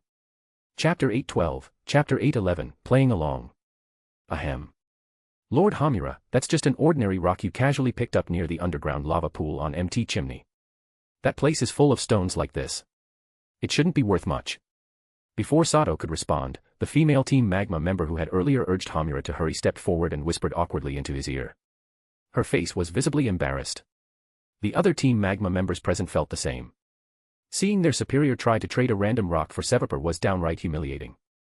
They all wore awkward expressions and subtly distanced themselves, pretending they weren't close to Hamura. Still, they could tell Hamura was wary of Sato. That alone meant Sato must be very strong enough that Hamura didn't dare to simply seize the Pokemon by force. Otherwise, given their boss's usual bandit-like style, he would have already rushed forward and grabbed it. There would have been no need for any fair trade.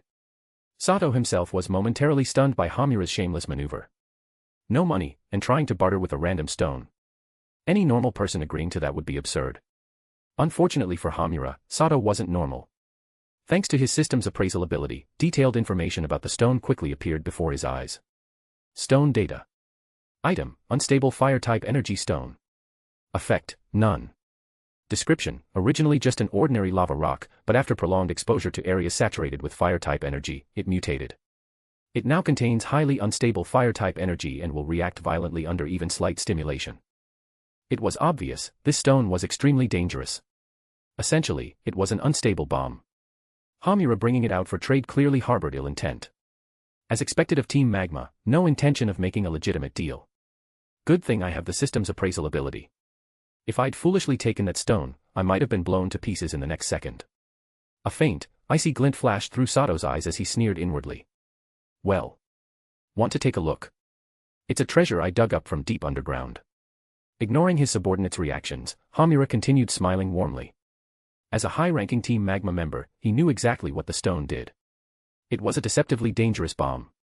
The moment Sato agreed to examine it, Hamura could detonate it instantly. At such close range, even if Sato were a psychic, he would at least be crippled, if not killed outright. Indeed, as everyone in Team Magma knew, Hamura was never one for fair deals. Robbery was always his preference. Even if Sato was dangerous, that didn't mean he would play fair. With his honest-looking face and deliberately naive tone as he described how he found the stone, Hamura looked even more convincing, hard to suspect at all. If Sato hadn't already known the stone was untouchable, curiosity alone might have led him to take it. But now that he understood the murderous intent behind it, Sato had no intention of letting this go. An idea quickly formed in his mind. The stone looks interesting. But trading it for a Sevapur worth 10 million poke dollars? That's far from enough. I may be young, but please don't try to fool me. You'll need to add more. Sato decided to play along. He feigned curiosity and shook his head lightly. Fine. These two TMs, Energy Ball and Sunny Day. Together they're worth at least 8 or 9 million poke dollars. Consider the stone a bonus to cover the remaining amount. And you know as well as I do, if you sell Sevapur to a Pokemon broker, it won't fetch that much. Hamura's eyes gleamed as he produced 2 TMs from his spatial backpack. Sacrifice bait to catch the wolf. In Hamura's mind, if he succeeded in killing Sato, losing 2 valuable TMs was nothing. He'd retrieve far greater rewards from this psychic who possessed rare psychic-type Pokemon. Besides, a Sevapur that knew Taunt was genuinely useful, he happened to lack one.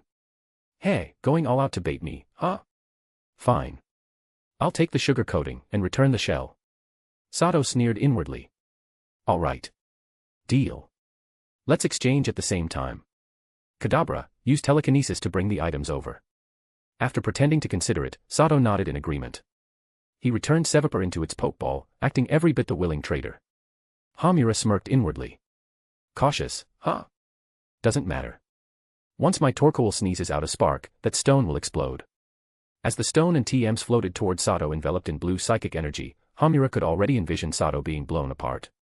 Meanwhile, Sato fully extended his psychic senses, watching Hamura's every movement. At the slightest abnormal motion, he was prepared to fling the stone back instantly. Seconds later, the stone and TMs hovered before him. Sato deliberately tossed Sevapur's pokeball onto the ground in front of Hamura. As expected. Just as Sato reached out to receive the items, Hamura bent down as if to pick up the pokeball. At the same time, his right hand subtly signaled Torkoal beside him. Torkoal, long accustomed to cooperating with Hamura, immediately understood. It let out a fiery sneeze, releasing a small burst of sparks. In an instant, the stone before Sato flared brilliantly. Terrifying heat radiated outward. But before Hamura's triumphant smile could form, his vision blurred. Kadabra suddenly appeared at his side.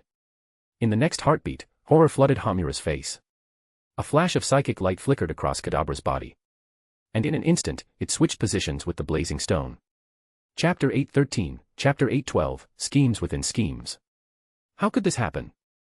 Hamura stared at what had moments ago been a guaranteed victory, only for Kadabra to forcefully reverse the situation. His mind failed to process it, and he let out an unwilling roar. At the same time, Sato, who had enabled Kadabra to turn the tables through teleport and telekinesis, had a flash of blue light in his eyes. In an instant, he and all the Pokémon around him vanished from where they stood. The Team Magma members behind Hamura finally understood what was happening, but unfortunately, those kept in the dark by Hamura couldn't react nearly as quickly as Sato. They didn't even have time to release their Pokémon for defense. Helplessly, they either dove for cover or threw themselves to the ground, scrambling to avoid the blast. At the same time, they hurriedly pulled out special protective gear from their spatial backpacks and put it on, trying to minimize the damage from the impending explosion. Just as Sato used teleport to escape the cave with his Pokémon. Boom. A deafening explosion erupted from within. A massive fire dragon burst out from the cave entrance, surging into the night sky before rapidly dissipating. The unstable fire-type energy stone contained astonishing power. Its detonation was devastating. By the time the flames settled, the cave had been reduced to scorched earth, the temperature still terrifyingly high. Harm others, harm yourself.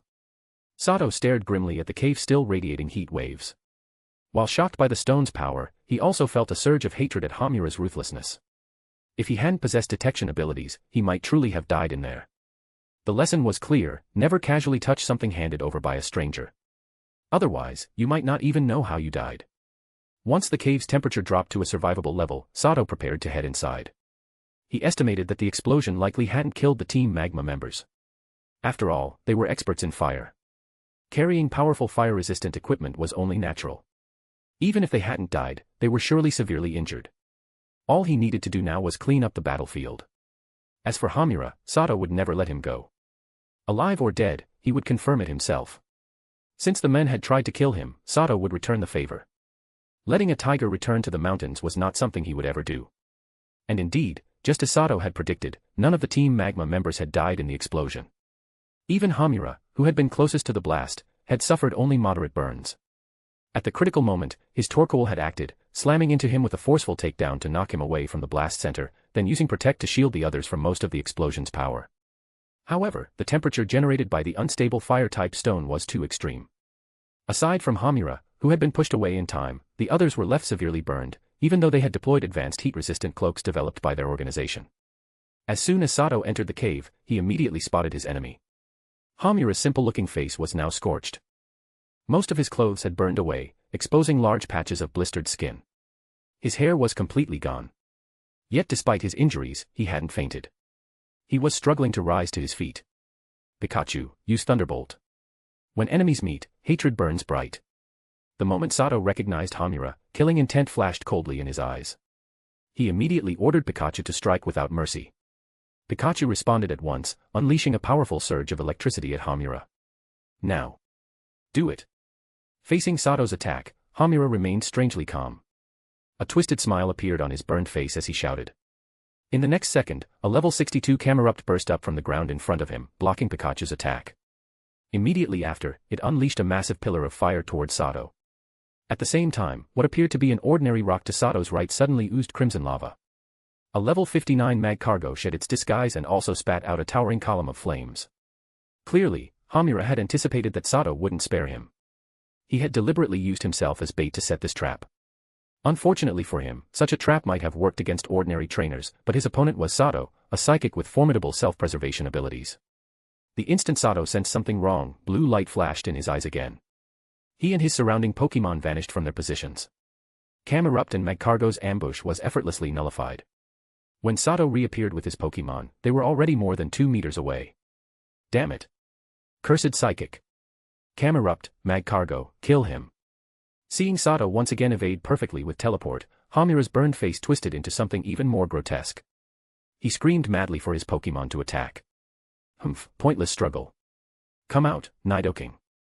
Use Earth Power, send them off. Sato would not give Hamura another opportunity. He immediately released his strongest combat force, his level 56 Nidoking, and issued the attack command. In the next moment, Nidoking's massive body stepped in front of Sato. The instant it appeared, it slammed both hands into the ground.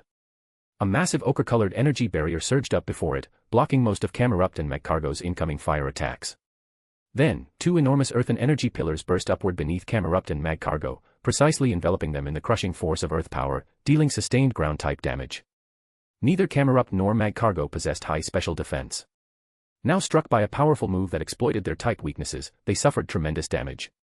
Especially Magcargo, quadruple weak to ground-type attacks. It couldn't even endure until the Earth Power pillars subsided before collapsing from the overwhelming force. As for Camerupt, it lasted only slightly longer. In the end, it too fell, unable to withstand Nidoking's devastating output. Chapter 814, Chapter 813, Erasing All Traces. If you had truly intended to trade sincerely, you wouldn't have ended up like this. You brought this upon yourself. Now, be on your way. After commanding Nidoking to defeat Magcargo and Camerupt one after the other, Sato walked up to Hamura, whose face was now filled with despair, and spoke coldly. At the end of the day, the winner is king and the loser is nothing. Why so much nonsense? Kid, just wait, Team Magma won't let you off, ah. Facing death, Hamura remained stubbornly defiant. Knowing he was doomed, he chose to spit out threats at Sato before dying. But before he could finish speaking, Sato thrust a blade into his throat, ending his sinful life. Ever since Sato had entered this world, this unexpected butterfly had quietly begun altering the course of the future. Now, Hamura, who in the original future would have become an admin of Team Magma, had fallen at Sato's hands, never to stir chaos in the Hoenn region again. After killing him, Sato swiftly looted everything of value from Hamura's body, then had Nidoking use Flamethrower to reduce him to ashes. As for Hamura's Pokemon, Sato showed no mercy, they were all executed on the spot. With even the strongest among them dead, the other Team Magma members in the cave stood no chance, especially since they were already gravely injured. To bury the truth here as thoroughly as possible and prevent Team Magma from uncovering what happened, Sato held nothing back. After stripping the remaining members of anything valuable, he eliminated them one by one. As for their Pokemon, he did not slaughter them all indiscriminately. The fiercely resistant ones were killed on the spot, the rest were released back into the wild. Notably, Sevapur survived by sheer luck. It had remained inside its Pokeball and avoided most of the explosion's damage. Though the ball was later shattered, forcing it out into the cave, it only suffered severe homer burns and escaped with its life. After finishing everything, Sato had Nidoking and Kecleon, both capable of using Flamethrower, set the cave ablaze, thoroughly destroying all traces of the battle. Finally, he ordered Nidoking to seal the cave entrance with fallen rocks. Sato estimated that the intense fighting in the dead of night must have alerted people nearby. He also knew that those cornered Team Magma members would not have waited passively, they would certainly have sent out a distress signal. He didn't know why Team Magma had been traveling through the forest so late at night, but he was certain it wasn't for anything good. There were very likely more Team Magma operatives in the vicinity. Thus, Sato dared not linger. He immediately switched to his Ryuzaki Shinichi identity, dressed in black, and under the cover of night rode Crobat toward Mauville City. Sure enough, not long after Sato left, a squad of 10 Team Magma members arrived near the cave. With the help of Puchiina and Maitayana tracking by scent, they quickly located the rock-sealed entrance. Hamura's distress signal cut off here. Open the entrance. The tall, gaunt man at the front frowned darkly as he looked at the blocked cave, a bad feeling rising in his chest. He immediately ordered his men to clear it. Yes, Lord Blacy. The surrounding Team Magma members responded at once. This tall man, Blacy, was one of Team Magma's 3 top admins in the future, on par with Hamura.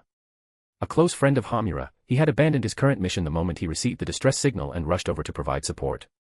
Soon, the rocks sealing the entrance were cleared away. But when they entered, all they found was a layer of cooled ashes. Every trace had been purified by fire. Damn it. Seeing the scene, Blacy knew Hamura and the others were almost certainly dead. Veins bulged across his forehead as he roared in fury. But rage would not change reality. He quickly forced himself to calm down. After sending one subordinate outside the cave, he took out a communicator and reported the situation to their leader. Both he and Hamura had been carrying out a mission to Verdanturf town. Now that Hamura had been killed, whatever he had been carrying was very likely taken by the enemy. That meant their operation might already be exposed. Blacy needed to inform their leader immediately so the original plan could be altered at once, preventing the enemy from exploiting it against Team Magma. Meanwhile, with Crobat's help, Sato successfully reached the skies above Mauville City.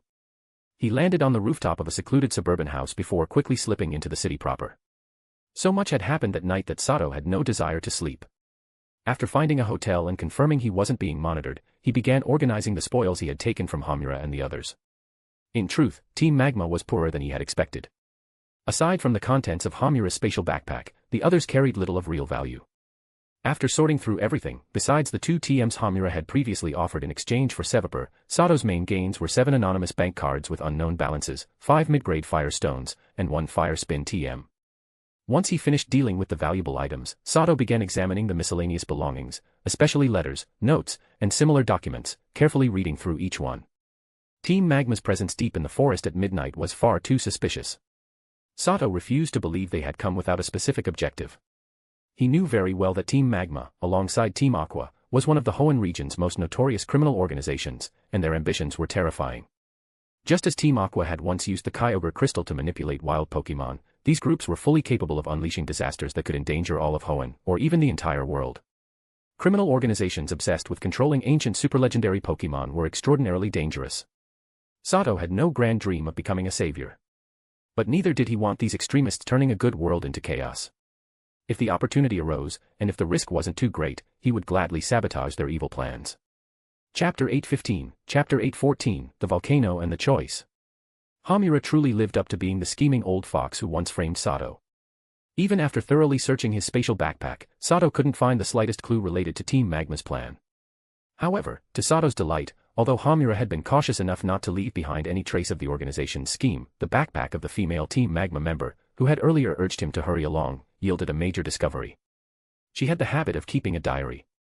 Although her daily entries were short and fragmented, Sato finally found a faint clue about Team Magma's plan within her recent entries. Volcano. What is Team Magma planning? As Sato carefully read through the pages, the repeated appearance of the word volcano immediately caught his attention. A bad premonition rose in his heart. The diary contained no explicit description of Team Magma's plan, but the word volcano, appearing multiple times, was enough to spark countless speculations. Sato was certain that this operation was inseparable from a volcano. The moment he linked volcano with Team Magma, he immediately thought of the ancient superlegendary Pokémon, Groudon, sealed beneath the crater of MT Chimney. Could they be trying to awaken Groudon again? But as far as I know, once the League learned that Groudon was hidden inside MT Chimney, the area was completely sealed off. There's no way Team Magma could break through the League's defenses head-on. And if they intend to awaken Groudon, why did they appear on Route 117? No, that's not right. Hamura encountered me because of Sevapur. Their presence on Route 117 was probably just passing through. Their destination wasn't Route 117. So where were they really headed? I can't figure it out.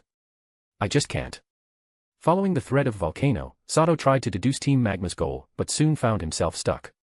The key question, where Hamura and his group were truly headed, blocked his reasoning entirely. Without knowing their destination, he couldn't connect it logically to Groudon. It was a dead end. Forget it. When the sky falls, the tall ones hold it up. I'm insignificant, this isn't my fight. Let the League deal with the headache. After pondering fruitlessly for a while, Sato stopped thinking about it, mocking himself slightly. Still, no matter what, this operation by Team Magma was certainly another extremely dangerous move. Even though he didn't want to get involved, Sato ultimately decided to anonymously mail the diary to the League branch in Mauville City. Whether the League chose to take it seriously was no longer his concern. That's the situation. The rest is up to you. To be safe, however, Sato eventually contacted the Dragon-type Elite Four member Drake and slightly polished the details of his encounter with Team Magma that night before reporting it. This intelligence is very important. I'll personally retrieve that diary and report it directly to the League. At the same time, Drake, currently at the Hoenn League headquarters on Victory Road, changed expression after hearing Sato's report. He gave a solemn assurance.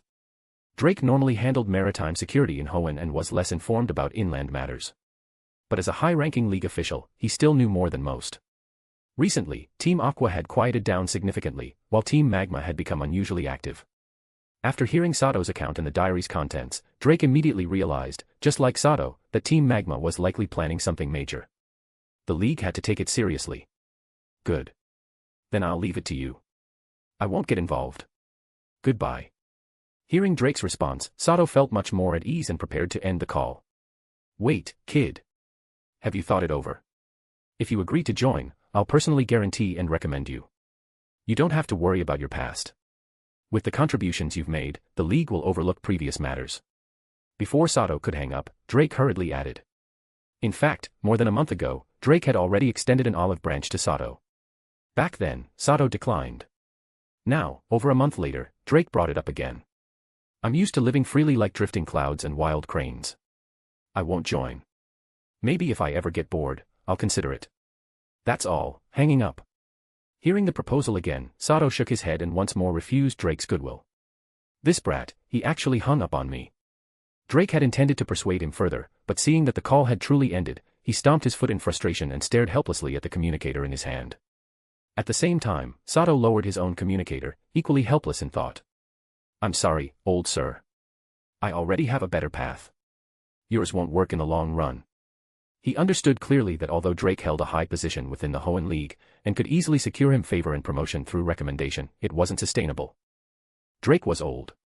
Though still vigorous, no one could guarantee he wouldn't suddenly fall ill and pass away. If the Dragon-type elite fell, Sato's backing within the league would vanish. Given his criminal record, no matter how strong he was, he would inevitably be marginalized.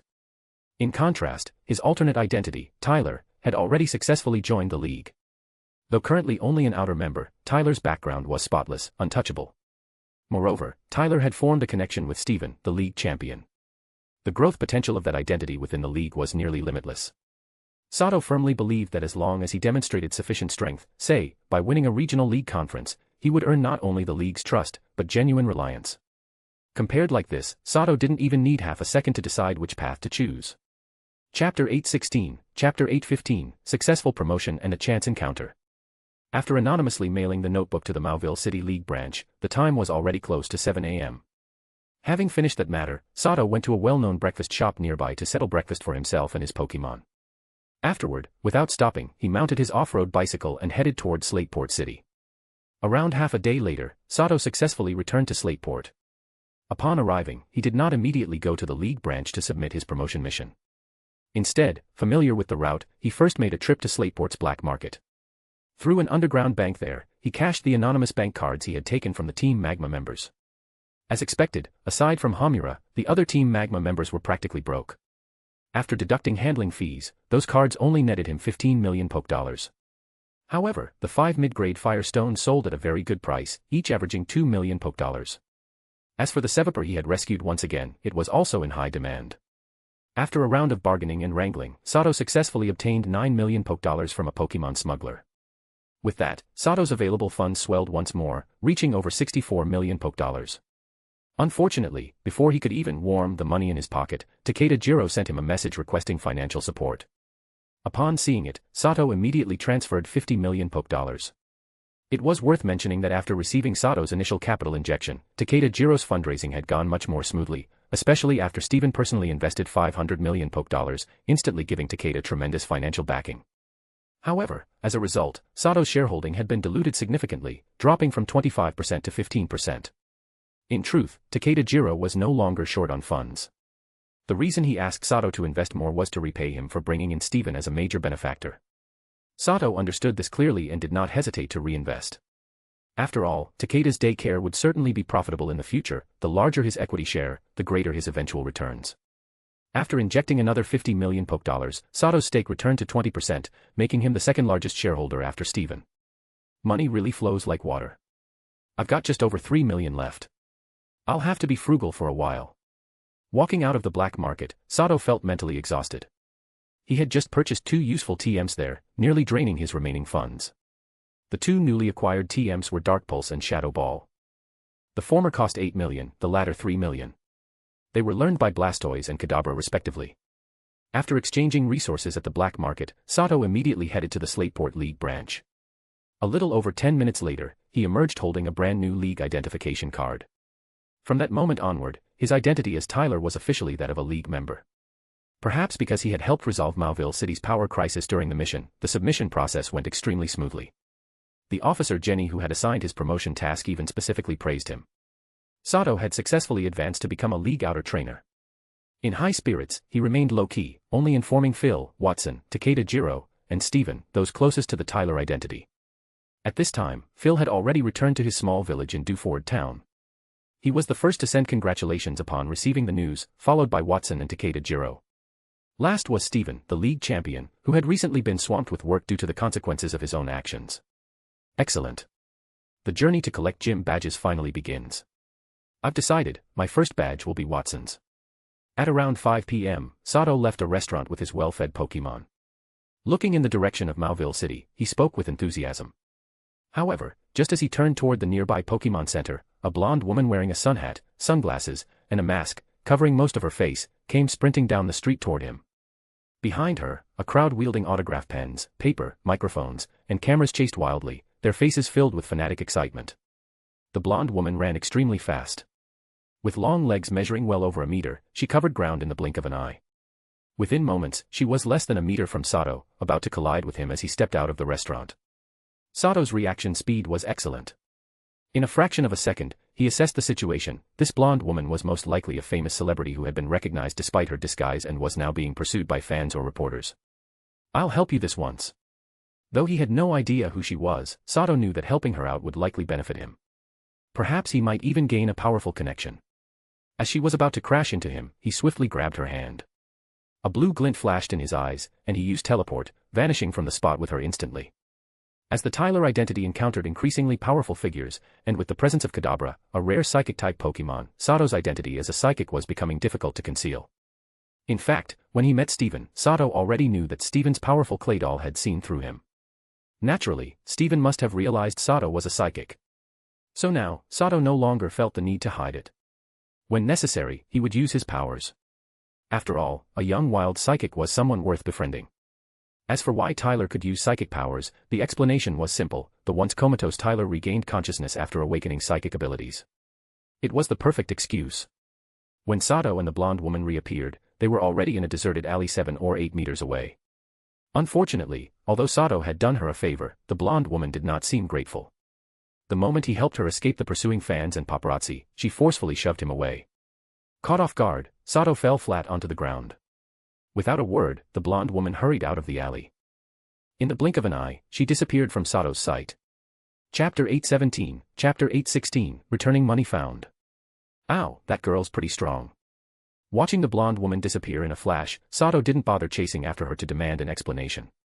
He got up from the ground, rubbed his sore backside, and grimaced. Pika Pie. At that moment, Pikachu stood there blankly, staring in the direction the blonde woman had run off. Its eyes were full of little hearts. Perhaps she had left in too much of a hurry, her golden handbag had fallen to the ground.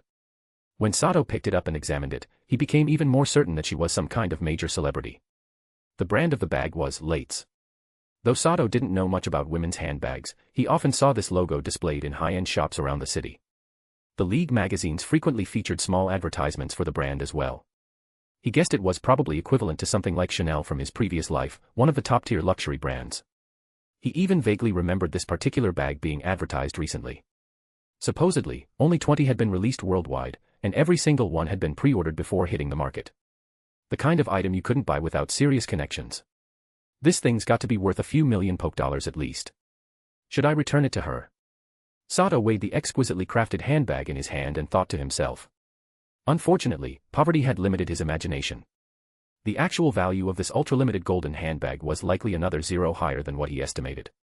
Although he was annoyed at having helped her only to be shoved away, Sato still chose to remain where he was and return the item to its rightful owner. In fact, he had already begun to understand why she reacted that way. Anyone suddenly teleported away by a stranger would probably assume they were being kidnapped. Especially considering that the person he helped was a very popular star, her reaction wasn't strange at all. I should have explained first with telepathy. That was careless of me. After waiting for a while and thinking it through, Sato smiled bitterly. Meanwhile, the blonde woman had already run over 100 meters away and reached a busy street. After confirming that Sato hadn't followed her, she finally stopped, panting heavily. Just as she was about to buy a drink from a roadside cafe to quench her thirst, she suddenly realized that her handbag was no longer in her right hand. What do I do? Everything's in that bag. I shouldn't have snuck out alone. I should have listened to my manager. Seriously, I dressed up like this, how did those reporters still recognize me? So annoying. She sat down anxiously on a public bench, frustration filling her thoughts. Her panic lasted only a few minutes. An Amalga glided down from the sky and landed on her shoulder. Shortly after, a middle-aged man, sweating profusely from running, rushed up to her side. "Why, you're finally here, Big Bear. I thought I'd never see you again." The blonde woman's gloomy expression vanished instantly. She rushed forward and clutched the man's arm, speaking in a tearful, aggrieved tone. "And whose fault is it for running off? Serves you right. Luckily Amalga's got a good nose. Otherwise, I would have had to call the police." Hearing her, the man's anger softened. He replied helplessly. "I just wanted to have some fun. It's press conferences every single day, so boring. I lost my bag. Hurry and buy me a drink, I'm dying of thirst." She turned her head and pouted. However, before the men could even buy her a drink, the group of people who had been chasing her earlier suddenly appeared again on the street behind him. Seeing that, she immediately forgot about her drink. She grabbed the men, and the two of them ran off again. "Looks like she's not coming back." After waiting a bit longer without seeing the blonde woman return, Sato gave up standing there foolishly. He stepped out of the alley and headed toward the nearest Pokemon Center. Though he was curious about what was inside the bag, he restrained himself. He was already a member of the League. Doing something shady like pocketing someone else's belongings would only harm his future prospects within the League. No matter how valuable the contents might be, he held back. If the items were truly important, the owner would definitely try everything to retrieve them. He remembered clearly that there had been surveillance cameras at the restaurant entrance earlier. If the blonde woman truly was a famous star, tracking him down wouldn't be difficult. So Sato understood very clearly, no matter what was inside, he couldn't take it. If he did, he'd be leaving himself open to legal trouble. It simply wasn't worth it. The Pokemon Center had a lost and found counter. After handing the expensive handbag over to Nurse Joy, Sato left. On the other side, with the middle-aged man's help, the blonde woman finally managed to shake off the paparazzi and obsessive fans. The two of them sat down in a nearby cold drink shop. She then told him about being teleported away by Sato, and about losing her handbag. "Miss, that young man was likely a psychic. He probably meant to help you. Your bag is very likely in his hands right now. But judging from what you described, your reaction probably offended him. Angering a psychic is extremely unwise." After listening carefully, the middle-aged man spoke with some helplessness. "How was I supposed to know? He suddenly grabbed my hand and teleported me into that deserted alley. I was terrified. You can't blame me." Realizing now that Sato hadn't been a bad person, she pouted and poked at the ice cream in her drink with her straw, trying to look pitiful as she defended herself. "No matter what, we need to retrieve the bag. Your League ID and other personal belongings are inside. Especially the League ID, you absolutely can't lose that. Replacing it across regions is a huge hassle, and we don't have that kind of time." The man scratched his head, feeling a headache coming on. After speaking, he pulled out a communicator from his pocket.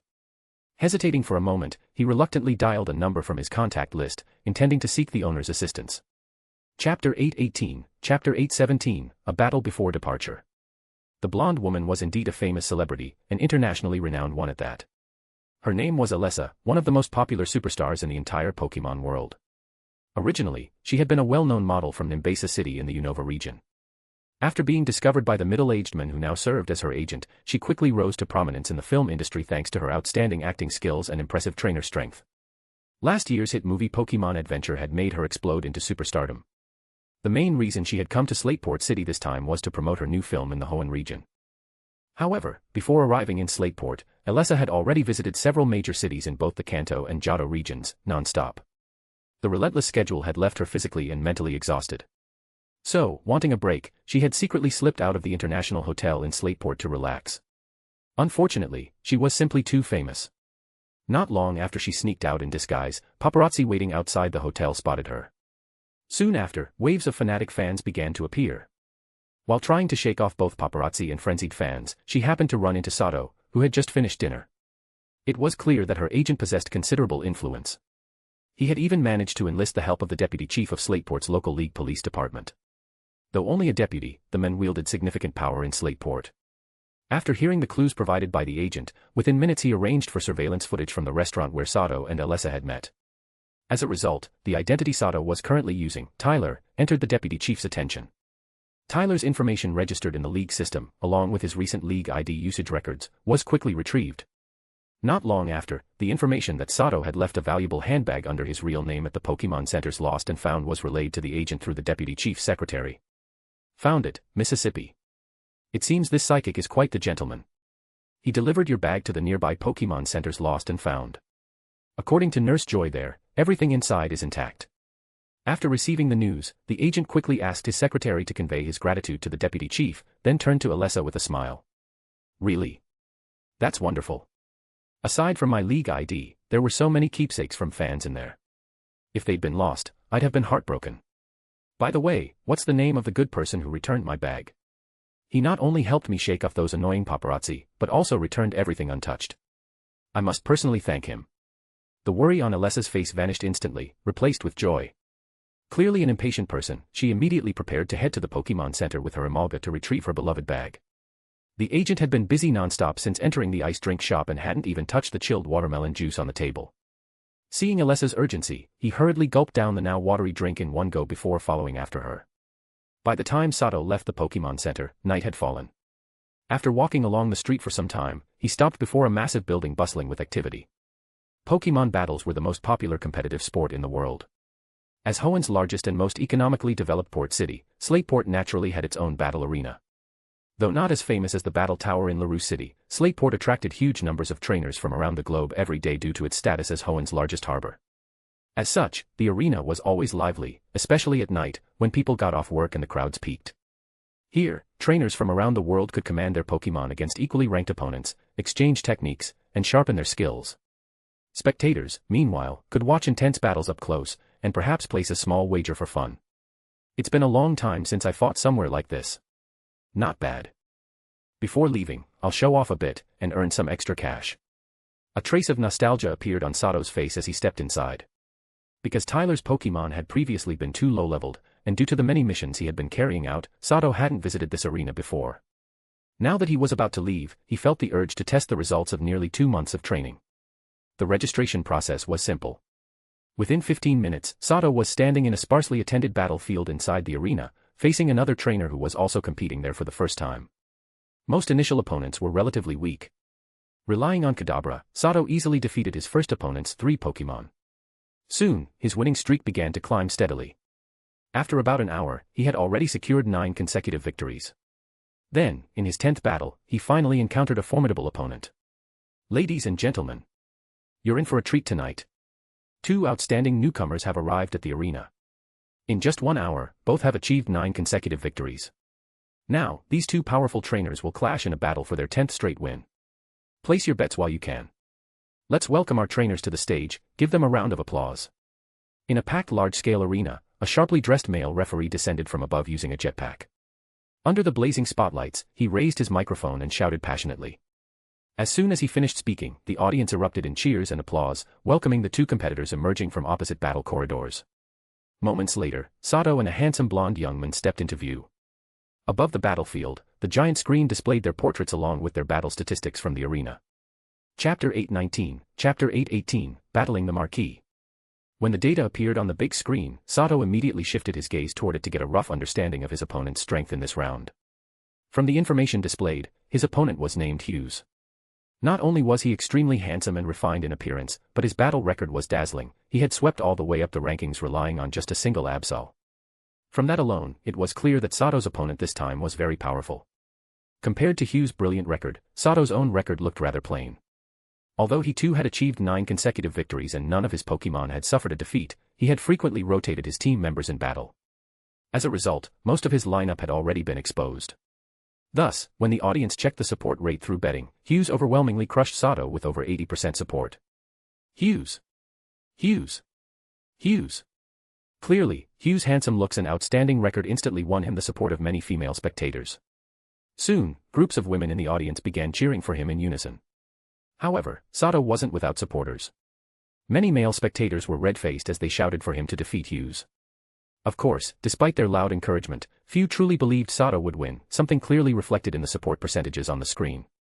Interesting. Sweeping all the way here with just 1 Pokemon. Looks like I've finally met a real opponent. Sato had weathered many storms before. Ignoring the crowd's bias, he studied the screen with keen interest. Soon, the betting interface disappeared, replaced by 2 battle roulette wheels. After more than 10 seconds, the results were revealed. First move, Tyler. Battlefield, grass field. Just as the battle was about to begin, two young women hurried in through the spectator passage. A black-haired woman in a fitted lady's suit cleared the way ahead, and the two quickly reached two empty seats at the very front. If Sato had noticed them, he would have recognized them instantly. They were Alice and her attendant, Sonoko. We made it just in time, Mississippi. Sonoko took out several exquisite snacks from a spatial backpack and respectfully handed them to Alice, who was dressed in a beautiful white gown. Sonoko, how strong is Mr. Hughes' opponent this time? Is he very strong? Alice accepted only some popcorn and a cup of warm milk tea. Watching Hughes on the battlefield with visible tension, she asked quietly. Please rest assured, Mississippi. As long as Mr. Hughes doesn't hold back, he will definitely win. I just looked it up, this trainer named Tyler has some ability, but he's still far from Mr. Hughes' level. Sonoko immediately pulled out a notebook and tapped a few times. A detailed profile of Tyler's Pokemon appeared on the screen as she answered confidently. The Sasaki family's intelligence network was indeed formidable. The notebook contained comprehensive data, not only detailed records of Tyler's Pokemon, but also a summary of his activities over the past year. He's quite impressive. No wonder he's a top student from Goldenrod Academy. After pulling himself together, he's grown to this level in just over a month. And he even captured a Kadabra, a psychic-type Pokemon known for its strict standards toward trainers. It seems he turned misfortune into fortune. After waking from a vegetative state, he may have even awakened psychic abilities. With sufficient resources, he has a strong chance of reaching Elite 4 level before 30. Sonoko, after the match, try to make contact. See if he'd accept financial sponsorship from the Sasaki family. Alice's eyes showed surprise as she studied the information. Her expression turned serious as she gave the instruction. She was no longer the ignorant girl she once was. As a member of the Sasaki family, she bore responsibility for strengthening it. Whenever she encountered a commoner trainer with exceptional potential, she usually sought to build goodwill. After all, for the immensely wealthy Sasaki family, money was merely numbers. Yet vast wealth also attracted danger. Without sufficient strength to protect it, the family would eventually be devoured by others. Though the Sasaki lineage was large, the quality of its younger generation had steadily declined, many were little more than idle heirs. Fresh blood was desperately needed to strengthen the family. For trainers with obvious potential like Sato, once discovered, the Sasaki family would never overlook them. Investing was always worthwhile, if not for recruitment, then at least for future goodwill. Yes, Mississippi understood. Sonoko nodded immediately. At the same time, two more people entered the spectator passage, Alessa and her manager. Alessa had successfully retrieved the precious bag Sato had left at the Pokemon Center. Wishing to thank him in person, she had asked her manager to track down Sato once more. Through his extensive connections, the manager had once again located him. That's him, Big Bear. Disguised, Alessa pointed excitedly at Sato on the battlefield. It seems Mr. Tyler is in the middle of a match. Let's wait until afterward. The manager nodded after spotting Sato. Oh. The young man on the other side, that's Hughes, the young master of the Adolf family, isn't he? I'm afraid Mr. Tyler will have a hard time winning this one. Recognizing Hughes, the manager's expression shifted slightly, a trace of regret in his voice. Alessa, too, recognized Hughes, the noble young master from the Kalos region. Her expression grew serious. In her impression, Hughes was a true battle marquis, a trainer of formidable strength. Chapter 820, Chapter 819, Pikachu takes the field. Go, Pikachu. After realizing how strong his opponent was, Sato naturally wouldn't send out one of his second-tier Pokemon just to be bullied. He immediately chose his strongest battler, Pikachu. Pika, Pika. The moment Pikachu heard Sato's command, his expression turned serious. He leapt forcefully from Sato's shoulder and, using Magnet Rise, quickly ascended into the air above the grass battlefield. As he circled the arena at high speed, strands of black lightning began to crackle around his body. Waves of powerful electric-type energy radiated outward from him. Ever since facing the superdivine beast Kyogre head-on, Pikachu's mentality had undergone a tremendous transformation. Having stared down one of the most terrifying beings in the world, he now feared no Pokemon. Oh my, Mr. Tyler's Pikachu is flying. And what incredible electric-type energy fluctuations. Even from this distance, the electromagnetic force is making my skin tingle. The referee/commentator, hovering in midair with a jetpack, changed expression immediately upon seeing Pikachu's imposing presence. He shouted excitedly into his microphone. In truth, the referee/commentator didn't need to say anything, everyone present could clearly feel the pressure emanating from Pikachu. At that moment, he was like a living electromagnetic reactor. The immense electric-type energy surrounding him caused many people's hair to stand on end involuntarily. What an impressive Pikachu, just like the report said. Tyler possesses an exceptionally gifted Pikachu. And that Pikachu is probably holding an incredibly powerful light ball. Seated in the front row, Alice could feel Pikachu's overwhelming aura just as clearly. Her smooth golden hair had slightly lifted from the static. A trace of worry surfaced in her heart for the person she cared about. Meanwhile, Alessa and the middle-aged man, who had initially feared Sato would be crushed, were equally astonished. Especially Alessa, who understood electric-type Pokemon extremely well, she knew exactly how terrifying Pikachu's displayed power truly was. She knew that although Pikachu's base stats were low, once equipped with a suitable light ball, its offensive power would become horrifying.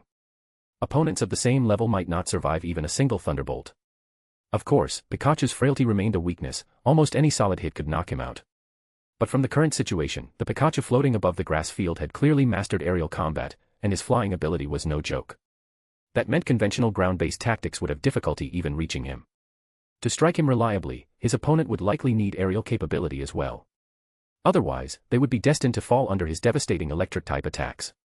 Sometimes, the best defense is offense. Still, Mr. Hugh's Pokemon are all very high level. Although Tyler's Pikachu looks extremely strong, there's still a noticeable level gap compared to the Pokemon I've seen Hughes use before. It depends on whether Mr. Hughes goes all out. If he does, Tyler will still have a hard time winning. Alessa couldn't help but think pessimistically. At this point, the relaxed look had vanished from Hughes' face. After witnessing Pikachu's aura, he knew that if he didn't show some real ability, he might very well stumble badly here. Come out, Absol. I'll rely on you for this battle as well. However, remembering that he had come mainly to train his second-tier Pokemon, it would be somewhat unsporting to bring out his first-string team. In the end, Hughes still chose to send out Absol. A flash of white light appeared, and a sleek, glossy-furred Absol landed steadily on the grass battlefield. Level 43 Absol. For total 169. And it's mastered a huge number of moves. As expected, looks like I'm facing another rich second-generation trainer. The moment Absol appeared, Sato used the system's scanning ability to gather its data. Seeing the long list of TM moves displayed, he couldn't help but feel a trace of envy. Moves such as Extreme Speed, Magic Coat, Role Play, and Foul Play, this Absol had learned them all through TMs. Absol, use Psycho Cut. Hughes decided to strike first. The moment the referee gave the signal, he immediately issued his command. Absol reacted swiftly. As Hughes' words ended, the scythe-like horn on its head flared brightly. With a sharp swing of its head, it unleashed a massive white energy slash. The slash was astonishingly fast. Though it initially appeared several meters away, in the blink of an eye it was already in front of Pikachu. Counter it with Iron Tail. As the white energy slash closed in, Sato quickly issued his command. Pikachu had initially hesitated about dodging with electromagnetic acceleration. But upon hearing Sato's order, his tail instantly gleamed with a metallic sheen. At the critical moment, he twisted his waist and swung his tail like lightning, striking the incoming slash head-on. Clang! A sharp metallic collision rang through the air as the two attacks collided fiercely and locked in a brief stalemate. However, Iron Tail was inherently stronger than Psycho Cut. Moreover, boosted by the mutated Thunder Orb within Pikachu's body, amplifying both his physical and special attack power by 2.5 times, the power of Iron Tail surged dramatically. Meanwhile, Psycho Cut was not one of Absol's same type moves and received no stab bonus. Being a detached, projected attack, it simply couldn't compete with Pikachu's direct physical strike. In less than a second, cracks spread across the surface of the white energy slash. With a final push, Pikachu shattered it into fragments.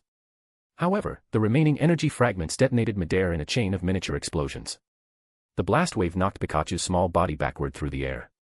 At that very moment, Hughes seized the opportunity and issued another command to Absol. This time, however, it wasn't an attack. He ordered Absol to use Taunt on Pikachu. Chapter 821, Chapter 820, a powerful opponent. Taunt, that really is a troublesome move. The moment Sato heard his opponent say the word taunt, his expression changed drastically. A bad feeling immediately rose in his heart. In the next second, a sinister black glow erupted from Absol's body. Almost simultaneously, a similar black light flashed across Pikachu. In an instant, Sato realized that Pikachu's constantly maintained magnet rise had been sealed. Under the pull of gravity, Pikachu, now deprived of its levitation, panicked slightly as it began to fall rapidly from the air. Good opportunity.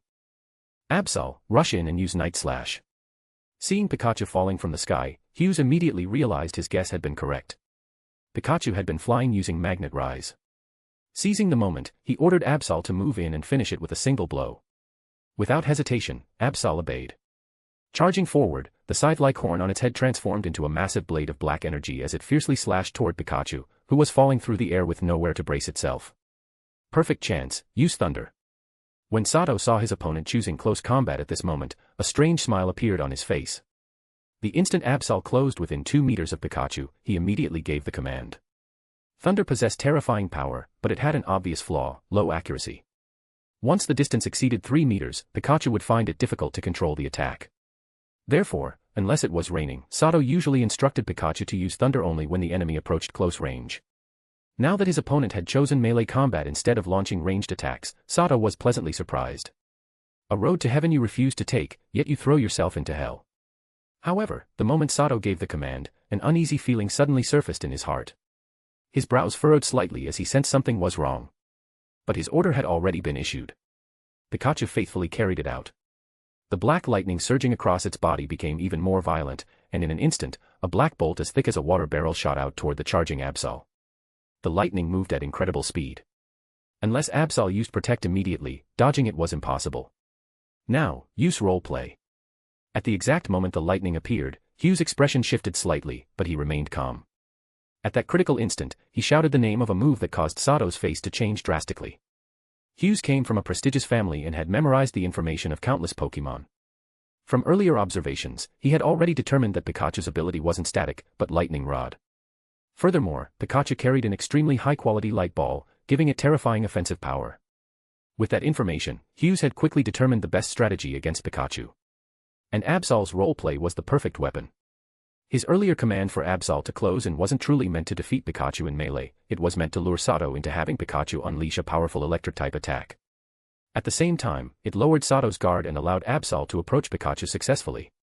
Hearing Hughes' command, Absol managed an impressive feat. While maintaining the black energy blade formed by Night Slash, it simultaneously used Role Play on Pikachu. Through Role Play, Absol's ability instantly changed from Super Luck to Lightning Rod. As a result, Pikachu's terrifying thunder had absolutely no effect on Absol. Instead, the electricity was absorbed, sharply increasing Absol's special attack. Use Iron Tail to defend. Seeing that Pikachu's thunder had failed and that Absol's black energy blade was about to strike, Sato urgently used telepathy to command Pikachu to weaken the incoming attack with Iron Tail. He could tell that Absol's Night Slash was extremely powerful, and it was aimed directly at Pikachu's soft abdomen. If Pikachu were struck head-on, its fragile body would almost certainly lose the ability to fight instantly. Hearing Sato's telepathic command, Pikachu immediately reacted. Its lightning bolt-shaped tail shone with a metallic sheen once more and clashed with Absol's descending black energy blade. Clang! A sharp metallic crash rang out as the two attacks collided violently. Although Iron Tail was powerful, Pikachu had used it in haste. Meanwhile, Absol's Night Slash carried the momentum of its charge, greatly amplifying its strength. Under these circumstances, Pikachu's Iron Tail ultimately lost the clash. In the next moment, Pikachu's small body was sent flying by Absol's overwhelming force. Use Dark Pulse. Hughes gave Pikachu no chance to recover. He immediately issued another command. At once, a sinister wave of dark energy erupted from Absol's body. A ring-shaped pulse burst from its mouth and shot rapidly toward Pikachu, who was still airborne. Break it with Thunderbolt. Fortunately, Pikachu had reduced much of Night Slash's power with Iron Tail, so its condition remained fairly good. The only issue was that the taunt status prevented it from using Magnet Rise to lessen the impact while being knocked back. Upon hearing Sato's command, a powerful surge of black lightning erupted from Pikachu again. However, because Absol had just absorbed Pikachu's thunder through Lightning Rod, its special attack had risen by at least 3 stages. Its Stab Dark Pulse was now extremely powerful. Even with Pikachu's Light Ball boosting its power, and the additional effect of charge, its Thunderbolt could only barely cancel out Absol's Dark Pulse. Seeing his attack neutralized again, Hugh's eyes flickered slightly. Instead of forcing his heavily breathing Absol to attack again, he simply stared at Sato with a serious expression. Pikachu was still under the effects of taunt, sealing its beneficial status moves. And now, its strongest electric-type attacks were useless as well, since Absol had copied Pikachu's Lightning Rod ability with Role Play. For a moment, the situation on Sato's side became extremely unfavorable. Chapter 822, Chapter 821, a checkmate situation. What a sharp opponent. It's been a long time. I haven't encountered such a passive situation in quite a while. When Sato thought about the precarious situation currently unfolding on the battlefield, he didn't feel discouraged at all. Instead, a smile appeared on his face. It had been a long time since he had faced such a powerful opponent, and a trace of excitement began to rise within him. Come back, Pikachu. With your current ability, you can't break this situation. Let your other companions handle it. Sato knew very well that if Pikachu continued fighting under the current circumstances, the only outcome would be a crushing defeat. Without hesitation, he took out a Pokeball and recalled Pikachu, then released it again so that it could return to its usual spot on his shoulder. Please, Tentacruel. Take the stage and meet the enemy. Then Sato took out an Ultra Ball from his belt and released Tentacruel. A wise choice. But thanks to your Pikachu's powerful electric-type attacks, my Absol has already raised its special attack to a very high level through its Lightning Rod ability. Unless you still have a Pokemon that knows Haze, it will be very difficult for you to turn this battle around. Seeing Sato withdraw Pikachu, Hugh smiled faintly, thinking with confidence. Although there was no water on the grass battlefield, Tentacruel stood steadily on the grass using its many tentacles. Its eyes were fixed firmly on Absol ahead, the Pokemon that was exerting tremendous pressure on it. As the referee blew the whistle, the battle resumed. Without waiting for Sato's command, Tentacruel immediately used Aqua Ring. Then it rapidly fired a large number of acid spray attacks from its mouth. Dodge it, then use Thunderbolt to finish it. Seeing Tentacruel smoothly execute Aqua Ring and launch acid spray, Hugh's expression changed. He immediately ordered Absol to evade while counterattacking with Thunderbolt. Absol instantly leapt to the right, successfully avoiding the barrage of purple globules. At the same time, a massive surge of electricity burst from its body. But Tentacruel had no intention of letting Absol attack freely. It twisted its head to the right, continuing to fire numerous acid spray projectiles toward Absol. Although acid spray had modest base power, its effect of lowering the opponent's special defense by 2 stages made it extremely dangerous. Once struck by those seemingly harmless purple spheres, the target would suffer devastating consequences. Unwilling to let the projectiles hit it, Absol had no choice but to redirect its newly released electricity to intercept them. Immediately, the acid spray barrage collided with Absol's Thunderbolt, producing a series of explosive energy blasts. With its special attack greatly boosted, Absol's Thunderbolt was incredibly powerful. Even though Tentacruel released a large number of projectiles, they barely managed to cancel out the electric attack. The numerous explosions filled the battlefield with thick smoke. Before the smoke could clear, however, Tentacruel continued its offensive under Sato's command. The distance between the two Pokemon was only about 3 meters, well within the reach of Tentacruel's tentacles. In an instant, 4 tentacles glowing with purple light shot out like lightning, piercing into the smoke and striking precisely toward Absol's position. After long training and extensive combat experience, Tentacruel had finally mastered the technique of controlling 4 tentacles simultaneously in battle. Now it was even beginning to work toward controlling 5 at once. This time, it attacked with 4 tentacles simultaneously, each executing poison jab. If Absol were struck, the damage would be severe, and there was a high chance it would be poisoned. Use Psycho Cut to slice them off, then jump back and widen the distance. From the way Hughes had earlier maneuvered Absol to push Sato's Pikachu into a disadvantageous position, it was clear how sharp his judgment was. At a glance, he saw both the strength and the flaw of Tentacruel's attack and issued the correct countermeasure. Absol had already recovered from its earlier clash with Pikachu. Hearing Hughes' command, the sickle-shaped horn on its head shone brightly again, transforming into a massive white blade of energy. With a powerful swing of its head, Absol released a large white energy slash. Immediately afterward, it leapt backward with all 4 limbs.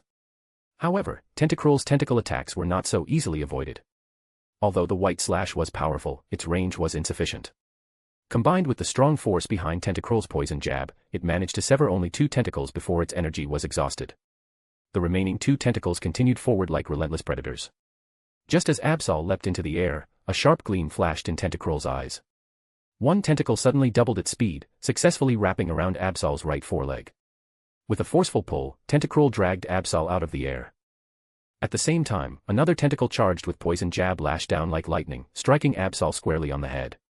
In that split second, Absol suffered a heavy blow. Hughes had never expected Tentacruel's tentacle attacks to be so swift and flexible.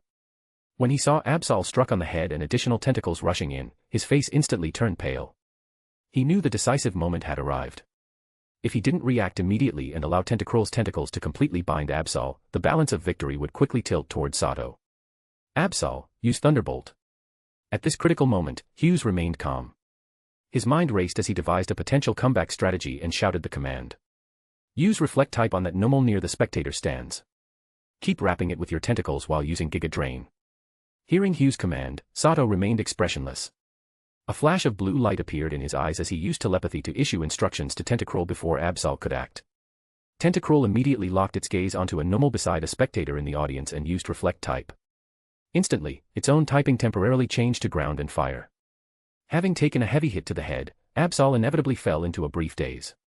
By the time it attempted to execute Thunderbolt, Tentacruel had already completed its type transformation. At the same time, numerous tentacles extended outward, tightly binding Absol while draining its strength through Giga Drain. Because Tentacruel had temporarily become ground/fire type, Absol's Thunderbolt, even with its greatly boosted special attack, had absolutely no effect. When did he make Tentacruel use Reflect type? Seeing Thunderbolt fail completely, Hughes immediately sensed something was terribly wrong. His sharp eyes quickly noticed the mixture of yellow-brown and crimson light surrounding Tentacruel. Instantly recalling Tentacruel's possible abilities and moves, he realized what had happened. Tentacruel must have secretly used Reflect type on a nearby ground-type Pokémon without his knowledge. But there was no time to dwell on that now. Not good. Absol, quickly use Dark Pulse. Watching Absol become increasingly entangled by the tentacles, Hughes grew anxious. Without further hesitation, he ordered Absol to attack with its mouth to break free. Unfortunately, just as Absol tried to open its mouth to unleash Dark Pulse, Tentacruel's numerous tentacles instantly wrapped tightly around its head, leaving it no opportunity to attack. This was the terrifying aspect of Tentacruel. Once its many tentacles successfully bound an opponent, escaping was almost impossible unless the Pokémon possessed extraordinary strength. Moreover, with Tentacruel now transformed into a ground type, Absol's most threatening electric type move was rendered useless. As for Psycho Cut, Absol could no longer use it because its head was completely restrained. For Absol, it had already fallen into Tentacruel's unavoidable killing trap. Chapter 823, Chapter 822, Zoroark. Encouraged by Hughes, Absol struggled desperately to break free from Tentacruel's restraints.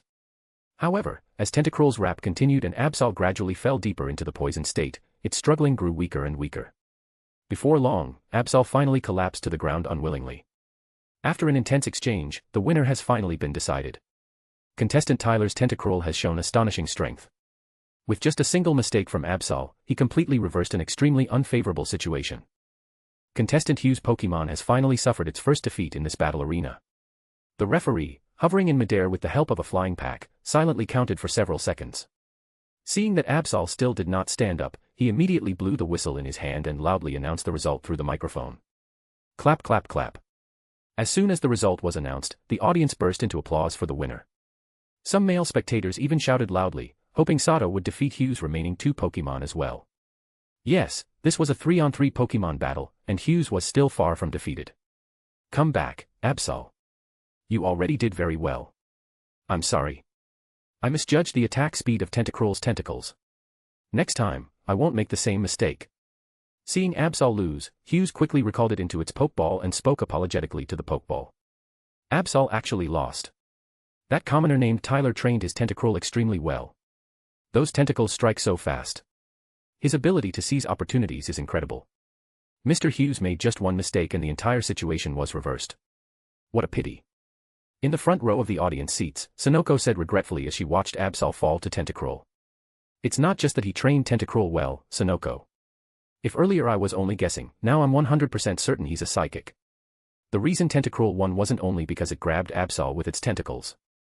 The real key was that Tentacruel secretly used Reflect type on a certain ground-type Pokémon present on the field.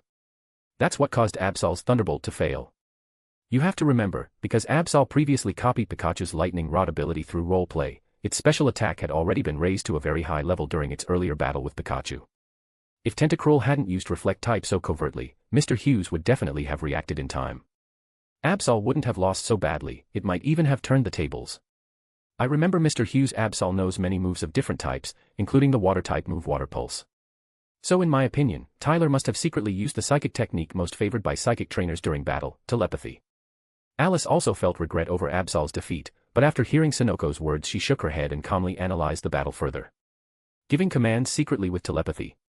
How can that be allowed? Isn't that cheating? That's really underhanded.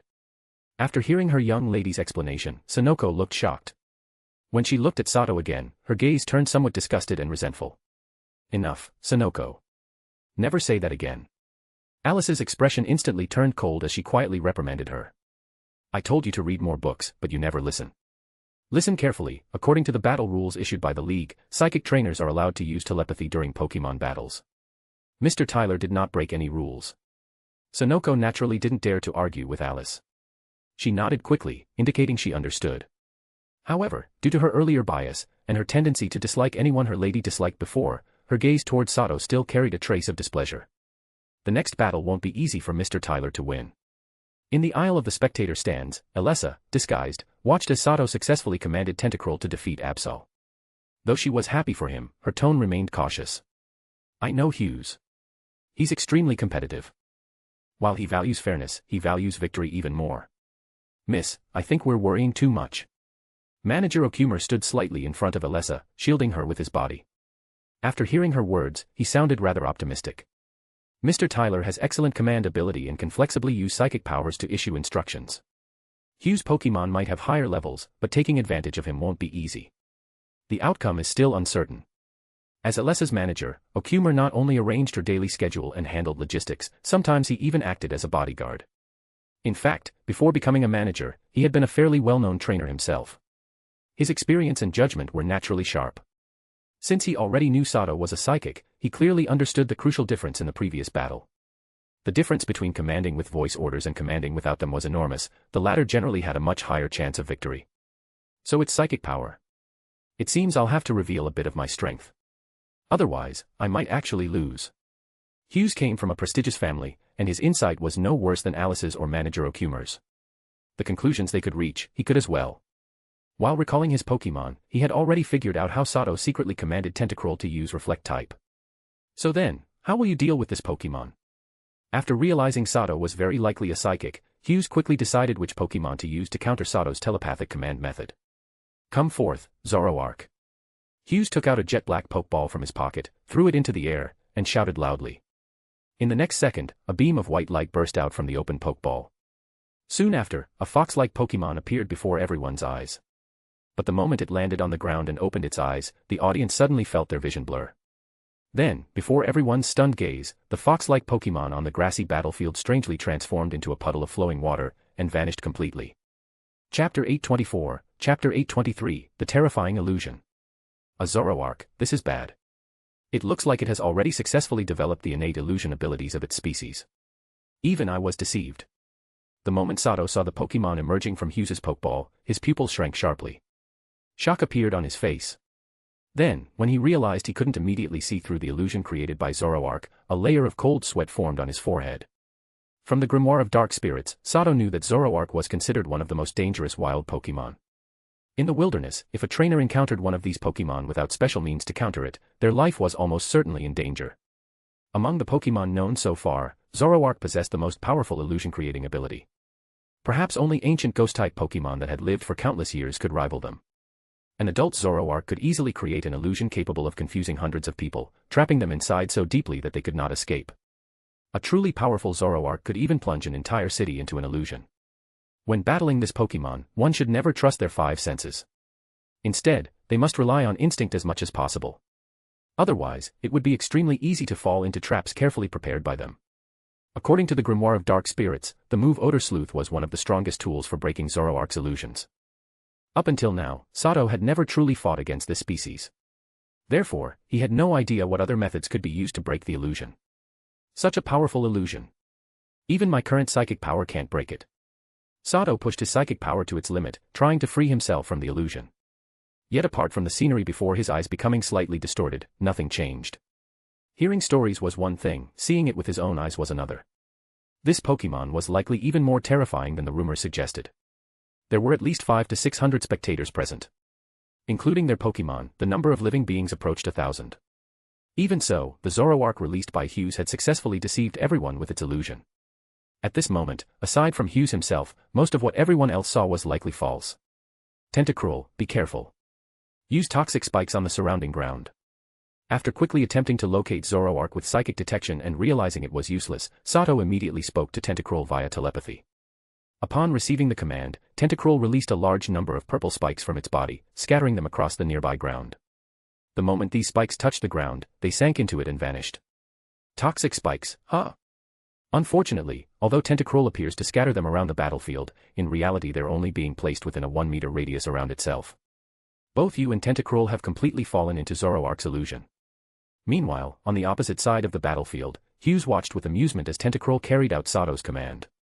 Then he glanced towards Zoroark standing just to Tentacruel's left, observing the scene with playful interest. As Sato had guessed, everyone on the battlefield, except Hughes, had fallen into Zoroark's illusion. However, like most Pokemon capable of generating illusions, Zoroark itself could not attack while actively maintaining the illusion. But that wasn't a problem.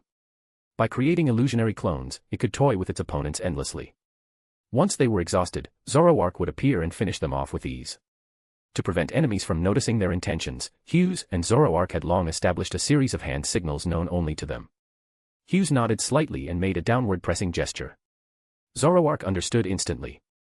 Its eyes suddenly glowed with dazzling red light. In the eyes of the audience, dozens of Zoroark suddenly appeared around Tentacruel. Their faces twisted with ferocity as they launched attacks.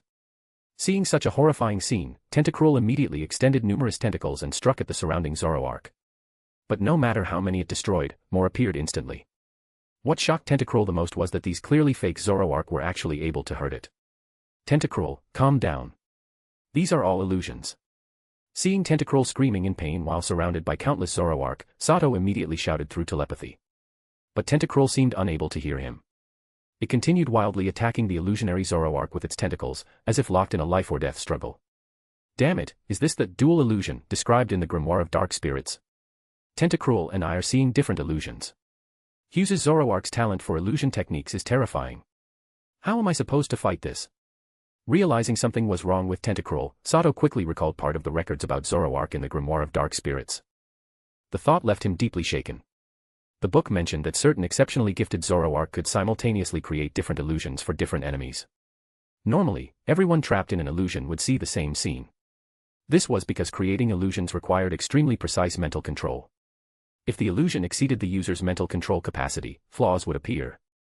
Maintaining a single shared illusion didn't require much control, but trapping hundreds of creatures within the same illusion demanded enormous mental strength. Creating different illusions simultaneously was even more difficult. It meant that the illusionist had to construct two entirely different illusions at the same time. It was like trying to play a video game with one hand while doing homework with the other, while your brain handled both tasks simultaneously. If Sato's guess was correct, Hughes' Zoroark was doing exactly that. It had created two separate illusions, one for Sato and another for Tentacruel. At first, the illusion of numerous Zoroark attacking Tentacruel might have been the same. But afterward, the illusions diverged. Sato suspected that the initial illusion was meant to deceive him, making him believe Tentacruel was fighting Zoroark's clones. In reality, Tentacruel had fallen into a completely different illusion.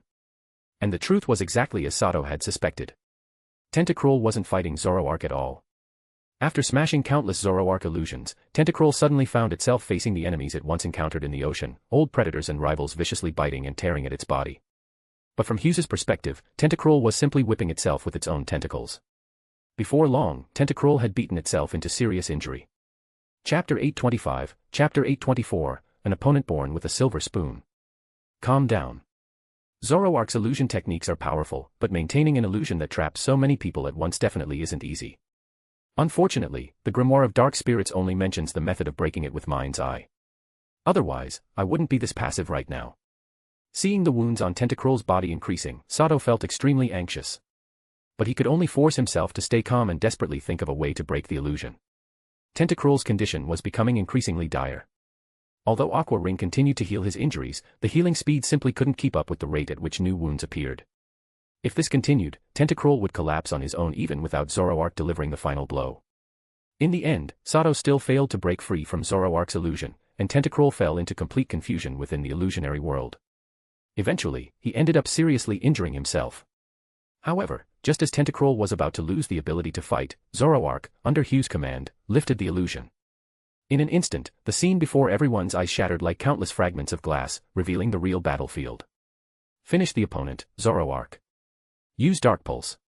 As soon as everyone returned to reality, Hughes immediately ordered Zoroark to deliver the final blow. Hearing the command, Zoroark erupted with powerful Dark-type energy. A black shockwave burst from its mouth and shot forward. Tentacruel was already covered in injuries. After being struck by the attack, he could no longer endure it. He collapsed to the ground, completely losing his ability to battle. Gulp. This is unbelievable. Contestant Hughes' Zoroark has easily defeated contestant Tyler's Tentacruel. Let's give them a round of applause. The referee, who had been stunned, finally shook himself awake after witnessing Tentacruel's defeat by Dark Pulse. When he looked at Zoroark again, fear was visible in his eyes. After swallowing nervously several times, he mustered the courage to announce the result. Unfortunately, the arena fell silent. Most of the spectators, like the referee, were still shaken from having been trapped inside the illusion. As a result, many now looked at Zoroark with fear. Although the illusion only lasted 5 or 6 minutes in reality, for those trapped inside it, it felt as though they had been imprisoned somewhere for more than an hour. Looks like I overdid it. I should probably avoid letting him battle in public too often. This really damages my image. Seeing that the audience reacted with fear instead of applause, Hugh smiled bitterly in his heart. Zoroark's battles were always like this. If the audience wasn't pulled into the illusion, defeating the opponent inside the illusion became much more difficult. After all, spectators would unconsciously give subtle hints to the opponent during battle. But once everyone was dragged into the illusion, they inevitably suffered its mental effects and would almost certainly experience some psychological shock.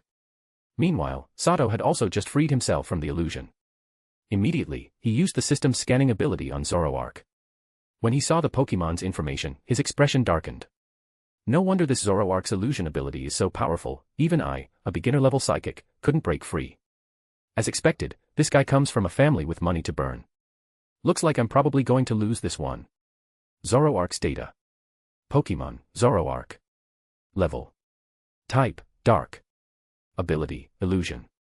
Gender, Male. Known moves, Night Slash, Dark Pulse, Imprison, U-Turn, Scratch, Leer, Pursuit, Hone Claws, Fury Swipes, Feint Attack, Scary Face, Taunt, Foul Play, Torment, Agility, Embargo, Punishment, Nasty Plot, Fake Tears. Egg moves, Dark Pulse, Snatch. Tutor moves, Sucker Punch, Throat Chop, Thief, Snarl, Parting Shot, Knock Off. TM moves, Protect, Hyper Beam, Shadow Ball, Double Team, Flamethrower, Torment, Facade, Low Kick, Focus Blast, Fling, Shadow Claw, Payback, Giga Impact, Swords Dance, Substitute, Bounce. Held item, Darkray's Nightmare Crystal. IVs. HP, 30, 31. Attack, 31, 31. Defense, 29, 31. SP ATK, 30, 31. SP Def, 29, 31. Speed, 31, 31. Overall 4 rating, Gold, total 4, 180.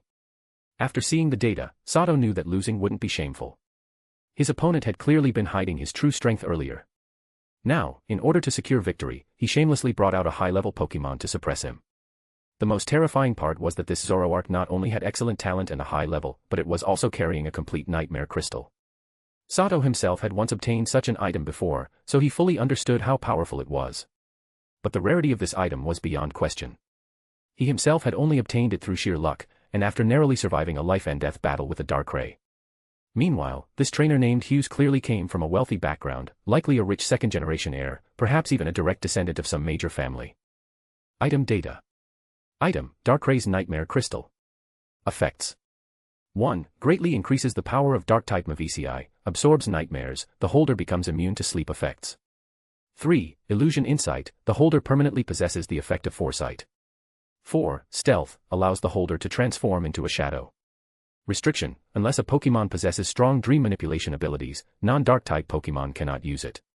Description, a mysterious crystal formed within Darkray's body. Though only a fragment, it still contains immense nightmare energy, granting many extraordinary powers. Sato suspected that Zoroark's terrifying illusion abilities were largely due to its mastery of the Nightmare Crystal's power. The nightmare energy inside the crystal could silently drag people into nightmare illusions. In the hands of Zoroark, a master illusionist capable of manipulating illusions as easily as breathing, its potential was naturally amplified. The illusion Tentacruel experienced earlier was almost certainly created by Zoroark using the crystal's nightmare energy. Sato guessed that Tentacruel had faced its deepest fears inside the illusion, which was why it had panicked so badly. Nightmare Crystal, that reminds me of another possible way to counter Zoroark. Unfortunately, Misdreavus is still too weak, and it's at a type disadvantage. I don't have any powerful Dark-type Pokémon either. So that method won't work for now. After recalling the crystal's properties, Sato's eyes lit up briefly before he sighed helplessly. But I still have one chance. The odds are small, but it's worth trying. If it works, I won't have to fear this Zoroark in the future. Even though he knew the chances of victory were slim, Sato remained calm. He recalled Tentacruel and quickly pulled another Pokeball from his belt.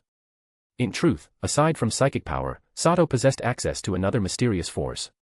Though he himself didn't wield it directly, he could still draw upon it through one of his Pokémon. That power was Aura. Unlike psychic power, which was mental energy, Aura was a powerful spiritual force. It was especially effective against illusions that preyed on fear.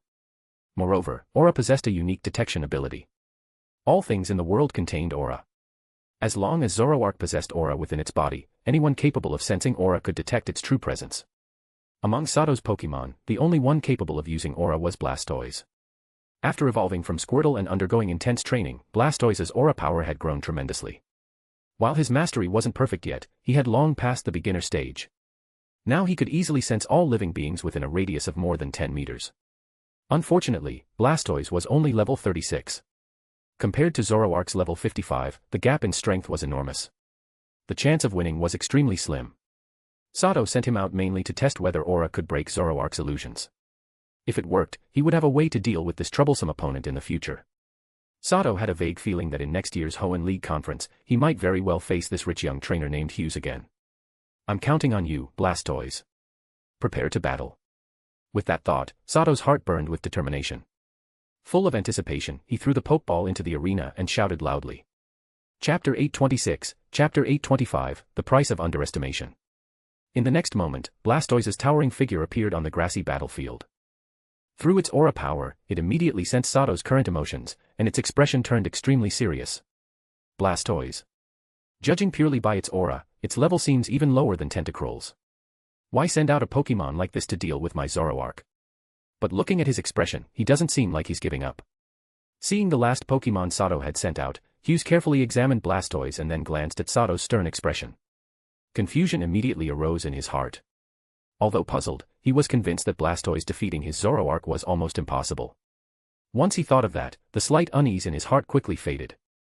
Hughes was actually the son of the patriarch of the Adolf family, a powerful superfamily from the Unova region. His purpose for coming to Hoenn was to collect gym badges and participate in next year's Hoenn League Conference. Naturally, his goal in entering the Hoenn League Conference was to win the championship. Because he was born later, Hughes had an older brother whose strength was equally formidable. If he wanted to inherit the position of family patriarch, he would need to hold a high-ranking position within the league, and not just any position, but one with real authority. The only way to obtain such status was to compete in league tournaments and win at least one regional championship, then gradually climb the ladder through the Elite Four and champion ranks. Indeed, every Elite Four member and champion was a powerful authority within the league. Even after retirement, they could become influential elders, or even decision-makers of an entire region. Zoroark was a Pokémon Hughes had acquired at enormous cost. He had even equipped it with the incredibly precious item known as the Nightmare Crystal. To exchange for that complete Nightmare Crystal from his family's treasury, Hughes had practically emptied his personal funds, over 3 billion, along with all the family contribution points he had accumulated over the years. Because of that, Hughes had extremely high expectations for Zoroark. It was the powerful weapon he intended to rely on in next year's league conference. If it weren't for the fact that most of the Pokémon he brought tonight were lower-level ones, and that he happened to encounter someone like Sato who might cause an upset, while Alice was also present to watch his battle, he would never have been willing to let Zoroark fight. He cared a lot about saving face. After all, battling would expose Zoroark's abilities, such as the moves it had mastered. If his future opponents discovered that information, it would be troublesome. Therefore, in order to hide Zoroark's true strength as much as possible, Hughes instructed it to repeat its previous tactic, trap Blastoise in an illusion and patiently wait for it to self-destruct just like Tentacruel had. As the referee blew the whistle, the battle resumed. After seeing Hughes make a downward pressing gesture again, Zoroark's eyes flashed with dazzling red light. At the same time, the Nightmare Crystal hanging beneath its neck emitted a faint, eerie crimson glow. In an instant, everyone present, except Hughes, along with their Pokémon, were once again dragged into the illusion Zoroark created. However, while repeating the same trick, a flash of blue light suddenly appeared in Zoroark's eyes. A thread of psychic energy, so fine it was invisible to the naked eye, shot out from its forehead and quickly entered Blastoise's head. At the exact moment the thread entered Blastoise's mind, Sato closed his eyes. At this moment, Sato was using a new psychic technique called Mental Link. This technique allowed his mind to temporarily connect with Blastoise's, enabling them to share vision and other senses. However, this ability consumed a huge amount of psychic power continuously. With Sato's current psychic capacity, he could maintain the mental link for only 3 minutes, and during that time he couldn't move. Blastoise was extremely obedient. As soon as the battle began, it quietly activated the aura power within its body to resist the illusion cast by Zoroark. Aura truly lived up to its reputation as a powerful spiritual force. Although Blastoise's aura wasn't extremely strong, it was still powerful enough to break through the illusion created by Zoroark using the Nightmare Crystal's nightmare energy. Through Blastoise's vision, Sato finally saw Zoroark's true position clearly. Joy surged through him, his attempt to break the illusion had worked. However, instead of immediately attacking, Sato instructed Blastoise to pretend that it was still trapped in the nightmare-like illusion, acting panicked while secretly approaching Zoroark. Clearly, Zoroark was extremely arrogant. Seeing Blastoise's frantic behavior, it revealed a smug smile and did not suspect anything as Blastoise stumbled closer. As for Hughes, although he felt something was slightly strange, he ultimately said nothing. After all, he didn't know what kind of illusion Blastoise was currently experiencing. From his perspective, any strange behavior from Blastoise was possible. However, he did feel puzzled about Sato's current condition. What is he doing? Does he think he can break Zoroark's illusion with psychic power? That's useless. If you couldn't break it earlier, it means your psychic power isn't strong enough to resist Zoroark's illusion energy. Maybe in the future you could, but definitely not now. Watching Sato standing there with his eyes tightly closed, Hughes wondered inwardly. Of course, Sato had no idea what Hughes was thinking. Seeing that Zoroark had no reaction, he continued guiding Blastoise to move closer while maintaining the act. Soon, under Sato's instructions, Blastoise staggered forward while repeatedly slapping its shell with its palm, as if panicking. Meanwhile, Zoroark still hadn't noticed the danger approaching. It remained sitting calmly, mocking Blastoise as it wandered around in the illusion. Finally, when Blastoise was less than 1 meter away from Zoroark, Sato made his move. Blastoise's right hand suddenly glowed white. With a powerful stomp of its thick legs, it lunged forward. Before Zoroark could react, Blastoise struck downward with a hand blade directly onto its head, successfully unleashing Brick Break. The sudden ambush instantly stunned the completely unprepared Zoroark. Due to type disadvantage, the naturally fragile and defense-poor Zoroark took heavy damage. Even worse, the blow landed squarely on its head. The strike nearly knocked it unconscious. Though it didn't faint immediately, it was thrown into a severe dizzy state, making Hughes' attempt to issue commands useless. Taking advantage of this opening, Blastoise launched a rapid follow-up. This time its left hand clenched into a fist, again empowered by Brick Break, and it smashed upward into Zoroark's jaw, sending it flying into the air. Immediately afterward, the two massive cannons on Blastoise's shell aimed at the airborne Zoroark, which had nowhere to regain balance. Two basketball-sized aura spheres blasted out simultaneously, striking Zoroark in midair with perfect accuracy. Aura sphere. It's aura sphere. That Blastoise actually possesses aura power. Watching Zoroark get hit by the two aura spheres, Hughes' already grim face twisted into shock as he shouted in disbelief.